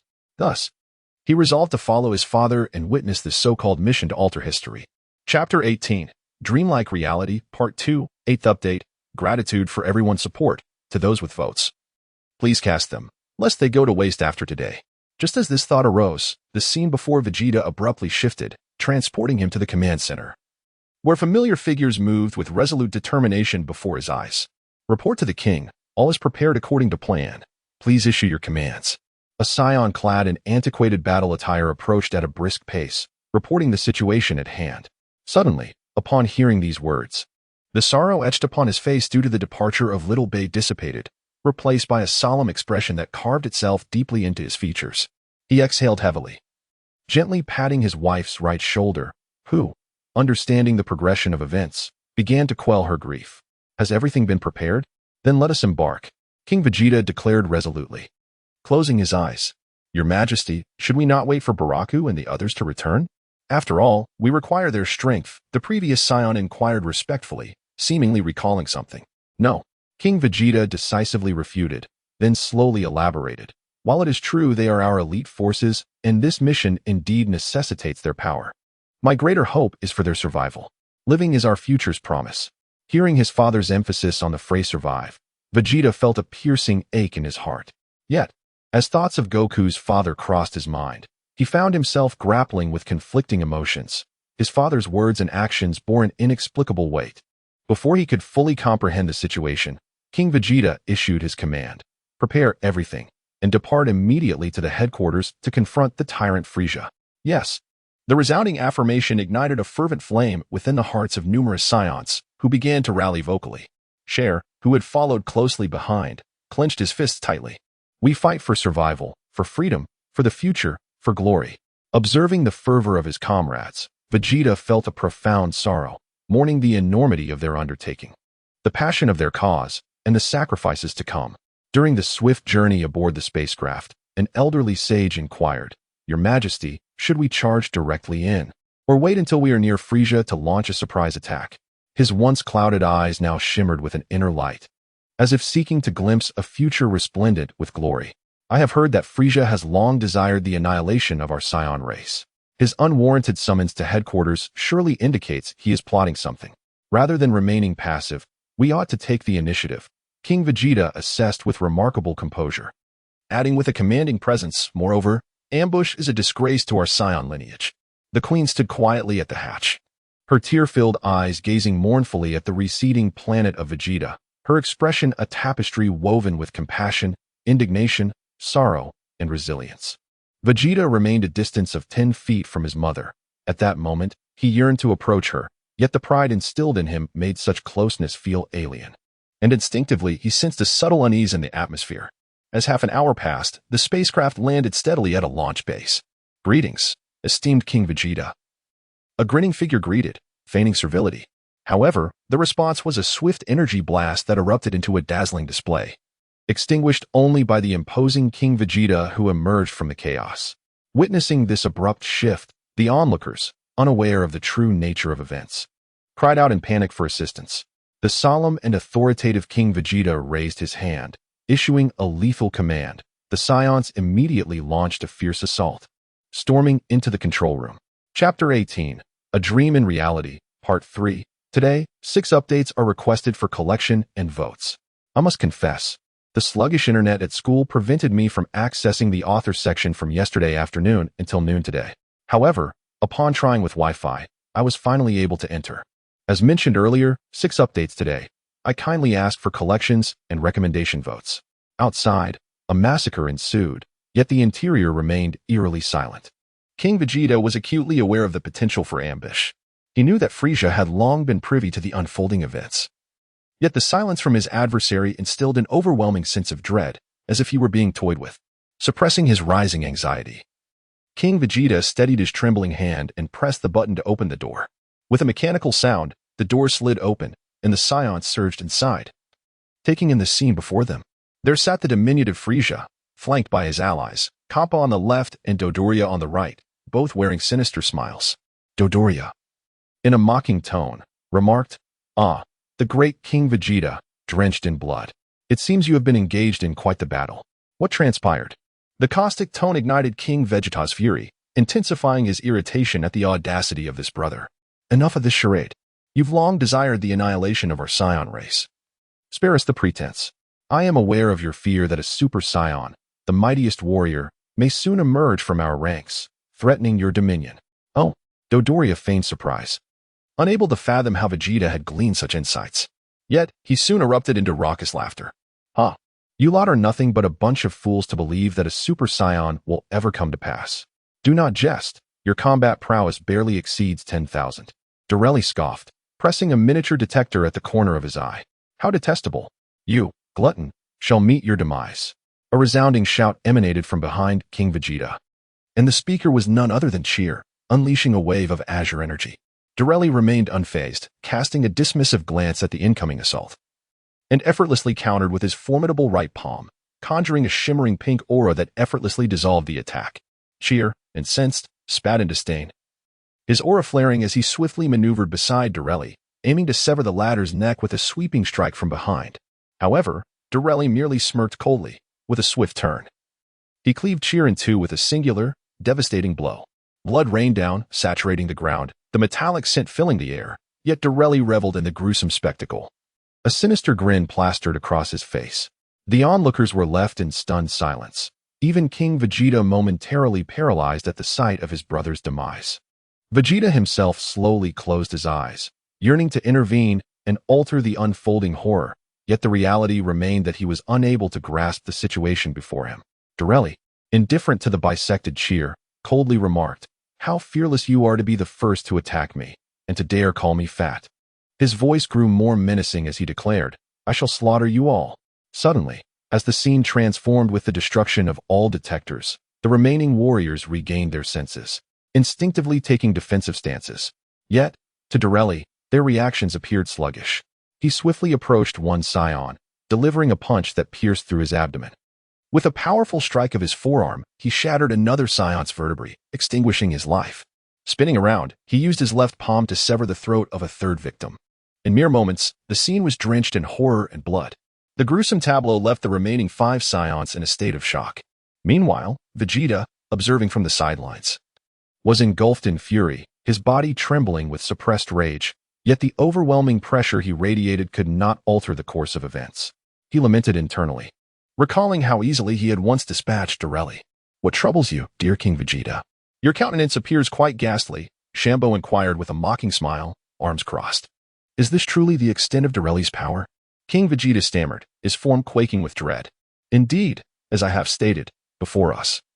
You are naught but a swarm of ants," Dorelli sneered, licking the blood from his hands, only to recoil in disgust. "How foul!" Enraged beyond measure, King Vegeta leaped forward, determined to confront Frieza with a decisive strike. Frieza merely revealed a sinister smile, slowly raising a finger and gently flicking the forehead of King Vegeta. A powerful force surged into the latter's skull, instantly causing a fountain of blood to erupt from his brow. No, the once dazed queen, upon regaining her senses, was struck anew and let out a heart-wrenching scream of agony. King Vegeta collapsed to the ground, his eyes wide open in shock, yet still alive, convulsing and coughing up blood. Witnessing this, Vegeta could not bear the sight, closing his eyes in despair, turning his head away and clenching his fists in escalating fury. Chapter 18, Dreams as Reality, Part 4, Second Update. Truly ungrateful. Dorelli mocked with a laugh, then resumed his assault, dispatching 3 more Saiyans, leaving only the queen in a state of shock. The queen trembled all over, her exquisite face pale as paper. After a moment, she regained her composure and frantically flew to King Vegeta's side, sobbing as she cradled him in her arms. "Oh, quite lovely indeed. What a beautiful creature," Shamber remarked with a hint of disgust as he observed the queen's tear-streaked face. "Oh, do you wish for her to serve as your skincare remedy?" Dorelli, initially approaching the two in distress, inquired with a strange tone upon hearing Shamber's words. "Indeed, if her essence were used, it would be the finest, for I am simply exquisite." Shamber spoke with a melancholic air. Yet, those words ignited an endless fury within Vegeta, causing his body to tremble as he tore into his palm, blood flowing freely. What? King Vegeta roared in rage, barely managing to support his body as he bellowed, "I will kill you." A fierce aura surged around him, rendering the queen momentarily dumbfounded by the spectacle. Useless, truly useless. Shamber was not surprised by the explosive power, instantly appearing beside King Vegeta, plunging a hand through his back and creating a gaping wound the size of a bowl. The light flickered and vanished, and silence enveloped the area for a brief moment before a chilling scream echoed throughout. As that heart-wrenching wail reverberated across the expanse, King Vegeta, devoid of breath to speak, gazed distantly at his wife's complete breakdown, finally smiling as he closed his eyes forever. Witnessing her beloved's demise, the queen was struck by madness. Screaming, "I would rather die than let you torment him," she then unleashed a ki blast aimed at her own heart, obliterating her life force with tremendous power. Blood gushed forth, staining her white attire in a shocking display, as she collapsed beside King Vegeta, grasping his hand tightly, her smile fading into eternal slumber. Vegeta, with a heart full of anguish, roared no. Yet the reality before him was but a recollection of the past. Thus, he wept. This was the second time he cried, shedding tears of hatred. What happened, Chamber? Frieza casually inquired. Little did he expect that she would take her own life, thus squandering my resources. The blood of the deceased lacks any aesthetic benefits, Shambo remarked disdainfully, though a hint of distress laced his tone. Both Frieza and Dodoria fell into silence, rendered speechless by this aberrant behavior. My lord Frieza, what shall we do next? Dodoria respectfully broke the silence with a bow. You should go and eliminate the Scions currently on planet Carrot. Remember, be swift and thorough. Yes. Dodoria nodded in response, promptly racing towards the launch site to board the spacecraft headed for planet Carrot. My lord, what shall we do with the remains? Shambo asked anxiously, observing the simple-minded Dodoria depart. Let their bodies remain here for now. Shortly, I intend to take them to planet Vegeta to witness a grand display of fireworks. Huh. Frieza licked his lips, grinning wickedly. Beside him, Vegeta understood the impending events but could do nothing but await the final fate as Frieza prepared to obliterate planet Vegeta. Thus it was, only Barracu managed to escape Dodoria's massacre, and he alone stood against Frieza and his cohorts. Yet, history remained unchanged. Frieza emerged from the chamber, conjuring a massive energy sphere with his fingers, seemingly indifferent to the multitude of insignificant creatures before him. With a slight flick of his fingertip, he hurled the colossal fireball towards planet Vegeta. Following the tremendous explosion, brilliant golden light illuminated the cosmos as planet Vegeta was utterly disintegrated into cosmic dust, along with the corpses of several Scions, while Vegeta painfully closed his eyes. Frieza cackled madly, ha ha ha. What splendid fireworks! Vegeta's gaze was filled with despair. Before him lay the events of the past. He found himself trapped in an illusion, powerless to aid anyone. He tightly shut his eyes, his emotions swirling between anger and despondency, loathing his former weakness. It was undeniable that in a world governed by the survival of the fittest, it was his incompetence that allowed his kin to fall under Frieza's dominion and destruction. He felt hatred, regret, and blame. Caught in this torment, Vegeta's eyes dimmed, his spirit fading as he drifted through the emptiness of space, aimlessly wandering. In the depths of his desolation, he recalled both past and present events. The weight of despair was so heavy that he could scarcely breathe, ultimately collapsing in a solitary spot, waiting for the inevitable outcome. Chapter 19, The Shattered Illusion, The Transformation of Vegeta, Part 1, Third Update. I seek your collections and recommendations.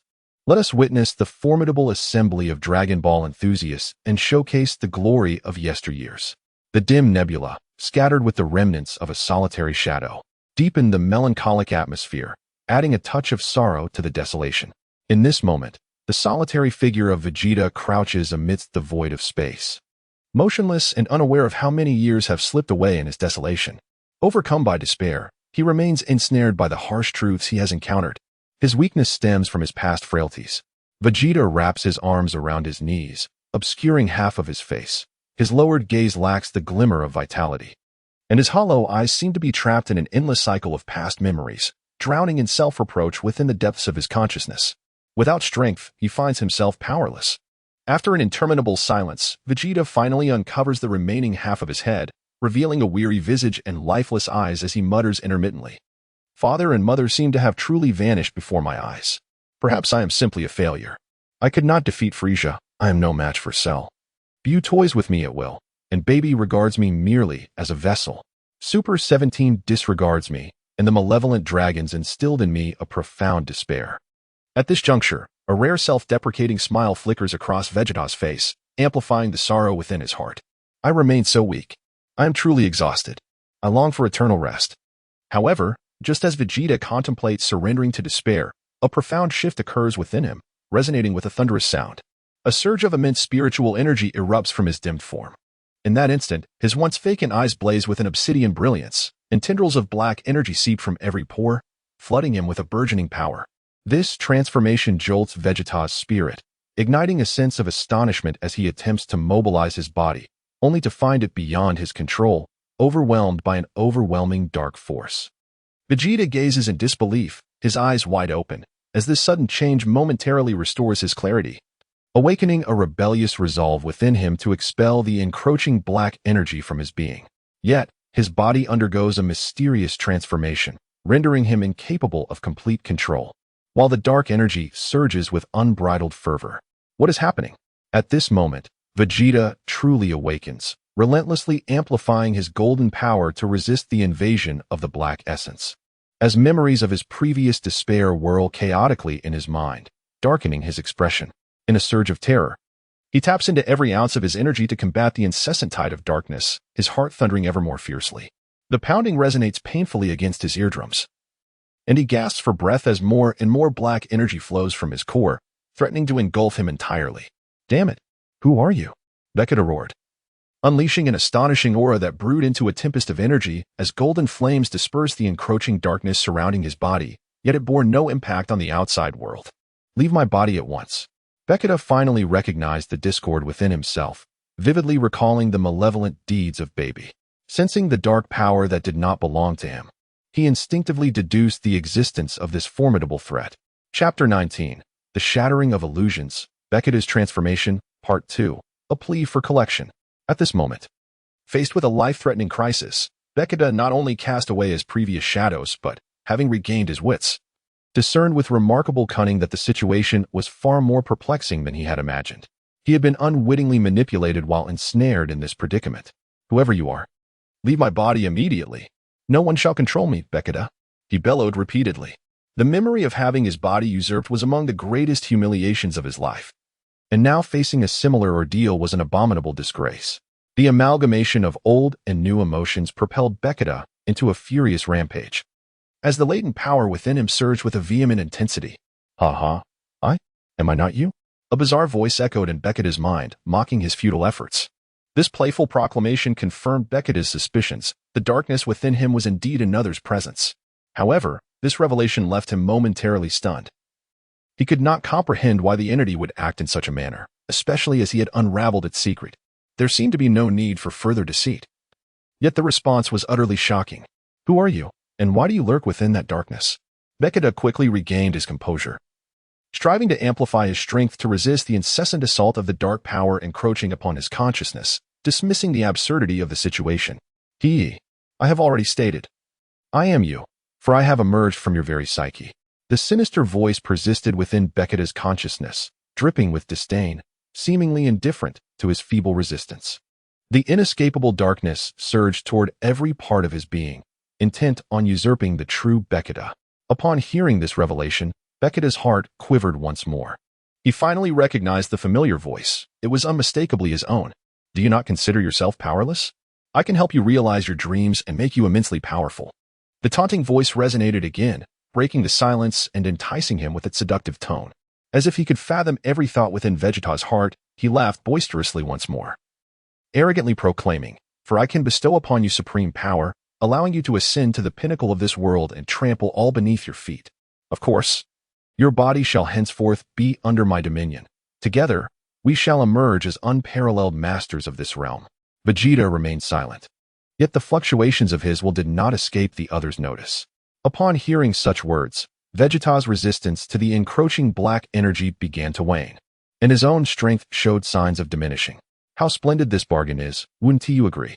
From this moment on, you shall no longer feel helpless due to your weakness, nor shall you tremble in fear before formidable foes. Nor shall you abandon your vows out of frustration at being unable to surpass Kakarot.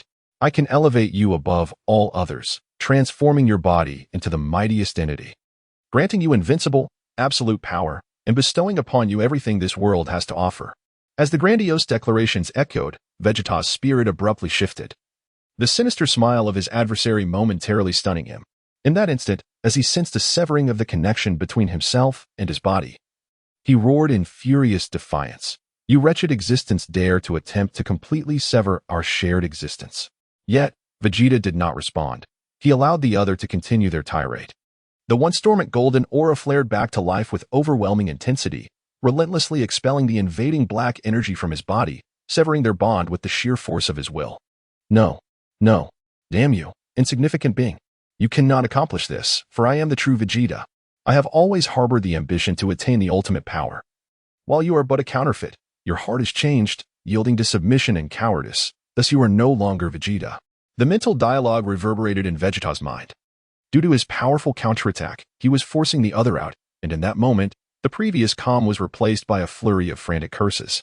Chapter 19. The Shattered Illusion. The Transformation of Vegeta, Part 3. Vegeta still did not answer, as the surging strength seemed to crack open the bottle of his potential, continuously igniting a force that transcended his limits. The mysterious golden radiance enveloping him intensified. In merely 5 or 6 breaths, his power had nearly doubled, with his combat prowess reaching 7 units. You cannot do this. I am also Vegeta. This body belongs to me as well. You have no right to expel me. The hidden Vegeta sensed the determination in Vegeta's resolve. As the latter's power surged, the advantage once held by the former began to slip away, leaving him in a state of complete subjugation, instilling a considerable fear within. In that moment, he cursed Goku for his actions. For he was the manifestation of Vegeta's negative emotions, and the strength he could wield was dictated by the amount of black energy from the hard S-pulse. As Wukong dispelled the dark energy enveloping Vegeta's exterior, it naturally weakened the malevolent force residing within his heart. Presently, his strength was a mere fraction of what it ought to have been during his awakening. Given this reciprocal diminishment, Vegeta's power had already surpassed his own. Thus the control over his body had been usurped by the other. As an outsider, he found himself struggling aimlessly before the overwhelming might. Yet what truly instilled fear within him was the prospect of further diminishing power once expelled from his form. Are you me? I am not Vegeta? Vegeta, feeling the burgeoning strength within him, retorted with a mocking tone, amused by what he considered the greatest jest he had ever encountered. Unbeknownst to the other, he was gripped by profound fear at the impending transformation awaiting him. However, as he seized absolute dominion over his body, he began to establish a connection with the other's consciousness, only to be astounded by the realization that the claims made were not fabricated. For indeed, this entity was a manifestation of his own consciousness. Remember me, for I am Vegeta, the true prince of the Saiyans. He clenched his right fist and pointed his thumb at himself, tauntingly deriding the other's nonsensical assertions.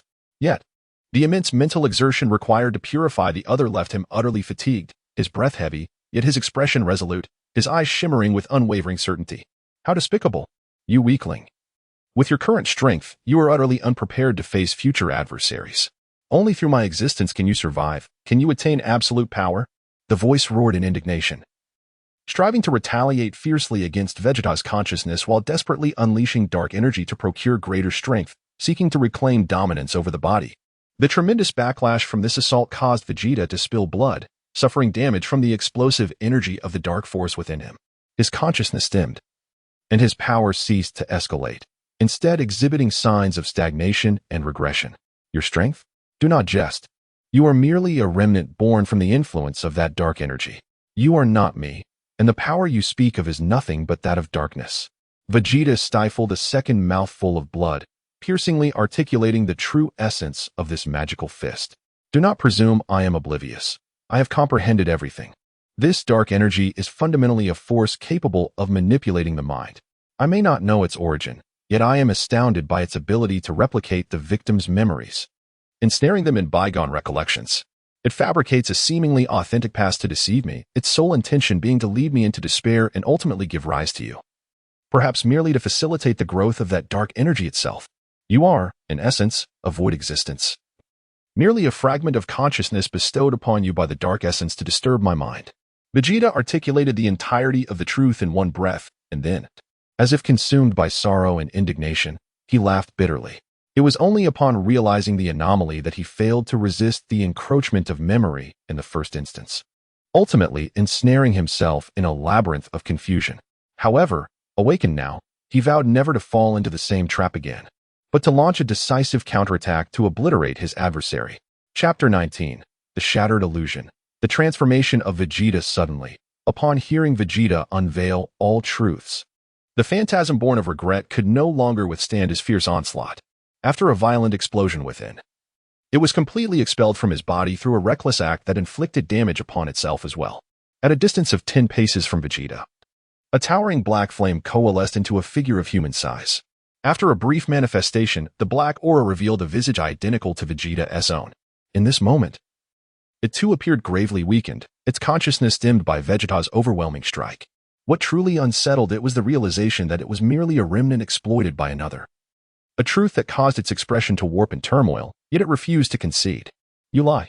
I am the true Vegeta. For years, I have fought tirelessly to realize my dream of becoming a legendary Super Saiyan, striving to be the strongest warrior in the world.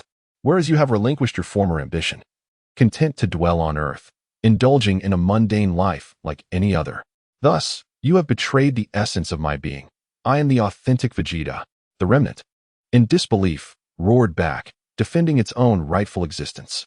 I have not abandoned the pursuit of power, yet I shall never consent to be subjugated as you have.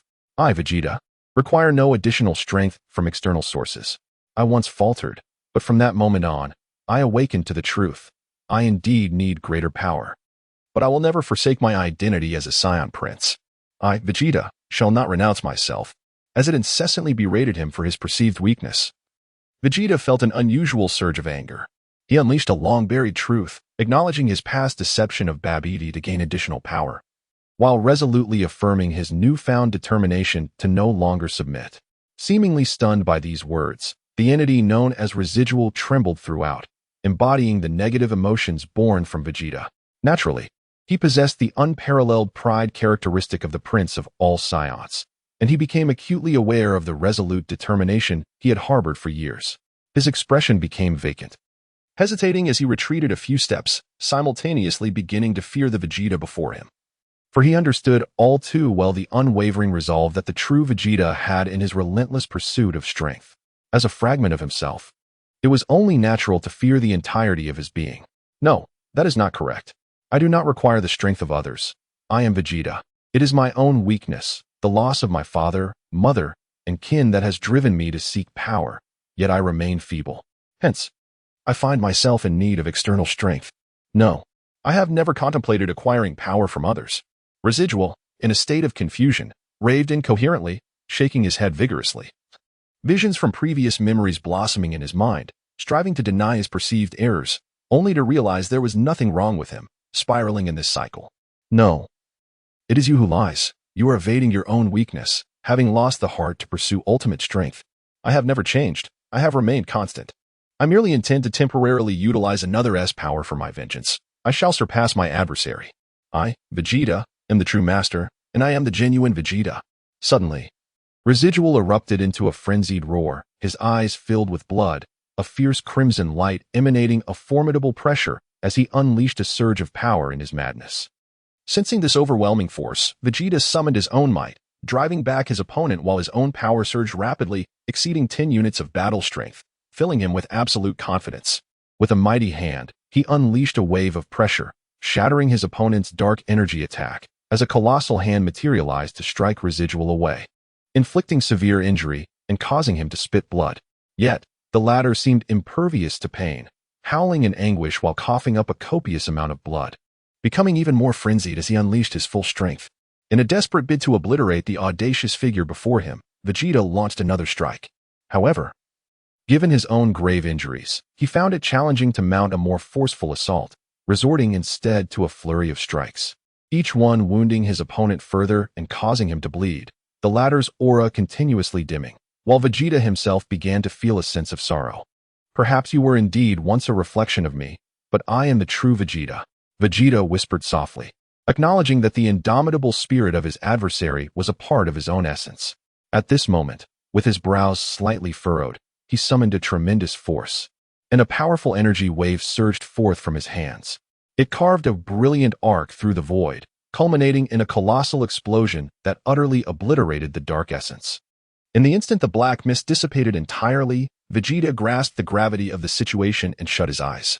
Simultaneously, the cosmic vista before him began to fade, transforming into a dazzling white radiance that enveloped his form in boundless brilliance.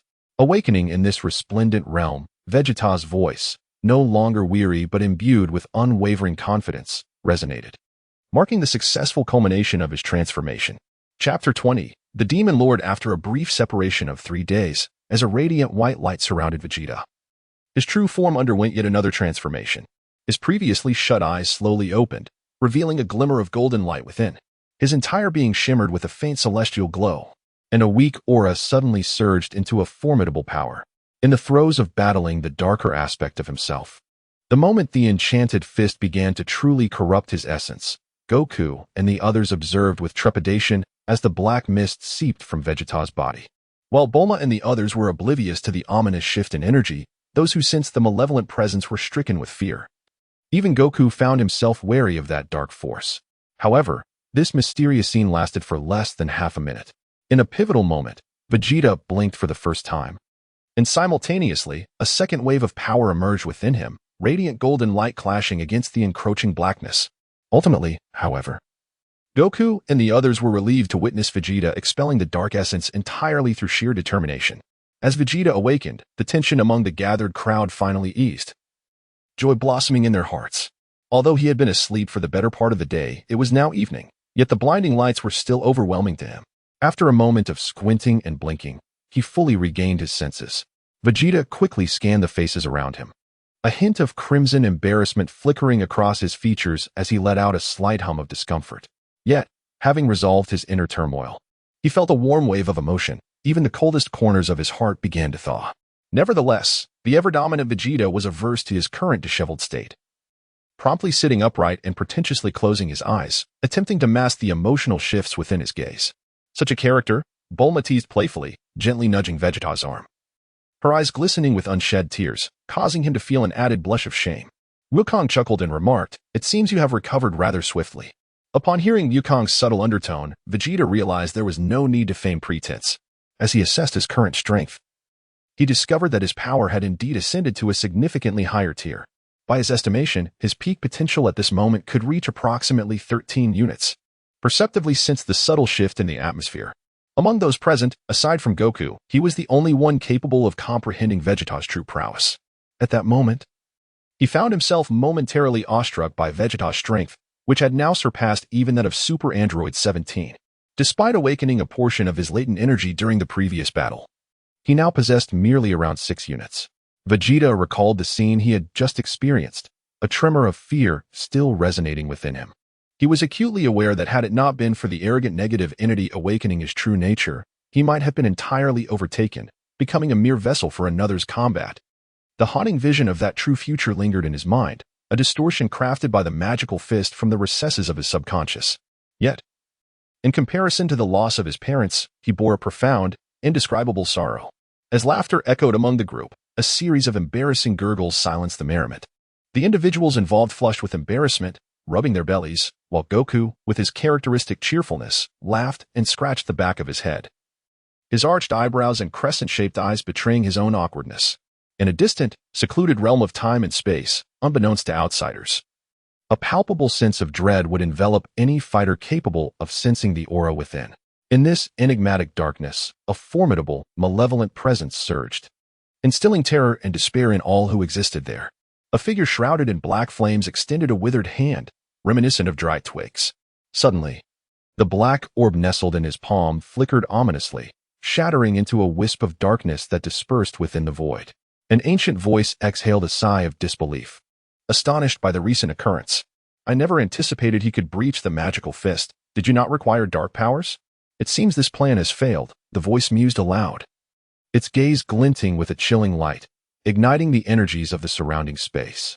"Vegeta, you too represent a variable. Yet, perhaps the decisions of yesteryear were not in vain. Your potential for growth remains vast. I, Nald, eagerly await your progress." Nald?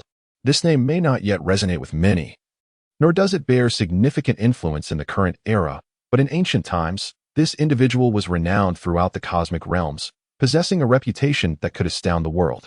For he was the creator of the demon realm, hailed as the Demon Lord of War. Chapter 20. The Demon Lord 3 Days Apart, Part 2. Second update. In another chamber, a solitary figure sat within. He was Grit, holding half a glass of red wine in his right hand, swaying it back and forth, while his other hand supported his chin as he gazed thoughtfully at the expansive screen before him. He was acutely aware of Vegeta's transformation, and what truly astonished him was that even without harnessing the dark energy of the mystic fist, the latter had nonetheless attained such remarkable heights. Naturally, this left him deeply impressed by the Scion's rapid evolution.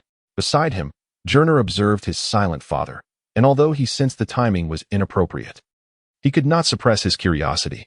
"Father, They have gone to the gravity chamber, but, oh, it's no big deal, Journer. After all, you are well aware of the Scion temperament. Do you have any further questions? Grit ceased the motion of his hand upon hearing his son, sitting upright and speaking with profound significance. I understand, but is this situation truly favorable? Journer persisted. It is of little consequence, since they wish to train. It is our duty as hosts to accommodate their requests, especially considering they are Scions. He replied with an air of nonchalance, though a trace of a smile graced his lips. Journer fell silent, momentarily at a loss for words. Are you worried, my son? Grit inquired, rising to his feet.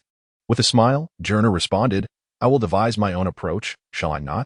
Well then, there is nothing more to discuss, father. I shall take my leave. Journer nodded. But just as he turned to depart, a thought struck him, prompting him to ask earnestly, Father, regarding Jack's actions, despite his words. Journer still lacked the courage to clarify everything, resigning himself to await his father's decision. Let us allow Jack to settle down. After all, you are all aware of the situation with him. I hope they do not stir up further conflict. Grit's gaze shifted slightly as he mentioned Jack, revealing a flicker of apprehension toward this formidable entity. I understand, Journer acknowledged, his brow furrowed in contemplation. Very well, you may go. Prepare for the upcoming tournament, Grit said, eagerly anticipating the forthcoming martial spectacle, his warrior spirit igniting a sense of elation within him. However, as Journer turned away, his expression grew somber as he delved into deep thought. In the gravity chamber, Dad, must you really go all out the moment you step on stage? Trunks remarked, his expression as bitter as a bitter melon. Feeling his father's sudden buoyancy, he endured the overwhelming pressure with a wry smile. Now, his movements were as fluid as an ordinary person's. However, he realized that Vegeta, too, understood that his newfound strength could not be easily acclimated. Hence, he contemplated training in the gravity chamber for 3 days. In a similar vein, under the imposing glare of Vegeta, the two indolent youths, Trunks and Goten, could not escape their grim fate, as they were forcibly drawn into the gravity chamber. Even more perplexing was Vegeta's decree forbidding transformation, while Goku was compelled to suppress his own power. Yet he himself pressed the button that unleashed a gravity intensity 100,000 times greater. Remarkably, the gravitational pull of this planet was akin to that of Earth, allowing Bulma, Chi-Chi, and others to move about effortlessly. Goten cast a resentful glare at Trunks, who had dragged him into this predicament, but the latter chose to ignore him, embodying the unwavering principle that brothers should face challenges together. What a time to seek comfort. You know the tournament is fast approaching. We have no time to waste. Vegeta forced a laugh, attempting to intimidate him, stating, of course, if you can defeat me in your regular form, then that's another story. You may leave. Engaging in a one-on-one battle with you would be self-inflicted torture. You are the sadist, and I am certainly not the masochist, Trunks retorted, pouting in rare defiance. Upon hearing such words, Goten seemingly found a means to vent his frustrations. He deliberately raised his voice, proclaiming, Uncle Vegeta, Trunks is asking if it's true. He is willing to try, claiming he will one day give you a run for your money. This scene of framing and accusation caused Trunks' expression to shift dramatically. Just as he was about to scold Goten for his lack of loyalty, Goten interrupted him. Besides, I am not Trunks. Surely there should be some leniency. Goten, do you wish to be as lazy as Trunks? Vegeta clenched his fists, creating a cracking sound, and asked with a faint gentle smile. You two children are seeking my opinion on your fate, are you? No, that is not the case at all. Is it? Goten and Trunks, seeing the situation escalate, quickly huddled together against the wall, instinctively questioning each other's feigned ignorance. Chapter 20, The Demon Lord 3 Days Apart, Part 3, Third Update. Haha. I never expected you, Vegeta, to possess a sense of humor. Goku chimed in, tightening his belt with a grin. What? You detestable cockroach. Do I really? Vegeta awkwardly stammered, his face reddening in embarrassment. All right, let us assign our training partners. Time is of the essence, Gohan interjected with a smile. Yes. Deeply influenced by Goku's relentless training, Ub had long prepared for rigorous practice and nodded eagerly like a chick pecking at rice. Then I shall team up with Vegeta, Goten with Trunks, and Gohan with Ub. Gohan, you can transform for battle, but refrain from using your full strength, and Ub, it would be better for you to suppress your power during training. Goku assessed those present and devised a plan, addressing them with a smile. Train diligently, and remember, the team that loses will not have a meal. Goku pointed at the 4 of them, beaming. What? Everyone exclaimed in surprise. knowing full well that each of them was on par with the other. They would inevitably fight to the bitter end, especially considering the Scion's pride, animosity brewed among them. And the previously clasped hands of Goten and Trunks were quickly released as they glared at each other, transforming from allies into bitter foes. The atmosphere grew notably tense. Mom, Dad, and Grandpa, will their powers grow even stronger? Xiaofang tilted her head innocently and inquired of Bai Er behind her. With a smile, Bai Er affectionately stroked her daughter's hair and replied, "Indeed, your father and grandfather are both formidable individuals. But to what extent do they possess such strength?" Xiaofang retorted with a hint of indignation. "Indeed, your grandfather is a battle fanatic, yet the others are merely single-minded," she continued. Chi-Chi laughed and teasingly scolded Wukong. "He even dragged my Gohan and Goten into the fray. The children are not as resilient as he is." Bulma concurred with Chi-Chi, chuckling softly. "They, the Scions, are born to fight, fight, and fight again. They are all simple-minded, and Wukong is adorably foolish." Haha. The group shared a knowing laugh at this. Am I catching a cold? Wukong wondered aloud, wiping his nose in confusion. Suddenly, as if recalling something, he exclaimed, "Oh, I've got it. For the sake of holistic development, I propose we incorporate sneak attacks as well." After a moment of contemplation, he declared, Is that really permissible?" "That seems rather deceitful," Goten questioned, acutely aware that Trunks' cunning ideas far surpassed his own, rendering him at a disadvantage. Just as he was about to voice his protest, Trunks was the first to enthusiastically support the idea, causing Goten to raise an eyebrow and inwardly curse his rival's pettiness. "Well, this idea isn't without merit. Why not? It could enhance our vigilance and assist us in life-or-death battles," Vegeta mused thoughtfully. "Uncle Vegeta, you can't say that," Goten lamented. "Enough of that. Just focus on being wary of your opponent." Vegeta provocatively glanced at the eager Trunks. Wukong, startled, swiftly turned around to face the malevolent Trunks looming behind him, feeling a wave of anxiety wash over him. Meanwhile, OOB and Gohan had already assumed combat stances, their gazes locked onto each other, utterly still in a tense silence. OOB pondered to himself, can I truly triumph over Mr. Gohan? I recall he possesses formidable hidden strength. My own control over energy fluctuations is rather lacking, however. I refuse to accept defeat. Though my capacity may not rival that of a Scion, enduring hunger for an entire day is simply beyond my limits. What should I do? Of course, I have Bu. With his assistance, my chances of victory would significantly increase. OOB felt a surge of joy within him.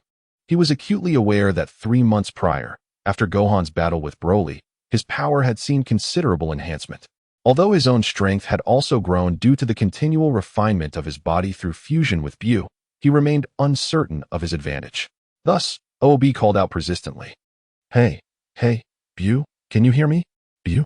Gohan observed the immobile OOB and pondered, how can he be so calm? OOB has significantly suppressed his energy. Could it be that his perception of energy has improved? He realized he needed to exercise caution. Suddenly, a voice broke the silence. It was Bu's voice, questioning with a hint of confusion. Why did you wake me, OOB? At last, you are awake. This is splendid news.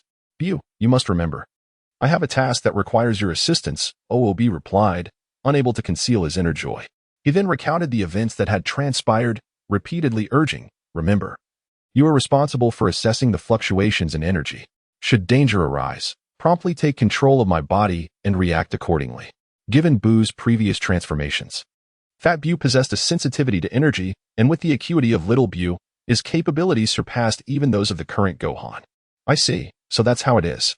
How intriguing, mused Bu, maintaining a childlike demeanor. After a moment of contemplation, he hesitantly inquired, but is this really possible? Fear not. You and I are fundamentally one. Your abilities are my abilities. What is there to be concerned about? This is merely a matter of clever application, OOB declared proudly, a broad smile gracing his face. Very well, I shall comply, Bu responded. Thus, Gohan silently observed for several minutes while OOB deftly organized the tasks at hand. If Gohan were to uncover the truth, even if he did not pursue OOB relentlessly, he would undoubtedly unleash a torrent of scorn for such cunning deception. Let the battle commence, Goku suddenly exclaimed, shattering the tranquil atmosphere. The others, startled by Goku's voice, swiftly returned to a combat-ready state. After a period of acclimatization, they had gradually adapted to the gravity of their surroundings, allowing for somewhat freer movement, though not entirely unrestricted. Trunks initiated the attack, sprinting forward before leaping into the air, poised to strike with his left hand. However, Tien was already prepared, promptly blocking the blow with his right hand and countering by seizing Trunks' left hand. Yet, this was merely a feint on Trunks' part. He quickly bent his right knee, aiming a kick toward Tien's abdomen. Observing this, Tien caught the kick with his left hand, chuckling. Huh, is this all you've got? But Goten underestimated his opponent, as Trunks' true intention was to deliver a direct punch to Tien's nose with his right hand. Goten, he exclaimed as he was sent reeling backward. All of these maneuvers executed in the fleeting moment of Trunks' leap.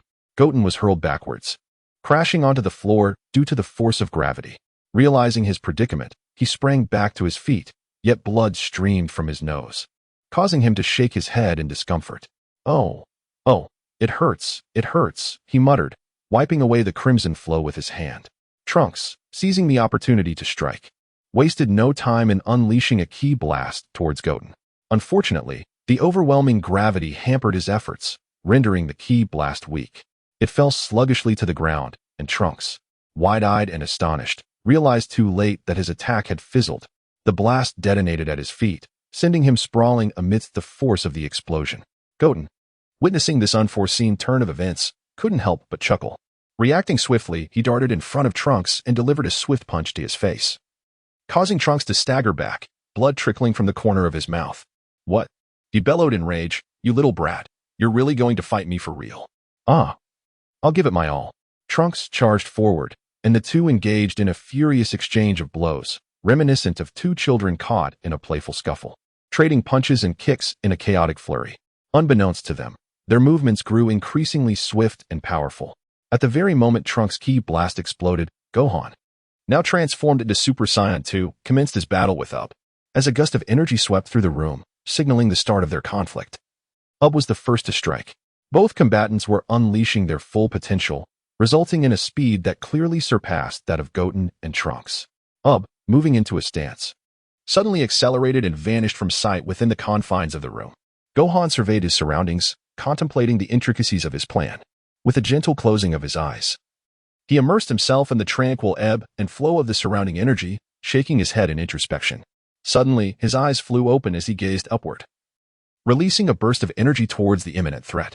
Indeed, Ub was right there. However, upon noticing the peril, Ub swiftly vanished, evading the impending attack.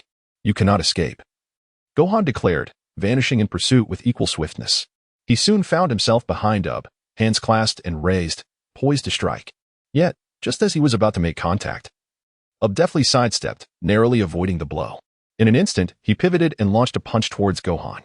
Alarmed, Gohan swiftly deflected the strike with the palm, though the force of the counterattack still propelled him upward. Meanwhile, Ub seized the opportunity to counterattack, having positioned himself beneath Gohan, ready to deliver another blow. In response, Gohan resolved to take the initiative, striking towards Ub with calculated precision. Utilizing his energy to stabilize his descent, Gohan's actions startled Ub, who hastily halted his movement, gradually descending to the ground. Gohan remained silent, gradually descending to the ground. He pondered, what on earth is happening? How could OOB's ability to sense energy improve so dramatically? It's truly unbelievable. It appears I must engage in battle earnestly, without any carelessness. Otherwise, OOB also thought to himself, phew, that was close. Without Boo's assistance just now, I wouldn't have evaded Mr. Gohan's attack. It seems I must exercise caution. By the way, Bu, you need to stay alert and coordinate with my fighting. Okay, Bu playfully replied. Thus, everyone entered a state of genuine combat. The two moved and attacked with astonishing speed, their fists and kicks delivered with remarkable swiftness. Naturally, the battle was evenly matched. Meanwhile, it's time for us to fight as well, right, Kakarot? Vegeta, having turned away from watching Gohan's battle, fixed his gaze on Goku. Indeed, it has been a long time since we last fought. Vegeta, let us have a proper showdown. Goku responded with a smile, his eyes locked onto his opponent. Just as Vegeta began to speak, then I shall attack, he vanished from sight. Goku remained still, quietly observing. Seconds ticked by, 1 second, 2 seconds, 3 seconds, until suddenly, Goku raised his right hand and unleashed an energy blast, which shot forth in a straight line.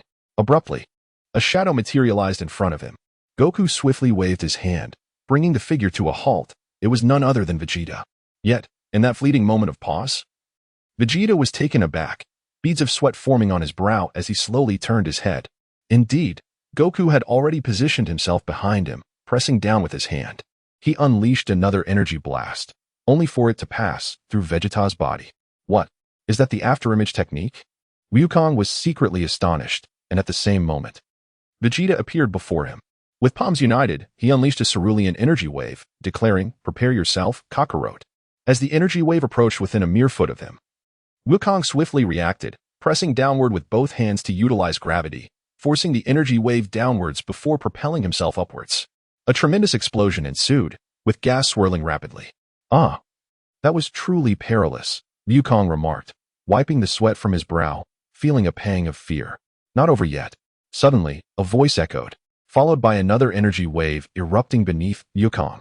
Alarmed, he hastily turned his head, narrowly evading the attack.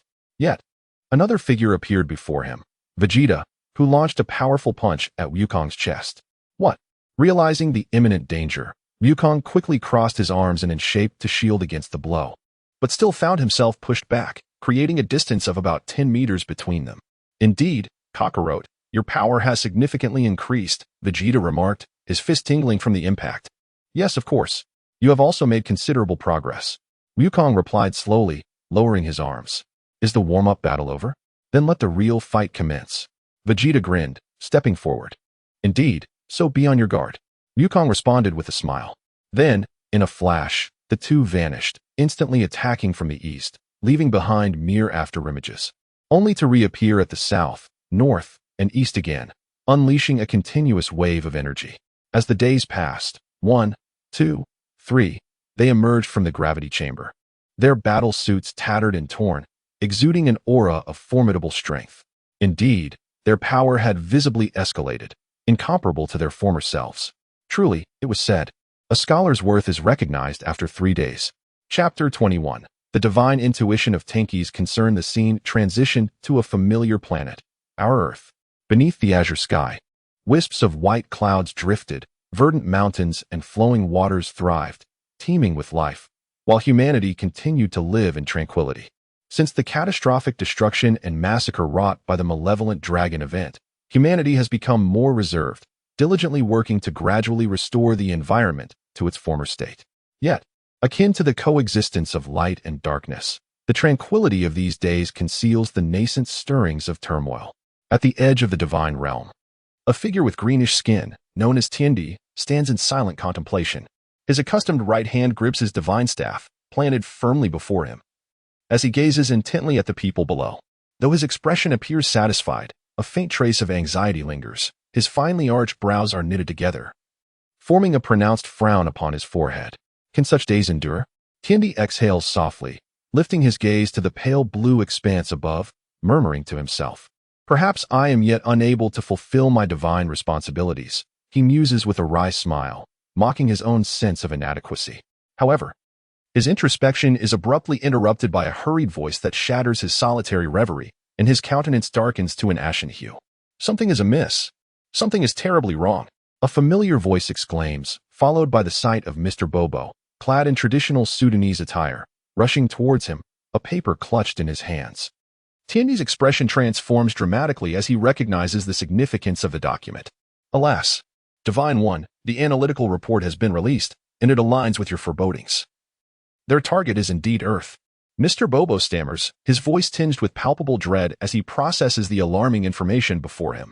Tiendi, his last flicker of hope extinguished, feels an overwhelming wave of terror wash over him, the pupils of his eyes constricting in sheer horror. With a tremor in his voice, he implores, Is this truly the case? Mr. Bobo, are you certain the data is without error?" He remains unwilling to confront such a grim reality. For even a nightmare would be preferable to the cold, unyielding truth. After all, dreams can be awakened from, while reality is an unalterable existence that presages all that is to come. "No, my dear deity, the information is not erroneous. I have verified it several times, and all results remain consistent. They truly intend to descend upon Earth," and Mr. Bobo, filled with trepidation, is struggling to respond, his voice gradually diminishing.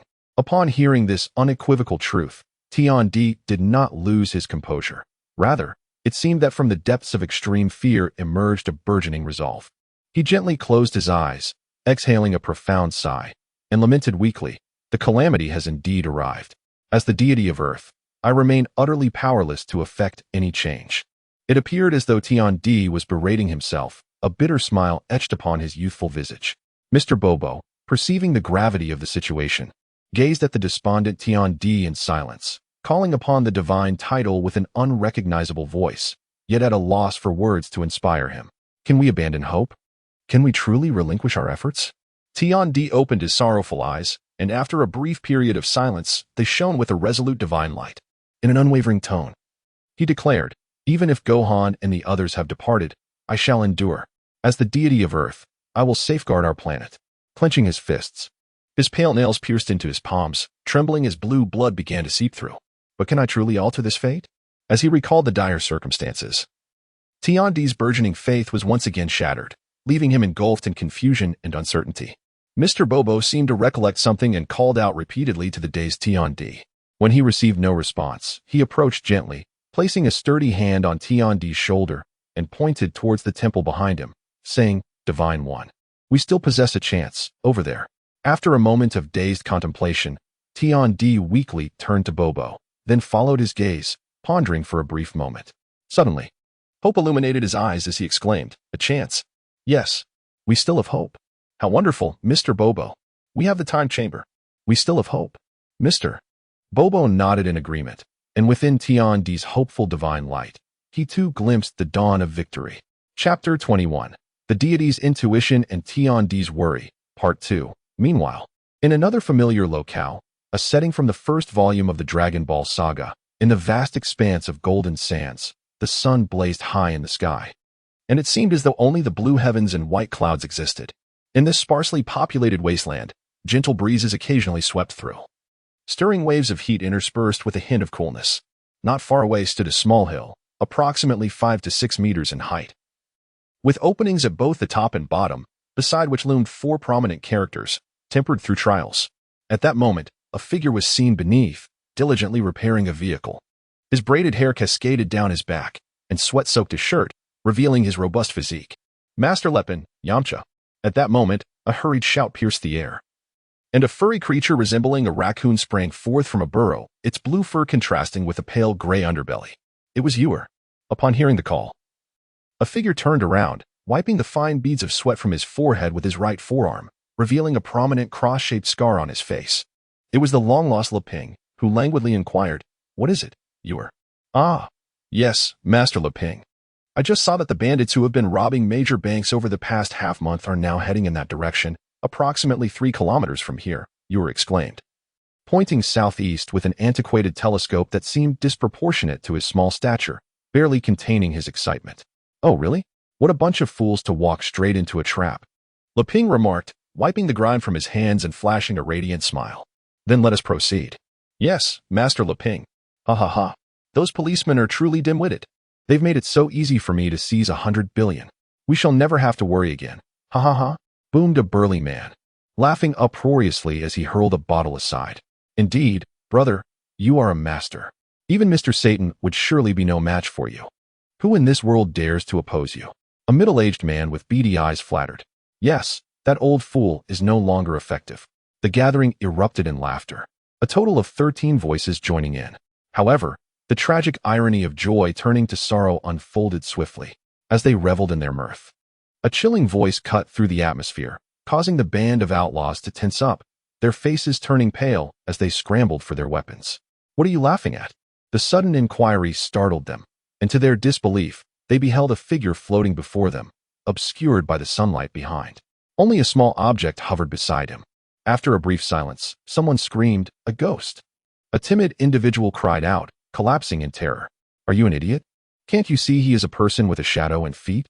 The man referred to as brother, suppressing his shock, attempted to project an air of intimidation as he demanded, "Who are you, kid?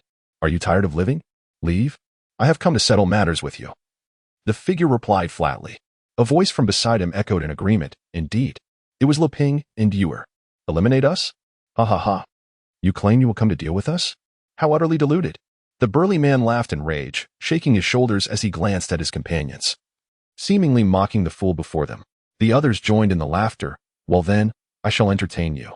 Having finished his words, the self-proclaimed leader rushed forward, aiming to strike Lu Ping with a powerful punch. However, opportunity eluded him as Lu Ping vanished in an instant, only to reappear behind the brute. With a mere flick of his finger, the man was sent hurtling several yards away. "Brother, this fellow is insufferable." The remaining 12 men roared as they charged forward, intent on surrounding Lu Ping. Yet, with a slight tilt of his head and a graceful shift of his body, Lu Ping deftly evaded all their attacks. A smile graced his lips as he clenched his fists, dispatching them one by one with a single blow, each falling into unconsciousness. What are you?" The leader, realizing he had encountered an unyielding force, slowly rose, trembling as he inquired, "Oh, you have yet to faint? Truly impressive."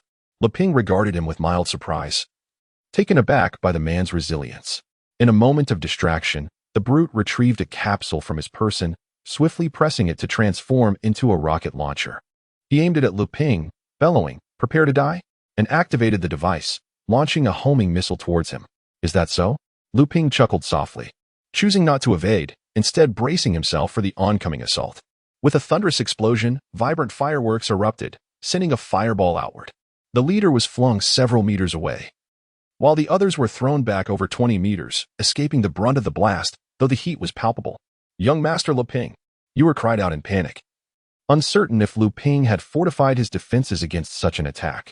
"Ha ha ha, at last, I've taken you down, brat," the brute exulted, laughing maniacally as he gazed upon the roaring flames. "Is that so? You believe this can vanquish me?" A voice emerged from within the fireball. It was Lu Ping's voice. In an instant, he surged with energy, extinguishing the flames with a mere thought. "What?" The brute could hardly believe his eyes, retreating in terror as he stammered. "Even a rocket cannot harm you. Go ahead. Even a force capable of obliterating the earth may not be able to defeat me," Lu Ping mused inwardly. Then he approached the leader's side and declared, "It seems you truly are about to take a nap," with a gentle yet decisive strike to the neck. He rendered the man unconscious. "All right, it's finally done. Yuer, go inform the police. Let them take care of the stolen goods," Lu Ping said, producing ropes to bind the men together. He then leaned closer and added, "However, their money should rightfully belong to me." With a nonchalant demeanor and a sly grin, he proclaimed, "For I am the righteous robber." As Lu Ping's background transformed into a bold proclamation reading "The Righteous Bachelor Robber," a gentle breeze swept through, adding a touch of atmosphere. "Ha, ha," he chuckled softly, reveling in his triumph. "Now, let us depart," Lu Ping stated, regaining his composure. Just as he turned to leave, he paused in astonishment and swiftly spun around. Stunned into silence, a familiar figure appeared before me. "Hello, Lu Ping, long time no see." The person greeted with a subtle smile. Chapter 21, The Omens of the Divine. The Anxieties of Tian, Part 3. "Indeed, it has been a while, my lord." Lu Ping respectfully replied, momentarily taken aback before inquiring, "What brings you to seek my assistance, Tianjin?" He discerned a hint of concern in Tian's expression. "Yes, there is indeed a matter requiring your attention and assistance," Tian said, a hint of difficulty in his tone. "I need you to fight once more to safeguard our Earth." "Is there trouble brewing on Earth?" Lu Ping's brow furrowed with unease as he asked. "Yes. The calamity we face is immense, and you must have sensed it as well. Gohan and the others have already departed from Earth, leaving only a handful of us behind. I am not a warrior, and thus I implore you to take up the mantle of battle," Tian urged, his demeanor somewhat hesitant. Lu Ping nodded in acknowledgement. Yet he did not respond immediately. Beside him, Wu watched in silence, clearly wishing to shield Lu Ping from further peril. With hopeful eyes, he implored Lu Ping not to acquiesce. After a moment of contemplation, Lu Ping glanced at the vacant expression of Wu, then took a deep breath and declared, "Yes, I will fight, for I am a Dragon Ball warrior. I must defend our Earth." With a smile masking his inner turmoil, he lowered his gaze and silently thought, "Forgive me, Wu, for I must fight to protect you, to protect everyone, and to safeguard our planet." "Is that so, Master Lu Ping? You truly intend to fight?" Wu stammered, tears glistening in his eyes. I will follow you, Master Lu Ping," he said, as he flew forward, tears spilling from his eyes. Lu Ping embraced Wu, smiling as he did so. Tian observed this poignant scene, filled with remorse and self-reproach. "It is my incompetence that has shattered their peaceful existence and failed to protect this beautiful planet," he lamented. Gazing at the azure sky adorned with drifting white clouds and the fresh air, lost in thought. Tian Shun, Lu Ping approached, gently shaking Tian Di's shoulder. What of everyone else? Ah, yes, Tian Di snapped back to reality. I will explain everything to them. For now, I need to ask you to go to Kame House to find Infinity and Android 18 and accompany them to the temple. I will seek out Tianjin Fan and the others, and once we reach the temple, I will clarify everything to everyone. Very well, I shall set forth at once. Lu Ping replied, then turned to Wu Er, saying, You should wait for me at the temple. I will arrive shortly. Yes, Master Lu Ping. I shall await your return. Upon finishing his words, Lu Ping activated his levitation technique, soaring towards the familiar yet unremarkable Kame House. As he watched Lu Ping depart, Wu Er experienced a unique sensation, akin to a gentle breeze swiftly passing by. Wu Er, you may proceed to the temple alone.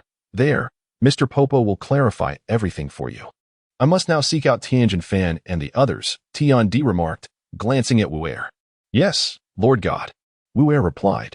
Well then, I shall take my leave.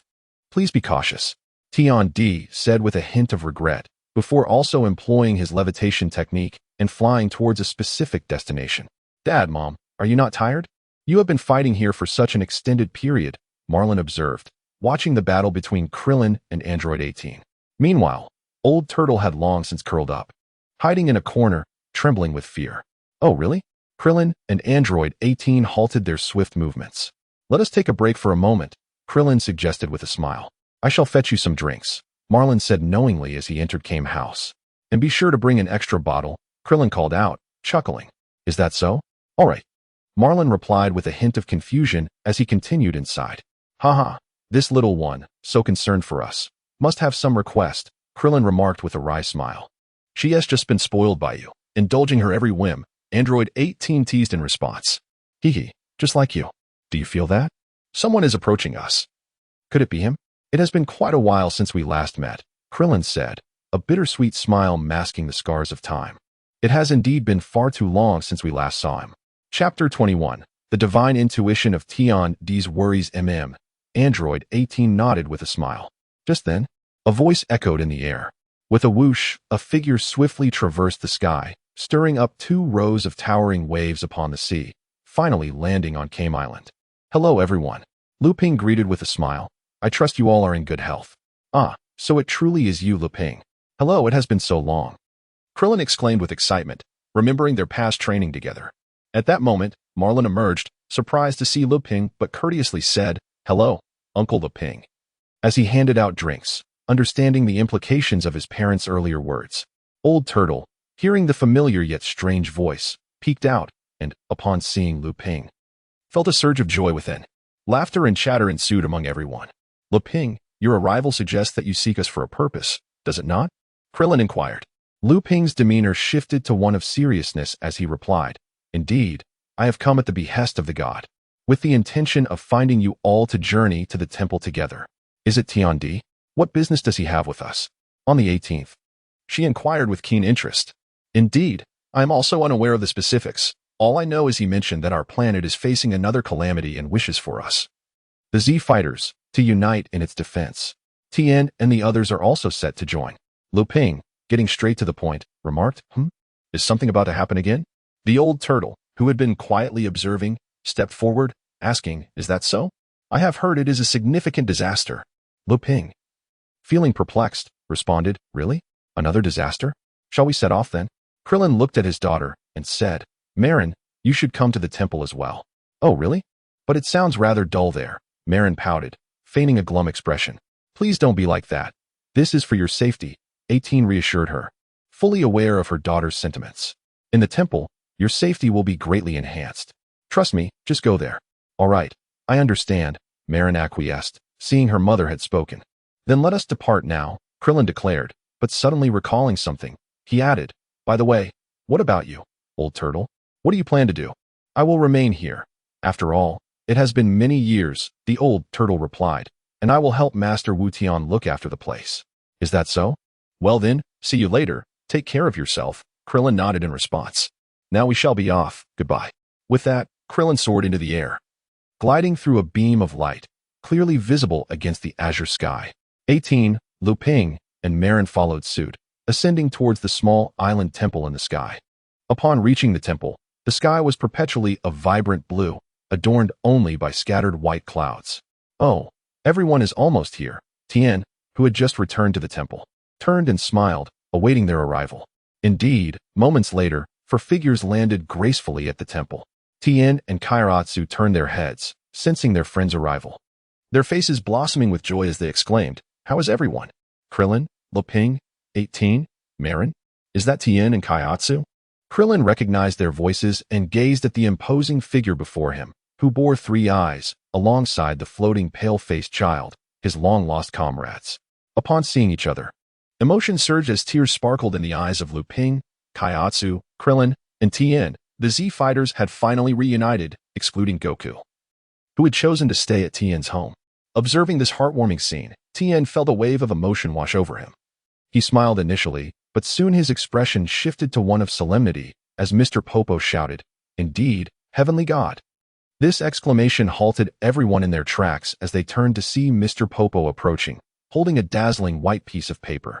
Tien glanced at the paper Mr. Popo presented.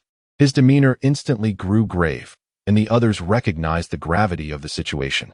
Concerned, one inquired, "Divine Being, what is the matter?" After surveying them in silence for a moment, Tian Di finally spoke. "According to this analysis, a spacecraft is set to land on Earth in approximately 15 days. I have a foreboding sense that these individuals possess formidable power, with at least 3 of them exhibiting combat abilities exceeding 50 billion. Whether they are foes or allies remains uncertain, but one thing is clear, they appeared at the very moment when Wu Fan and his companions vanished from the cosmos. This coincides with the time they transitioned to another dimension. This is merely my conjecture, of course, as I am unaware of the world concerning the Saiyajin. In other words, they deliberately opened a path to Earth with ill intentions. What? Could it be those individuals from the tournament?" Kuririn inquired, recalling the events of the Universal Fighting Tournament.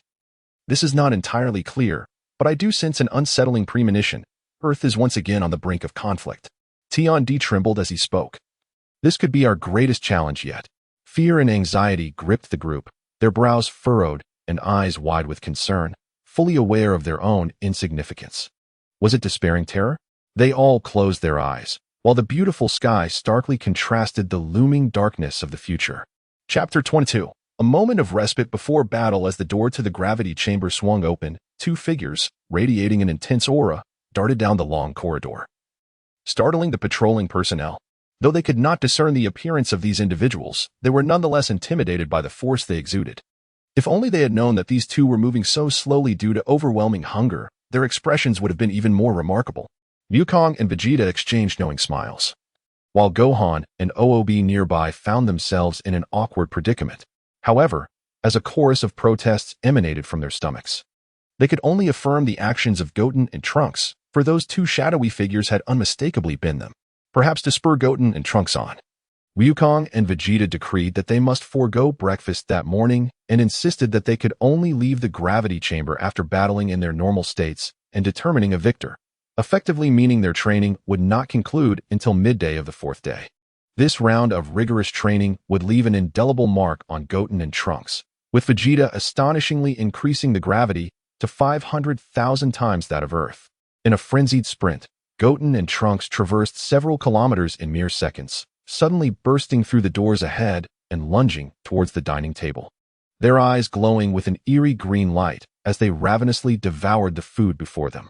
The sight of the 2 disheveled figures crashing in like refugees left the gathered crowd momentarily stunned, their refined manners momentarily faltering in shock. Yet, upon recognizing the ragged duo as Goten and Trunks, relief washed over them, curiosity piqued by the boys' experiences. Those who could sense energy were particularly astonished by the rapid increase in their power. "Is that really Goten?" Kiki exclaimed in disbelief, struggling to reconcile the disheveled and foul-smelling figure before her with her own son, momentarily dizzy from the revelation. Later, there will be another update, and I encourage everyone to support Soul Battle. Thank you all for your support of Moluo. I hope we can surpass 59,000 views today. We shall aim for the grand milestone of 60,000 tomorrow. Bulma, taken aback by Trunks' disheveled appearance, remained silent, her brow furrowed, knowing well that Vegeta often put Trunks through similar trials, which rendered Bra unfazed by the scene. Meanwhile, Xiaofang and Beer paused mid-air with their chopsticks, wide-eyed and astonished as they watched the two boys consume their meal with the gusto of pigs. Wutian did not glance at Chi-Chi, nor did he utter a word in response. Instead, he grasped a chicken leg in one hand, gnawing on it while nodding his head, while his other hand seized a bottle of red wine, which he consumed with the same ease as one would drink water. Witnessing Wutian's reaction, Chi-Chi was utterly astonished, as were Master Rashi and Satan, both rendered speechless. Even the King of Earth appeared taken aback by the presence of Trunks and his companions, while a short-sighted guard assumed a defensive posture, wary of a potential assault by ruffians. "Aha, eat more slowly, and then you can take a proper rest." Suddenly, a familiar laughter resonated from outside the dining room, and everyone readily recognized its source. After a brief pause, Goku entered, his attire in tatters, his trademark grin plastered on his face as he scratched the back of his head, nodding in acknowledgement to those within. However, he was taken aback by the presence of one individual directly in front of him, King Kai. Vegeta strode in alongside Goku, followed closely by Gohan and Ub. The three of them also noticed King Kai's presence, smiling and nodding in greeting, a gesture that somewhat alleviated King Kai's vexation, for he had been disregarded by Wutian and Trunks, albeit inadvertently. At Goku's prompting, the two busy indulging in their meal finally recognized their indiscretion. Yet, having been precocious since childhood, they unabashedly continued to grin at King Kai while resuming their feasting with a carefree demeanor. Although Wukong and his companions felt a tinge of awkwardness, Goten and Trunks were engulfed in profound frustration. Their attempts to articulate their predicament were met with difficulty, and only after an extensive explanation did the atmosphere shift back to one of lighthearted laughter. It turned out that Goten and Trunks were evenly matched in strength and were well aware of each other's capabilities. Consequently, during the 3.5 days of training, their victories and defeats were evenly balanced. This led to both of them entering the battlefield with hollow stomachs, embodying a poignant sense of heroic sacrifice. Amidst their banter, Wukong, Vegeta, Gohan, and Ub voraciously consumed their meals, devouring the equivalent of what would sustain hundreds within mere moments. Alarmingly, the speed at which the six of them feasted showed no signs of abating. After Wukong engaged in a brief telepathic conversation with the Kaioshin, a reflective silence enveloped him, as if he were attempting to recall fragments of the past. Chapter 22. The Calm Before the Battle, Part 2. A jubilant laugh erupted, followed by a tremendous splash akin to a depth charge, as a figure leaped several meters from the shore into the sea.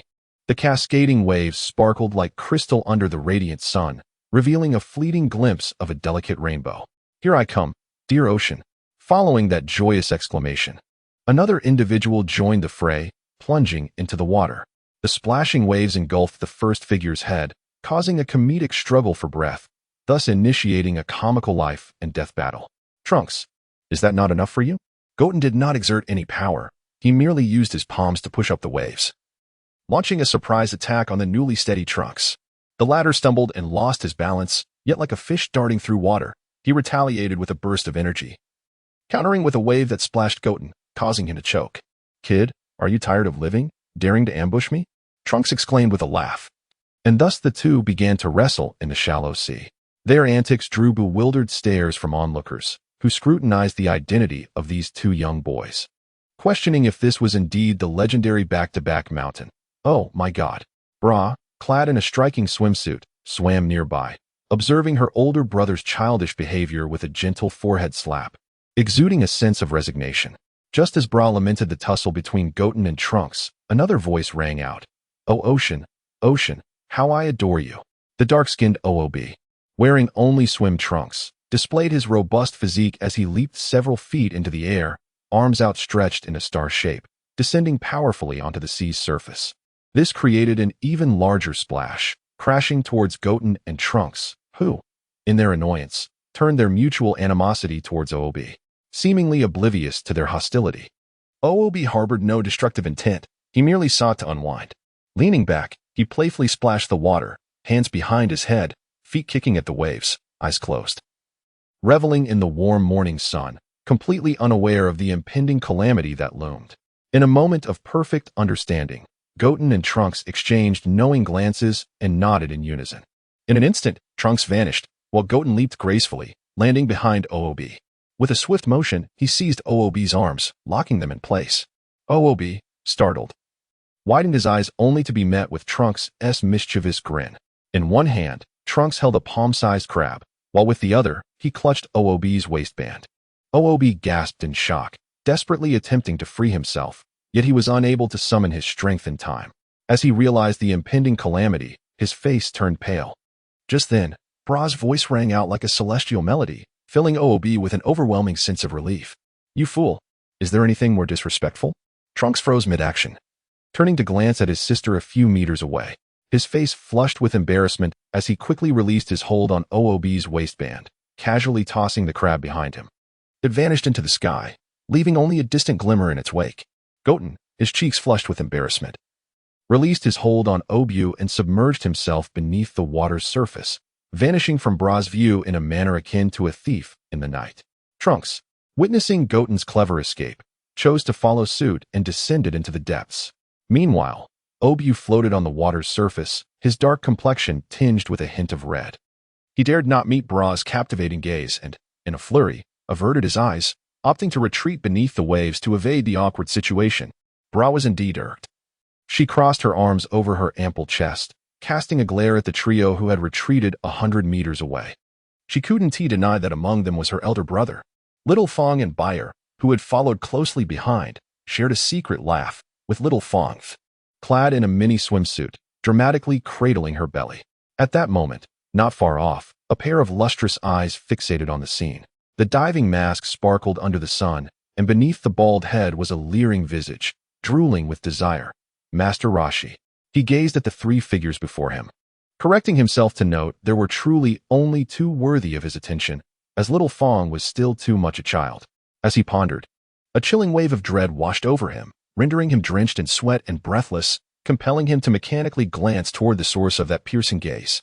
In the blink of an eye, the old turtle bolted across the water's surface as if fleeing for his life, his speed rivaling that of flight itself, sending waves crashing in his wake as he distanced himself.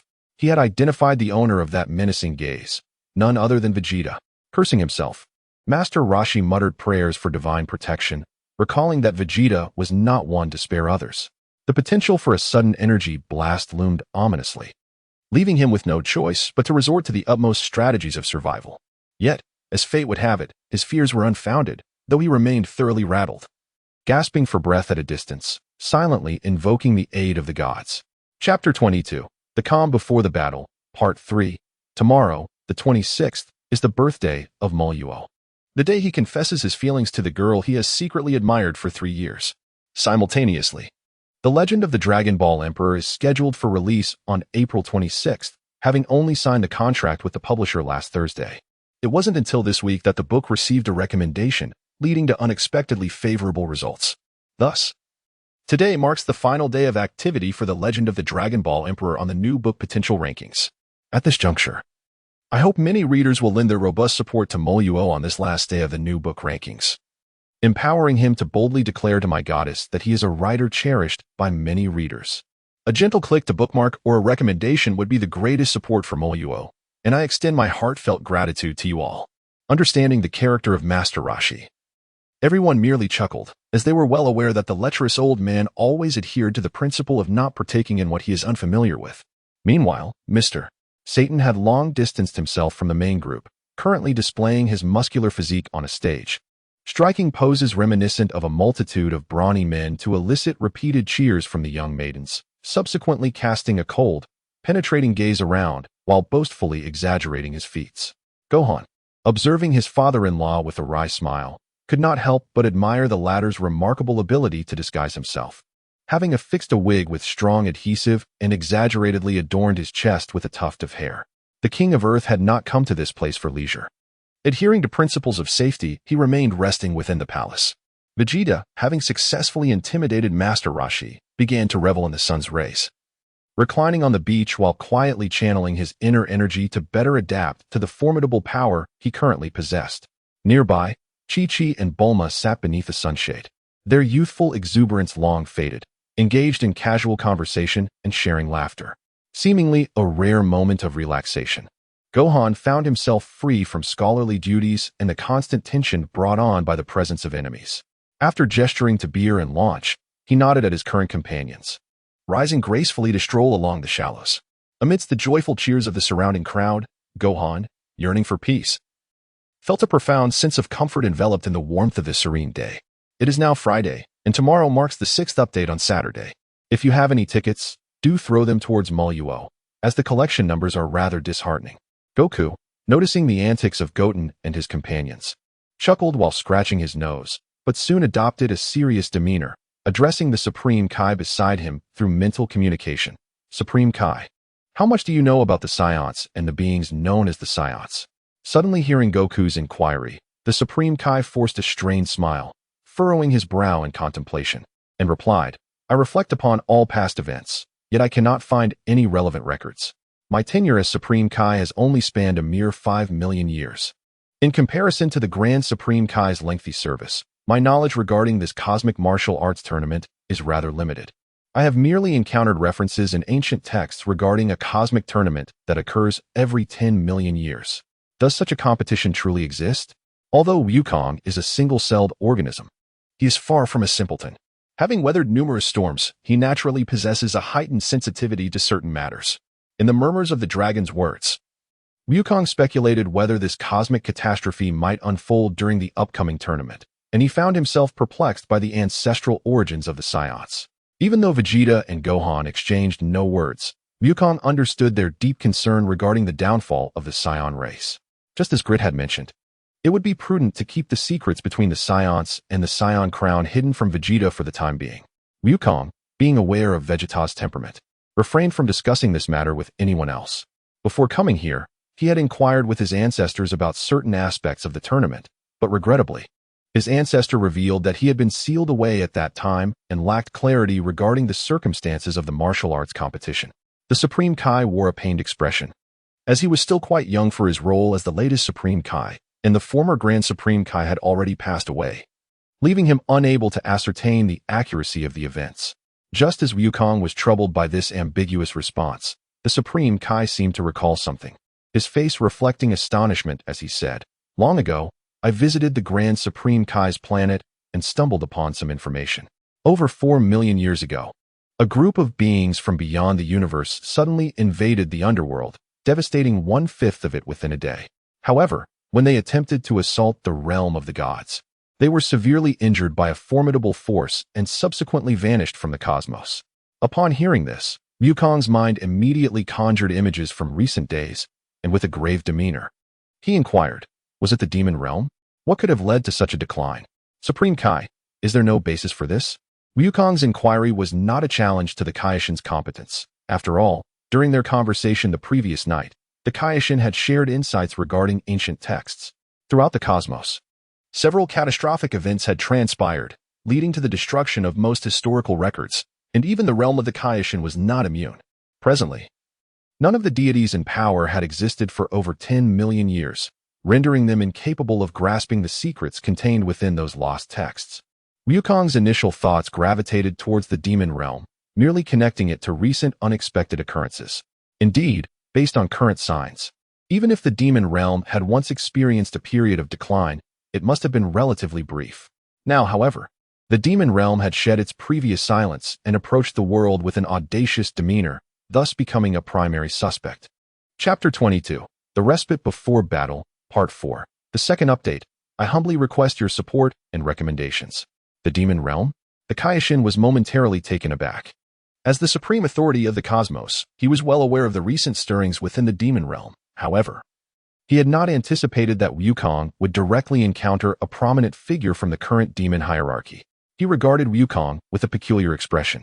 Wukong, discerning the look of confusion in the Kaishin's eyes, proceeded to summarize his recent encounters with enigmatic figures through mental communication. Upon hearing Wukong's account, the Kaishin's countenance darkened, plunging him into profound contemplation.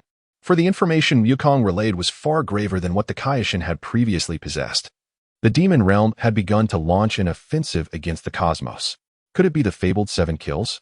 Yet, according to the fragmentary ancient texts, was their power truly so formidable? There were discrepancies in understanding, and the situation was bewildering. When Wukong mentioned the demon realm figure capable of manipulating the energies of the universe and sealing space, Mei Luo, the Kaishin swiftly recalled a page from an ancient manuscript he had perused long ago. His complexion turned as pale as parchment, and an indescribable dread enveloped his heart. Consequently, the Kaishin shared the information he had gathered with Wukong. Upon finding common ground in their identities, Wukong noted that Mei Luo's existence diverged from the descriptions in the ancient texts. Nonetheless, this piece of information indelibly etched the name of the 7 kills from the demon realm into Wukong's memory. The 7 kills of the demon realm? Who were they? Wasn't the demon realm governed by a demon king? Shouldn't Depura be the reigning monarch of the demon realm? As Wukong reminisced about the past, he recalled Depura, whose presence had led him and his companions to believe that the demon realm posed no significant threat. However, the current circumstances revealed a mere glimpse of the demon realm's formidable power, enough to instill a sense of trepidation in Wukong. He was acutely aware that since the dragon had restored his form and unleashed his previously concealed might in conjunction with the Dragon Balls, his own strength was now sufficient to vanquish the Super One-Star Dragon. The notion of Wukong as the Demon King had merely been a concept propagated over the past million years. In ancient times, as well as in the primordial era, ancient texts recorded that the highest authority in the demon realm was the Demon Lord, beneath whom lay various overlords, with the 7 killers being among the most terrifying entities. Yet, this too seemed inaccurate. If the 7 killers were indeed such beings, how could they have survived from the primordial era to the present day? Wukong interrupted the Kaishin's discourse, directing his attention to the crux of the matter, for he understood that even the Kaishin could only endure for approximately 100 million years, and the one before him was merely a ruler from the ancient epoch. Now, the suggestion that the 7 killers might be creatures from the ancient or primordial eras was perplexing. Anticipating Wukong's skepticism, the Kaishin's brows furrowed as he met Wukong's gaze and shook his head, elaborating. The beings of the demon realm, should they not depart from it, are not governed by the underworld of the cosmos. This implies that their lifespan cannot be compared to ours. Furthermore, certain demon entities, upon attaining a certain level of power, can materialize their souls. Thus, once they seize another body, they can continue to reincarnate, and the 7 killers are precisely such entities. Upon hearing this revelation, even Wukong, despite his considerable resilience, was taken aback, for these were truths he had never known.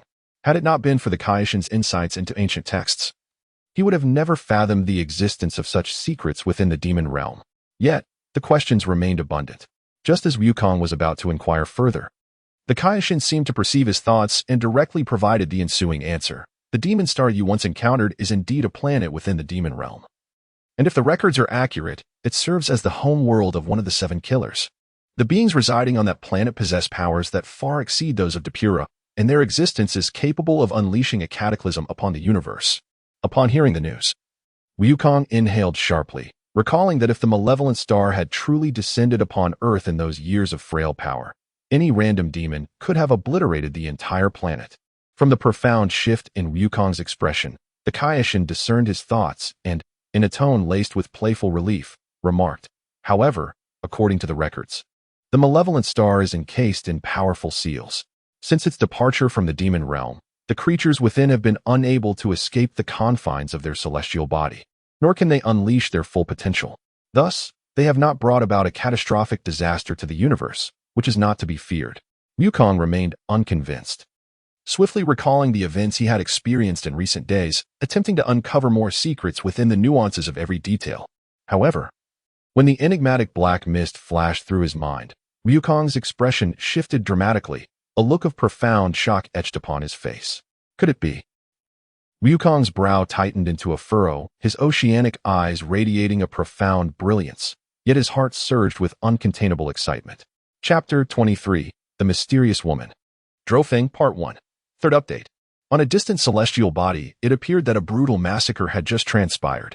The crimson sky, translucent as blood, exuded an overwhelming sense of oppression. The dark brown earth lay pockmarked and desolate, the very air tinged with a faint metallic scent of blood, nauseating and provoking a visceral response. Suddenly, several figures flickered into view like phantoms. Among them, a burly man materialized, resembling a creature of blood. His scarlet cheeks still adorned with a grotesque grin. He intermittently licked the blood from his lips with a long, pointed tongue, relishing the visceral thrill, fully aware that the blood on him was merely a spatter from the enemies he had slain. Not less than 800, perhaps even 1,000? The second figure, a middle-aged man of impeccable cleanliness, bore no trace of dirt. His sharp, sword-like brows framed piercing eagle-like eyes that crinkled slightly at the faint scent of blood. his prominent nose wrinkling in distaste, his brow furrowed in disapproval. Yet those present understood that this seemingly gentle individual harbored the most lethal intent. The final member of the trio, a young man clad in blood-stained battle attire, concealed a tempest of murderous intent beneath his calm facade. In his left hand, he held a head still dripping with blood. The dark hair of the lifeless woman tangled beneath his claw-like fingers.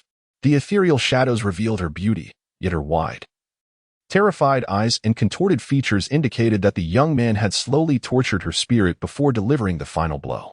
Here you go. The young man coldly regarded the monstrous figure and tossed the head towards him, his expression betraying no emotion. Upon recognizing the severed head belonged to a beautiful woman, the burly man was driven by a perverse urge, his face lighting up with grotesque joy as he eagerly embraced the bloodied trophy, reveling in her exquisite features. This man harbored an abnormal obsession, collecting the heads of handsome men and beautiful women as macabre trophies for his appreciation. The middle-aged man scoffed at this display, his fastidious nature repulsed by such a grotesque existence. He opened his mouth to inquire of a nearby stout man regarding the urgent summons that had brought them together. However, upon witnessing the grave and seething anger etched upon his face, he prudently decided to remain silent.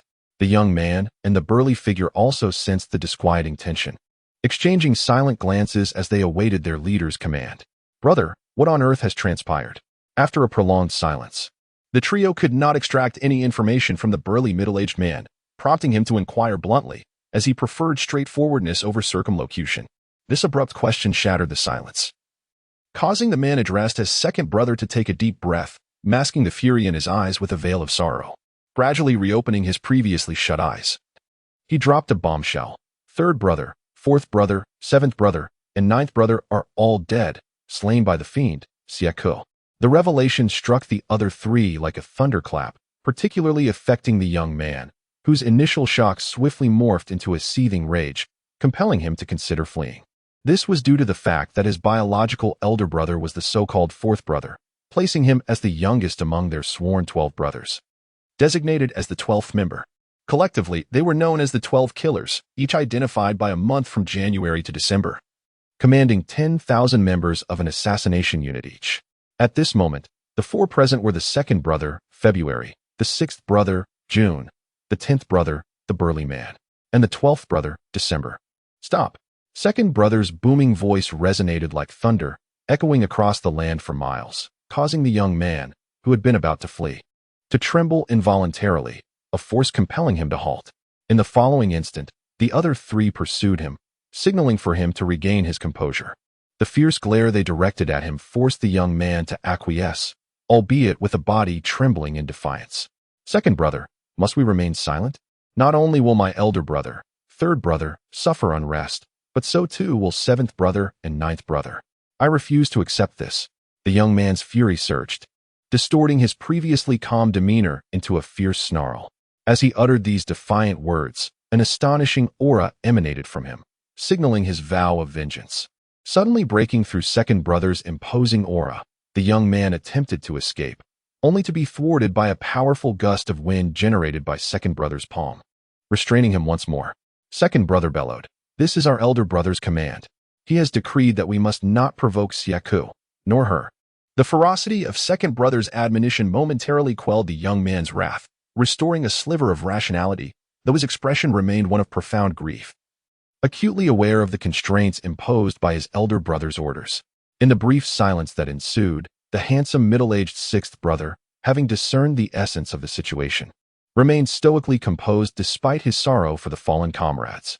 He understood the gravity of their predicament and, despite his anguish over the loss, recognized that in the face of overwhelming power, he too would adhere to their elder brother's decision, for their strength was insufficient to confront the monstrous Saiyajin. On the fourth update, I humbly beseech your patronage and recommendations. This week has swiftly passed, yet the number of collections for Mulia remains dismally few. I implore all esteemed readers to lend a gentle hand. However, October, in all its robust fervor, would not acquiesce to such a timid approach. It shared a profound camaraderie with December, who, in a moment of shared empathy, queried with equal discontent, "Brother, why must we resort to such measures? As 12 brethren, we ought to advance and retreat in unison. Should we truly bow to the whims of that villain, Saiyajin?" Above us stand Lord Lai Ku and Prince Guin Ai Li. We, the 12 killers, possess the right to eradicate traitors. Now, with Sieku infringing upon our authority, we must rise in opposition. Nay, you remain oblivious to Sieku's terror. You are outsiders, unaware of the profound impact of past events. The power he wields is overwhelmingly dreadful. Those who experience the battles of your tremble at the mere recollection. Brother is not in the wrong. February shook his head, refuting the words of his counterpart. As memories of the Great War flooded back, he still felt a chill of fear. For none among their generation of Saiyajin could ever forget the sheer horror of Sieku's displayed might. Within the 12 killers, there were several who did not bear the Saiyajin lineage, including October, December, and their elder brother, who constituted 3 among them. Through hearsay, they harbored doubts about Sieku's immense power. Jun remained silent, not being a Saiyajin himself. Yet his meticulous intellect led him to firmly believe in the accounts of Sieku's frenzied strength. For he understood that only by magnifying the enemy's prowess could one avoid being daunted by their hidden cards in battle. Yet, he now observed February trembling involuntarily as he recalled those events. This revelation startled the astute Jun, prompting him to reconsider the completeness of his previous knowledge, thereby elevating Sieku's formidable status in his mind significantly. I urge you to await with rationality. Brother will report this matter to Prince Guin Ai Li, perhaps even to King Guli Te. Should the time come for vengeance, the remaining 8 brethren shall ensure that Sieku deeply regrets his actions, even if it costs us our lives. February sought to temper the fervor of his companions, employing such procedural rhetoric to deter their immediate thirst for revenge. Yet he alone understood the improbability of such a course. After all, 2 days had elapsed since the incident. Yet there had been no command from above to question Sieku, indicating that none dared to provoke him. Imagination often paints an idealistic picture, yet reality remains unforgiving. In February, it was initially believed that one could deceive the two, yet they were not so easily beguiled like children. December concealed their true feelings, reverting to a demeanor of serene indifference, nodding in response.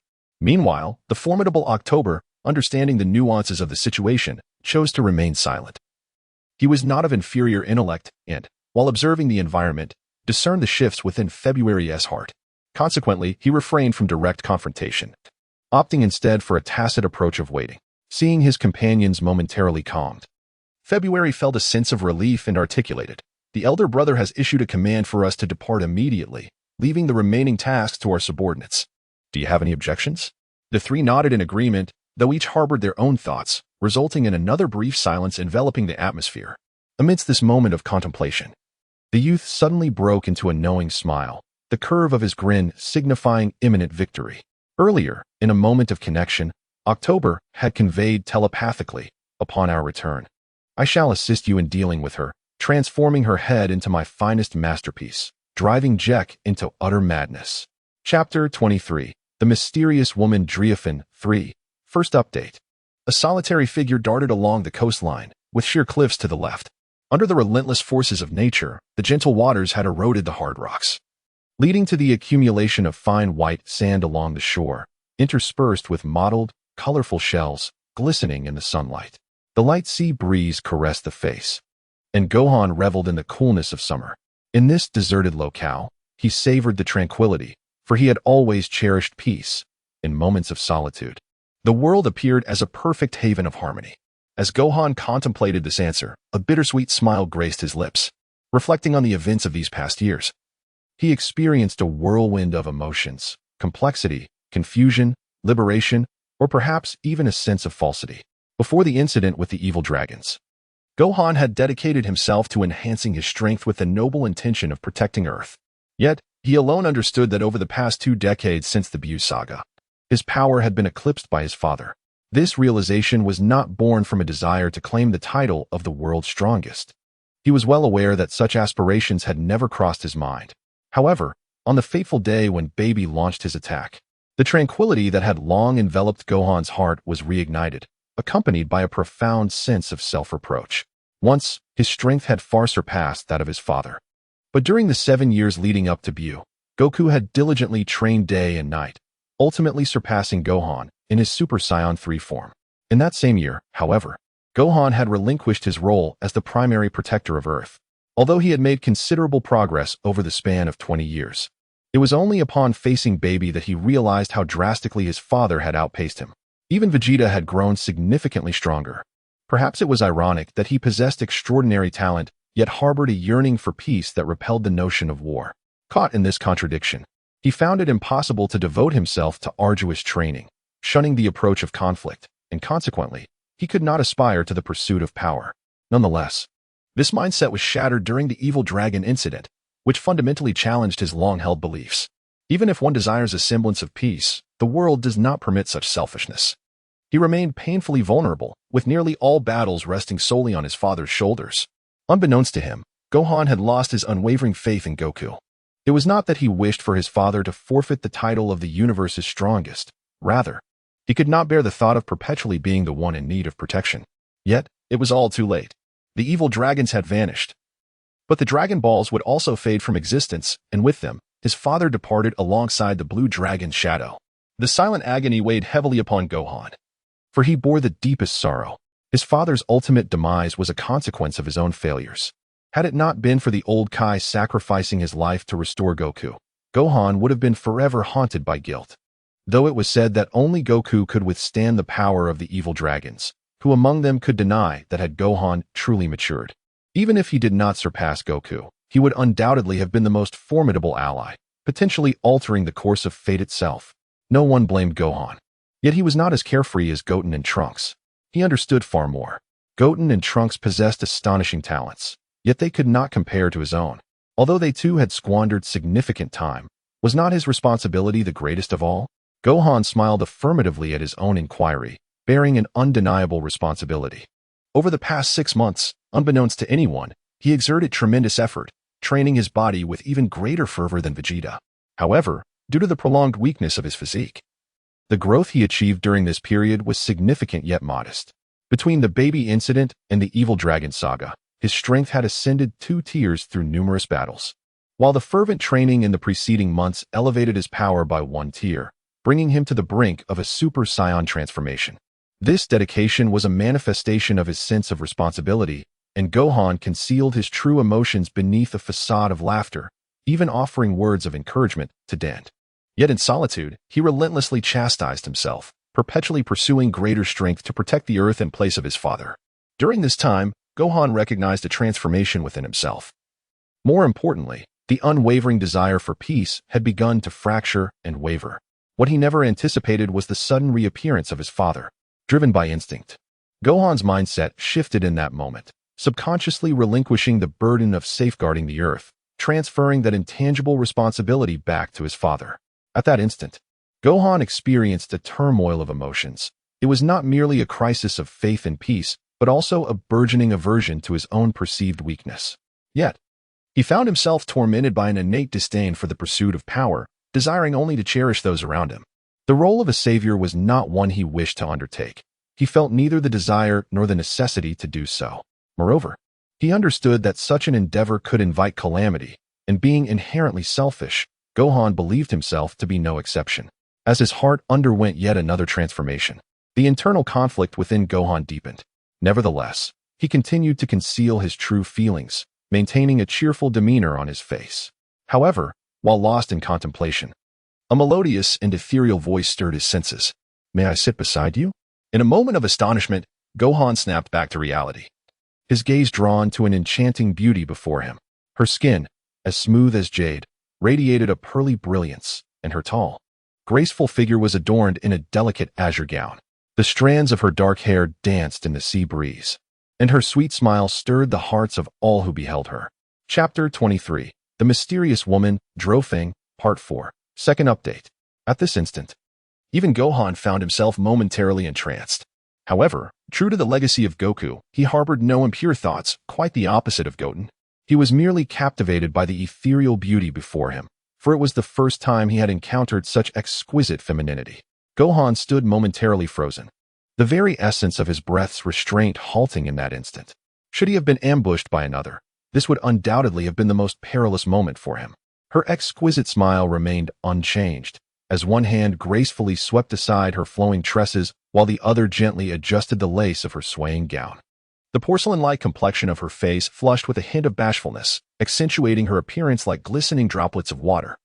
Her delicately arched willow-like brows lifted slightly above captivating eyes that sparkled like stars, with a dainty nose and lips that parted just slightly. She was none other than the enigmatic woman who had previously graced the scene, a figure who had once shed tears in the light of dawn, lost in the painful recollections of her past. Upon finally receiving a response from Gohan, a blush of embarrassment crept onto his face as he stammered his words. Hearing Gohan's utterances, the enigmatic woman once again broke into a radiant smile. She then adjusted her gown and took a seat half a meter away from him, her bright eyes fixated intently on the azure expanse of the sea. Gohan swiftly adjusted his mindset. Upon catching a whiff of the delicate fragrance reminiscent of orchids, his heart remained untouched by any ripples of emotion. Instead, he sensed a holy radiance emanating from the stranger's aura, which prevented him from feeling alarmed by her ambiguous origins. After a brief moment of awkwardness, a cold sweat broke out on Gohan's brow, for had she been an adversary, he could have been struck down or even slain in an instant. Fortunately, she bore no trace of hostility. Although she was not an enemy, neither could she be deemed a friend, leaving Gohan without cause to directly inquire. Yet, he understood that her deliberate approach must carry some significant message. "Mr. Gohan, is it not?" the mysterious woman inquired, her autumn-hued eyes shifting to him as she smiled lightly. Although Gohan was taken aback, he quickly regarded the unexpected arrival with a sense of understanding. He nodded in acknowledgement and replied with a soft sound. "Hee, I am called Drawfin, a representative of the Scion League. Welcome, Scions, to the inner universe." The woman, identifying herself as Drawfin, laughed lightly once more, reveling in the refreshing sea breeze, and inhaled deeply with a look of profound delight. Gohan was not particularly surprised, for he sensed a formidable presence emanating from the individual before him. This was the planet inhabited by the Scions, and encountering one of their kind was entirely ordinary. However, curiosity piqued his interest, prompting him to inquire directly. "May I ask what brings you here, Miss Drawfin?" "Well, there is nothing particularly urgent," she replied. "I merely wish to see you." As you bear an uncanny resemblance to him. As Drawfin spoke, a shadow of sorrow crossed her delicate features, her finely arched brows knitting into a frown.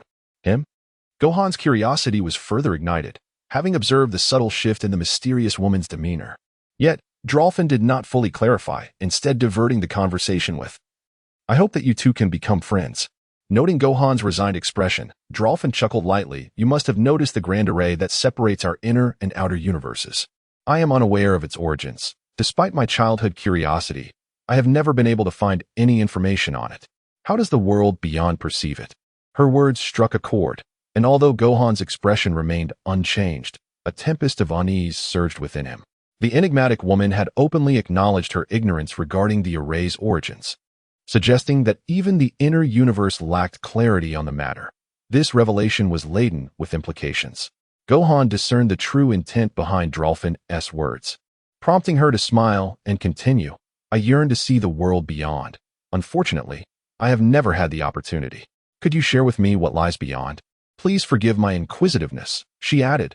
"Our two races are celebrated as the mightiest warrior tribes of the inner and outer universes. I wonder which side will emerge victorious in this impending conflict, and whether our peoples have ever determined a victor in the past." Before Gohan could respond to her first question, the second and third inquiries detonated in his mind like heavy bombs, causing his thoughts to race. Yet, his expression remained as placid as ever, and he replied with a smile, "Indeed, I only recently became aware of the existence of the inner universe. As for the grand array, I am equally in the dark. After all, Earth, where I reside, is quite distant from here. Earth is a beautiful place, with gravity comparable to this realm, though it is significantly smaller, adorned with blue skies and white clouds. History has already provided us with answers, has it not? We are the first races of our respective universes. Have we truly never had the opportunity to venture into the outer universe? Yet, it is only within this past year that the outer universe learned of the inner universe's existence. Why then? Have the inhabitants of the inner universe not appeared until a year ago? The two races, both hailed as the mightiest warrior tribes, have not definitively established which is superior.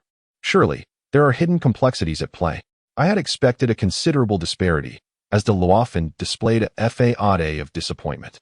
That genuine expression further intensified Gohan's gaze, prompting him to seek deeper insights. For instance, there exists a planet where the sky is adorned in hues of green, the clouds tinged with a subtle azure. Yet the flora flourishes in shades of blue. There is also another planet, devoid of any sunlight's warmth, its surface composed entirely of rugged rocks. Yet it radiates an astonishing brilliance akin to the myriad of stars scattered across the cosmos. Gohan engaged in conversation with Dorofin, and in that moment, their camaraderie blossomed amidst laughter and banter. Yet, both were acutely aware of the unspoken truth lingering between them. Chapter 24. The Battle Commences, the Feudal Lords Contest, Part 1. Despite the light-hearted exchange, Gohan gleaned significant insights from Dorofin's subtle hints. However, he did not wholly embrace her narrative. Rather, he found himself intrigued by her choice of veiled communication. This sudden appearance of a mysterious woman could not be met without caution. Although he questioned her identity, he deemed it unnecessary to pry further. For some matters are not as straightforward as they appear. Her melodious laughter, though not as thunderous as the waves crashing upon the shore, possessed a tranquil charm.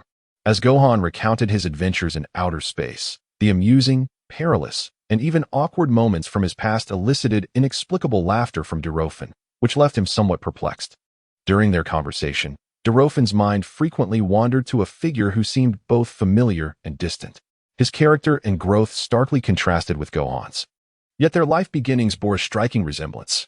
Under different circumstances, they had diverged greatly. Sensing the melancholy that enveloped Dorofin, Gohan wisely adopted a discreet demeanor. However, in an instant, calamity struck. Instinctively aware of the shift in atmosphere, Gohan erupted with fierce energy, swiftly lifting the seated Dorofin as he soared into the sky. Halting a kilometer above the ground, the sudden surge of danger validated Gohan's acute awareness. The once tranquil sea began to churn ominously, and a massive dragon surged forth from the depths, propelled by a brilliant blue light. In an instant, it lunged toward their tranquil position with a deafening roar.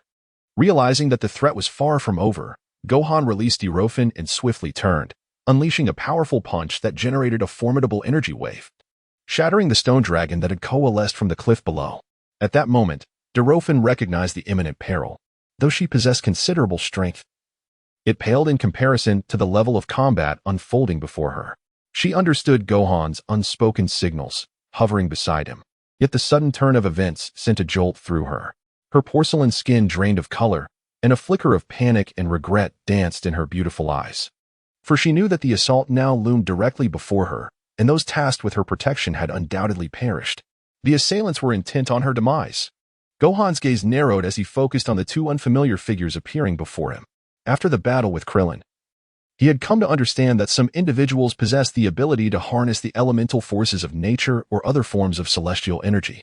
However, encountering two such adversaries today made him realize that the situation was far from straightforward. Without exchanging unnecessary words, Gohan moved slightly forward, allowing currents of electricity to course through his body. A golden radiance surged forth, and under the intense golden flames, his hair rose defiantly. While his emerald green eyes glimmered with an icy resolve, he transformed directly into the first level of a Super Saiyan.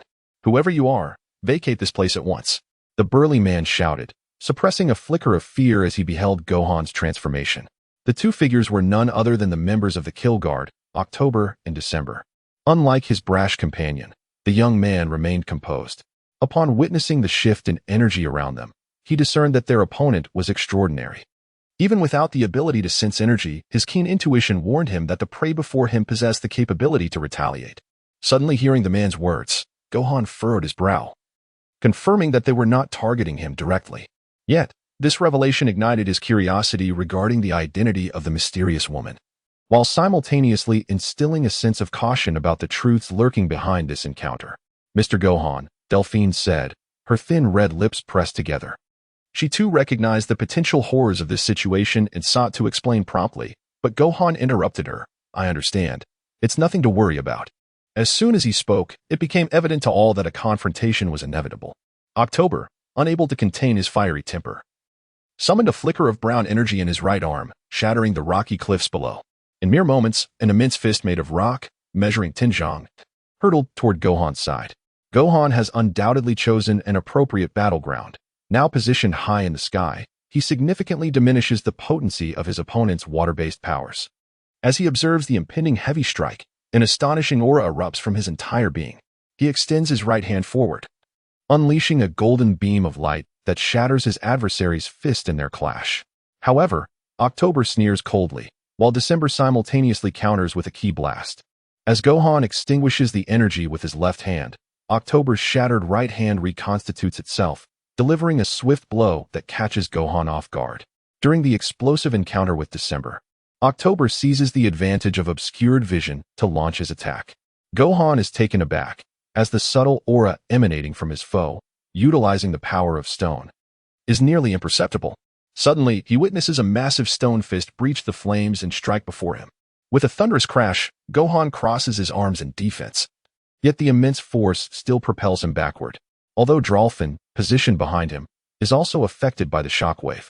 He suffers minimal harm due to Gohan absorbing the majority of the impact. Receding 100 feet, Gohan disperses the residual energy around him with his own ki. Suddenly, he fractures the air with several ki blasts, pursuing his opponent's position. Taken aback by Gohan's counterattack, both October and December hastily defend themselves.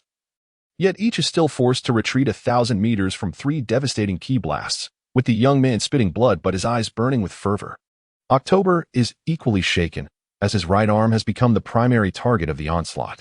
In this moment, it has utterly crumbled. Had it not been for his body surpassing that of his peers in strength, he would have been reduced to a bloody pulp. P.S. The new book Urban Saint King by Moluo has officially begun serialization. For those who enjoy Moluo's tales, do take a look. Chapter 24. The battle commences, the feudal lord struggle, Part 2. Fourth update. The force of a single strike is sufficient to subdue the enemy. Gohan's overwhelming display of strength eclipses the combined efforts of the two foes, yet they show no signs of immediate surrender. Driven by their desire to eliminate Drolfin, they are now fully committed, realizing that they must fight to the bitter end. Cursed, both shout in unison. The young man wiping the blood from the corner of his mouth, his entire being radiating a deep blue light. At this moment, he summons the energy of the surrounding world, as the formidable power of water surges forth, coalescing into several 100-foot-long blue dragons that ferociously lunge towards Gohan. Meanwhile, October is enveloped in a brilliant brown light, his body continuously absorbing chunks of rock. Under immense pressure, a substantial amount of stone converges around his exterior, having assimilated a colossal cliff in the span of a breath. As the water dragons charge forward, the giant absorbs nearly 10,000 cubic feet of stone, his body now towering 100 feet in size, as he strides through the void, joining forces to unleash a combined assault of daunting might upon the seemingly fragile Gohan. Faced with such relentless pressure, Gohan merely sneered, first employing a protective shield to ensure the safety of Drolfin, then stepping beyond the confines of that shield. He collided his fist against the giants, a resounding roar erupting from his being, as a blinding golden light emanated from him, shattering the seemingly invincible defenses of October. The latter was sent reeling like a kite severed from its string, its body fracturing with gaping wounds, torrents of blood gushing forth. A look of horror etched upon its face. Disregarding the pursuit of the 6 blue dragons, the radiant golden light unleashed by Gohan possessed an overwhelming force, effortlessly obliterating the tyrannical water dragon, showering the battlefield with a torrential downpour. Seizing the moment, Gohan traced a beam of light towards the heavens, intent on using it to cleave his opponent in twain. In the face of such an overpowering clash, the young man had long since become numb, drained of color. He relied solely on instinct to evade, twisting his body aside. Yet, his speed paled in comparison to the slicing blade of energy, and ultimately, amidst his anguished cries, his left arm was severed from the shoulder by Gohan's strike. Crimson blood erupted forth, and the immense agony snapped the youth back to lucidity. However, the excruciating pain rendered him trembling uncontrollably, his face contorted in spasms of torment, his body racked with pulsating veins. Gasping desperately for BR, Gohan harbored no intention of holding back. From the aura he discerned, he was acutely aware that his opponent was a ruthless killer, and the overwhelming scent of blood clearly indicated that they had recently been engaged in a brutal slaughter. Confronted by such a bloodthirsty adversary, his only recourse was to respond with lethal force. However, just as Gohan took a step forward, intent on annihilating his foe, the surrounding landscape abruptly crumbled into a chaotic void. In that instant, a formidable presence descended upon the battlefield, and a colossal gust of wind surged toward Gohan from behind. Wukong, filled with alarm, swiftly turned around, channeling the energy he had gathered into a colossal golden palm imprint, matching the formidable strike that surged towards him in midair. The impact was tremendous. A cataclysmic explosion unleashed an overwhelming force of destruction, scattering the clouds over 100 miles, while the raging winds uprooted vegetation within a 10-mile radius. Even the vast ocean beneath him was thrust into tumultuous waves, as the inhabitants of the planet witnessed the stars, moon, and sun above them tremble violently, accompanied by a profound tremor beneath their feet. Gohan was caught off guard, although he sustained no injuries. He lost his sense of the two opponents he had been facing after a brief pause. They had seized the opportunity to escape amidst the earlier clash. In that moment when the void shattered, Goku, Vegeta, and the others finally sensed the shift in Gohan's energy, their expressions changing instantaneously. However, upon realizing that Gohan had relinquished his Super Saiyan form, they fell into a moment of silence. Goku and Vegeta exchanged nods with Goten and his companions before swiftly pursuing the scene of the battle. As Gohan sensed that his opponent had truly vanished, he relaxed, allowing the layers of golden light to dissipate, revealing his dark hair once more. However, he found himself puzzled as to why the adversary chose to attack him rather than directly eliminate Drolfin. Consequently, Gohan began to subconsciously regard the enigmatic woman before him with caution. When she urged him to depart, he made no effort to detain her, silently watching her exquisite, pale azure silhouette fade into the distance. Within mere seconds after Drolfin's departure, Goku and Vegeta traversed the vast distance, their relief palpable upon seeing Gohan unscathed. Yet, as they engaged in conversation, both Goku and Vegeta found themselves intrigued by the mysterious identity of Drolfin. Each of the three harbored a question in their minds. Who exactly is she? Chapter 24. The battle commences. The War of the Lords. Part 3. Fifth update. Return to Earth. The gravity of the situation rendered the atmosphere around them tense and suffocating. Everyone in the realm of the gods stood in speechless despair. Even the fearless android 18 began to grasp the essence of fear. Do we truly have no hope? Tianjin first broke the silence, his voice deceptively calm. Yet his heart was heavy with a sense of despair. After a moment of internal struggle, he fervently declared, "We cannot simply sit back and wait for our demise. We must take action." Clenching his fists, he expressed his resolve. "We have no reason to evade. We are also Dragon Ball warriors, yet we cannot rely solely on Goku." Leaping in, Krillin hesitated when mentioning Goku, internally questioning, "Can we still depend on Goku?" His voice trailed off, growing increasingly faint. A contemplative silence enveloped them, for they all understood that, at this moment, Goku was no longer their pillar of support. Note, they were unaware that Goku had already returned. No. Perhaps sensing his companion's forced bravado, Tien rallied his friends with renewed vigor, asserting, "We still have a chance." This declaration lifted the oppressive atmosphere back to a semblance of normalcy. However, Tien's unwavering confidence sparked curiosity among everyone present, save for Mr. Popo, regarding the source of his conviction. "We still possess hope, albeit faint. But we must make an attempt." Mr. Popo chimed in, echoing Tien's sentiment. The group was momentarily taken aback by this exchange. A blend of excitement tinged with a hint of pessimism coursing through them. "Is that truly the case? Tien, what options do we have?" Krillin inquired, his eyes reflecting a mixture of longing and hope. "Indeed, we have a course of action, and that is to enter the hyperbolic time chamber," Tien announced, gesturing towards the temple behind them with conviction. "Is it feasible, though?" The astonishment echoed among the group, their expressions revealing a glimmer of dawn breaking through the gloom. On the 18th, with a rational demeanor, the individual finally inquired, "Can we truly elevate our powers to another realm within such a brief span of time through the time chamber?" Despite their reluctance to dampen the spirits of the group, the 18th posed the question candidly, her eyes gradually closing as she pondered. "Indeed. Can we significantly enhance our combat abilities in just 2 days?" After receiving a cold splash of reality from his wife, Krillin too found himself grappling with the gravity of the situation. Tianjin, Yamcha, and Kaiatsu fell into a contemplative silence. However, it was not entirely impossible, for this time. "Each of us has 5 days at our disposal." Tian's words resonated like a celestial melody, invigorating the listeners.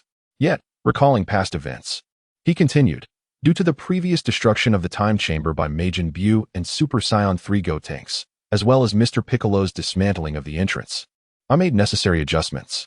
I reached an accord with the deity of that dimension, requesting the privilege for us to remain there for 5 years, to which he graciously consented. Thus, we each possess 5 days to enhance our powers significantly." The revelation ignited fervor among those present, with Kaiatsu levitating in the air, performing acrobatic feats. "Is this truly happening? Ha ha ha, this is magnificent." Thank you, divine being. The atmosphere brimmed with exhilaration as they glimpsed a sliver of hope, yearning to witness the dawn after 16 days. Meanwhile, the sun shone with an even more resplendent brilliance. At this very moment, on the planet of the Saiyajin, a robust figure stood on the balcony, gazing at the moonlit sky. Here, the moon-like satellite was significantly larger than that of Earth, lost in contemplation, until he was roused from his reverie. "Father, may I inquire about your command?" Neri dared not meet the gaze of his formidable father, instinctively feeling a twinge of trepidation towards his father's iron-fisted methods. Sensing the somber expression on the man's face, he understood that the events of the day had not escaped his notice. "Neri, I trust you can manage Lake. He is loyal to you. I do not wish to interfere directly in the affairs between you two, but I do not want to witness a recurrence of past events."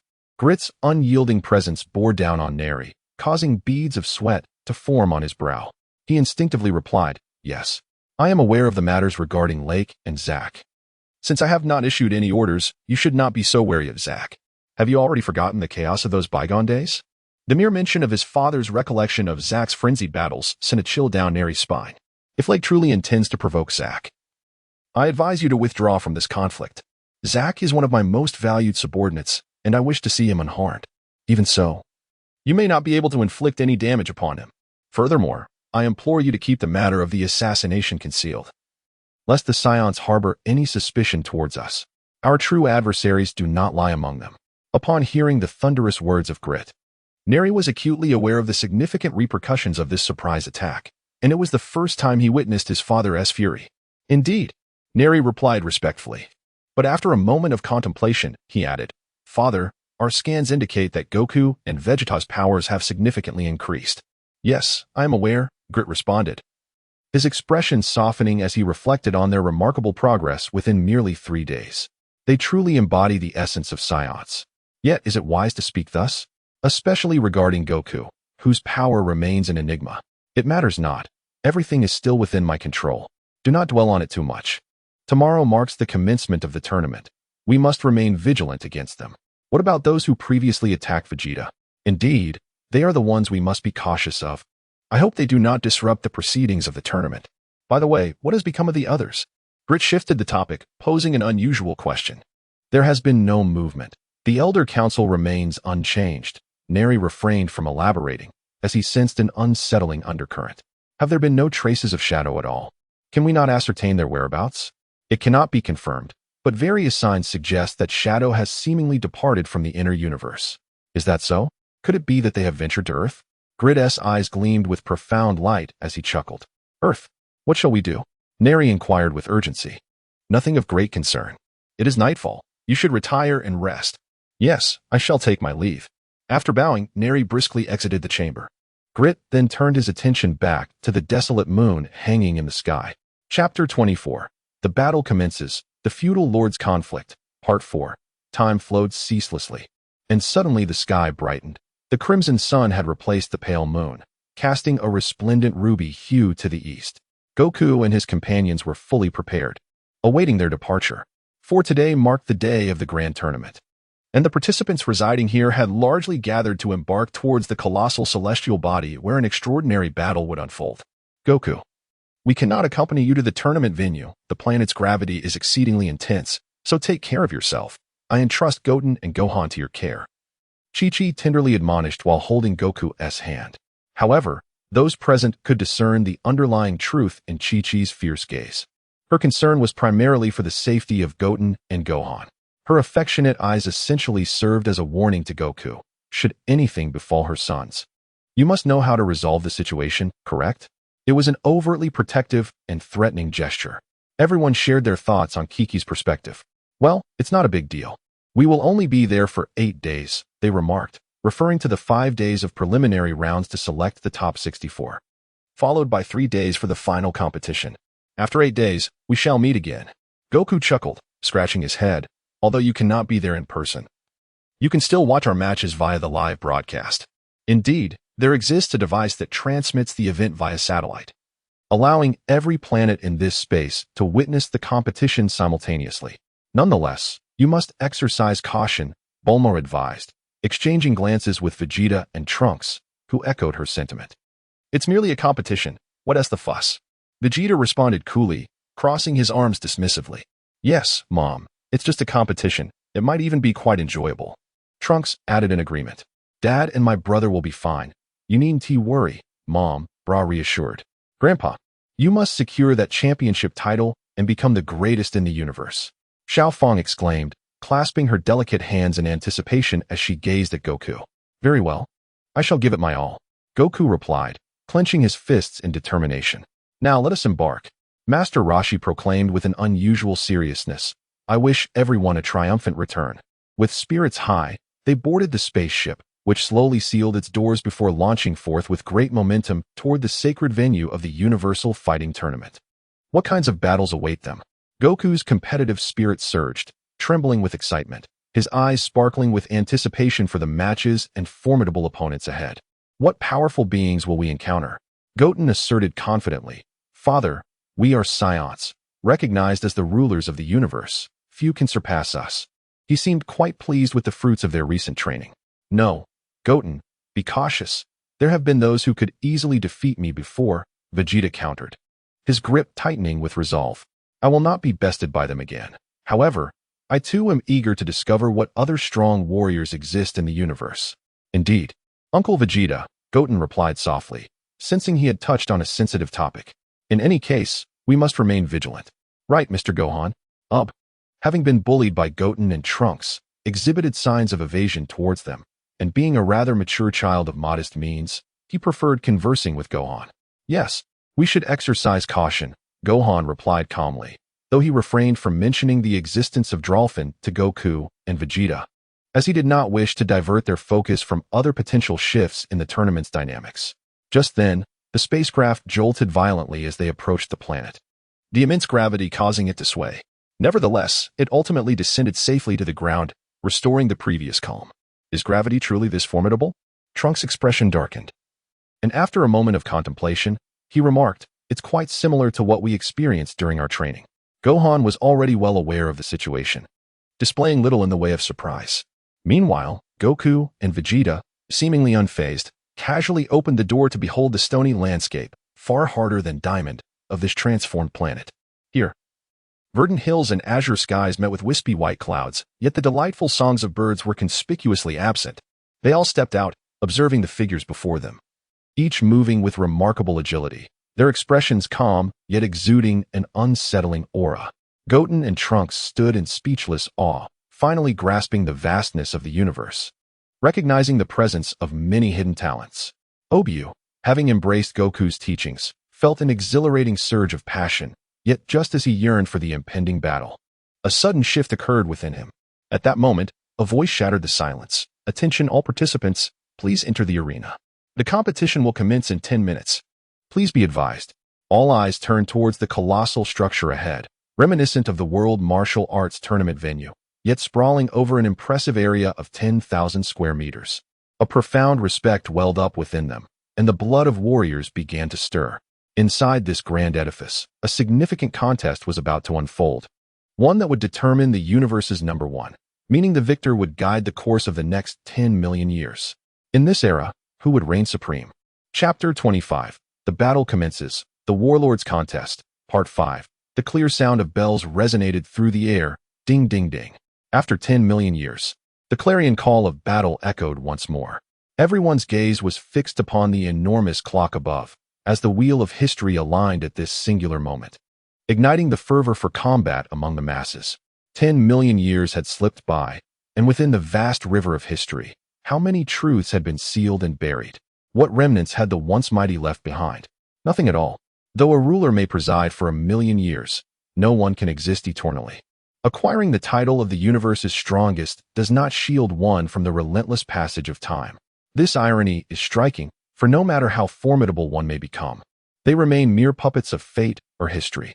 The demon realm, distinct from other dimensions of the universe, is an extraordinary world where the beasts are not governed by the underworld of each realm. Curiously, throughout history, the universe's martial arts tournaments have seldom witnessed the presence of genuine power from the demon realm, and they have never claimed a top 3 position in the illustrious rankings. This remains an enigma, with the so-called truths similarly lost in the sands of time. Now, the resonant chimes grew louder and more distant, seemingly celebrating the triumph of justice while lamenting the victory of evil. At this moment, the future of the universe hung in uncertainty. Who would emerge as its sovereign? Let us proceed inside.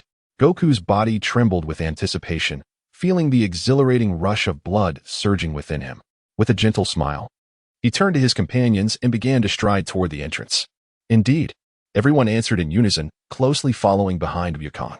As they advanced step by step, an invisible yet oppressive aura loomed ahead, seemingly a test for the strong. Only those who could endure it would earn the right to ascend to the arena of competition. Upon stepping inside, Wukong and the others remained composed as they faced the sudden surge of repulsive force. However, both Goten and Trunks were acutely aware that they had reached the critical threshold of their capabilities, secretly astonished by the level of combat expected in this grand tournament. Before them lay an astonishing sight, a rectangular arena stretching 100 meters, surrounded by multiple tiers of spectator seating. Viewed from above, this magnificent structure bore resemblance to the ancient Roman Colosseum, instilling within its confines an urge for battle, accompanied by a solemn sense of pressure. The erudite Trunks was the first to notice the transparent competition floor, seemingly recalling something, and instinctively approached it. He knocked on it with vigor, excitement illuminating his face as he exclaimed in awe, "Indeed, it truly is the hardest diamond in the universe." Suddenly, upon hearing the word diamond, Goten instinctively recalled its synonymous association with wealth, rushing over in a fervent dream of self-reflection, muttering to himself, "If only I had such a large piece." His eyes gleamed with a mischievous glint, reminiscent of a would-be thief. Gohan, too, was taken aback. He understood the extraordinary hardness of diamonds, and based on his comprehension of gravity, he did not believe that this enormous arena could be ordinary like those diamonds found on Earth. Meanwhile, Wukong, Vegeta, and Ub stood perplexed, devoid of knowledge in this area, each wondering inwardly what could be so remarkable about a mere stone. Wukong even recalled a past instance when he had casually used a large diamond to pay for lunch, not perceiving its value as significant. Haha. It's no surprise that Trunks recognized it as a diamond at first glance. However, this is not the same as the diamonds found on Earth, after all. The celestial bodies from which they originate are different. Suddenly, a burst of laughter resonated from behind, prompting everyone to turn and see Journalai striding towards them. Captivated by his charming smile, they all nodded in polite acknowledgement. In the recent assault, Delophin was unaware that their assailants were assassins, leaving Gohan equally uninformed about the intricacies of the situation.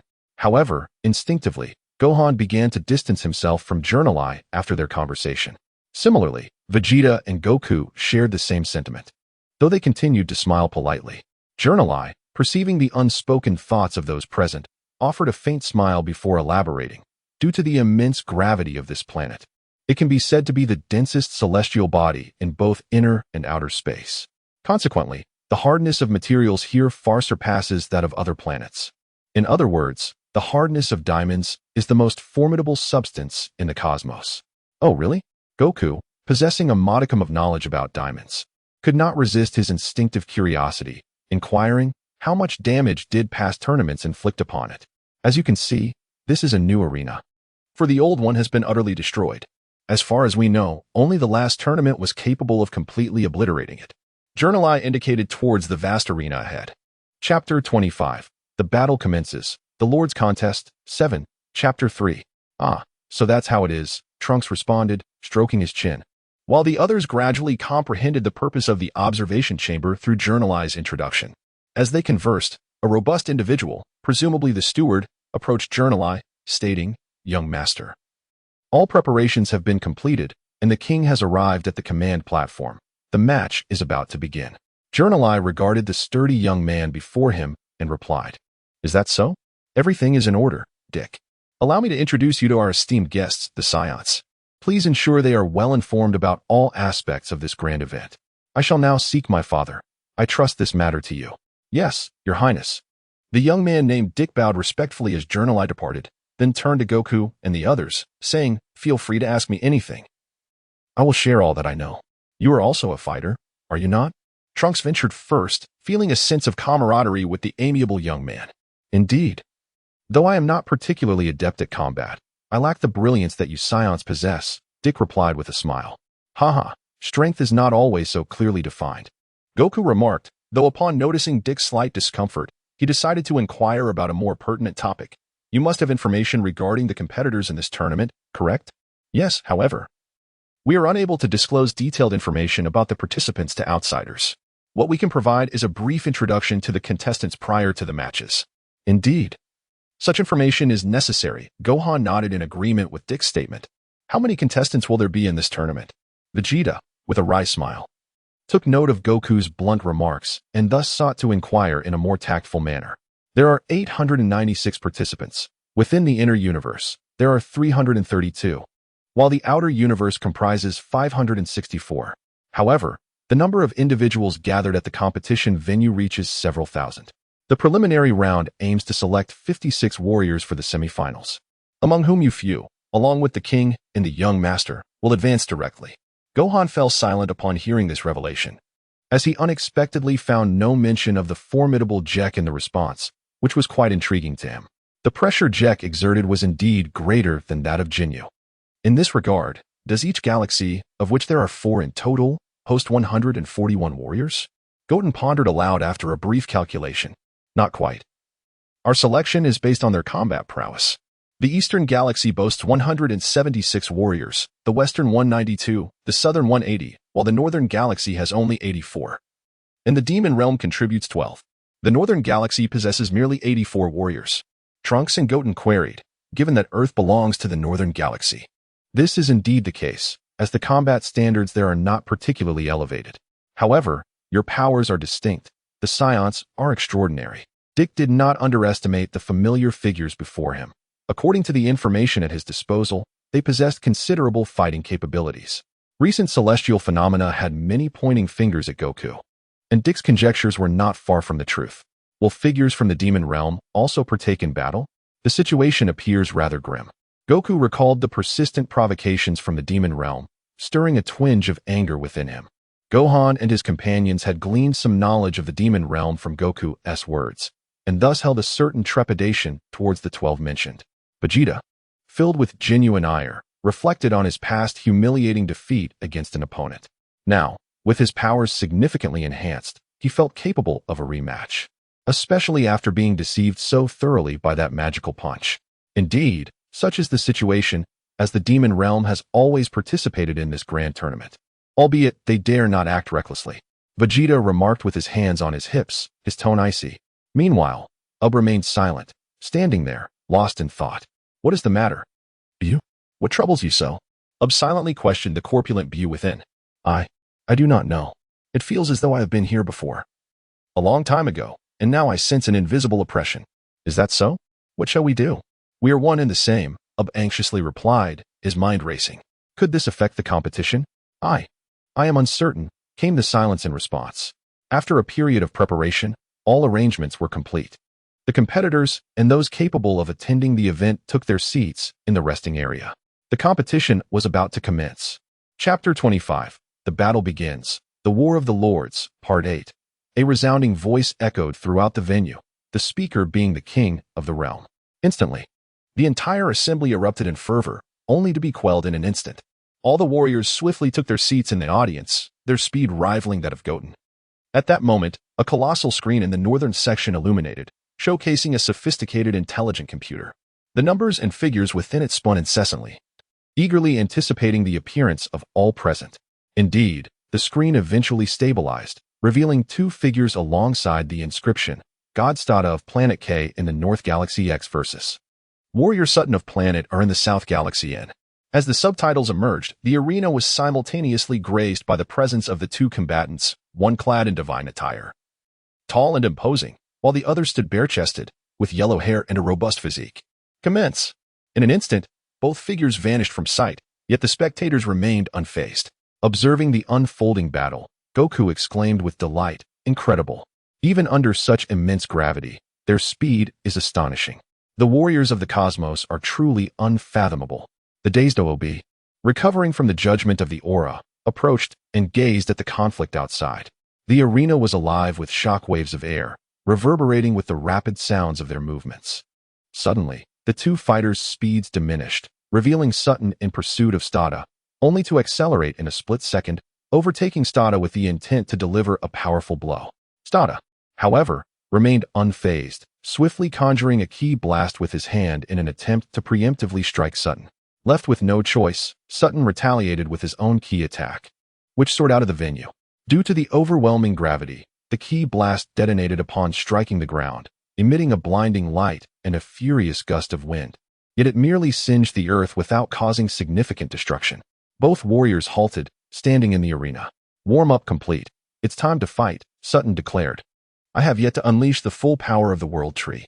Indeed, I never imagined your speed would be this remarkable, Stada replied. Is that so? Let us see how this unfolds, Sutton retorted before vanishing once more, his speed now several times greater than before.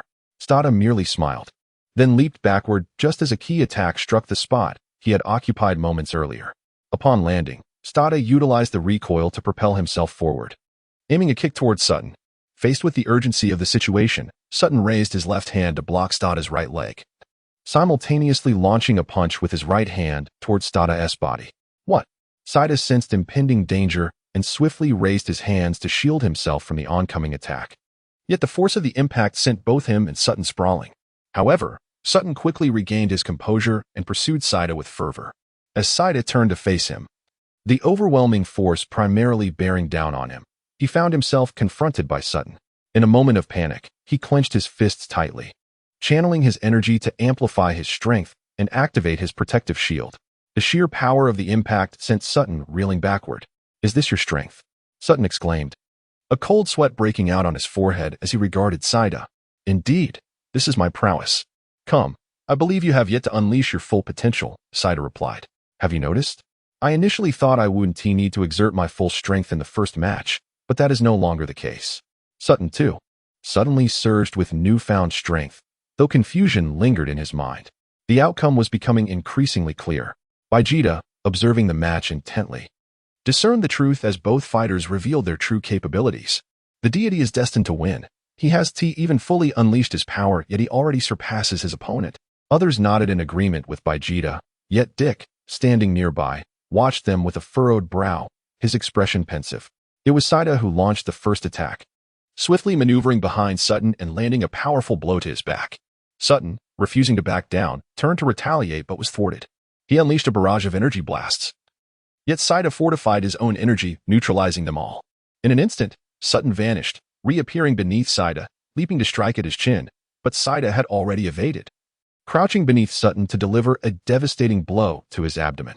With a single explosive assault, Sutton was rendered unconscious. The victor was declared, Sida. A voice rang out in the arena, eliciting a wave of astonished murmurs from the audience, including many non-competitors. The battle was remarkable. The level of combat was exceptional. Goku remarked, observing Sida, who still concealed his true power. He scanned the energy fields of the gathered individuals, recognizing several hidden talents among them. Goten and Trunks fell silent, astonished by the fierce intensity of the tournament, which surpassed their wildest expectations. As news of the first match's outcome spread, those following the tournament erupted in jubilant cheers, igniting excitement throughout the entire inner universe. In this moment, the Cosmic Martial Arts Tournament had officially commenced. Chapter 26, The Brave Guardian, Pakaz, Part 1, This Tale.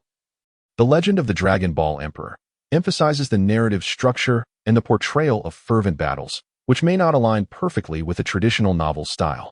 However, Mu Luo envisions transforming this story into a comic in the future. Thus, he is writing the legend of the Dragon Ball Emperor in a format akin to manga or animation, facilitating its eventual adaptation into comic form. As dusk falls, I firmly believe that many dragon enthusiasts still revel in the fervent battles of Dragon Ball. Indeed, the captivating storyline also brings satisfaction to all. Please extend your support to me. Thank you. The victor is starred. A voice of commentary echoed throughout the inner universe, enhanced by special effects, instantly eliciting a roar of applause from billions of spectators, many of whom fervently chanted Starred's name. The storm of battles surged as the once-in-a-million-years martial arts tournament commenced anew, gathering the pinnacle of strength from the entire universe. This grand duel would encapsulate the brilliance of this era. Truly, it is deserving of being called the greatest martial arts tournament in the universe. The level of combat is astonishing. The Supreme Kai was left utterly astounded, well aware of the terrifying gravitational pull of this arena. Gasping in awe, he remarked, "It seems that the strong in the universe are indeed hidden gems. I have been rather narrow-minded. However, this is merely the preliminary round, my Lord Supreme Kai. I can only imagine how intense the finals will be," responded Grit with a smile beside him. Indeed, the battles between the contestants and the Saiyans will undoubtedly be even more spectacular, the Supreme Kai said, momentarily taken aback. Filled with anticipation. At that moment, all eyes fixated on the solitary figure standing proudly in the arena, radiating a majestic aura that left many warriors astounded, while others were entranced by his handsome visage. This individual was none other than Starred, whose piercing gaze fell coldly upon several figures clad in black. Suddenly, he flashed to his previous position and gradually closed his eyes. As the victor descended from the stage, the commentator paused momentarily before directing the ongoing battles. "Now, let us proceed to the second match." Simultaneously, the massive screen once again displayed the identities of the contestants. After a brief flicker of 2 or 3 seconds, it confirmed Warrior Kara from the IU planet of the West Galaxy versus Warrior Ted from the HZ planet of the West Galaxy. In this tense moment, the audience erupted into cheers, each side boasting its supporters, their voices clashing in excitement. At that instant, two figures appeared on the martial stage, locking eyes with one another. Kara, a striking warrior with long blue hair and clad in what appeared to be battle attire, slightly bowed, placing his right hand over his heart as he spoke. "Allow me to introduce myself. I am Kara, hailing from the distant West Galaxy.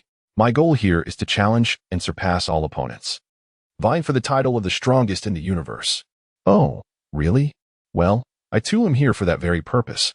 Let us all give our best and relish the thrill of battle," Ted replied with a hearty laugh and a courteous demeanor. "Then, let the battle commence. The match begins." The commentator lightly nodded, signaling the commencement of the second match. Upon receiving the news, both competitors exchanged glances, instinctively adopting their fighting stances, their hands poised in a defensive manner. In a brief moment of stillness, Ted's left hand twitched slightly, prompting Kara to recognize it as an opportunity to attack. With a surge of fervor, she propelled herself forward, her movements as swift as the wind. Simultaneously, she clenched her right hand, launching an assault towards Ted.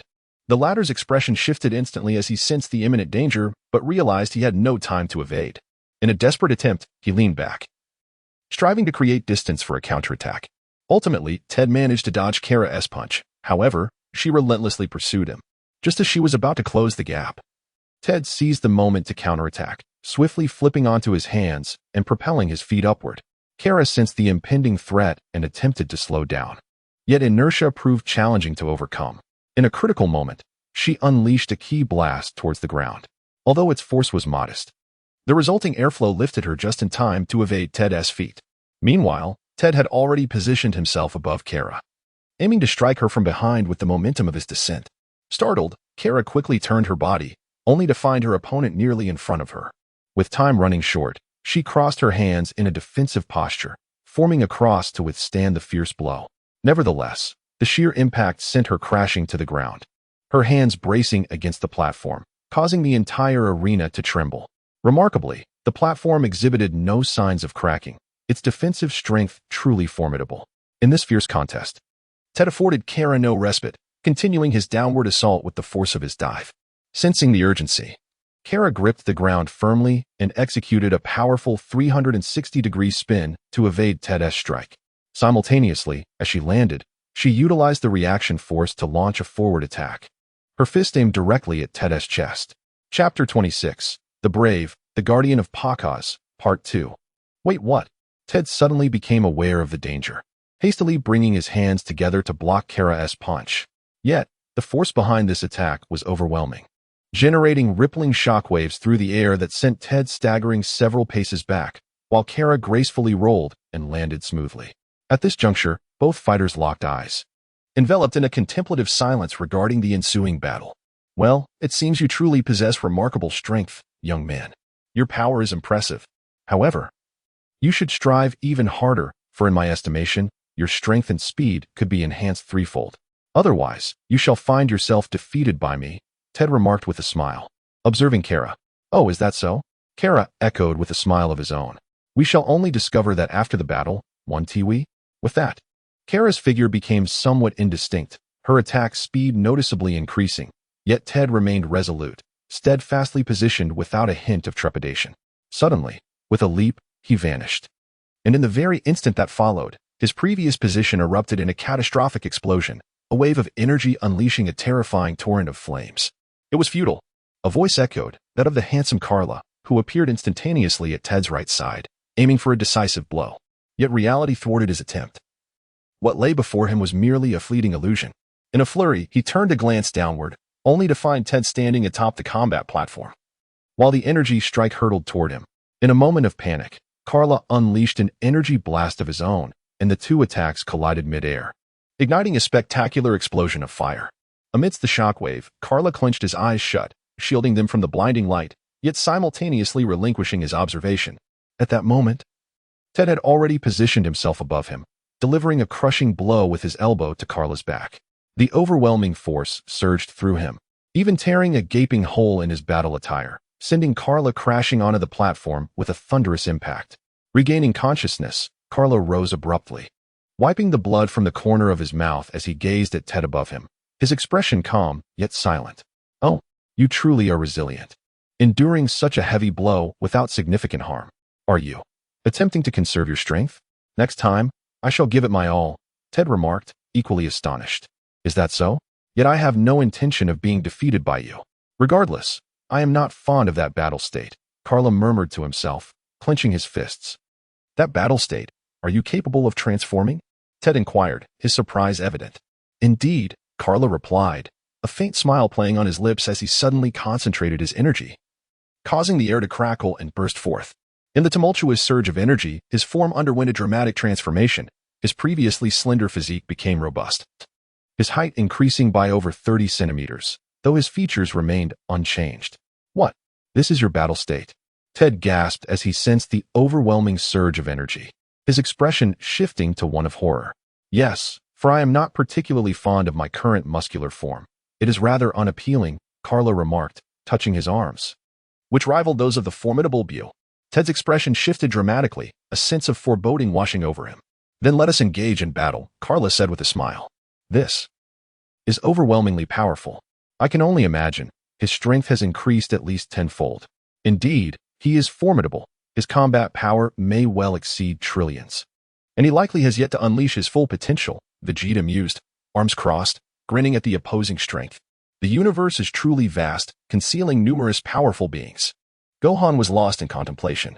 Dick observed the lively exchanges among the group, remaining silent. In an instant, Kara vanished from the arena, and with a natural offensive maneuver, she abruptly appeared before Ted, delivering a powerful punch that struck him in the lower abdomen. Ted's eyes widened in shock as he grimaced in pain. Expelling a bitter taste from his mouth, his body sent reeling. Yet, in a fit of rage, he steadied himself, lifted his head, and unexpectedly unleashed a ki blast towards Kara, who deftly sidestepped the attack. "What?" Ted gasped in astonishment, frantically launching successive ki blasts at Kara, who remained unfazed, effortlessly evading the relentless onslaught. The colliding ki attacks erupted, creating a cacophony of flames, smoke, and a sudden shift in atmospheric pressure, heightening the tension in the air. As the ki assault ceased, Ted, panting, managed to smile, but his expression quickly shifted to panic when the smoke cleared to reveal Kara, unscathed, her protective shield intact, even her combat attire showing no signs of damage. "Unbelievably strong," Ted marveled, his smile broadening. "But I shall not surrender." In an instant, Kara appeared behind him, nudging him with her shoulder. Ted barely had time to react before she launched another assault, tearing through the void and catching up to him.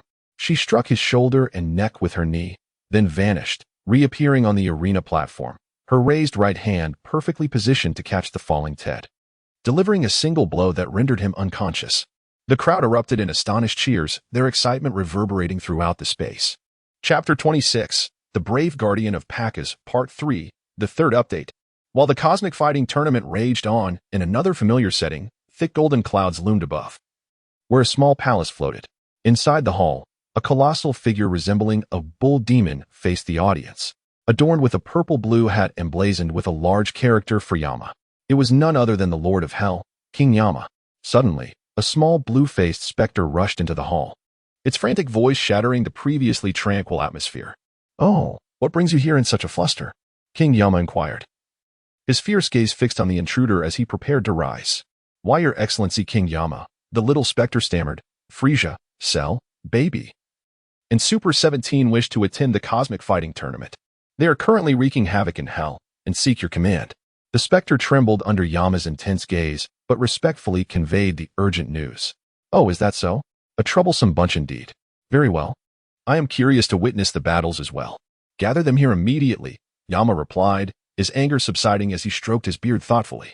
With a series of swift movements, several light beams sliced through the air, and the outer aura of energy descended upon the threshold of Yama's hall, sparking a commotion outside. He, Lord Yama. You finally deigned to meet us?" As Frisia strode forward, his massive lizard-like tail swaying behind him, his pale form entered the palace with a chuckle. "Ah, it should indeed be this way." Shalou followed closely, arms crossed, accompanied by Baby and number 17. "Oh, Frisia, what did you just say?" The King of Hell, upon hearing these biting remarks, turned with a scowl, responding with a feigned smile. "Do you wish to visit that place for a bit of enjoyment? I hear the hospitality there is quite splendid." "Ah, no, that is not it. We were merely jesting," stammered Frisia, eager to flatter. "You enjoy jokes, don't you, King of Hell?" Meanwhile, Shilu's eyes glimmered with curiosity. "Is it true that you wish to witness the cosmic fighting tournament?" The King of Hell, no longer wishing to tease, inquired with genuine interest. "Indeed, that is our sole purpose. We wish to behold the mightiest battles in the universe," number 17 chimed in. "However, how did you come to know of this tournament?" The King of Hell's gaze sharpened with a hint of vigilance. "Ah, can my memory not encompass such events?" Baby chuckled, gesturing towards his head. The King of Hell chose not to press further, fully aware of Baby's origins. After all, the Scions had once coexisted with the Zephyrians, making their knowledge of the tournament quite plausible. "Then come with me to the chamber where one can glimpse that world," the King of Hell replied after a moment's contemplation. "Thank you, Your Majesty," Baby responded with a simpering smile. "Oh, such an intriguing affair, and yet you did not invite me?" Suddenly, a voice boomed from behind, accompanied by an overwhelming aura that enveloped the group, causing them to turn in astonishment to see the Super One-Star Dragon. Their expression shifted from shock to relief, and with a mere smile, they followed the King of Hell into the palace's underground chamber. Returning once more to the battlefield, after an arduous struggle, Kara had triumphed over Ted. Now, he returned to his previous seat, leisurely closing his eyes in relaxation. At that moment, a figure clad in black, emblazoned with the character for demon upon his chest, approached Starred, speaking in a mocking tone. "Is this truly your strength, Starred? It took quite an effort to defeat that insignificant insect. But I am different. Watch closely. Our demon realm shall claim victory in this tournament, and the universe will fall under our dominion." Starred remained unfazed, not even raising his head, his eyes still closed as he dismissed the encounter. "You dare to underestimate us." The individual seethed with anger, yet retained his composure, ultimately departing with a sardonic laugh. "Opposing our demon realm is your gravest mistake." Not far off, another figure observed the exchange, clad in garments marked with the character for God. As if sensing something, Star opened his eyes, only to find that the man from before had already averted his gaze. The next match commenced, featuring the combatants, the deity Pakas from the A galaxy of the southern Milky Way against the warrior Gore from the demon realm. "Oh, has it finally begun? How swift it is, indeed." The speaker was the enigmatic figure clad in black. "Is this yet another so-called deity? Ha ha ha, you shall face my wrath." The man known as Gore erupted into laughter, propelling himself into the air, landing deftly in the center of the arena. To the astonishment of all, the previously encountered deity appeared as well, striking a balance between delicate beauty and resolute strength, his long black hair cascading elegantly behind him, reminiscent of Super 17. On the battlefield, Gore licked his lips, mockingly stating, "You were truly unfortunate, Pakas. Today, I shall bring about your demise." "Oh, no, I cannot simply kill you. I must relish the torment first, ha ha ha. I detest those self-righteous deities like you, who constantly oppose us from the demon realm." "Is that so? Yet I am devoted to peace. Ultimately, a battle is necessary," Pakas replied with a serene smile, his eyes closed, nodding gently after Gore's lengthy monologue, a powerful aura emanating from him. Chapter 26, The Courageous Guardian Pakas. "Humph, have you forgotten the past? Were it not for that event, the universe would have undoubtedly been under our dominion," Gore exclaimed, laughter tinged with fury. "However, I must disagree. The universe must always strive for peace. And I shall exert every effort to protect all that is around me, Pakaz declared, gazing up at the blue sky and white clouds. Exerting every effort to safeguard all that is near. The words, spoken without intent, resonated with Star, who suddenly opened his eyes wide. Upon locking gazes with Pakaz, a smile flickered across his face. After all, their ideals were aligned. Heh, a fool's dream. I shall shatter you, Gore roared, immediately unleashing energy blasts from both hands to strike his opponent. Yet Pakaz showed no inclination to evade. From within the god's attire, he slowly extended a hand and, with a sudden flourish, sent forth a wave of pressure that disrupted the two energy blasts. The blasts veered off and struck beyond the arena, resulting in a far more devastating impact. The ground contorted, leaving a significant crater, dust swirling in the air. With a single gesture, he had repelled the attacks. But Gore had already vanished from sight, and Pakaz too had lost his form, leaving only the continuous roar of combat echoing through the arena. Following a tremendous explosion, the venue trembled, and two figures materialized on the stage. So this is how it is. I never expected you to be this formidable. I underestimated you, Gore growled.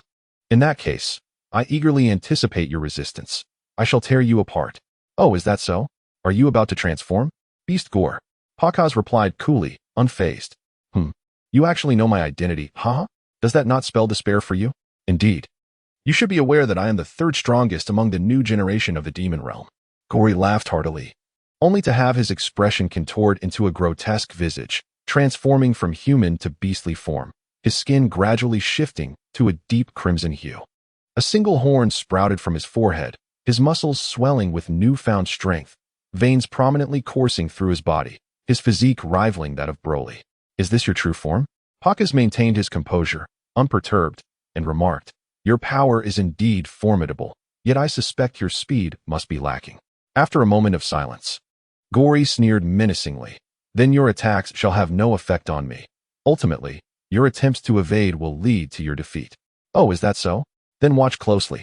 Pakaz significantly accelerated, leaving the flustered Gore unable to discern his presence, as he scanned left and right in frantic search, causing an uproar among the spectators.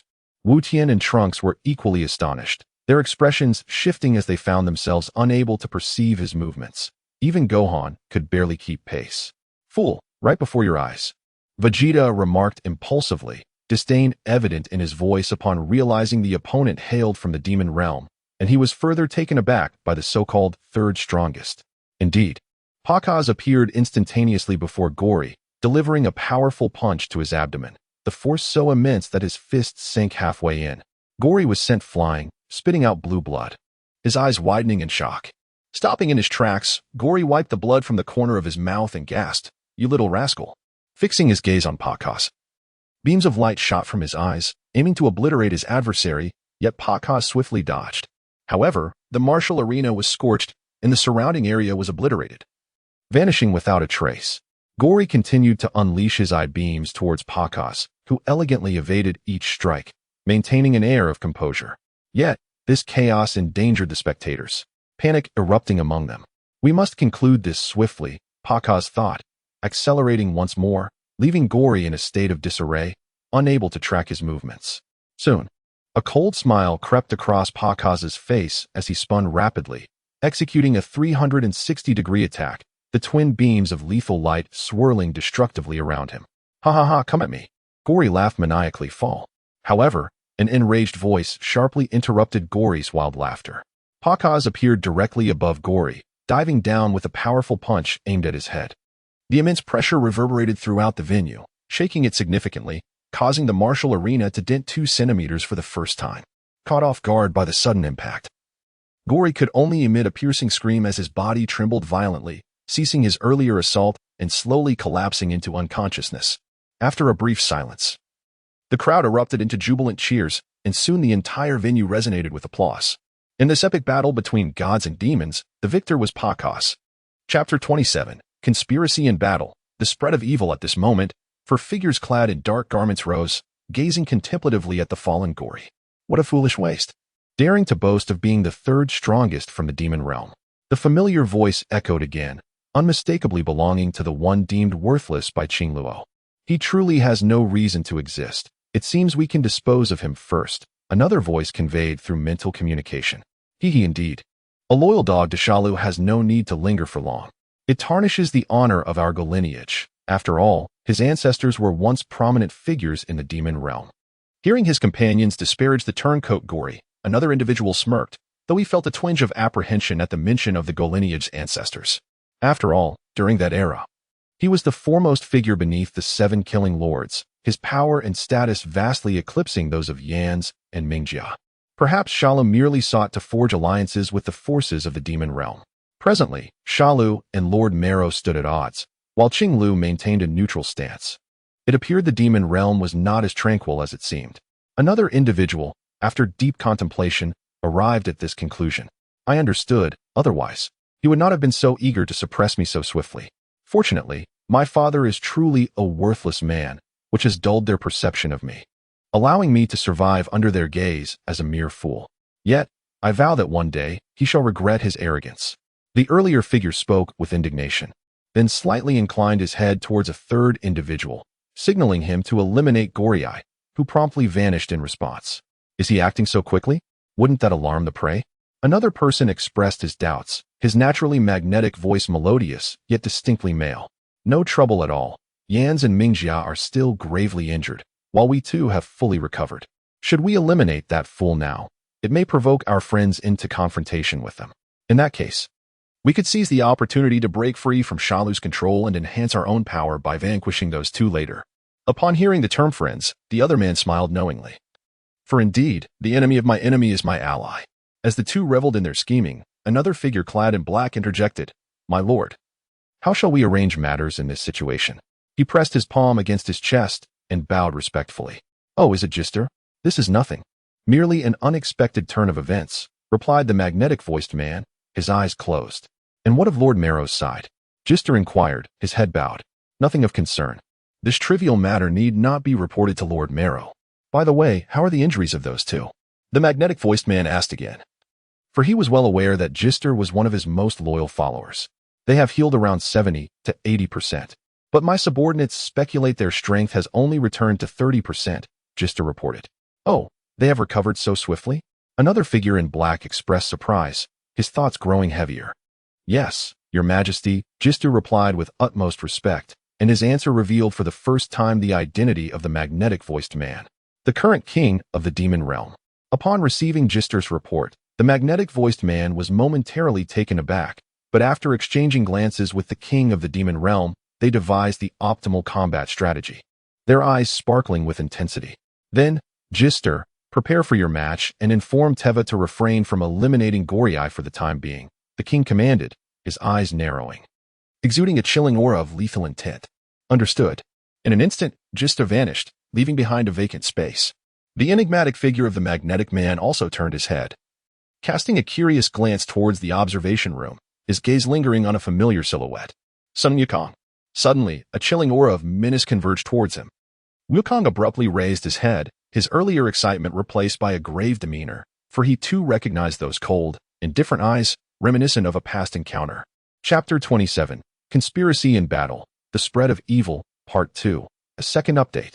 Similar dual pupils appeared before him. Yet this individual was none other than Frisia from the underworld. I never imagined that the combat standards of this so-called universal fighting tournament would be so dismal, Frisia remarked, habitually wiping his nose and then splaying his hands in a mocking gesture. However, none of those present responded to him. Ciro, Baby, Super 17, and Super Yixing Long silently gazed at the enormous crystal ball that revealed the battle unfolding in another realm. What on earth is happening? The laughter abruptly ceased, and Frisia sensed an odd tension in the atmosphere, perplexed by the expressions of those around him. Fool. Ciro, visibly impatient, cast a disdainful glance at him and asked in a derisive tone, "Haven't you realized yet?" Upon hearing this insulting jest, Frisia's anger surged, his veins bulging, yet simultaneously. He recalled the battle he had just witnessed, his eyes widening in realization as he stammered. Could it be? "Oh, you have indeed noticed. They are fighting on a planet with immense gravity. In other words, their true strength far exceeds what we have observed." Baby scoffed at Frisia. Frisia was taken aback, rendered speechless, his eyes filled with terror. Super Yixing Long's gaze lingered on Pakas, his alluring crimson eyes shimmering with a hint of light, the corners of his mouth curling into a subtle smile. Meanwhile, In another location. What? North Kai. You dare claim that your Wukong is the #1 in the universe? Do you not know how to spell the word shy? A small figure approached, his cheeks flushed with indignation. Are your eyes blind? My Wukong has even defeated Yi Xinglong. Do you know who Yi Xinglong is? My adorable little one. West Kai. North Kai moved closer, their faces almost touching, each standing their ground defiantly. Humph. What nonsense are you spouting? If it weren't for the power of the entire universe, could Wukong possibly defeat Yi Xinglong? Well, regardless, my Wukong transforms into Super Saiyan 4. And that is the ultimate form, North Kai retorted, his mind racing for a comeback, then turned with indignation, causing West Kai to lose his balance and fall to the ground. What on earth? The West King abruptly raised his small frame and shouted. Then my families. At that moment, a resonant voice drowned out the West King's words. Attention, everyone. Please gather at the martial arts arena. The Great King has something to announce. Quickly. This sudden proclamation caused all corporeal souls on the planet to cease their battles. And the West and North Kings also halted their quarrels. After a moment of contemplation, they both flew toward the same direction. In less than half a minute, everyone had congregated at the fighting arena, respectfully facing the grand stage. At this moment, an elder emerged from behind the curtain, seated comfortably on the throne, stroking his long white beard while donning stylish sunglasses. The assembly gazed at this fashionable elder and collectively expressed their reverence for the arrival of the Great King. Ha. Well, everyone, please take your seats, he said with a smile. The purpose of gathering you all here is to showcase a magnificent event known as the Cosmic Fighting Tournament.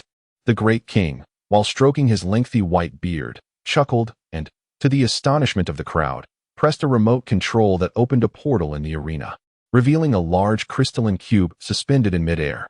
The spectators were left in awe at this spectacle. What is the Cosmic Fighting Tournament? The West King inquired, bouncing forward with his petite stature. You really don't know about the Cosmic Fighting Tournament? You must be from some remote wilderness. The North King stifled a laugh behind his hand. What? The West King, infuriated, leaped up in a fit of rage. Chapter 27. Schemes Amidst Battle. The Spread of Evil, Part 3. Enough with the noise, West and North Kings, the Great King said. Having sensed the shift in their demeanor, he continued, allow me to explain this tournament. The Cosmic Fighting Tournament is an event held in another dimension of the universe, gathering the mightiest warriors from across the cosmos.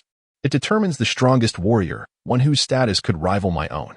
Moreover, it allows a dominant figure to reign over the entire universe, and this tournament occurs once every 10 million years. It is the ultimate contest among the realms of the underworld, humanity, divinity, and demonkind. A gasp of astonishment resonated throughout the assembly.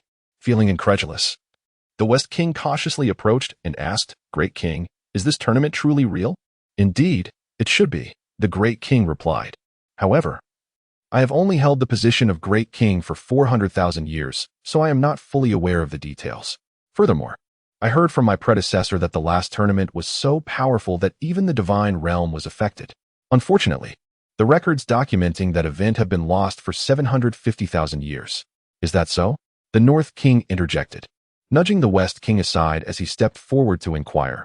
What about the situation with the Divine King? The two Supreme Kais, it seems, are equally unaware of the precise circumstances. They once inquired about the tournament, yet coincidentally, their detailed archival records mysteriously vanished approximately 7.5 million years ago, leaving only scant references in ancient chronicles. As the Great Kai stroked his long white beard, he continued, however, the tournament has now commenced, and the Supreme Kais are officiating there, so I presume there are no lingering doubts. The four Kais responded in unison. At this moment, a cubic crystal revealed a backdrop that appeared to be the venue of the tournament, where battles raged on with fervor. For formidable warriors, the passage of time within the arena feels interminable, even if merely a few minutes have elapsed. 3 bouts had already transpired, and among those standing upon the fighting stage was the warrior known as Gister from the Demon Realm. His opponent was Puta, a fighter from the UF planet in the southern galaxy.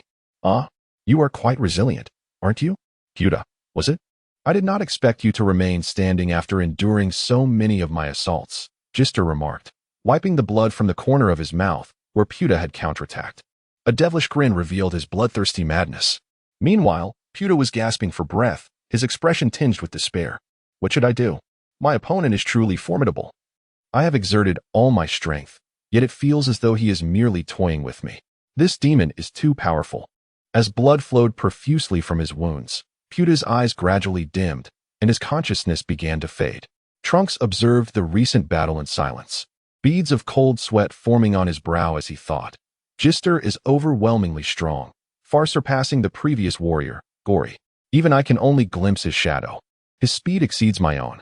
Wukong's strength is on par with Trunks, and at this moment, he too feels a sense of trepidation towards Gist's formidable power. And then, he vanished once more.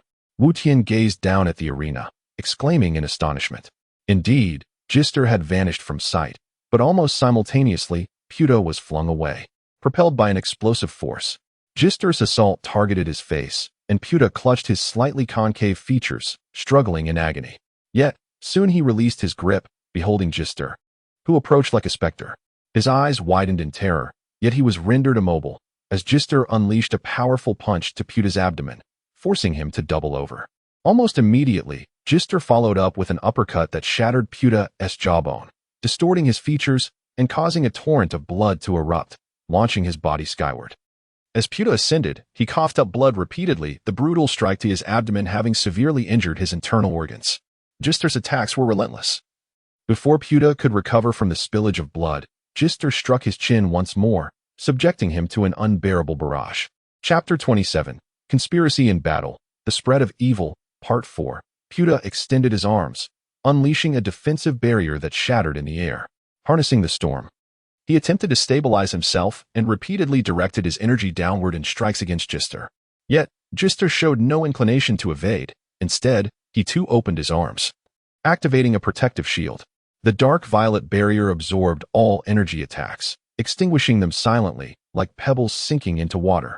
The immense impact fractured the ground within a 2-meter radius, sending tremors rippling through the arena.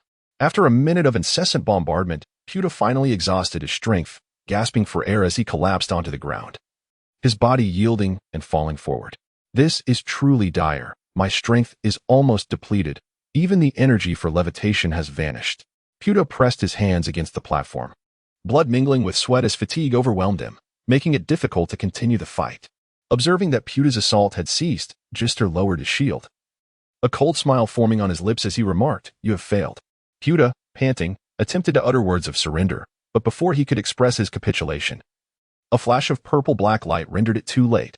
A swift arc bridged the distance between them, and Gister seized Puta by the neck with his left hand, leaning close to whisper in a low voice, "Are you so eager to surrender? But I have not yet had my fill, you know." As he spoke, a chilling intent pierced Puta's consciousness, and his eyes widened in terror, helplessly gazing at the figure before him, akin to a demon. With blinding speed, Gister delivered a crushing blow to Puta's abdomen with his right hand. Puta expelled a mouthful of blood yet could not utter a word, his eyes reflecting despair born of fear. "Is it painful? This is the consequence of battling our demonic kin. Do not overestimate your capabilities." Gister's voice echoed in Puta's mind as his right hand continued to rain down blows upon Puta's chest and abdomen, striking him as though he were a mere puppet. Puta, coughing blood, could only emit a hoarse sound, while Gister laughed maniacally, declaring, "Let me ensure that you wish for death." Laughter echoed through the arena, as spectators marveled at the ferocity displayed by the combatants. Meanwhile, many viewers watching the bloody spectacle from afar turned away, tears welling in their eyes. Some were incited to fury by the actions of Gister, directing their ire towards such a demon. "Despicable, utterly cruel," exclaimed the Supreme Kai, trembling as he leaned slightly forward to witness the brutal clash. However, Grith, standing beside him, interjected, shaking his head. "Supreme Kai, I implore you to remain calm. According to the tournament's regulations, no one outside the arena can halt the contest." The Supreme Kai, confronted with the massacre unfolding before him, resignedly closed his eyes. Wukong and his companions could only watch the match with resignation, for according to the rules of the contest, the vanquished had failed to utter the words "I surrender." "Ha! How utterly tedious you are, a being as feeble as an ant," Jest remarked as he brushed past Puta. "This tournament forbids the arbitrary slaying of opponents. Thus, I shall spare you for now, as I have grown weary of this game." As he passed Puta, he murmured, "However, you shall inevitably meet your demise. Hee. Our plan has already commenced, and our era is swiftly approaching." After whispering the schemes of the demon realm, Jest unleashed his final strike. a colossal wave of mental energy that shattered Puta's consciousness. Although the latter would not perish, he was rendered no more sentient than a vegetative state. Upon hearing such a grim fate, Puta trembled in terror, and in the fleeting moment before his mind succumbed, he realized evil was spreading, and the hand of the demon had finally reached out towards the universe. Chapter 28. Overwhelming Power. Frisia's Son, Leary, Part 1. Today marks the first update of the day. Your recommendations and collections are greatly appreciated. Time swiftly passed, and the battle event had already spanned 4 days. Tomorrow would herald the final leg of the preliminaries, a day that would determine the participants advancing to the semifinals. To witness this grand occasion, the number of attendees at the venue reached a historic peak, with thousands of fighters captivated by the fervor of the competition. After several days of watching the matches, Goten and Trunks finally grasped the vastness of the universe, teeming with an array of super warriors, many of whom were far mightier than themselves, leaving them feeling somewhat disheartened. Father, the level of combat has significantly elevated today. Our opponents are immensely powerful, Goten remarked, his brow furrowed in concern. Indeed, among them, 46 are formidable. With 34 hailing from the inner universe and 3 from the demon realm, Goku replied, feeling a sense of sorrow at such a comparison of strength. Astonished at the decline of the outer universe, Trunks turned to his father, only to find Kida lost in contemplation, his eyes shut tight, leaning against the wall. There were 12 champions among the competitors, and given this distribution of strength, the inner universe's combat prowess vastly overshadowed that of the outer universe. It seems our world remains significantly weaker, Trunks sighed. Furthermore, I sense that those champions have not exerted themselves fully. Their auras have remained consistently stable at a certain level. OOB voiced his observations. Indeed, that is true. The competitors have yet to unleash their full potential. Perhaps it is during the semifinals that the true battle will unfold. Wukong possesses knowledge surpassing that of everyone present, yet he hesitates on whether to reveal the identity of the Saiyan champion. After all, he understands that as a fellow Saiyan, the abilities of the champion should be akin to his own, making the ascension to Super Saiyan a natural progression. However, it is perplexing that although there were 12 participants from the demon realm, only 8 took to the stage during the competition. Father, this must pertain to the previous incident, right? Gohan inquired. Wukong merely nodded, sharing a sense of curiosity regarding the matter. He is acutely aware that, considering the nature of the injuries, even without a healing machine, recovery would only take about 5 or 6 days. Individuals of that caliber would not require such an extended period of rest. Indeed, the demon that attacked me is not present, yet the 2 spectators are among the 3 currently here, Vegeta remarked, echoing Wukong's confusion. Are those 2 the ones referred to as the Demon King and the Sorcerer? Goten recalled the battles they had witnessed over the past few days, feeling a chill as he preliminarily assessed that their power seemed comparable to that of the Great Ape Baby. Vegeta nodded slightly, acknowledging that had his own strength not been elevated earlier, he would not stand a chance against their might. With Vegeta's response, Goten and Trunks felt a mix of emotions. This is the first update of the day. Please support us with recommendations and collections. During these recent days of arduous training, their own strength barely reached around 50 trillion, rendering them utterly defenseless against such formidable opponents. Wukong nodded in agreement, stating, throughout these days of battle, I have always felt that the figure of the Mage King is inextricably linked to Frisia, yet I cannot ascertain his true identity. However, Frisia's clan should not belong to the demon realm, right? Gohan inquired. Indeed, it is merely an intuition, Wukong replied, leaning against the wall, his starry eyes lost in contemplation. Thus, the surroundings fell silent once more. After a considerable pause, the sudden sound of a door creaking open caused those present to momentarily freeze, their gazes drawn to the familiar figure that had unexpectedly appeared.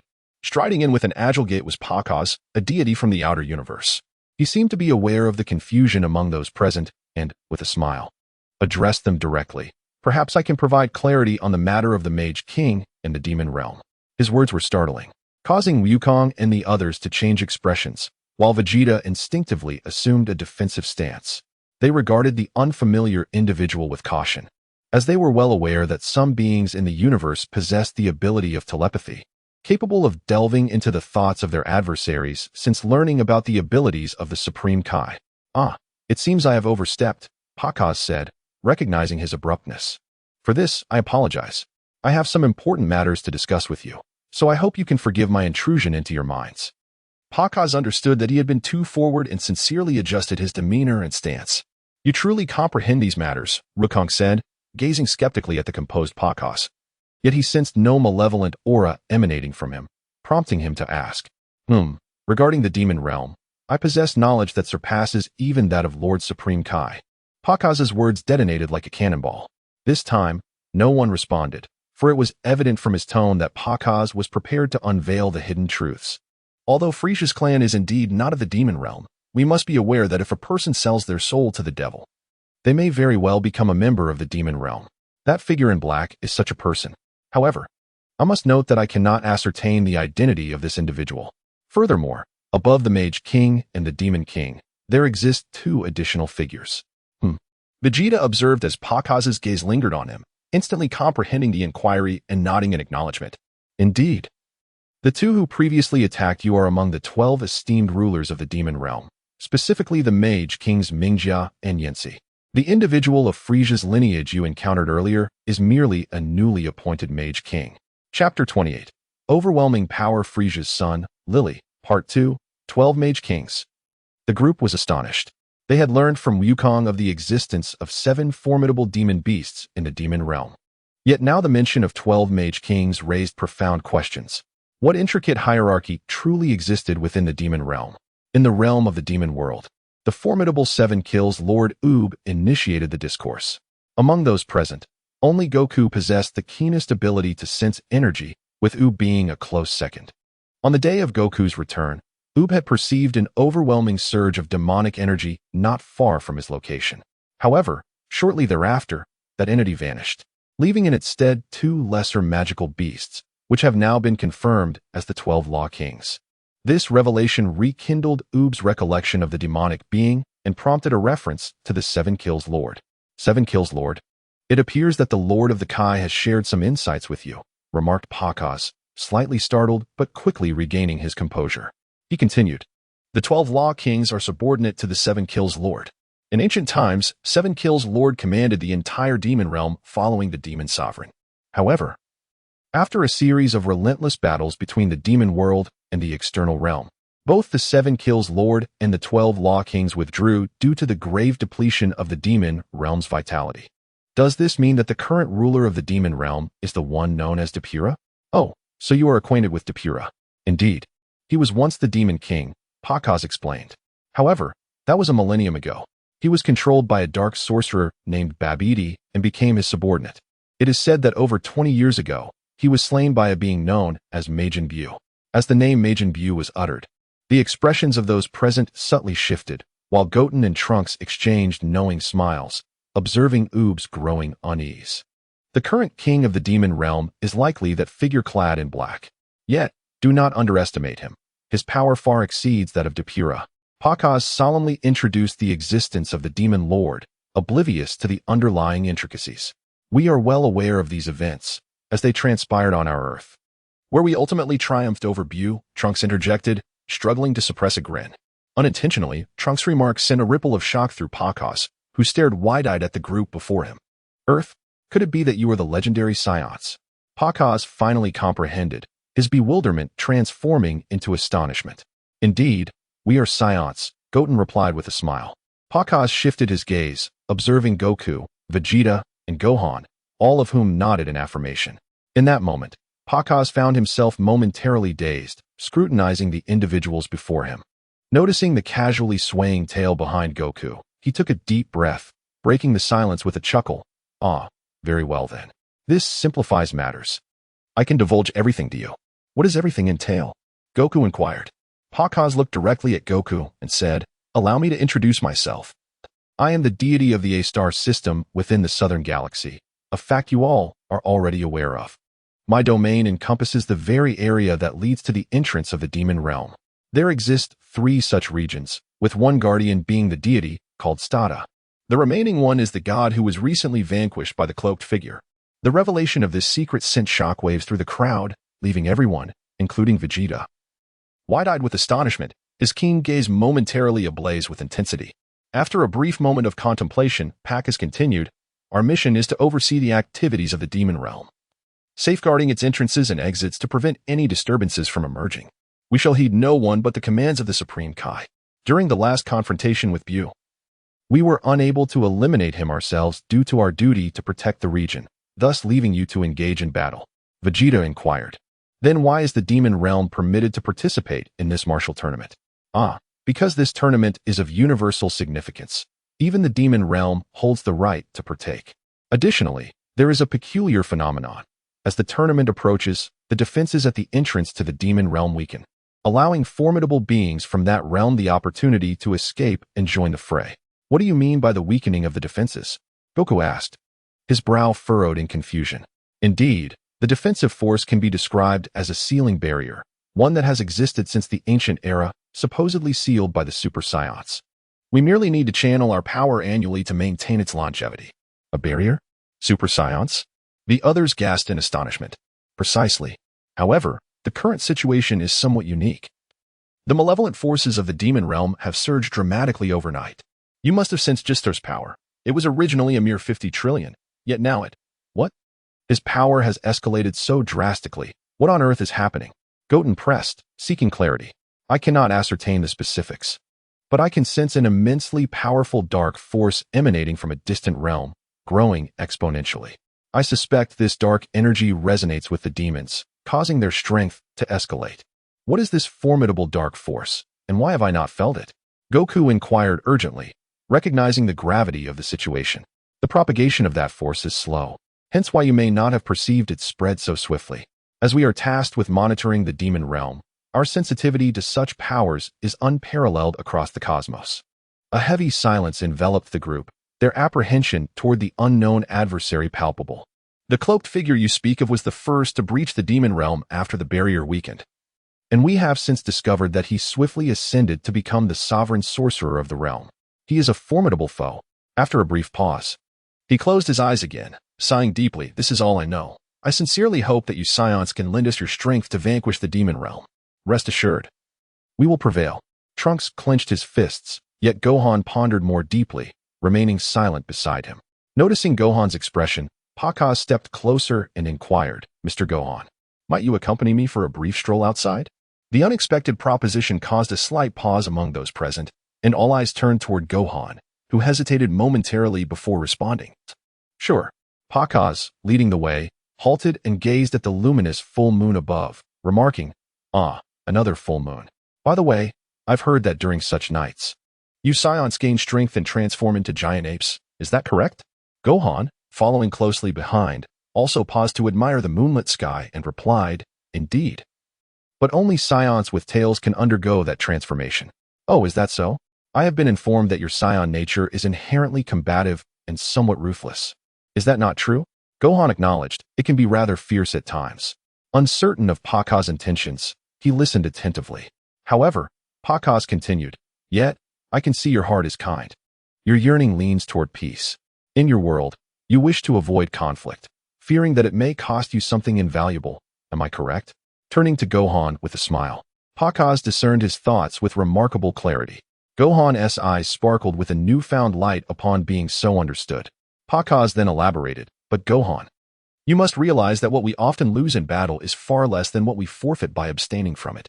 Why is that? Because if we do not engage in combat, we risk losing things forever. Yet, should you fight and emerge victorious, a peaceful future can be secured, granting everyone the truest happiness, for the future must not fall into the hands of our adversaries. Suddenly startled, Gohan stared blankly at Pakaz, for it was the first time he had heard someone proclaim that battle is the inception of happiness. Gohan, open your heart. You must awaken the dormant power within you. A peaceful future requires your strength. Pakaz inhaled deeply, empathetically placing his right hand on Gohan's shoulder, and with a warm smile said, you must exert your utmost effort to protect everything around you. Moreover, the burden of the future does not rest solely upon your shoulders. Others require your support as well. Do you understand? At that moment, a warm ray of sunlight pierced through Gohan's heart, illuminating his mind and revealing a path to traverse into diverse worlds. Indeed, Gohan replied with a relieved smile. Chapter 28. Overwhelming Power, the Son of Frisia, Lily, Part 3. In another chamber, my king, how do you perceive tomorrow's battle? The demon warrior Gistar knelt, one hand pressed against the ground. Oh, you are already aware, are you? The figure in black released the paper he had been holding, allowing it to drift to the floor as he seated himself. Yes. However, my king, this opponent is no ordinary foe. His strength surpasses that of the deity we face today, Gister remarked, his expression subtly shifting as he spoke in hushed tones. Please allow me to confront him first and defeat him. There is no need for that. In my view, you cannot prevail against him. He is indeed a formidable adversary, and I do not wish for you to jeopardize our plans through recklessness. But, my king, Gister responded, yet his fists were clenched in defiance. Unwilling to accept defeat. Understand, Gister, our master has decreed that there must be 2 or more of us advancing to the finals.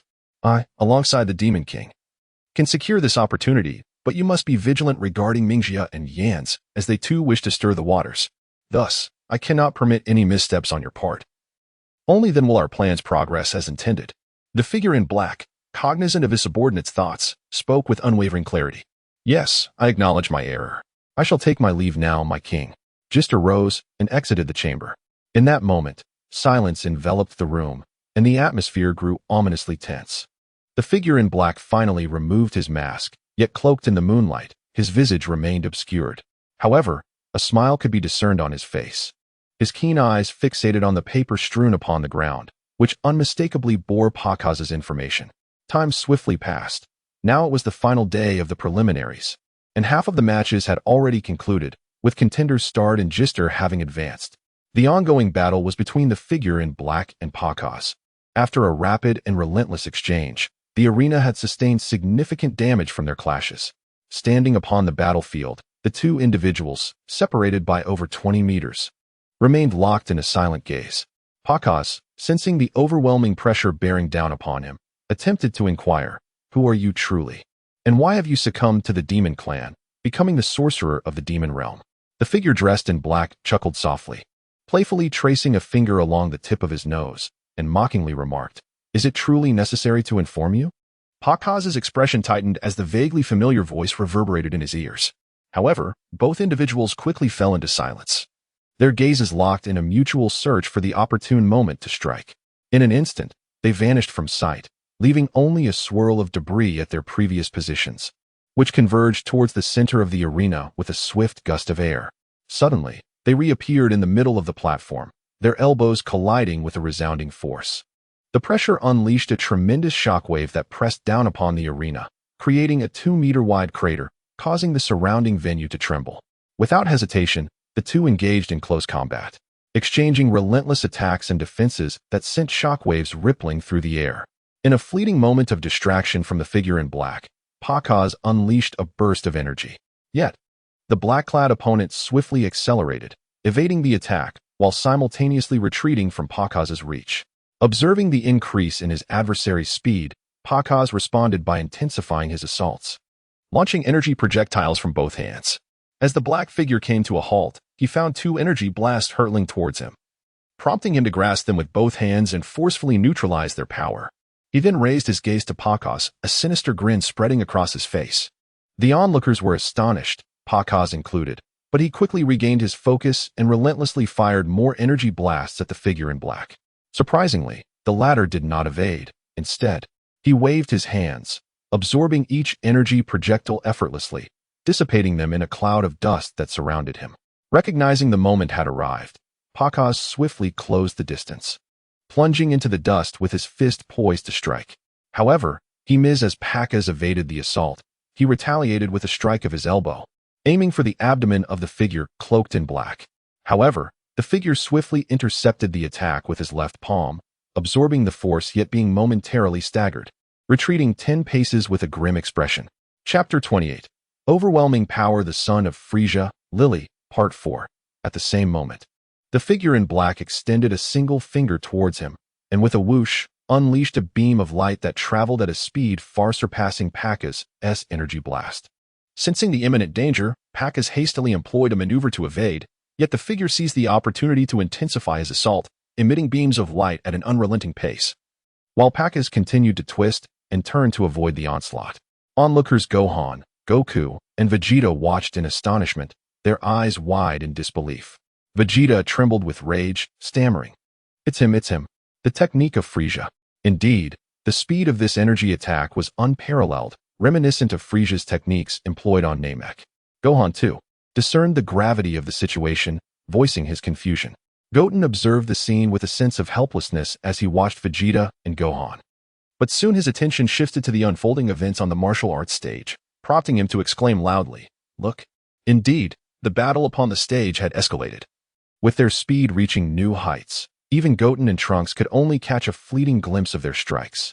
In a moment of brilliance, Pacus leaped high, effortlessly evading the energy blast from the cloaked figure.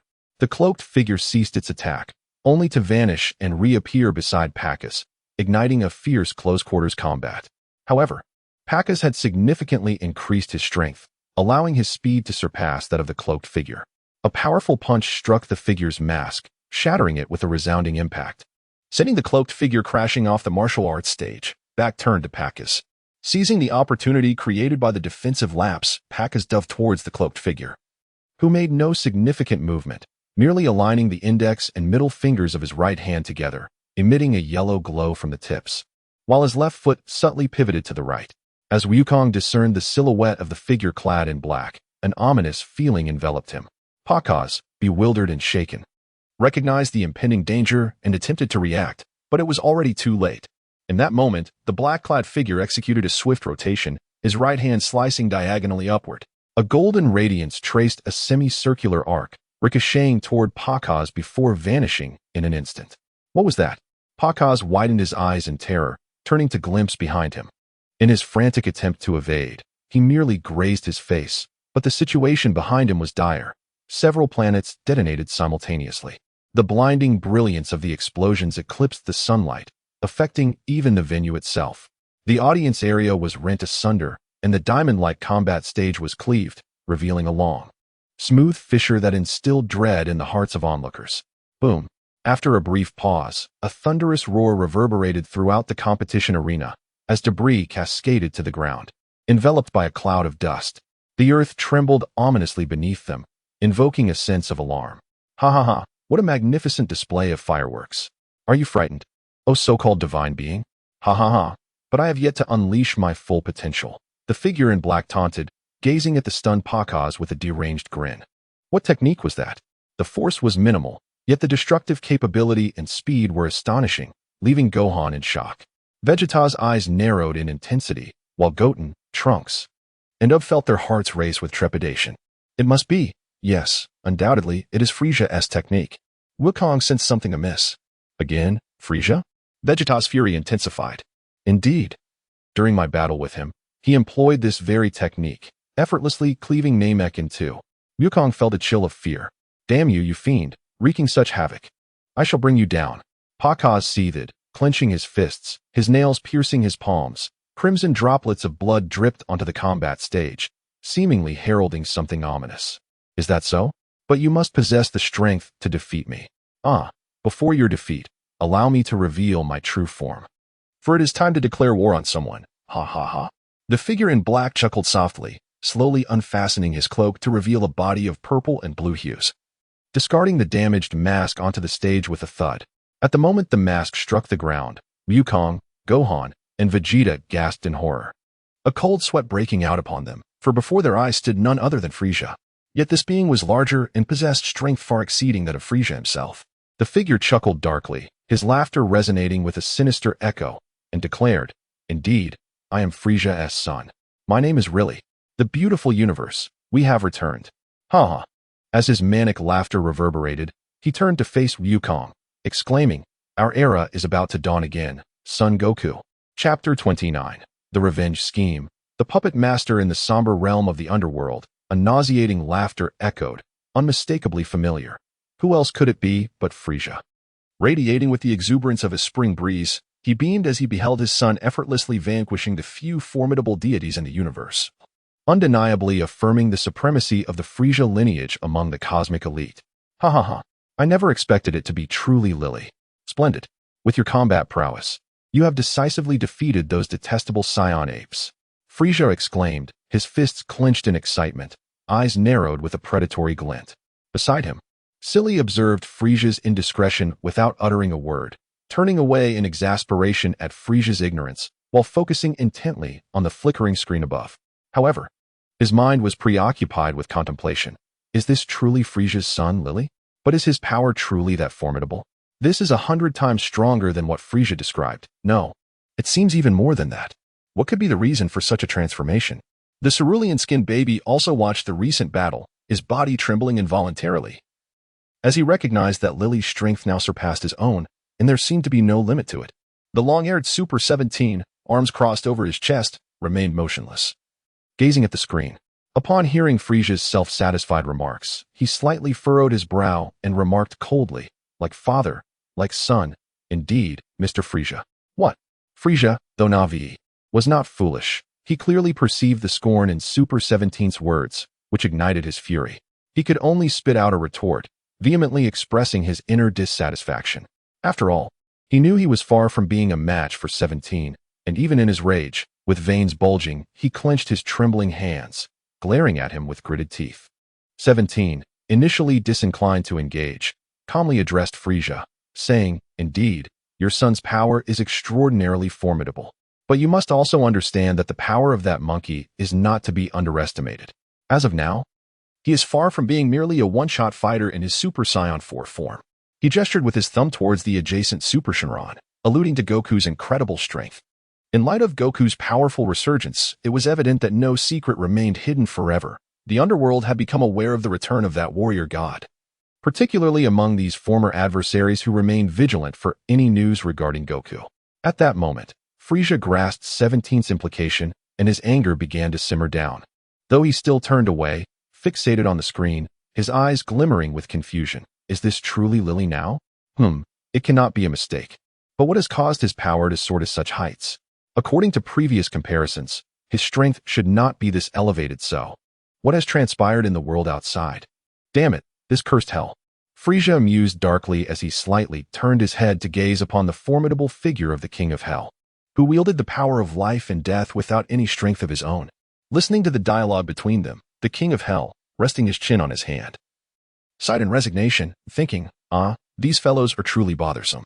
They incessantly debate the details of battle. Why can't they simply observe like the one-star dragon? Such a nuisance.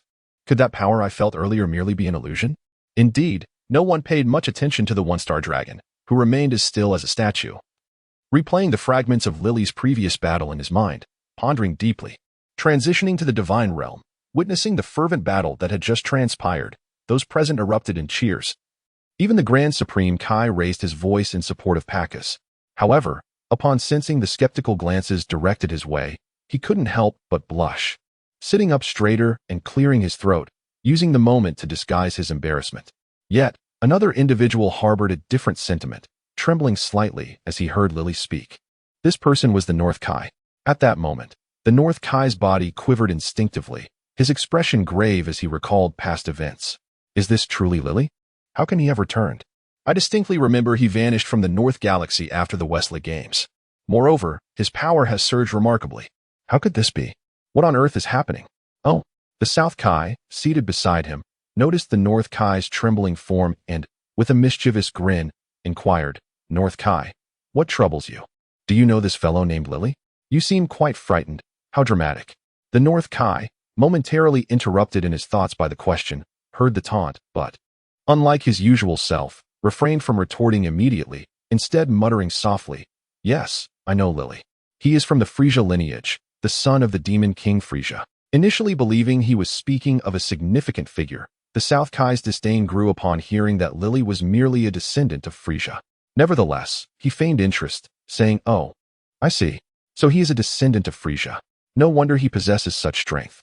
The South Kai ostentatiously emphasized the word strength, pretending to ponder while stroking his chin and glancing at the side dish of rib rice, continuing, however, his power cannot compare to rib rice, considering that speed. Before the South Kai could continue his self-praise, rib rice, having overheard the conversation between the North and South Kai, felt genuinely startled and, with a hint of embarrassment, replied, My Lord Kai, no, it's not like that. The two in the match, their powers far exceed mine. South Kai, please realize that the gravity of their battleground is 1,000 times that of this place. As if taken aback by Lily's formidable power, the rib rice chef now found beads of cold sweat forming on his forehead. Oh, just 1,000 times? My goodness, 11,000 times. The The South Kai, startled, opened his mouth wide and nearly toppled from his seat in a flurry of gestures. Chapter 29. The Revenge Plan. The Puppet Master Behind the Scenes. Part 2. I apologize, but I must clarify something, dear readers. If you genuinely appreciate this Dragon Ball narrative, please take a moment to log into your accounts, bookmark this book, and leave a brief comment within the next 3 days. Currently, this novel has garnered over 100,000 views, yet the number of bookmarks stands at a mere 50. I find this rather peculiar and feel the need to verify it. I kindly ask previous TL friends not to artificially inflate the data or comment for now, as I seek authentic figures. Should you believe I am deceiving you, feel free to remove this book from your shelves come Monday. Over the next 3 days, I aim to ascertain the true data of this book and address a troubling suspicion I hold. Thank you all. The North Kai, momentarily distracted from debate, rummaged through his memories of Lily's past, his expression darkening as he spoke. Lily's power far surpasses that of Frisia in his prime, upon birth. His battle power was already at 1 million. By the age of 10, he had eclipsed his father's strength. Boasting a battle power of 600 million, Frisia had 500 million. However, following his father's defeat, he intended to seek vengeance on Earth, only to discover through the Cell games that Goku and his companions had long surpassed him, with Gohan already having reached the Super Saiyan 2 stage. Realizing he could not defeat Gohan at that time, he vanished completely from the North Galaxy, leaving no trace of his existence. The South Kai listened to these tales with the intensity of a chick pecking at grains, yet a flicker of doubt lingered on his face. At this juncture, as the North Kai, he could not grasp the workings of fate, and a wave of helplessness surged within him. He instinctively raised his gaze to the heavens, pondering, but I never expected him to return, and as a powerful Avenger at that. What will Goku do now? Oh, there is no need for your concern, North Kai, a voice, aged yet vigorous, echoed within the North Kai's mind, abruptly jolting him awake. Recognizing the voice's owner, he turned with confusion towards the immovable Great Kai. You have heard of Goku's exploits, have you not? He has managed to break through the barriers of both the inner and outer universes with sheer strength, indicating that Goku's power has reached unprecedented heights. In my view, that lad has surpassed even the Super One-Star Dragon. What? Such news astonished the North Kai, excitement overshadowing his doubts. Goku's power has truly reached that level? He has surpassed the Super One-Star Dragon? Indeed, he has grown significantly stronger. The Saiyans are truly remarkable. The Great King observed the unfolding battle with a furrowed brow, troubled by the disadvantage of Pakas. He remarked, let Goku handle the match. We should instead relish this monumental clash that has transpired over millennia. Indeed, the North King replied, suppressing his boundless excitement, his voice laced with acquiescence. I apologize, but Moluo wishes to verify something. If the readers truly appreciate this Dragon Ball narrative, please log in within the next 3 days to bookmark this book and leave a comment. Currently, the novel's view count exceeds 100,000. Yet the number of bookmarks stands at only 50, which Moluo finds peculiar and thus seeks confirmation. Previous TL friends are requested not to inflate Moluo's data nor to comment for the time being, as Moluo urgently requires authentic figures. Should anyone believe Moluo is deceiving you, feel free to remove this book from your shelves come Monday. Over the next 3 days, Moluo aims to ascertain the genuine statistics of this book and to validate a troubling suspicion. Thank you all. Back to the battlefield. Haha, what is it, esteemed deity? Lily cast a sideways glance at Pakas, her cold gaze sending shivers down spines. How infuriating. Pakas, enraged, stood upon the arena, shaking violently, before abruptly lifting his head, his furious eyes fixed on Lily, unleashing an overwhelming pressure that swept through the air. Unfazed, Lily exhaled gently, conjuring a secondary tempest that completely subdued Pakas's assault. Is this your only anger when faced with difficulty? Your current strength pales in comparison to mine. I suggest you give it your all, otherwise you shall face utter defeat. For I shall show you no mercy. Witnessing his formidable presence effortlessly neutralized, Pakas's complexion darkened slightly, his words caught in silence as he contemplated his next move. Is that so? Then let it be as you wish. With resolve, Pakas clenched his fists, positioning them before his head in a cross formation. His gaze fixed intently on Lily. An astonishing aura began to envelop him, a misty radiance shimmering into existence, pulsating and coalescing into form. A faint golden flame erupted from within him, and with a decisive motion of his hands, the flame surged outward, causing the arena to tremble violently, cracking under the strain. as if multiple ominous hands reached out in all directions, imbued with a sense of destructive might. This, as Wu Tian gazed at Pakaz, seemingly enveloped in flames, he felt the shock waves reverberating through Shinya, his face a portrait of astonishment. Such formidable power. Trunks echoed his sentiment, equally taken aback and unable to comprehend the reality before him.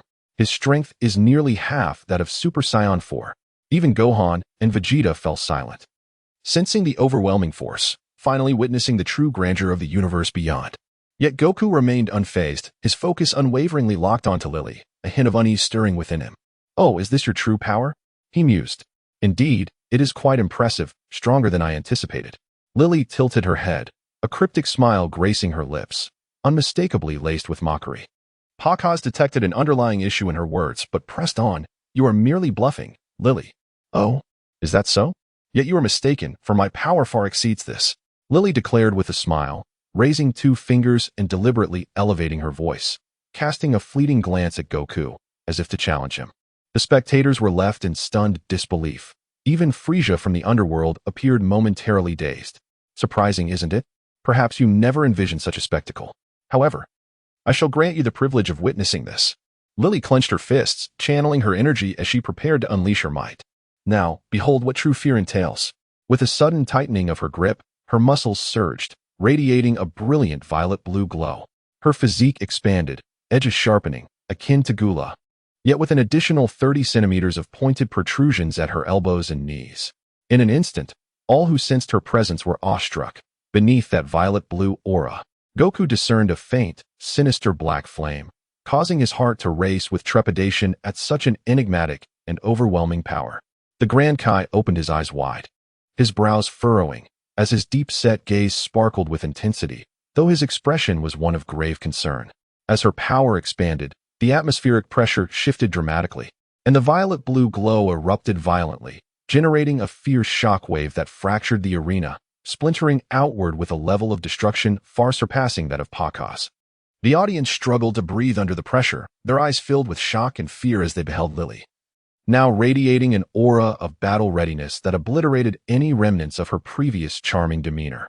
Yet Pakaz remained fixated on her, both sides poised in silence, awaiting the opportune moment to strike, casting the venue into a hushed stillness. Apart from the peculiar demeanor of Wukong and the Great King, it is Gohan and Vegeta who evoke the greatest astonishment. After all, compared to the Frieza of yesteryears, the current Lily is undeniably far more terrifying, exuding an aura of sinister charm. Coupled with Lily's imminent transformation, it becomes evident that the opponent's power surpasses his own. There seems to be an unspoken understanding between the two, as if masters recognize the fleeting moment of an impending attack. Ultimately, Lily strikes first, his eyes widen suddenly, radiating 2 beams of light. However, Pakaz swiftly reacts, dodging to the left while simultaneously launching a ki blast at Lily. The earlier beams of light pierce through the arena, creating 2 circular black holes. As the ki blast approaches, Lily does not flinch. Instead, he calmly raises his head and releases beams from his eyes, colliding with the ki blast. At the moment of explosion, both combatants vanish from sight, waves of shock emanating from above, with their movements becoming a blur as they engage in a fierce melee, escalating far beyond their previous skirmishes. In a crucial moment, Pakaz seizes an opportunity to target a gap in Lily's defense with a Saiyan ki blast. Yet, Lily is no ordinary opponent. With lightning-fast reflexes, he effortlessly evades the attack, causing the ki blast to detonate upon impact with the ground, enveloping half of the arena in a cloud of dust. However, Lily does not leap to escape the obscured vision. Pakaz, sensing an opening, moves rapidly to strike Lily, who stands there smiling, devoid of any fear. Is Lily's confidence truly justified, suggesting his power far exceeds that of Pakaz? Despite the uncertainty surrounding the outcome, Lily's audacity is striking. Has his strength already dictated the course of this battle? Perhaps this confrontation has lost all significance, for the forces of darkness are anything but trivial. The future has become an uncertain variable. Chapter 29. The Revenge Plan, The Puppet Master, Part 3. Lily's confidence surpasses all expectations. Yet whether he possesses such formidable capital remains unknown. Nevertheless, we observe that the expressions of Wukong and Vegeta are far from pleasant, their brows furrowed with concern. However, Pacus is unwilling to squander this prime opportunity. He continues his assault, diving swiftly downward. In an instant, dust swirls as Pacus arrives before Lily, poised to deliver a punch to his abdomen. Yet, Pacus is taken aback, his eyes widening in disbelief as Lily's fist is already poised to strike his right cheek. Panicking, Pacus halts abruptly, struggling to regain his balance, but Lily's fist is already approaching once more, right before Pacus.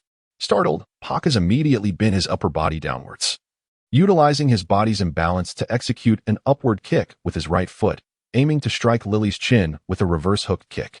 However, he miscalculated. Lily swiftly countered, firmly grasping his foot, and with a powerful tug, she pulled Pacus towards her, her left fist poised to strike his face.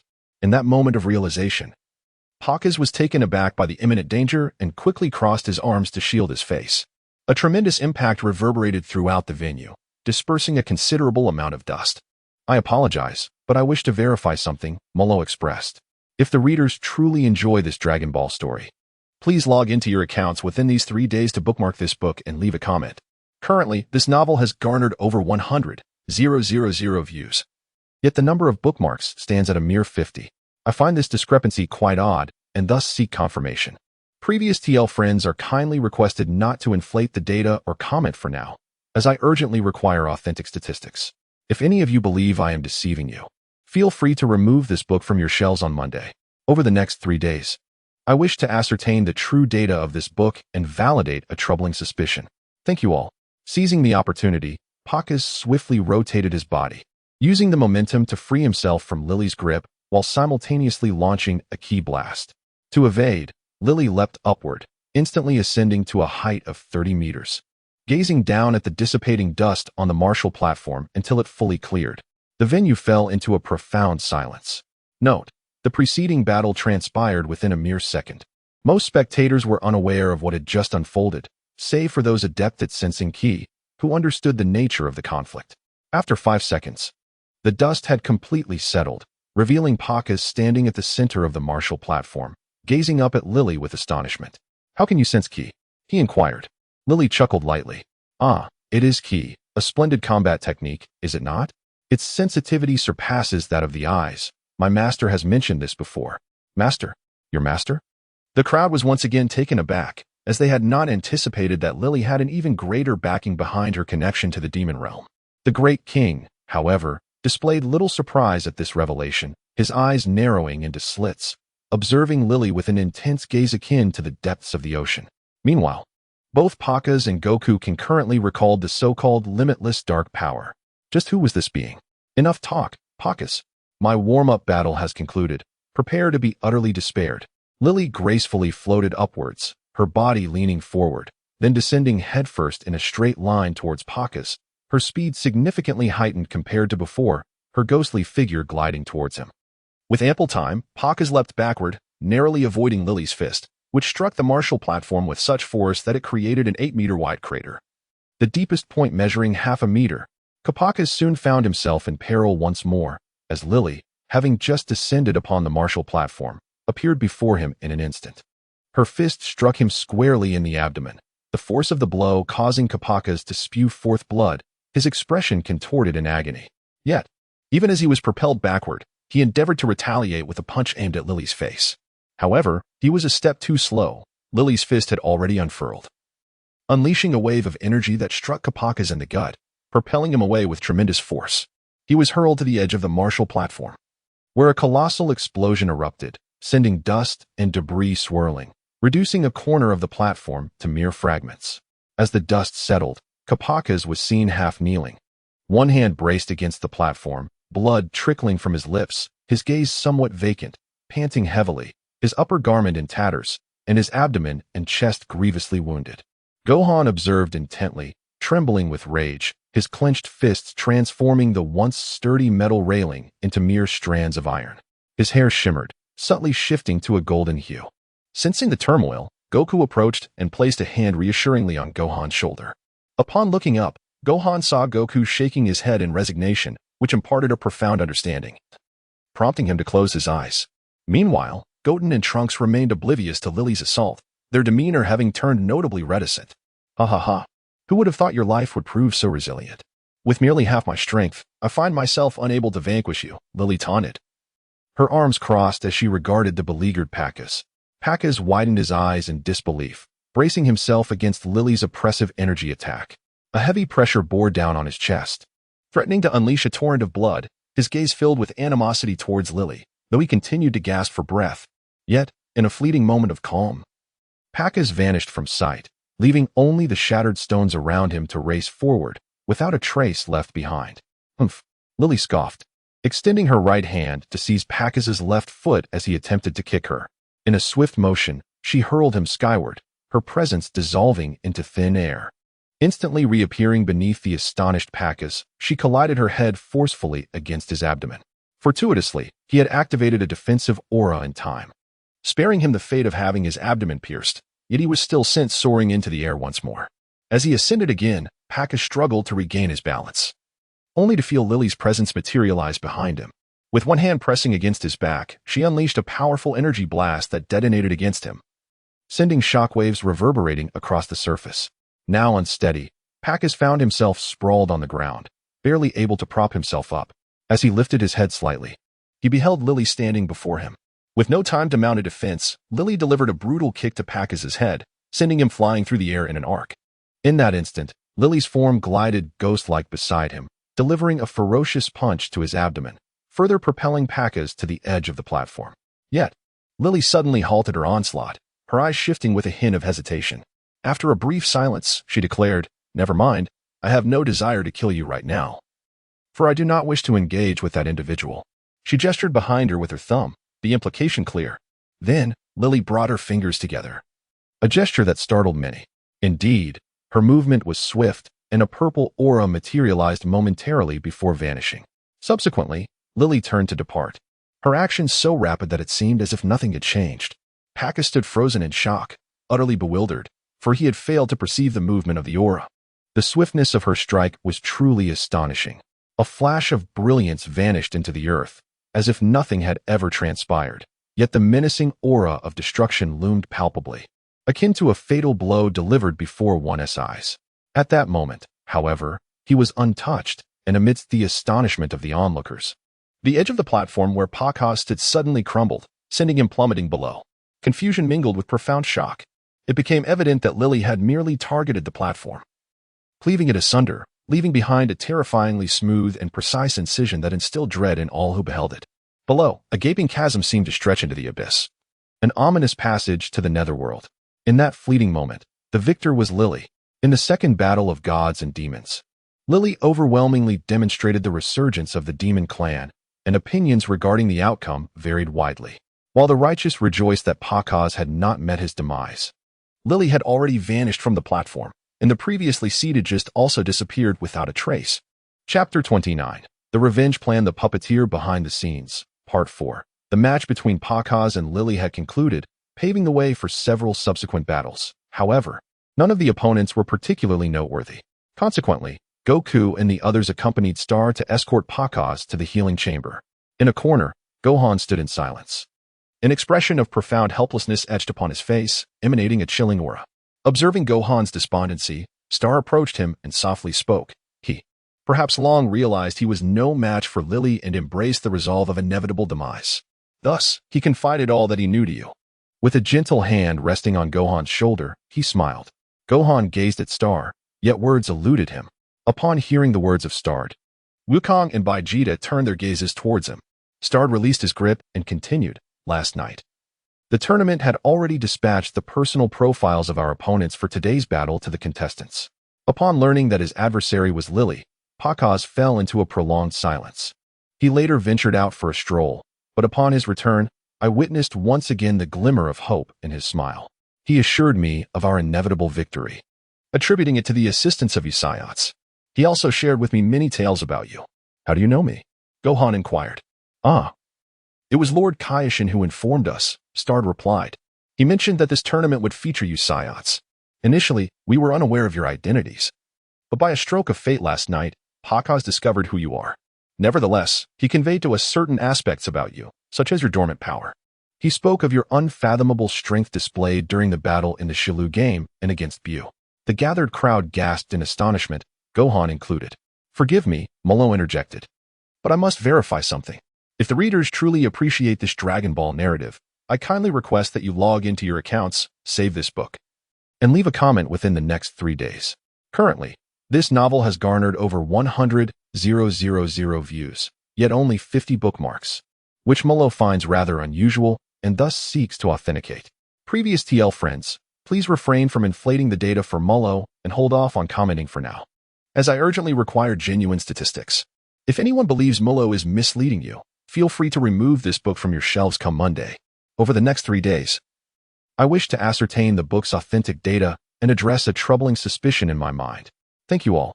Gohan, Pakaz is much like you. He is a lover of peace. However, unlike you, Pakaz utilizes his strength to safeguard peace, exerting every effort to protect all that surrounds him. In contrast, you seem to harbor a sense of avoidance, waiting for peace to arrive. Thus, he fervently hopes that you will awaken your dormant power to protect the tranquility of the universe. Upon hearing these words, Wu Fan felt a tremor within his heart. He recalled the words of Pakaz from the previous night, and in an instant, he perceived the sunlight breaking through the clouds. He finally grasped the essence of the opposing ideology, yet his heart swelled with an even greater anger towards the malevolent forces at play. Wukong had been closely observing Gohan's performance. At that moment, sensing a shift in the latter's mindset, he smiled with relief and approached Gohan, offering a gentle nod of acknowledgement. Meanwhile, in the underworld, Frieza was in a state of uproar. Watching the recent battle, veins bulged on his forehead in fury. How infuriating. Why on earth didn't TU eliminate that fool named Pakaz? He exclaimed, frustration evident in his voice. After enduring a lengthy bout of restraint, King Yama finally erupted, his own veins protruding as he forcefully slammed his hand on the table, shouting at Frieza, "What is all this noise? Frieza, are you ever going to be quiet? Sit down and watch properly." He then collapsed heavily back into his seat, panting. The others were momentarily startled. King Yama's wrath was not to be trifled with, prompting Frieza to obediently cease his clamor.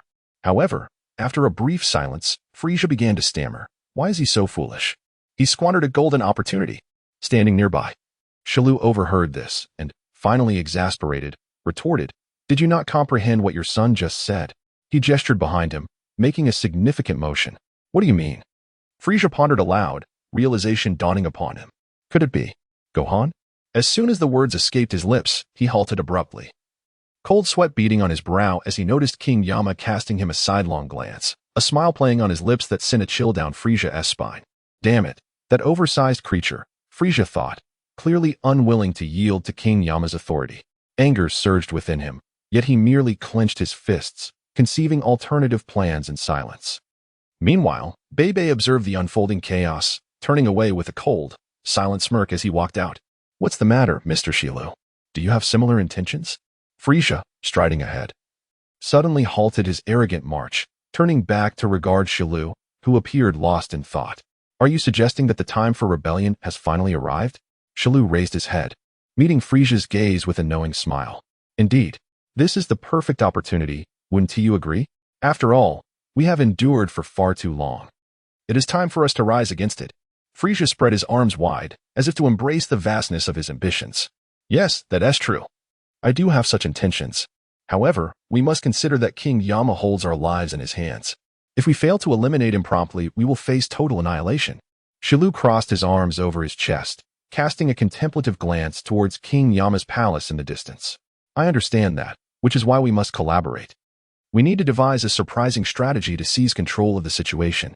At that point, the entire underworld and the realm of gods will be under our dominion, and Goku and the others will be unable to escape our grasp." Frieza raised his right index finger, contemplating his plan. This is quite intriguing. But is the divine realm so easily manipulable? There are certainly many formidable beings there. Can we truly prevail against them solely with our strength? Shilu observed Frieza, voicing his doubts. Frieza, caught off guard by the question, furrowed his brow. Indeed, he had not anticipated such a concern. The rib rice was no formidable adversary. Yet the vastness of the outer universe was daunting. While deities like Pakaz and Stardust, approaching the Super Saiyan 4 level, may not exist, one cannot entirely dismiss those with a fraction of that power. With such considerations, their chances of victory appeared grim. Shilu fell silent, understanding the answer reflected in Frieza's expression, resignedly closing his eyes. "Ah, so you think this way too, Shilu?" Suddenly, Frisia's voice broke the silence. And before them stood none other than Baby. Is it Baby? Both were astonished by his arrival. I have heard your words, and I share your sentiments. It is indeed time to retaliate, to reclaim our sovereignty, Baby declared, clenching his fists and shaking his body slightly. However, Frisia began to inquire, but Baby interrupted him. Are you referring to those obstacles? Baby disdainfully waved his right index finger, continuing, after ample time for growth. My power has nearly reached half that of a Super Saiyan 4. In other words, those deities pose no threat whatsoever. I possess absolute confidence in overcoming them. I merely require your cooperation in other aspects. What say you? Shalou and Frisia fell into silence, yet their avaricious gazes revealed their alignment with Baby. At that moment, another voice emerged from behind them. Oh, why did you not consider my involvement? After all, I am not one to be trifled with, the three turned abruptly. Yet they smiled at the newcomer, who was none other than Super 17. Well then, let us embark on a monumental endeavor together. Let us exact revenge on those detestable Saiyans.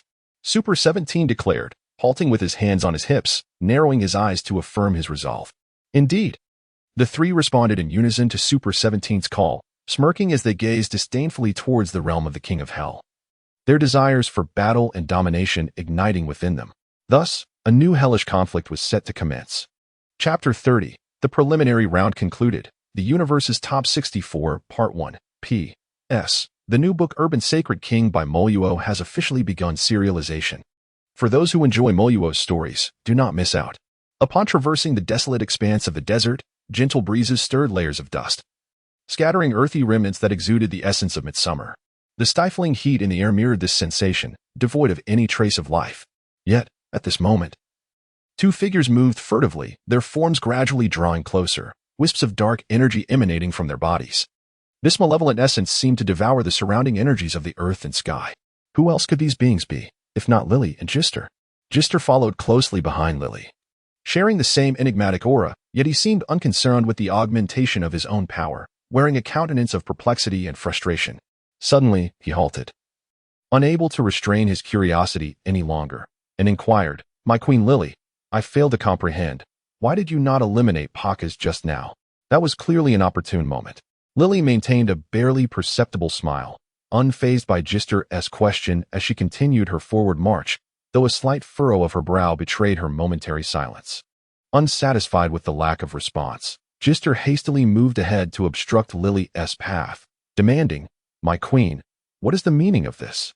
I cannot fathom why we did not seize such a splendid opportunity to vanquish Pakas and thereby assert our authority in the demon realm. Oh, is that so?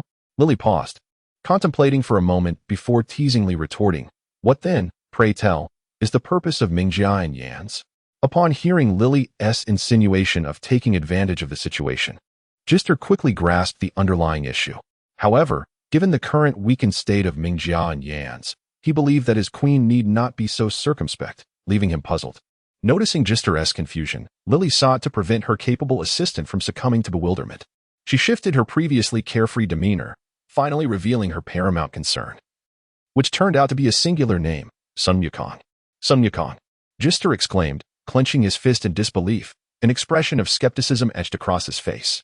What prowess does Sun Wukong possess that would instill such trepidation in you, my queen? Lily sighed softly, glancing upwards as she countered, The situation is far from straightforward, Gister. You simply have not perceived it. Just as I intended to strike down Pakas, my murderous intent began to manifest, and in that very instant, I sensed an even more formidable aura of malice rising. Though it was but a fleeting moment, I recognized that it was Sun Wukong, and his presence instilled in me a profound fear. Is this truly possible? Did such a transformation occur just now? Upon hearing this, Gist's expression changed dramatically, and his heart surged with tumultuous waves, struggling to comprehend how the figure of Sun Wukong from the data could be so formidable.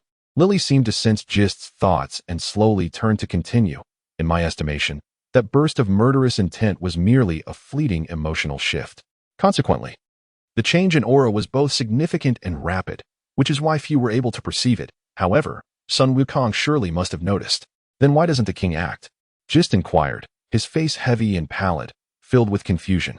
Lily, well aware of Gist's chill, merely smiled and replied, It won't be that straightforward. Under such circumstances, do you truly believe that Sun Wukong would refrain from striking? You should be quite aware of his might after our previous encounter. I have no desire to engage him in battle so soon, nor does Lord Demon Master wish this. Moreover, keep in mind that such thankless tasks should be left to Minga and Yans, those two fools. They won't last much longer, Lily said with a sly grin, her narrowed eyes radiating a fierce, murderous light, an aura of slaughter enveloping her. Understood, my lord. In response to the king, those who were surveilling us have been entirely eliminated. As for our own strength, Gist began, but was interrupted by Lily's cold laughter. She continued, Gist, you two must ensure they vanish completely from this world. I do not wish for news of my transformation to reach those two imbeciles so soon. Moreover, our defenses must extend beyond what is apparent. We cannot fully trust other figures within the demon realm. This is the counsel of Lord Marrow. Ruthless. Yet it embodies the essence of a true hero. Gist's expression shifted before returning to its former state. When faced with such uncertainties, even 100 wrongful kills were preferable to allowing even a single one to escape. Understood. By the way, the Demon King has fully recovered, hasn't he? Lily, having been largely in a state of meditative recuperation since the day before yesterday, was unaware of the extent of her partner's recovery. Yes, my lord. The Demon King regained full strength yesterday, and following this injury, the dark powers bestowed by the Demon Master have finally begun to awaken. Thus, the Demon King is currently engrossed in focused training. Just elaborated. Chapter 30, Preliminary Round concluded. The Universe's Top 64, Part 2, another update. Oh really? Hee. It appears the Demon King is in a situation akin to mine. Although we are not yet comparable to the peak power of the 12 Law Kings, we already possess the strength to contend with the current might of Minga and Yans. Lily clenched her fists tightly, subtly gathering the energy of her dark attributes. At that moment, the area within 100 feet was shrouded in darkness, a power that, while not ostentatious, was profoundly malevolent, brewing as if to look down upon all life under absolute authority. Ha, splendid. It is time for those two to disappear. Upon learning that the Demon King had taken a similar step forward, Lily relentlessly calculated the future's trajectory, finally preparing to launch her first counterattack. Gister understood the inherent contradictions, but was acutely aware that it was Salro and his cohorts who had betrayed the demon realm. With the demon lord's imminent return, his loyalty would lie solely with the lord's directives, and now, both Lily and the Demon King had become the objects of his devotion. Meanwhile, on Goku's side, half an hour had elapsed, and Pakaz was still recuperating in the healing chamber. During this time, the Supreme Kai had also returned via instant transmission, holding a piece of paper in his hand. Despite the Supreme Kai's lack of imposing presence, the gathered individuals respectfully greeted him. After nodding in acknowledgement, the Supreme Kai leaned forward, urgently inquiring of Goku, how is Pakaz's injury? Has it been half an hour already? Wukong furrowed his brow and nodded, remarking, the injuries are quite severe. However, considering the physical condition of Pakaz, he should fully recover within an hour. Star's gaze caught sight of the documents in the hands of the Supreme Kai, and realizing something, he approached and inquired, Supreme Kai, what transpired in the match? Have we received the results from the first day? The Supreme Kai, taken aback by the question, lifted the paper and replied, indeed. The roster for the rematch has been finalized. I apologize for not being able to accompany you due to the ongoing competition. A warmth spread through Star's heart, and he responded, somewhat hesitantly, no, we understand, for you are the witness to this grand tournament, Supreme Kai. Vegeta, sensing a hint of danger from the day's events, sought to confirm his suspicions. With a touch of arrogance, he approached and took the paper from the Supreme Kai, scrutinizing the names listed therein. The formidable beings of the universe. After a moment, Vegeta handed the list to Wukong, yet his expression became rigid, lost in contemplation. Aside from Lily, I can sense 3 other formidable beings from the demon realm. Yet, I recall that Kakarot indeed inflicted severe injuries upon them. But it shouldn't take this long for them to recover. And then there's that dark aura. Leaning against the wall, Vegeta cast a sidelong glance at Wukong, recalling the vividly surreal dream he had experienced. Upon awakening, Vegeta's disposition had shifted slightly. The negative emotions that had long been buried were transformed, refining his spirit. The mystical punch had catalyzed a significant metamorphosis within him. With the shadows of his mind dispelled, Vegeta's strength surged considerably. Though he had not engaged in direct comparison, he was confident that his prowess now rivaled that of Super Android 17. Certainly, such a transformation was inextricably linked to the dark energy he had encountered. Yet, This connection perplexed Vegeta. The Scion's power was seemingly ignited by that enigmatic dark aura. After conversing with Wukong, the latter recounted the events surrounding the encounter with Meru. And both Vegeta and Wukong shared a profound apprehension regarding the existence of that dark energy. As the saying goes, nothing is gained without effort. Extremes inevitably lead to a counterbalance. Having reviewed the list twice without sensing any abnormality, Wukong proceeded to distribute it among everyone. It was then that he noticed Ub had been silently lingering at the side, his gaze somewhat vacant. Wukong frowned. Recalling how Ub had remained taciturn over the past few days, burdened by unspoken thoughts, and he pondered this with concern. As Wu Fan gazed at the list in his hand, he discovered that it contained 2 individuals from the demon realm. His anger intensified as he focused on the profile of Lily. Meanwhile, Goten and Trunks, upon reading the character introductions, broke into a cold sweat. Ever since Lily's battle, they had come to a profound realization of the vastness of this world. In the 30th chapter, titled Preliminary Round Completed, the top 64 of the universe, a voice resonated within the dimly lit chamber. Lily? Under the hazy glow of the moonlight, the tall, floor-to-ceiling glass windows cast serene shadows, enveloping the room in a fragrant ambience and aroma of wine.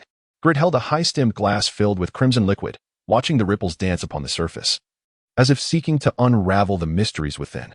Klein, is this all the information that the dark charm possesses? At Grit's words, it became evident that another figure lingered in the chamber. Klein, the blue entity. I have failed in my duties, Klein said, beads of cold sweat forming on his brow. He never dared to meet Grit's gaze for long. Those deep, oceanic eyes resembled an endless abyss, obscuring any glimpse into his inner world. It is not your fault. After all, you accompanied Ganili to Earth, Grit remarked with a slight smile, displaying no discontent as he savored the fragrance of the wine. It seems that matters in the demon realm have indeed changed significantly. Lily's over 20 years of hollow history must have unfolded within it. Yet, I never imagined that a member of the Frisia race would align with the forces of the demon realm. Clearly, the once mighty Frisia lineage has declined. Otherwise, they would not have been so easily defeated.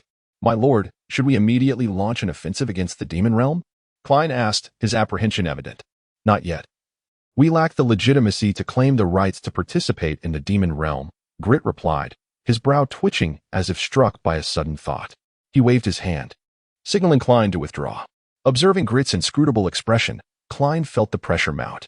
Receiving the order to retreat was akin to being granted a reprieve. He silently vanished from the scene. Sharo, is this truly your plan? Do you genuinely believe the demon realm has eluded us? The old, decrepit fools do not consider themselves the victors of history. They simply disdain comparing themselves to you jesters, Grit mused, gently rubbing his palms together. In an instant, he crushed the wine glass, causing the glass and liquid to dissipate into nothingness. Standing beneath the moonlight, he revealed a knowing smile. In another location, a voice inquired, Mother, Father, and Grandfather, are they all right?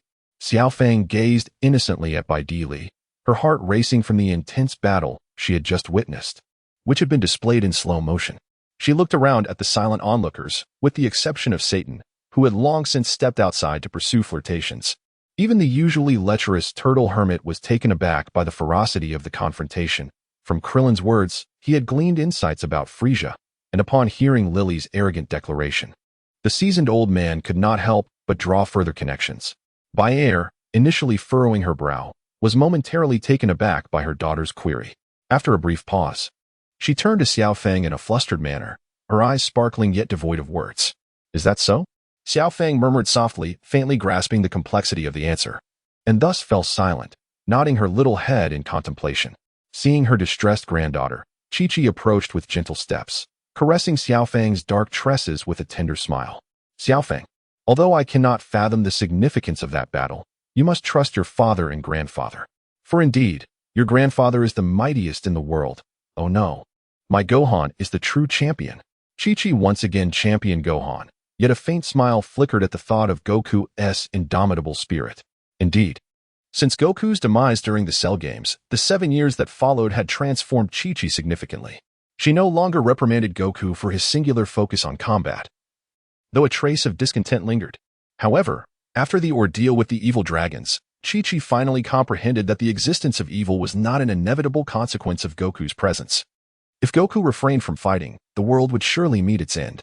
His departure had led her to believe he had perished for a third time, which ultimately reshaped her understanding of the essence of battle. To attain peace, one must wield an equally formidable, if not greater, power to seize it. Chapter 30. Preliminary rounds concluded. The universe's top 64, Part 4. Xiaofang, slightly bewildered, observed her grandmother's unwavering conviction and smiled in satisfaction, nodding her head affirmatively. Watching Chi-Chi and Xiaofang, Bulma, seated on the sofa, shared their sentiment, tilting her head back, for she too believed that her Vegeta would never surrender so easily. However, Bra, who understood the intricacies of battle, held a different perspective. She acutely sensed that many formidable figures occupied that position, even surpassing her confident father. Thus, like Bayer, she was not so certain of the future's outcomes. The king and his guards, having witnessed the recent skirmish, were left in a state of disarray, for they had never encountered such spectacles before. Yet the king firmly believed in the ferocity of these clashes and held steadfast to the conviction that Goku was indeed the savior of Ur. Conversely, one of the guards remained skeptical, dismissing the battle as mere sleight of hand, muttering to himself, "A true simpleton indeed." Once again, I found myself in a dimly lit space where two figures were vaguely discernible. One occupied the central seat, while the other leaned casually against the wall, eyes closed in repose. Suddenly, a third person materialized, appearing in a half-kneeling posture before the individual in the center. The latter spoke first. "What is it? Have you uncovered something?" "Indeed, Your Highness, as you suspected, they have backing." They referred to another as master. The subordinate replied, his gaze fixed upon Journal Eye. "Oh, is that so? It seems they truly wish to exploit us. However, they have chosen the wrong individuals," Journal Eye remarked, a faint surprise flickering across his features, quickly replaced by a smile. "Yes, Your Highness. King Grit has also begun to harbor suspicions regarding this matter. Lord Lake has gone to report back," the individual said, casting a nervous glance at the young man before him, who exuded an air of authority at all times. "Oh, it seems my father is also concerned about this issue. Excellent. Your work as Shadows has become significantly more burdensome. Relay your information to Lake shortly, so that my father is apprised of more details," Journal Eye mused, taken aback by the notion that his father would personally engage with affairs of the demon realm. Yet, his astute mind immediately grasped the implications, though he concealed his thoughts behind a composed demeanor. "Yes, but I must inquire, Your Highness, why not let us strike directly, with their strength?" The member of the Shadows questioned, perplexed. "You are not yet their match, since they have allowed you to learn so much. It stands to reason that they must be aware of your presence. However, their lack of action suggests they are deliberately toying with us, aiming to incorporate us into their grand design," Journal Eye countered, meticulously analyzing the current circumstances. Such simple words, however, sent cold sweat cascading down the spine of the prostrated shadow member, their face drained of color. "I am doomed. They have discovered my identity," the shadow member exclaimed in a panic. "No, it is not your fault. After all, their master is no ordinary figure," Journal Eye reassured, though he, unlike Grit, did not possess complete knowledge of the situation, yet he suspected the waters ran far deeper than they appeared. "Then, why does Your Highness not eliminate them first? They have shown no reaction. I believe they intend to use us. Therefore, we too shall harness their power to achieve our aims. To see who emerges as the ultimate victor, to discern who truly manipulates whom," Journal Eye declared with a smile, fully aware of his father's strategy. "Oh, and the preliminary rounds have concluded. Thus, our plan shall officially commence. You shall execute your tasks according to the plan. And let us anticipate the emergence of the most formidable power in history." Journal Eye suddenly recalled the duties assigned by his father, preparing to disseminate this information and ensure all was in readiness.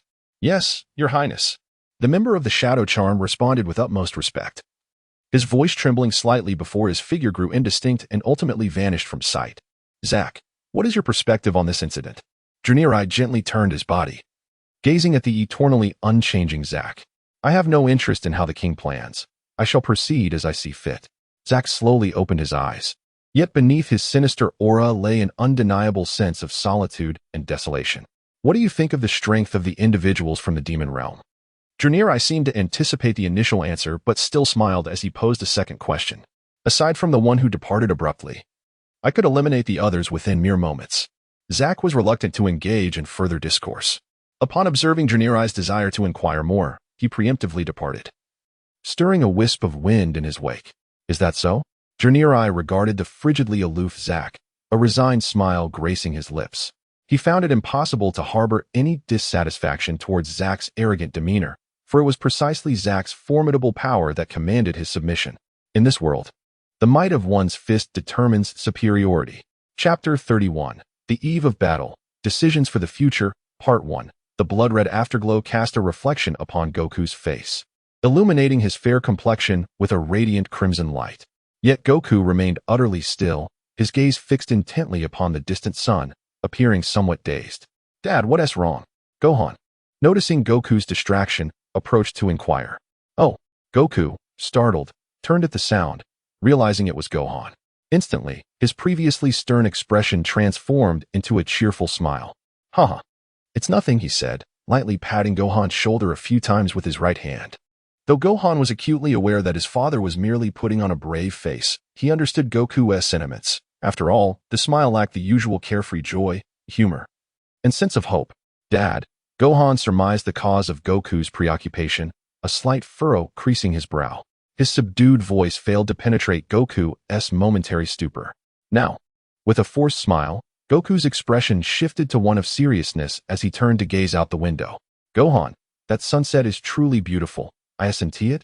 Gohan responded affirmatively, yet his gaze was tinged with melancholy. Upon beholding Goku before him, he refrained from further inquiries, for it was the first time he sensed his father's profound concern for his adversary, leaving him powerless to assist. This predicament arose from Goku's failure to elucidate the intricacies surrounding the demon realm. Even Vegeta remained oblivious to the true extent of Meru's prowess. In such a state of ignorance and fearlessness, Gohan and his companions were indeed unable to fathom the depths of Goku's tribulations. Goku gazed vacantly at the setting sun, unwittingly sinking into contemplation as he recalled the words spoken by Pakaz after his awakening 2 days prior. On that day, after an hour and a half of treatment, Pakaz had finally regained his full health, and everyone had gathered around him. However, an extensive silence enveloped the atmosphere. After approximately half an hour, Pakaz summoned his energy. Noticing that all were lost in thought, he then spoke first. His eyes tightly shut and hands trembling slightly. The nightmare is about to commence. The forces of evil are poised to spread across the universe once more. The crowd did not react with surprise. They remained silent.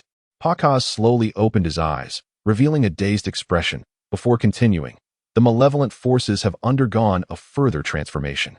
As he surveyed the group, Pakaz detected a subtle shift in Goku's demeanor. He slightly turned his head, gesturing towards Goku. "Lily's power has significantly escalated. Since the emergence of that dark aura, he has become an entirely different being." This revelation astonished everyone present, and Goku regarded Pakaz with a mixture of suspicion and intrigue. "Do you know Lily?" Vegeta stepped forward, his expression growing stern and cold. "Yes, I once fought him. However, that was over 7 months ago." Pakaz understood the history between Frieza and the Saiyajins, and he discerned Vegeta's emotional fluctuations through his telepathy. After taking a deep breath, he continued. "At that time, he attempted to force his way into the demon realm, but due to the seal's obstruction, I managed to detect his presence in time, leading to a confrontation between us." Vegeta's expression darkened, and he pressed urgently, "What exactly happened, Pakaz? Can you clarify?" His hands rested on Pakaz's shoulders, a slight pressure reflecting his intense desire for knowledge.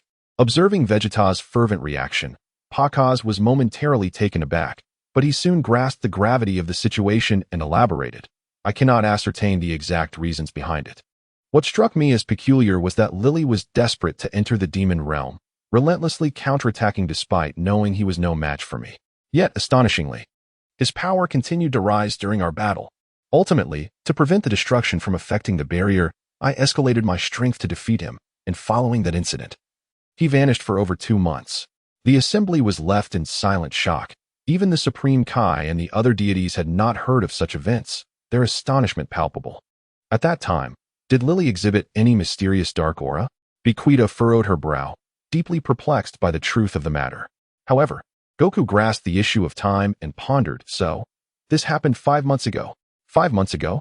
Ultimately, what was even more terrifying was that 2 months later, Lily reappeared, attempting to breach the demon realm, and on that occasion, her power far surpassed that of before, even though the strength of the barrier had diminished. It would still require an unimaginable force of 100 trillion to shatter it. Yet she effortlessly broke through. And now, her power has escalated beyond such limits. In my recent battle with her, I discerned that her strength has increased 1,000-fold compared to her initial state. This transformation occurred within just 2 months. 2 months. The crowd was once again struck with unparalleled astonishment. Goten and Trunks widened their eyes in alarm, truly beginning to perceive the encroaching darkness of the future. They realized that the enemy's strength likely far surpassed that of Lily, possibly even eclipsing that of the Super Saiyan Dragon. Upon hearing this, Vegeta silently turned away, leaning against the wall, exhaling a resigned sigh before closing his eyes once more. Yet, all present could sense the chilling aura emanating from Vegeta. The recent ambush by Lily, coupled with past grievances, rendered him unable to suppress his simmering rage. However, this also instilled a sense of caution in Vegeta regarding Lily's mention of another transformation opportunity, the authenticity of which remained elusive. After all, the performance of Pakaz during battle indicated that he too was ensnared in confusion. While Vegeta was indeed capable of defeating Lily in her 4th form, he remained an enigma when compared to her 5th form. And the true identity of the individual behind her was a matter of great concern. With a heavy heart, Vegeta could only sigh in resignation. Gohan was rendered speechless, enveloped in silence, while both King Kai and Sid stared in disbelief, their vacant eyes widening in astonishment. To everyone's surprise, Goku began to perspire. A bead of sweat trickling down from his temple, yet his mind was consumed with thoughts of what transpired 5 months ago. What exactly happened? This profound silence lingered for 2 minutes until Pakaz spoke again. I believe this dark energy is rooted in the unfathomable, malevolent force lurking within the universe. It was precisely 5 months ago that I first sensed that astonishing power. The revelation left everyone even more astonished, and Goku trembled, overwhelmed by sheer terror. King Kai, momentarily stunned, regained his composure and asked in a panic, "Could it be that you were referring to the very matter you mentioned earlier? Is it that increasingly formidable evil force?" Upon hearing this, Wukong was filled with profound confusion and pressed on with his inquiry. "Could it be that you, Lord Kaioshin, are also aware of this matter?" "Indeed," came the response, tinged with regret. "It was 5 months ago when I first received the news, coinciding with your battle against Super 17. Meanwhile, the malevolent dragon ensnared the earth, preventing me from informing you of this situation." Kaioshin lowered his head, his voice a mere murmur of remorse. "Is that so? But that doesn't quite add up," Gohan interjected, perplexed, calculating the timeline. "Our confrontation with Super 17 only occurred a little over 4 months ago. To be precise, it was during your battle with Baby that the signs first emerged." Pakaz began to sense a surge of dark energy that was incessantly escalating. Kaioshin remarked, casting a grave glance towards Wukong. "Is it true that this transpired while I was fighting Baby?" Wukong pondered deeply, a serious expression etched across his face. "At that time, we naively believed that the dark power would eventually cease its growth, yet it appeared to be boundless.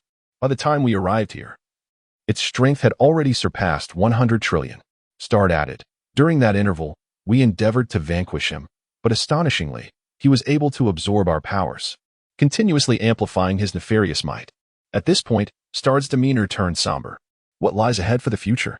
The Dark Lord has returned, and the rise of the demon realm is merely a matter of time. Who, then, is this dark force, and to what extent will it grow? What manner of being is he?" Pakaz clenched his fists, his gaze hollow as he stared at Wukong. Wukong, sensing the weight of that helpless gaze, felt a rising tension in his heart, pondering the true nature of their adversary. Vegeta remained silent against the wall, equally aware of the impending darkness that Pakaz had alluded to. He too contemplated the level of his own strength and the magnitude of his opponent's power. Wu Tian and Trunks have truly come to comprehend the arduous path that lies ahead, having ventured outside to engage in combat with one another in order to enhance their limited powers. The immense gravity weighs heavily upon them, and without transforming, they find themselves utterly exhausted, gasping for breath after years of indulgence and neglecting their training. Chapter 31. The Eve of Battle, The Future's Decision, Part 3. Father. Tomorrow is the semi-final. It is time to inform everyone to gather at the arena for the final, Junirai announced as he entered, addressing Grit. Grit turned upon hearing his voice and replied, "Indeed, the great competition is about to commence. Let us notify all semi-finalists to assemble here tomorrow for the final event." With a wave of his hand, Grit issued the command, then turned back with a smile to observe the data displayed above. "Your Majesty, Shall we proceed according to the plan? Krek inquired from the side. Yes, let us anticipate the strongest tournament that occurs once every 10 million years. Let us eagerly await the greatest battle in the world. Grit remarked, gazing at the enormous computer screen, still smiling. The finals are about to begin. Zyke murmured as he slowly closed his eyes. Mother, tomorrow is the day of the battle between father and grandfather. I truly wish to witness their fight live. Xiaofang said, leaning against the window, gazing at the colossal planet illuminated against the night sky, the arena for the competition. Byra, standing nearby, also approached the window, her gaze fixed on the magnificent planet, her eyes reflecting profound melancholy. She rested her hand on Xiaofang's head, saying, Indeed, but you need not worry. You must have faith in your father and grandfather. Yes, Xiaofang replied cheerfully, yet a fleeting movement revealed a glimmer of confusion in her eyes. She understood that her mother's words were meant to bring comfort, for those who could sense their opponents knew well that they were formidable foes. Xiaofang, let us take a stroll outside, Beulah suggested, coming closer and gently pulling Xiaofang's hand as they ventured out. Xiaofang, momentarily taken aback, complied and followed Beulah outside. Turning back to say, Mother, we are going out for a bit. Byra watched their receding figures, her brow slightly furrowed, before she turned her gaze back to the competition planet, lost in contemplation.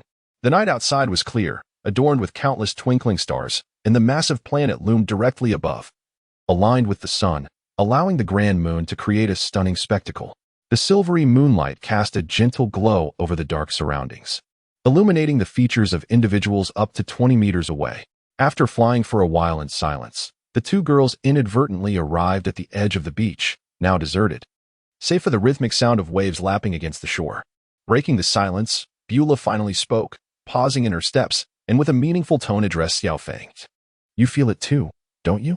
Xiaofang hesitated for a moment, then halted her steps and said, Yes, indeed. The strength of our adversaries far exceeds that of brother Gohan and my father. Bulma replied helplessly. However, there is still Grandpa. After pondering for a moment, Xiaofang anxiously continued, seemingly dismissing certain thoughts. Indeed, Uncle Goku's power is immensely formidable, yet the opponent remains an enigma. Just 3 days ago, we sensed an individual whose strength surged unexpectedly, emanating that same mysterious dark energy we felt before, across the sea. Bulma gestured toward the opposite shore, then slowly lowered her hand. Xiaofang fell silent, lowering her head as her fingers fidgeted, expressing her discontent. Nevertheless, she defiantly lifted her chin and, with unwavering conviction, declared, That is not the case. Grandpa has assured us they will return victorious, and they will surely overcome their foes. Right, Sister Bulma? Xiaofang turned her head, her eyes brimming with expectation for a similar affirmation from Bulma. Bulma, momentarily taken aback, allowed her widened eyes to gradually return to normal, and with a hint of hope, she softly replied, Yes, they will undoubtedly prevail. Indeed, Xiaofang responded with a smile, her tone infused with certainty and optimism. Just as the two basked in their hopeful camaraderie, fate played its cruel hand. They sensed two formidable presences approaching from afar, eliciting a profound sense of revulsion. The adversary's strength overshadowed their own, and in a flurry of panic, Bulma signaled for Xiaofang to suppress her energy and seek refuge behind an obstruction. In the stillness, time seemed to crawl as they nervously hid behind a beech tree. Fear gripped them as the approaching forces grew closer, evoking both familiarity and loathing, alongside an overwhelming power. Fortunately, their targets were not them. The two presences continued on their relentless course without hesitation. Yet, in that fleeting moment, Bulma caught a glimpse of an instrument in one of their hands, while the other appeared to hold 2 capsules. Chapter 31, The Eve of Battle, The Decision of the Future, Part 4. Guided by instinct, Bulma stepped forward, closed her eyes, and focused her energy to sense the direction of their flight. But in that instant, terror widened her eyes, her pupils constricting as she sensed something frightful, her body trembling involuntarily. Xiaofang, unsure of what was amiss, drew upon her experience to gauge that direction, and soon her expression mirrored Bulma's, filled with dread, even collapsing to the ground. For in that direction lay 2 even more powerful, loathsome, and terrifying energies, reminiscent of the formidable force they had sensed previously, albeit less potent than before. But was it truly diminished? They are them. Xiaofang trembled with fear, sensing an aura almost identical to that of the individuals who had targeted Vegeta. Xiaofang, remain composed. You must swiftly inform my mother about this matter and relay the information to Uncle Wukong as quickly as possible, Bra urged, taking a deep breath to steady herself before addressing Xiao Fang. Me? Are you serious, Bra? Despite her terror, Xiao Fang retained her rational judgment and exclaimed hastily. Bra's eyes shimmered with a glimmer of resolve as she reassured the frightened Xiao Fang. Yes, I must investigate. You should return for now. Xiao Fang, momentarily regaining her composure, firmly declared. No, I want to go too. I need to know what is happening.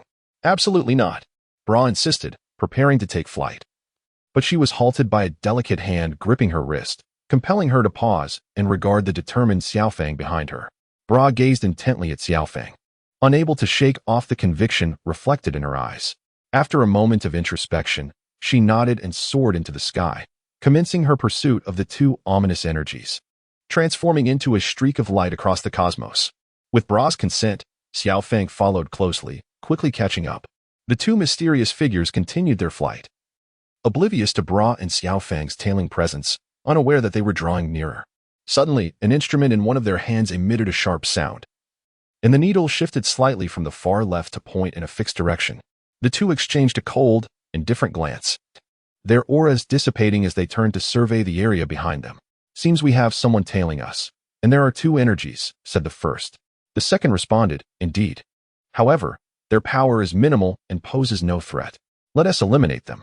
Hee, since this opportunity has arisen, why not engage in a little competition? One of them chuckled mischievously. Let us see who can dispatch the other first. The other chimed in with a sinister grin. Then, let us prepare. As soon as the words left their lips, both began to harness their energy, readying themselves for their game. What? The energy has ceased? Have they arrived? No. That is not right. There is no one else at their position. Bra sensed something amiss and signaled Xiao Fang to halt, contemplating. Could it be that they've detected us? That is improbable. They shouldn't be able to sense us. Could it be that device is a detector? Bra recalled the earlier instrument in their hands. The first spoke up. Their energy is beginning to deviate. He observed the detector's readings, irritation creeping into his tone. Is that so? How disappointing, the second replied. Could they have discovered us? Yet their speed remains unchanged, and their trajectory appears unaffected. Perhaps they are merely passing by. Then let us disregard them for now and return to seek out King Mingjia. The individual recalled the stringent efficiency of Mingjia and was unwilling to squander even a moment on trivial matters. The other party shared this sentiment. Thus, the two set sail once more, and once again, Beulah and Xiao Fang evaded a perilous encounter with death. The two formidable beasts traversed the skies when, suddenly, a black radiance tore through the void before them, and a figure cloaked in black flames emerged, causing the surrounding area to freeze in an instant. The two jester-like figures were immediately struck with terror. Just as they were about to retreat in alarm, they received a mental transmission from the enigmatic figure. Are you in a hurry to deliver secret potions to Mingjia and Yanxi? The black-clad individual was none other than the Demon King spoken of by Lily and Jizit. The Demon King. The two immobile, azure and violet creatures widened their eyes in fear, gasping in apprehension. Ah, you are aware that I am your sovereign. However, traitors must be executed. The black-clad figure's cruel smile revealed a flash of reddish-brown light, causing countless phantoms to disintegrate in the void. Before the two beasts could utter a sound, they were cleaved in twain, with the reddish-brown glow lingering at the center of the severed remains, as though casting a reflection of their azure and violet blood, silently ending their existence. The instant kill, executed with unfathomable speed, extinguished the lives of the two creatures. Lily's speculation was indeed accurate. Sarlo is true to form. In that case, I shan't hesitate to send you both to your doom, Mingjia and Yanxi. The black-clad figure remarked coldly. Scion, it appears you are indeed a group of fools. Before long, you will discover the cruelty of this world. And when you realize that this grand competition is but a deception, what expression will grace your faces? Your demise is nigh. The figure dissipated its power restraint and vanished into the rift of the void. Meanwhile, less than 100 paces away, two petite figures trembled in fear beneath the ground. Their pallid faces devoid of color, desperately covering their mouths to stifle their breaths, fearing detection. These were Xiao Fang and Beulah, who had stealthily followed, concealing their presence. What left them astounded was the revelation of secrets they should not have overheard. Unbeknownst to them, the black-clad figure had deliberately spared their lives. They were yet to realize that amidst the impending storm, the chaotic scene was merely the beginning of the battle. Chapter 32. The First Battle. The Defeat of Ub, Part 1. In the night sky, two beams of light streaked across. The intensity of their speed stirring the tranquil sea into towering waves that splashed to either side. The two figures were Xiao Feng and Beulah, reflecting their urgency and fear. What is happening? Why haven't they returned yet? It has been an hour since they set out. Beer anxiously remarked, pacing restlessly, her gaze intermittently darting towards the outside. Is something the matter? There can be no doubt about it, right? Chi-Chi replied calmly, holding a teacup. Indeed.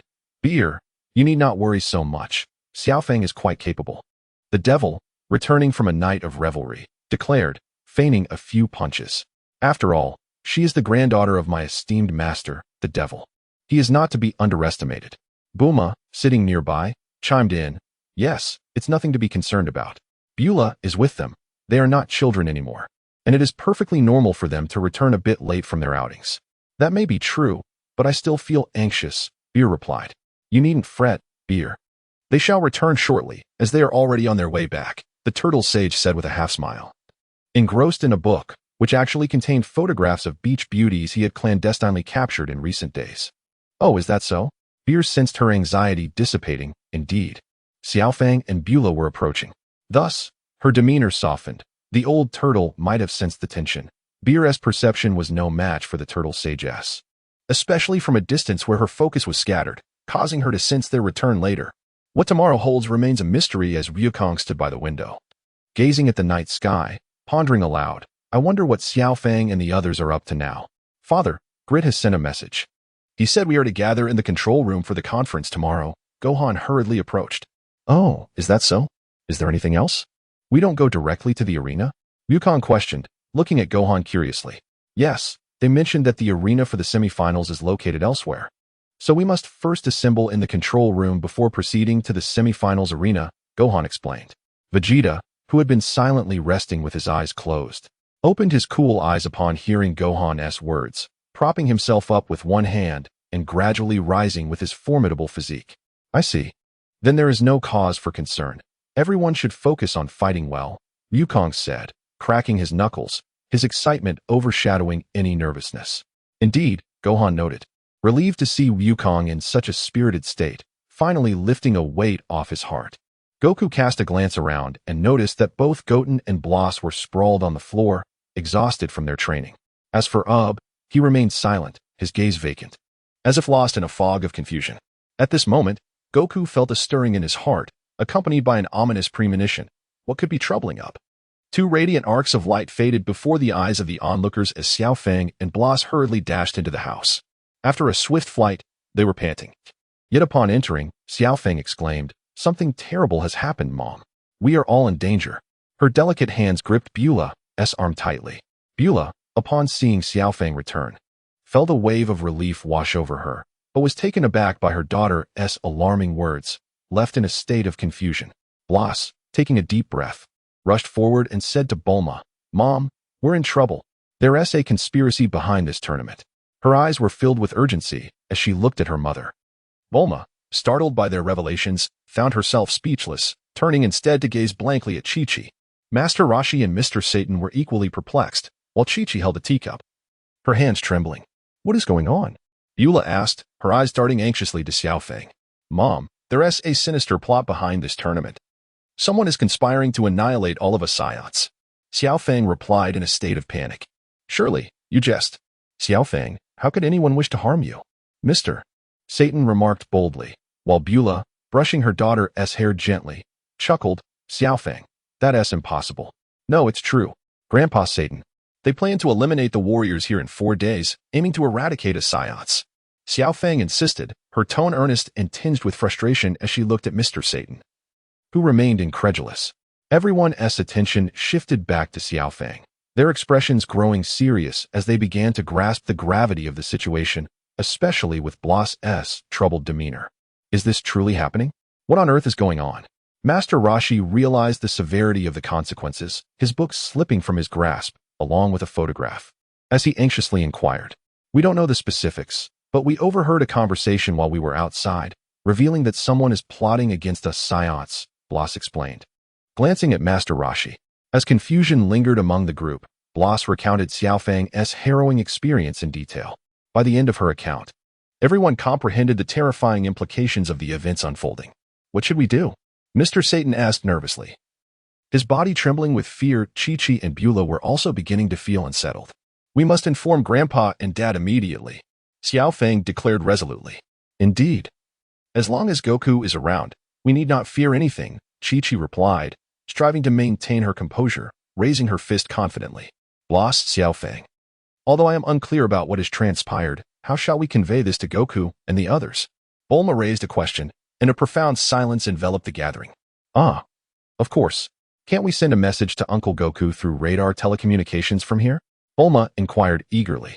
Upon hearing this, the expressions of everyone shifted from gloom to hope. No, that's impossible. We have no knowledge of the receiving and sending frequencies of the radar on that planet, nor the location of the radar receiver. So this method is unfeasible, Bulma replied solemnly. Then what shall we do? Do we have any alternative methods? Chi-Chi asked, furrowing her brow as she looked at Bulma. The group remained silent. Even Master Roshi wore a serious expression. Energy. Yes, energy, Xiao Feng suddenly exclaimed, her eyes sparkling with excitement. We can elevate our energy levels to alert Grandpa and Dad to the unusual situation. This way, we have a chance to inform Grandpa. That won't work either. Bra said softly, our energy is simply too low. With so many powerful individuals around Dad, our energy would not be sufficient to raise any alarms. They wouldn't notice. Her words weighed heavily on everyone present. No, it appears we have no choice but to resort to this method. Although our energy levels are not high. If Goku pays just a little attention, he might sense something amiss. This is our only hope. We have no alternatives. Master Roshi adjusted his glasses and replied meaningfully. Indeed. Bra echoed in agreement.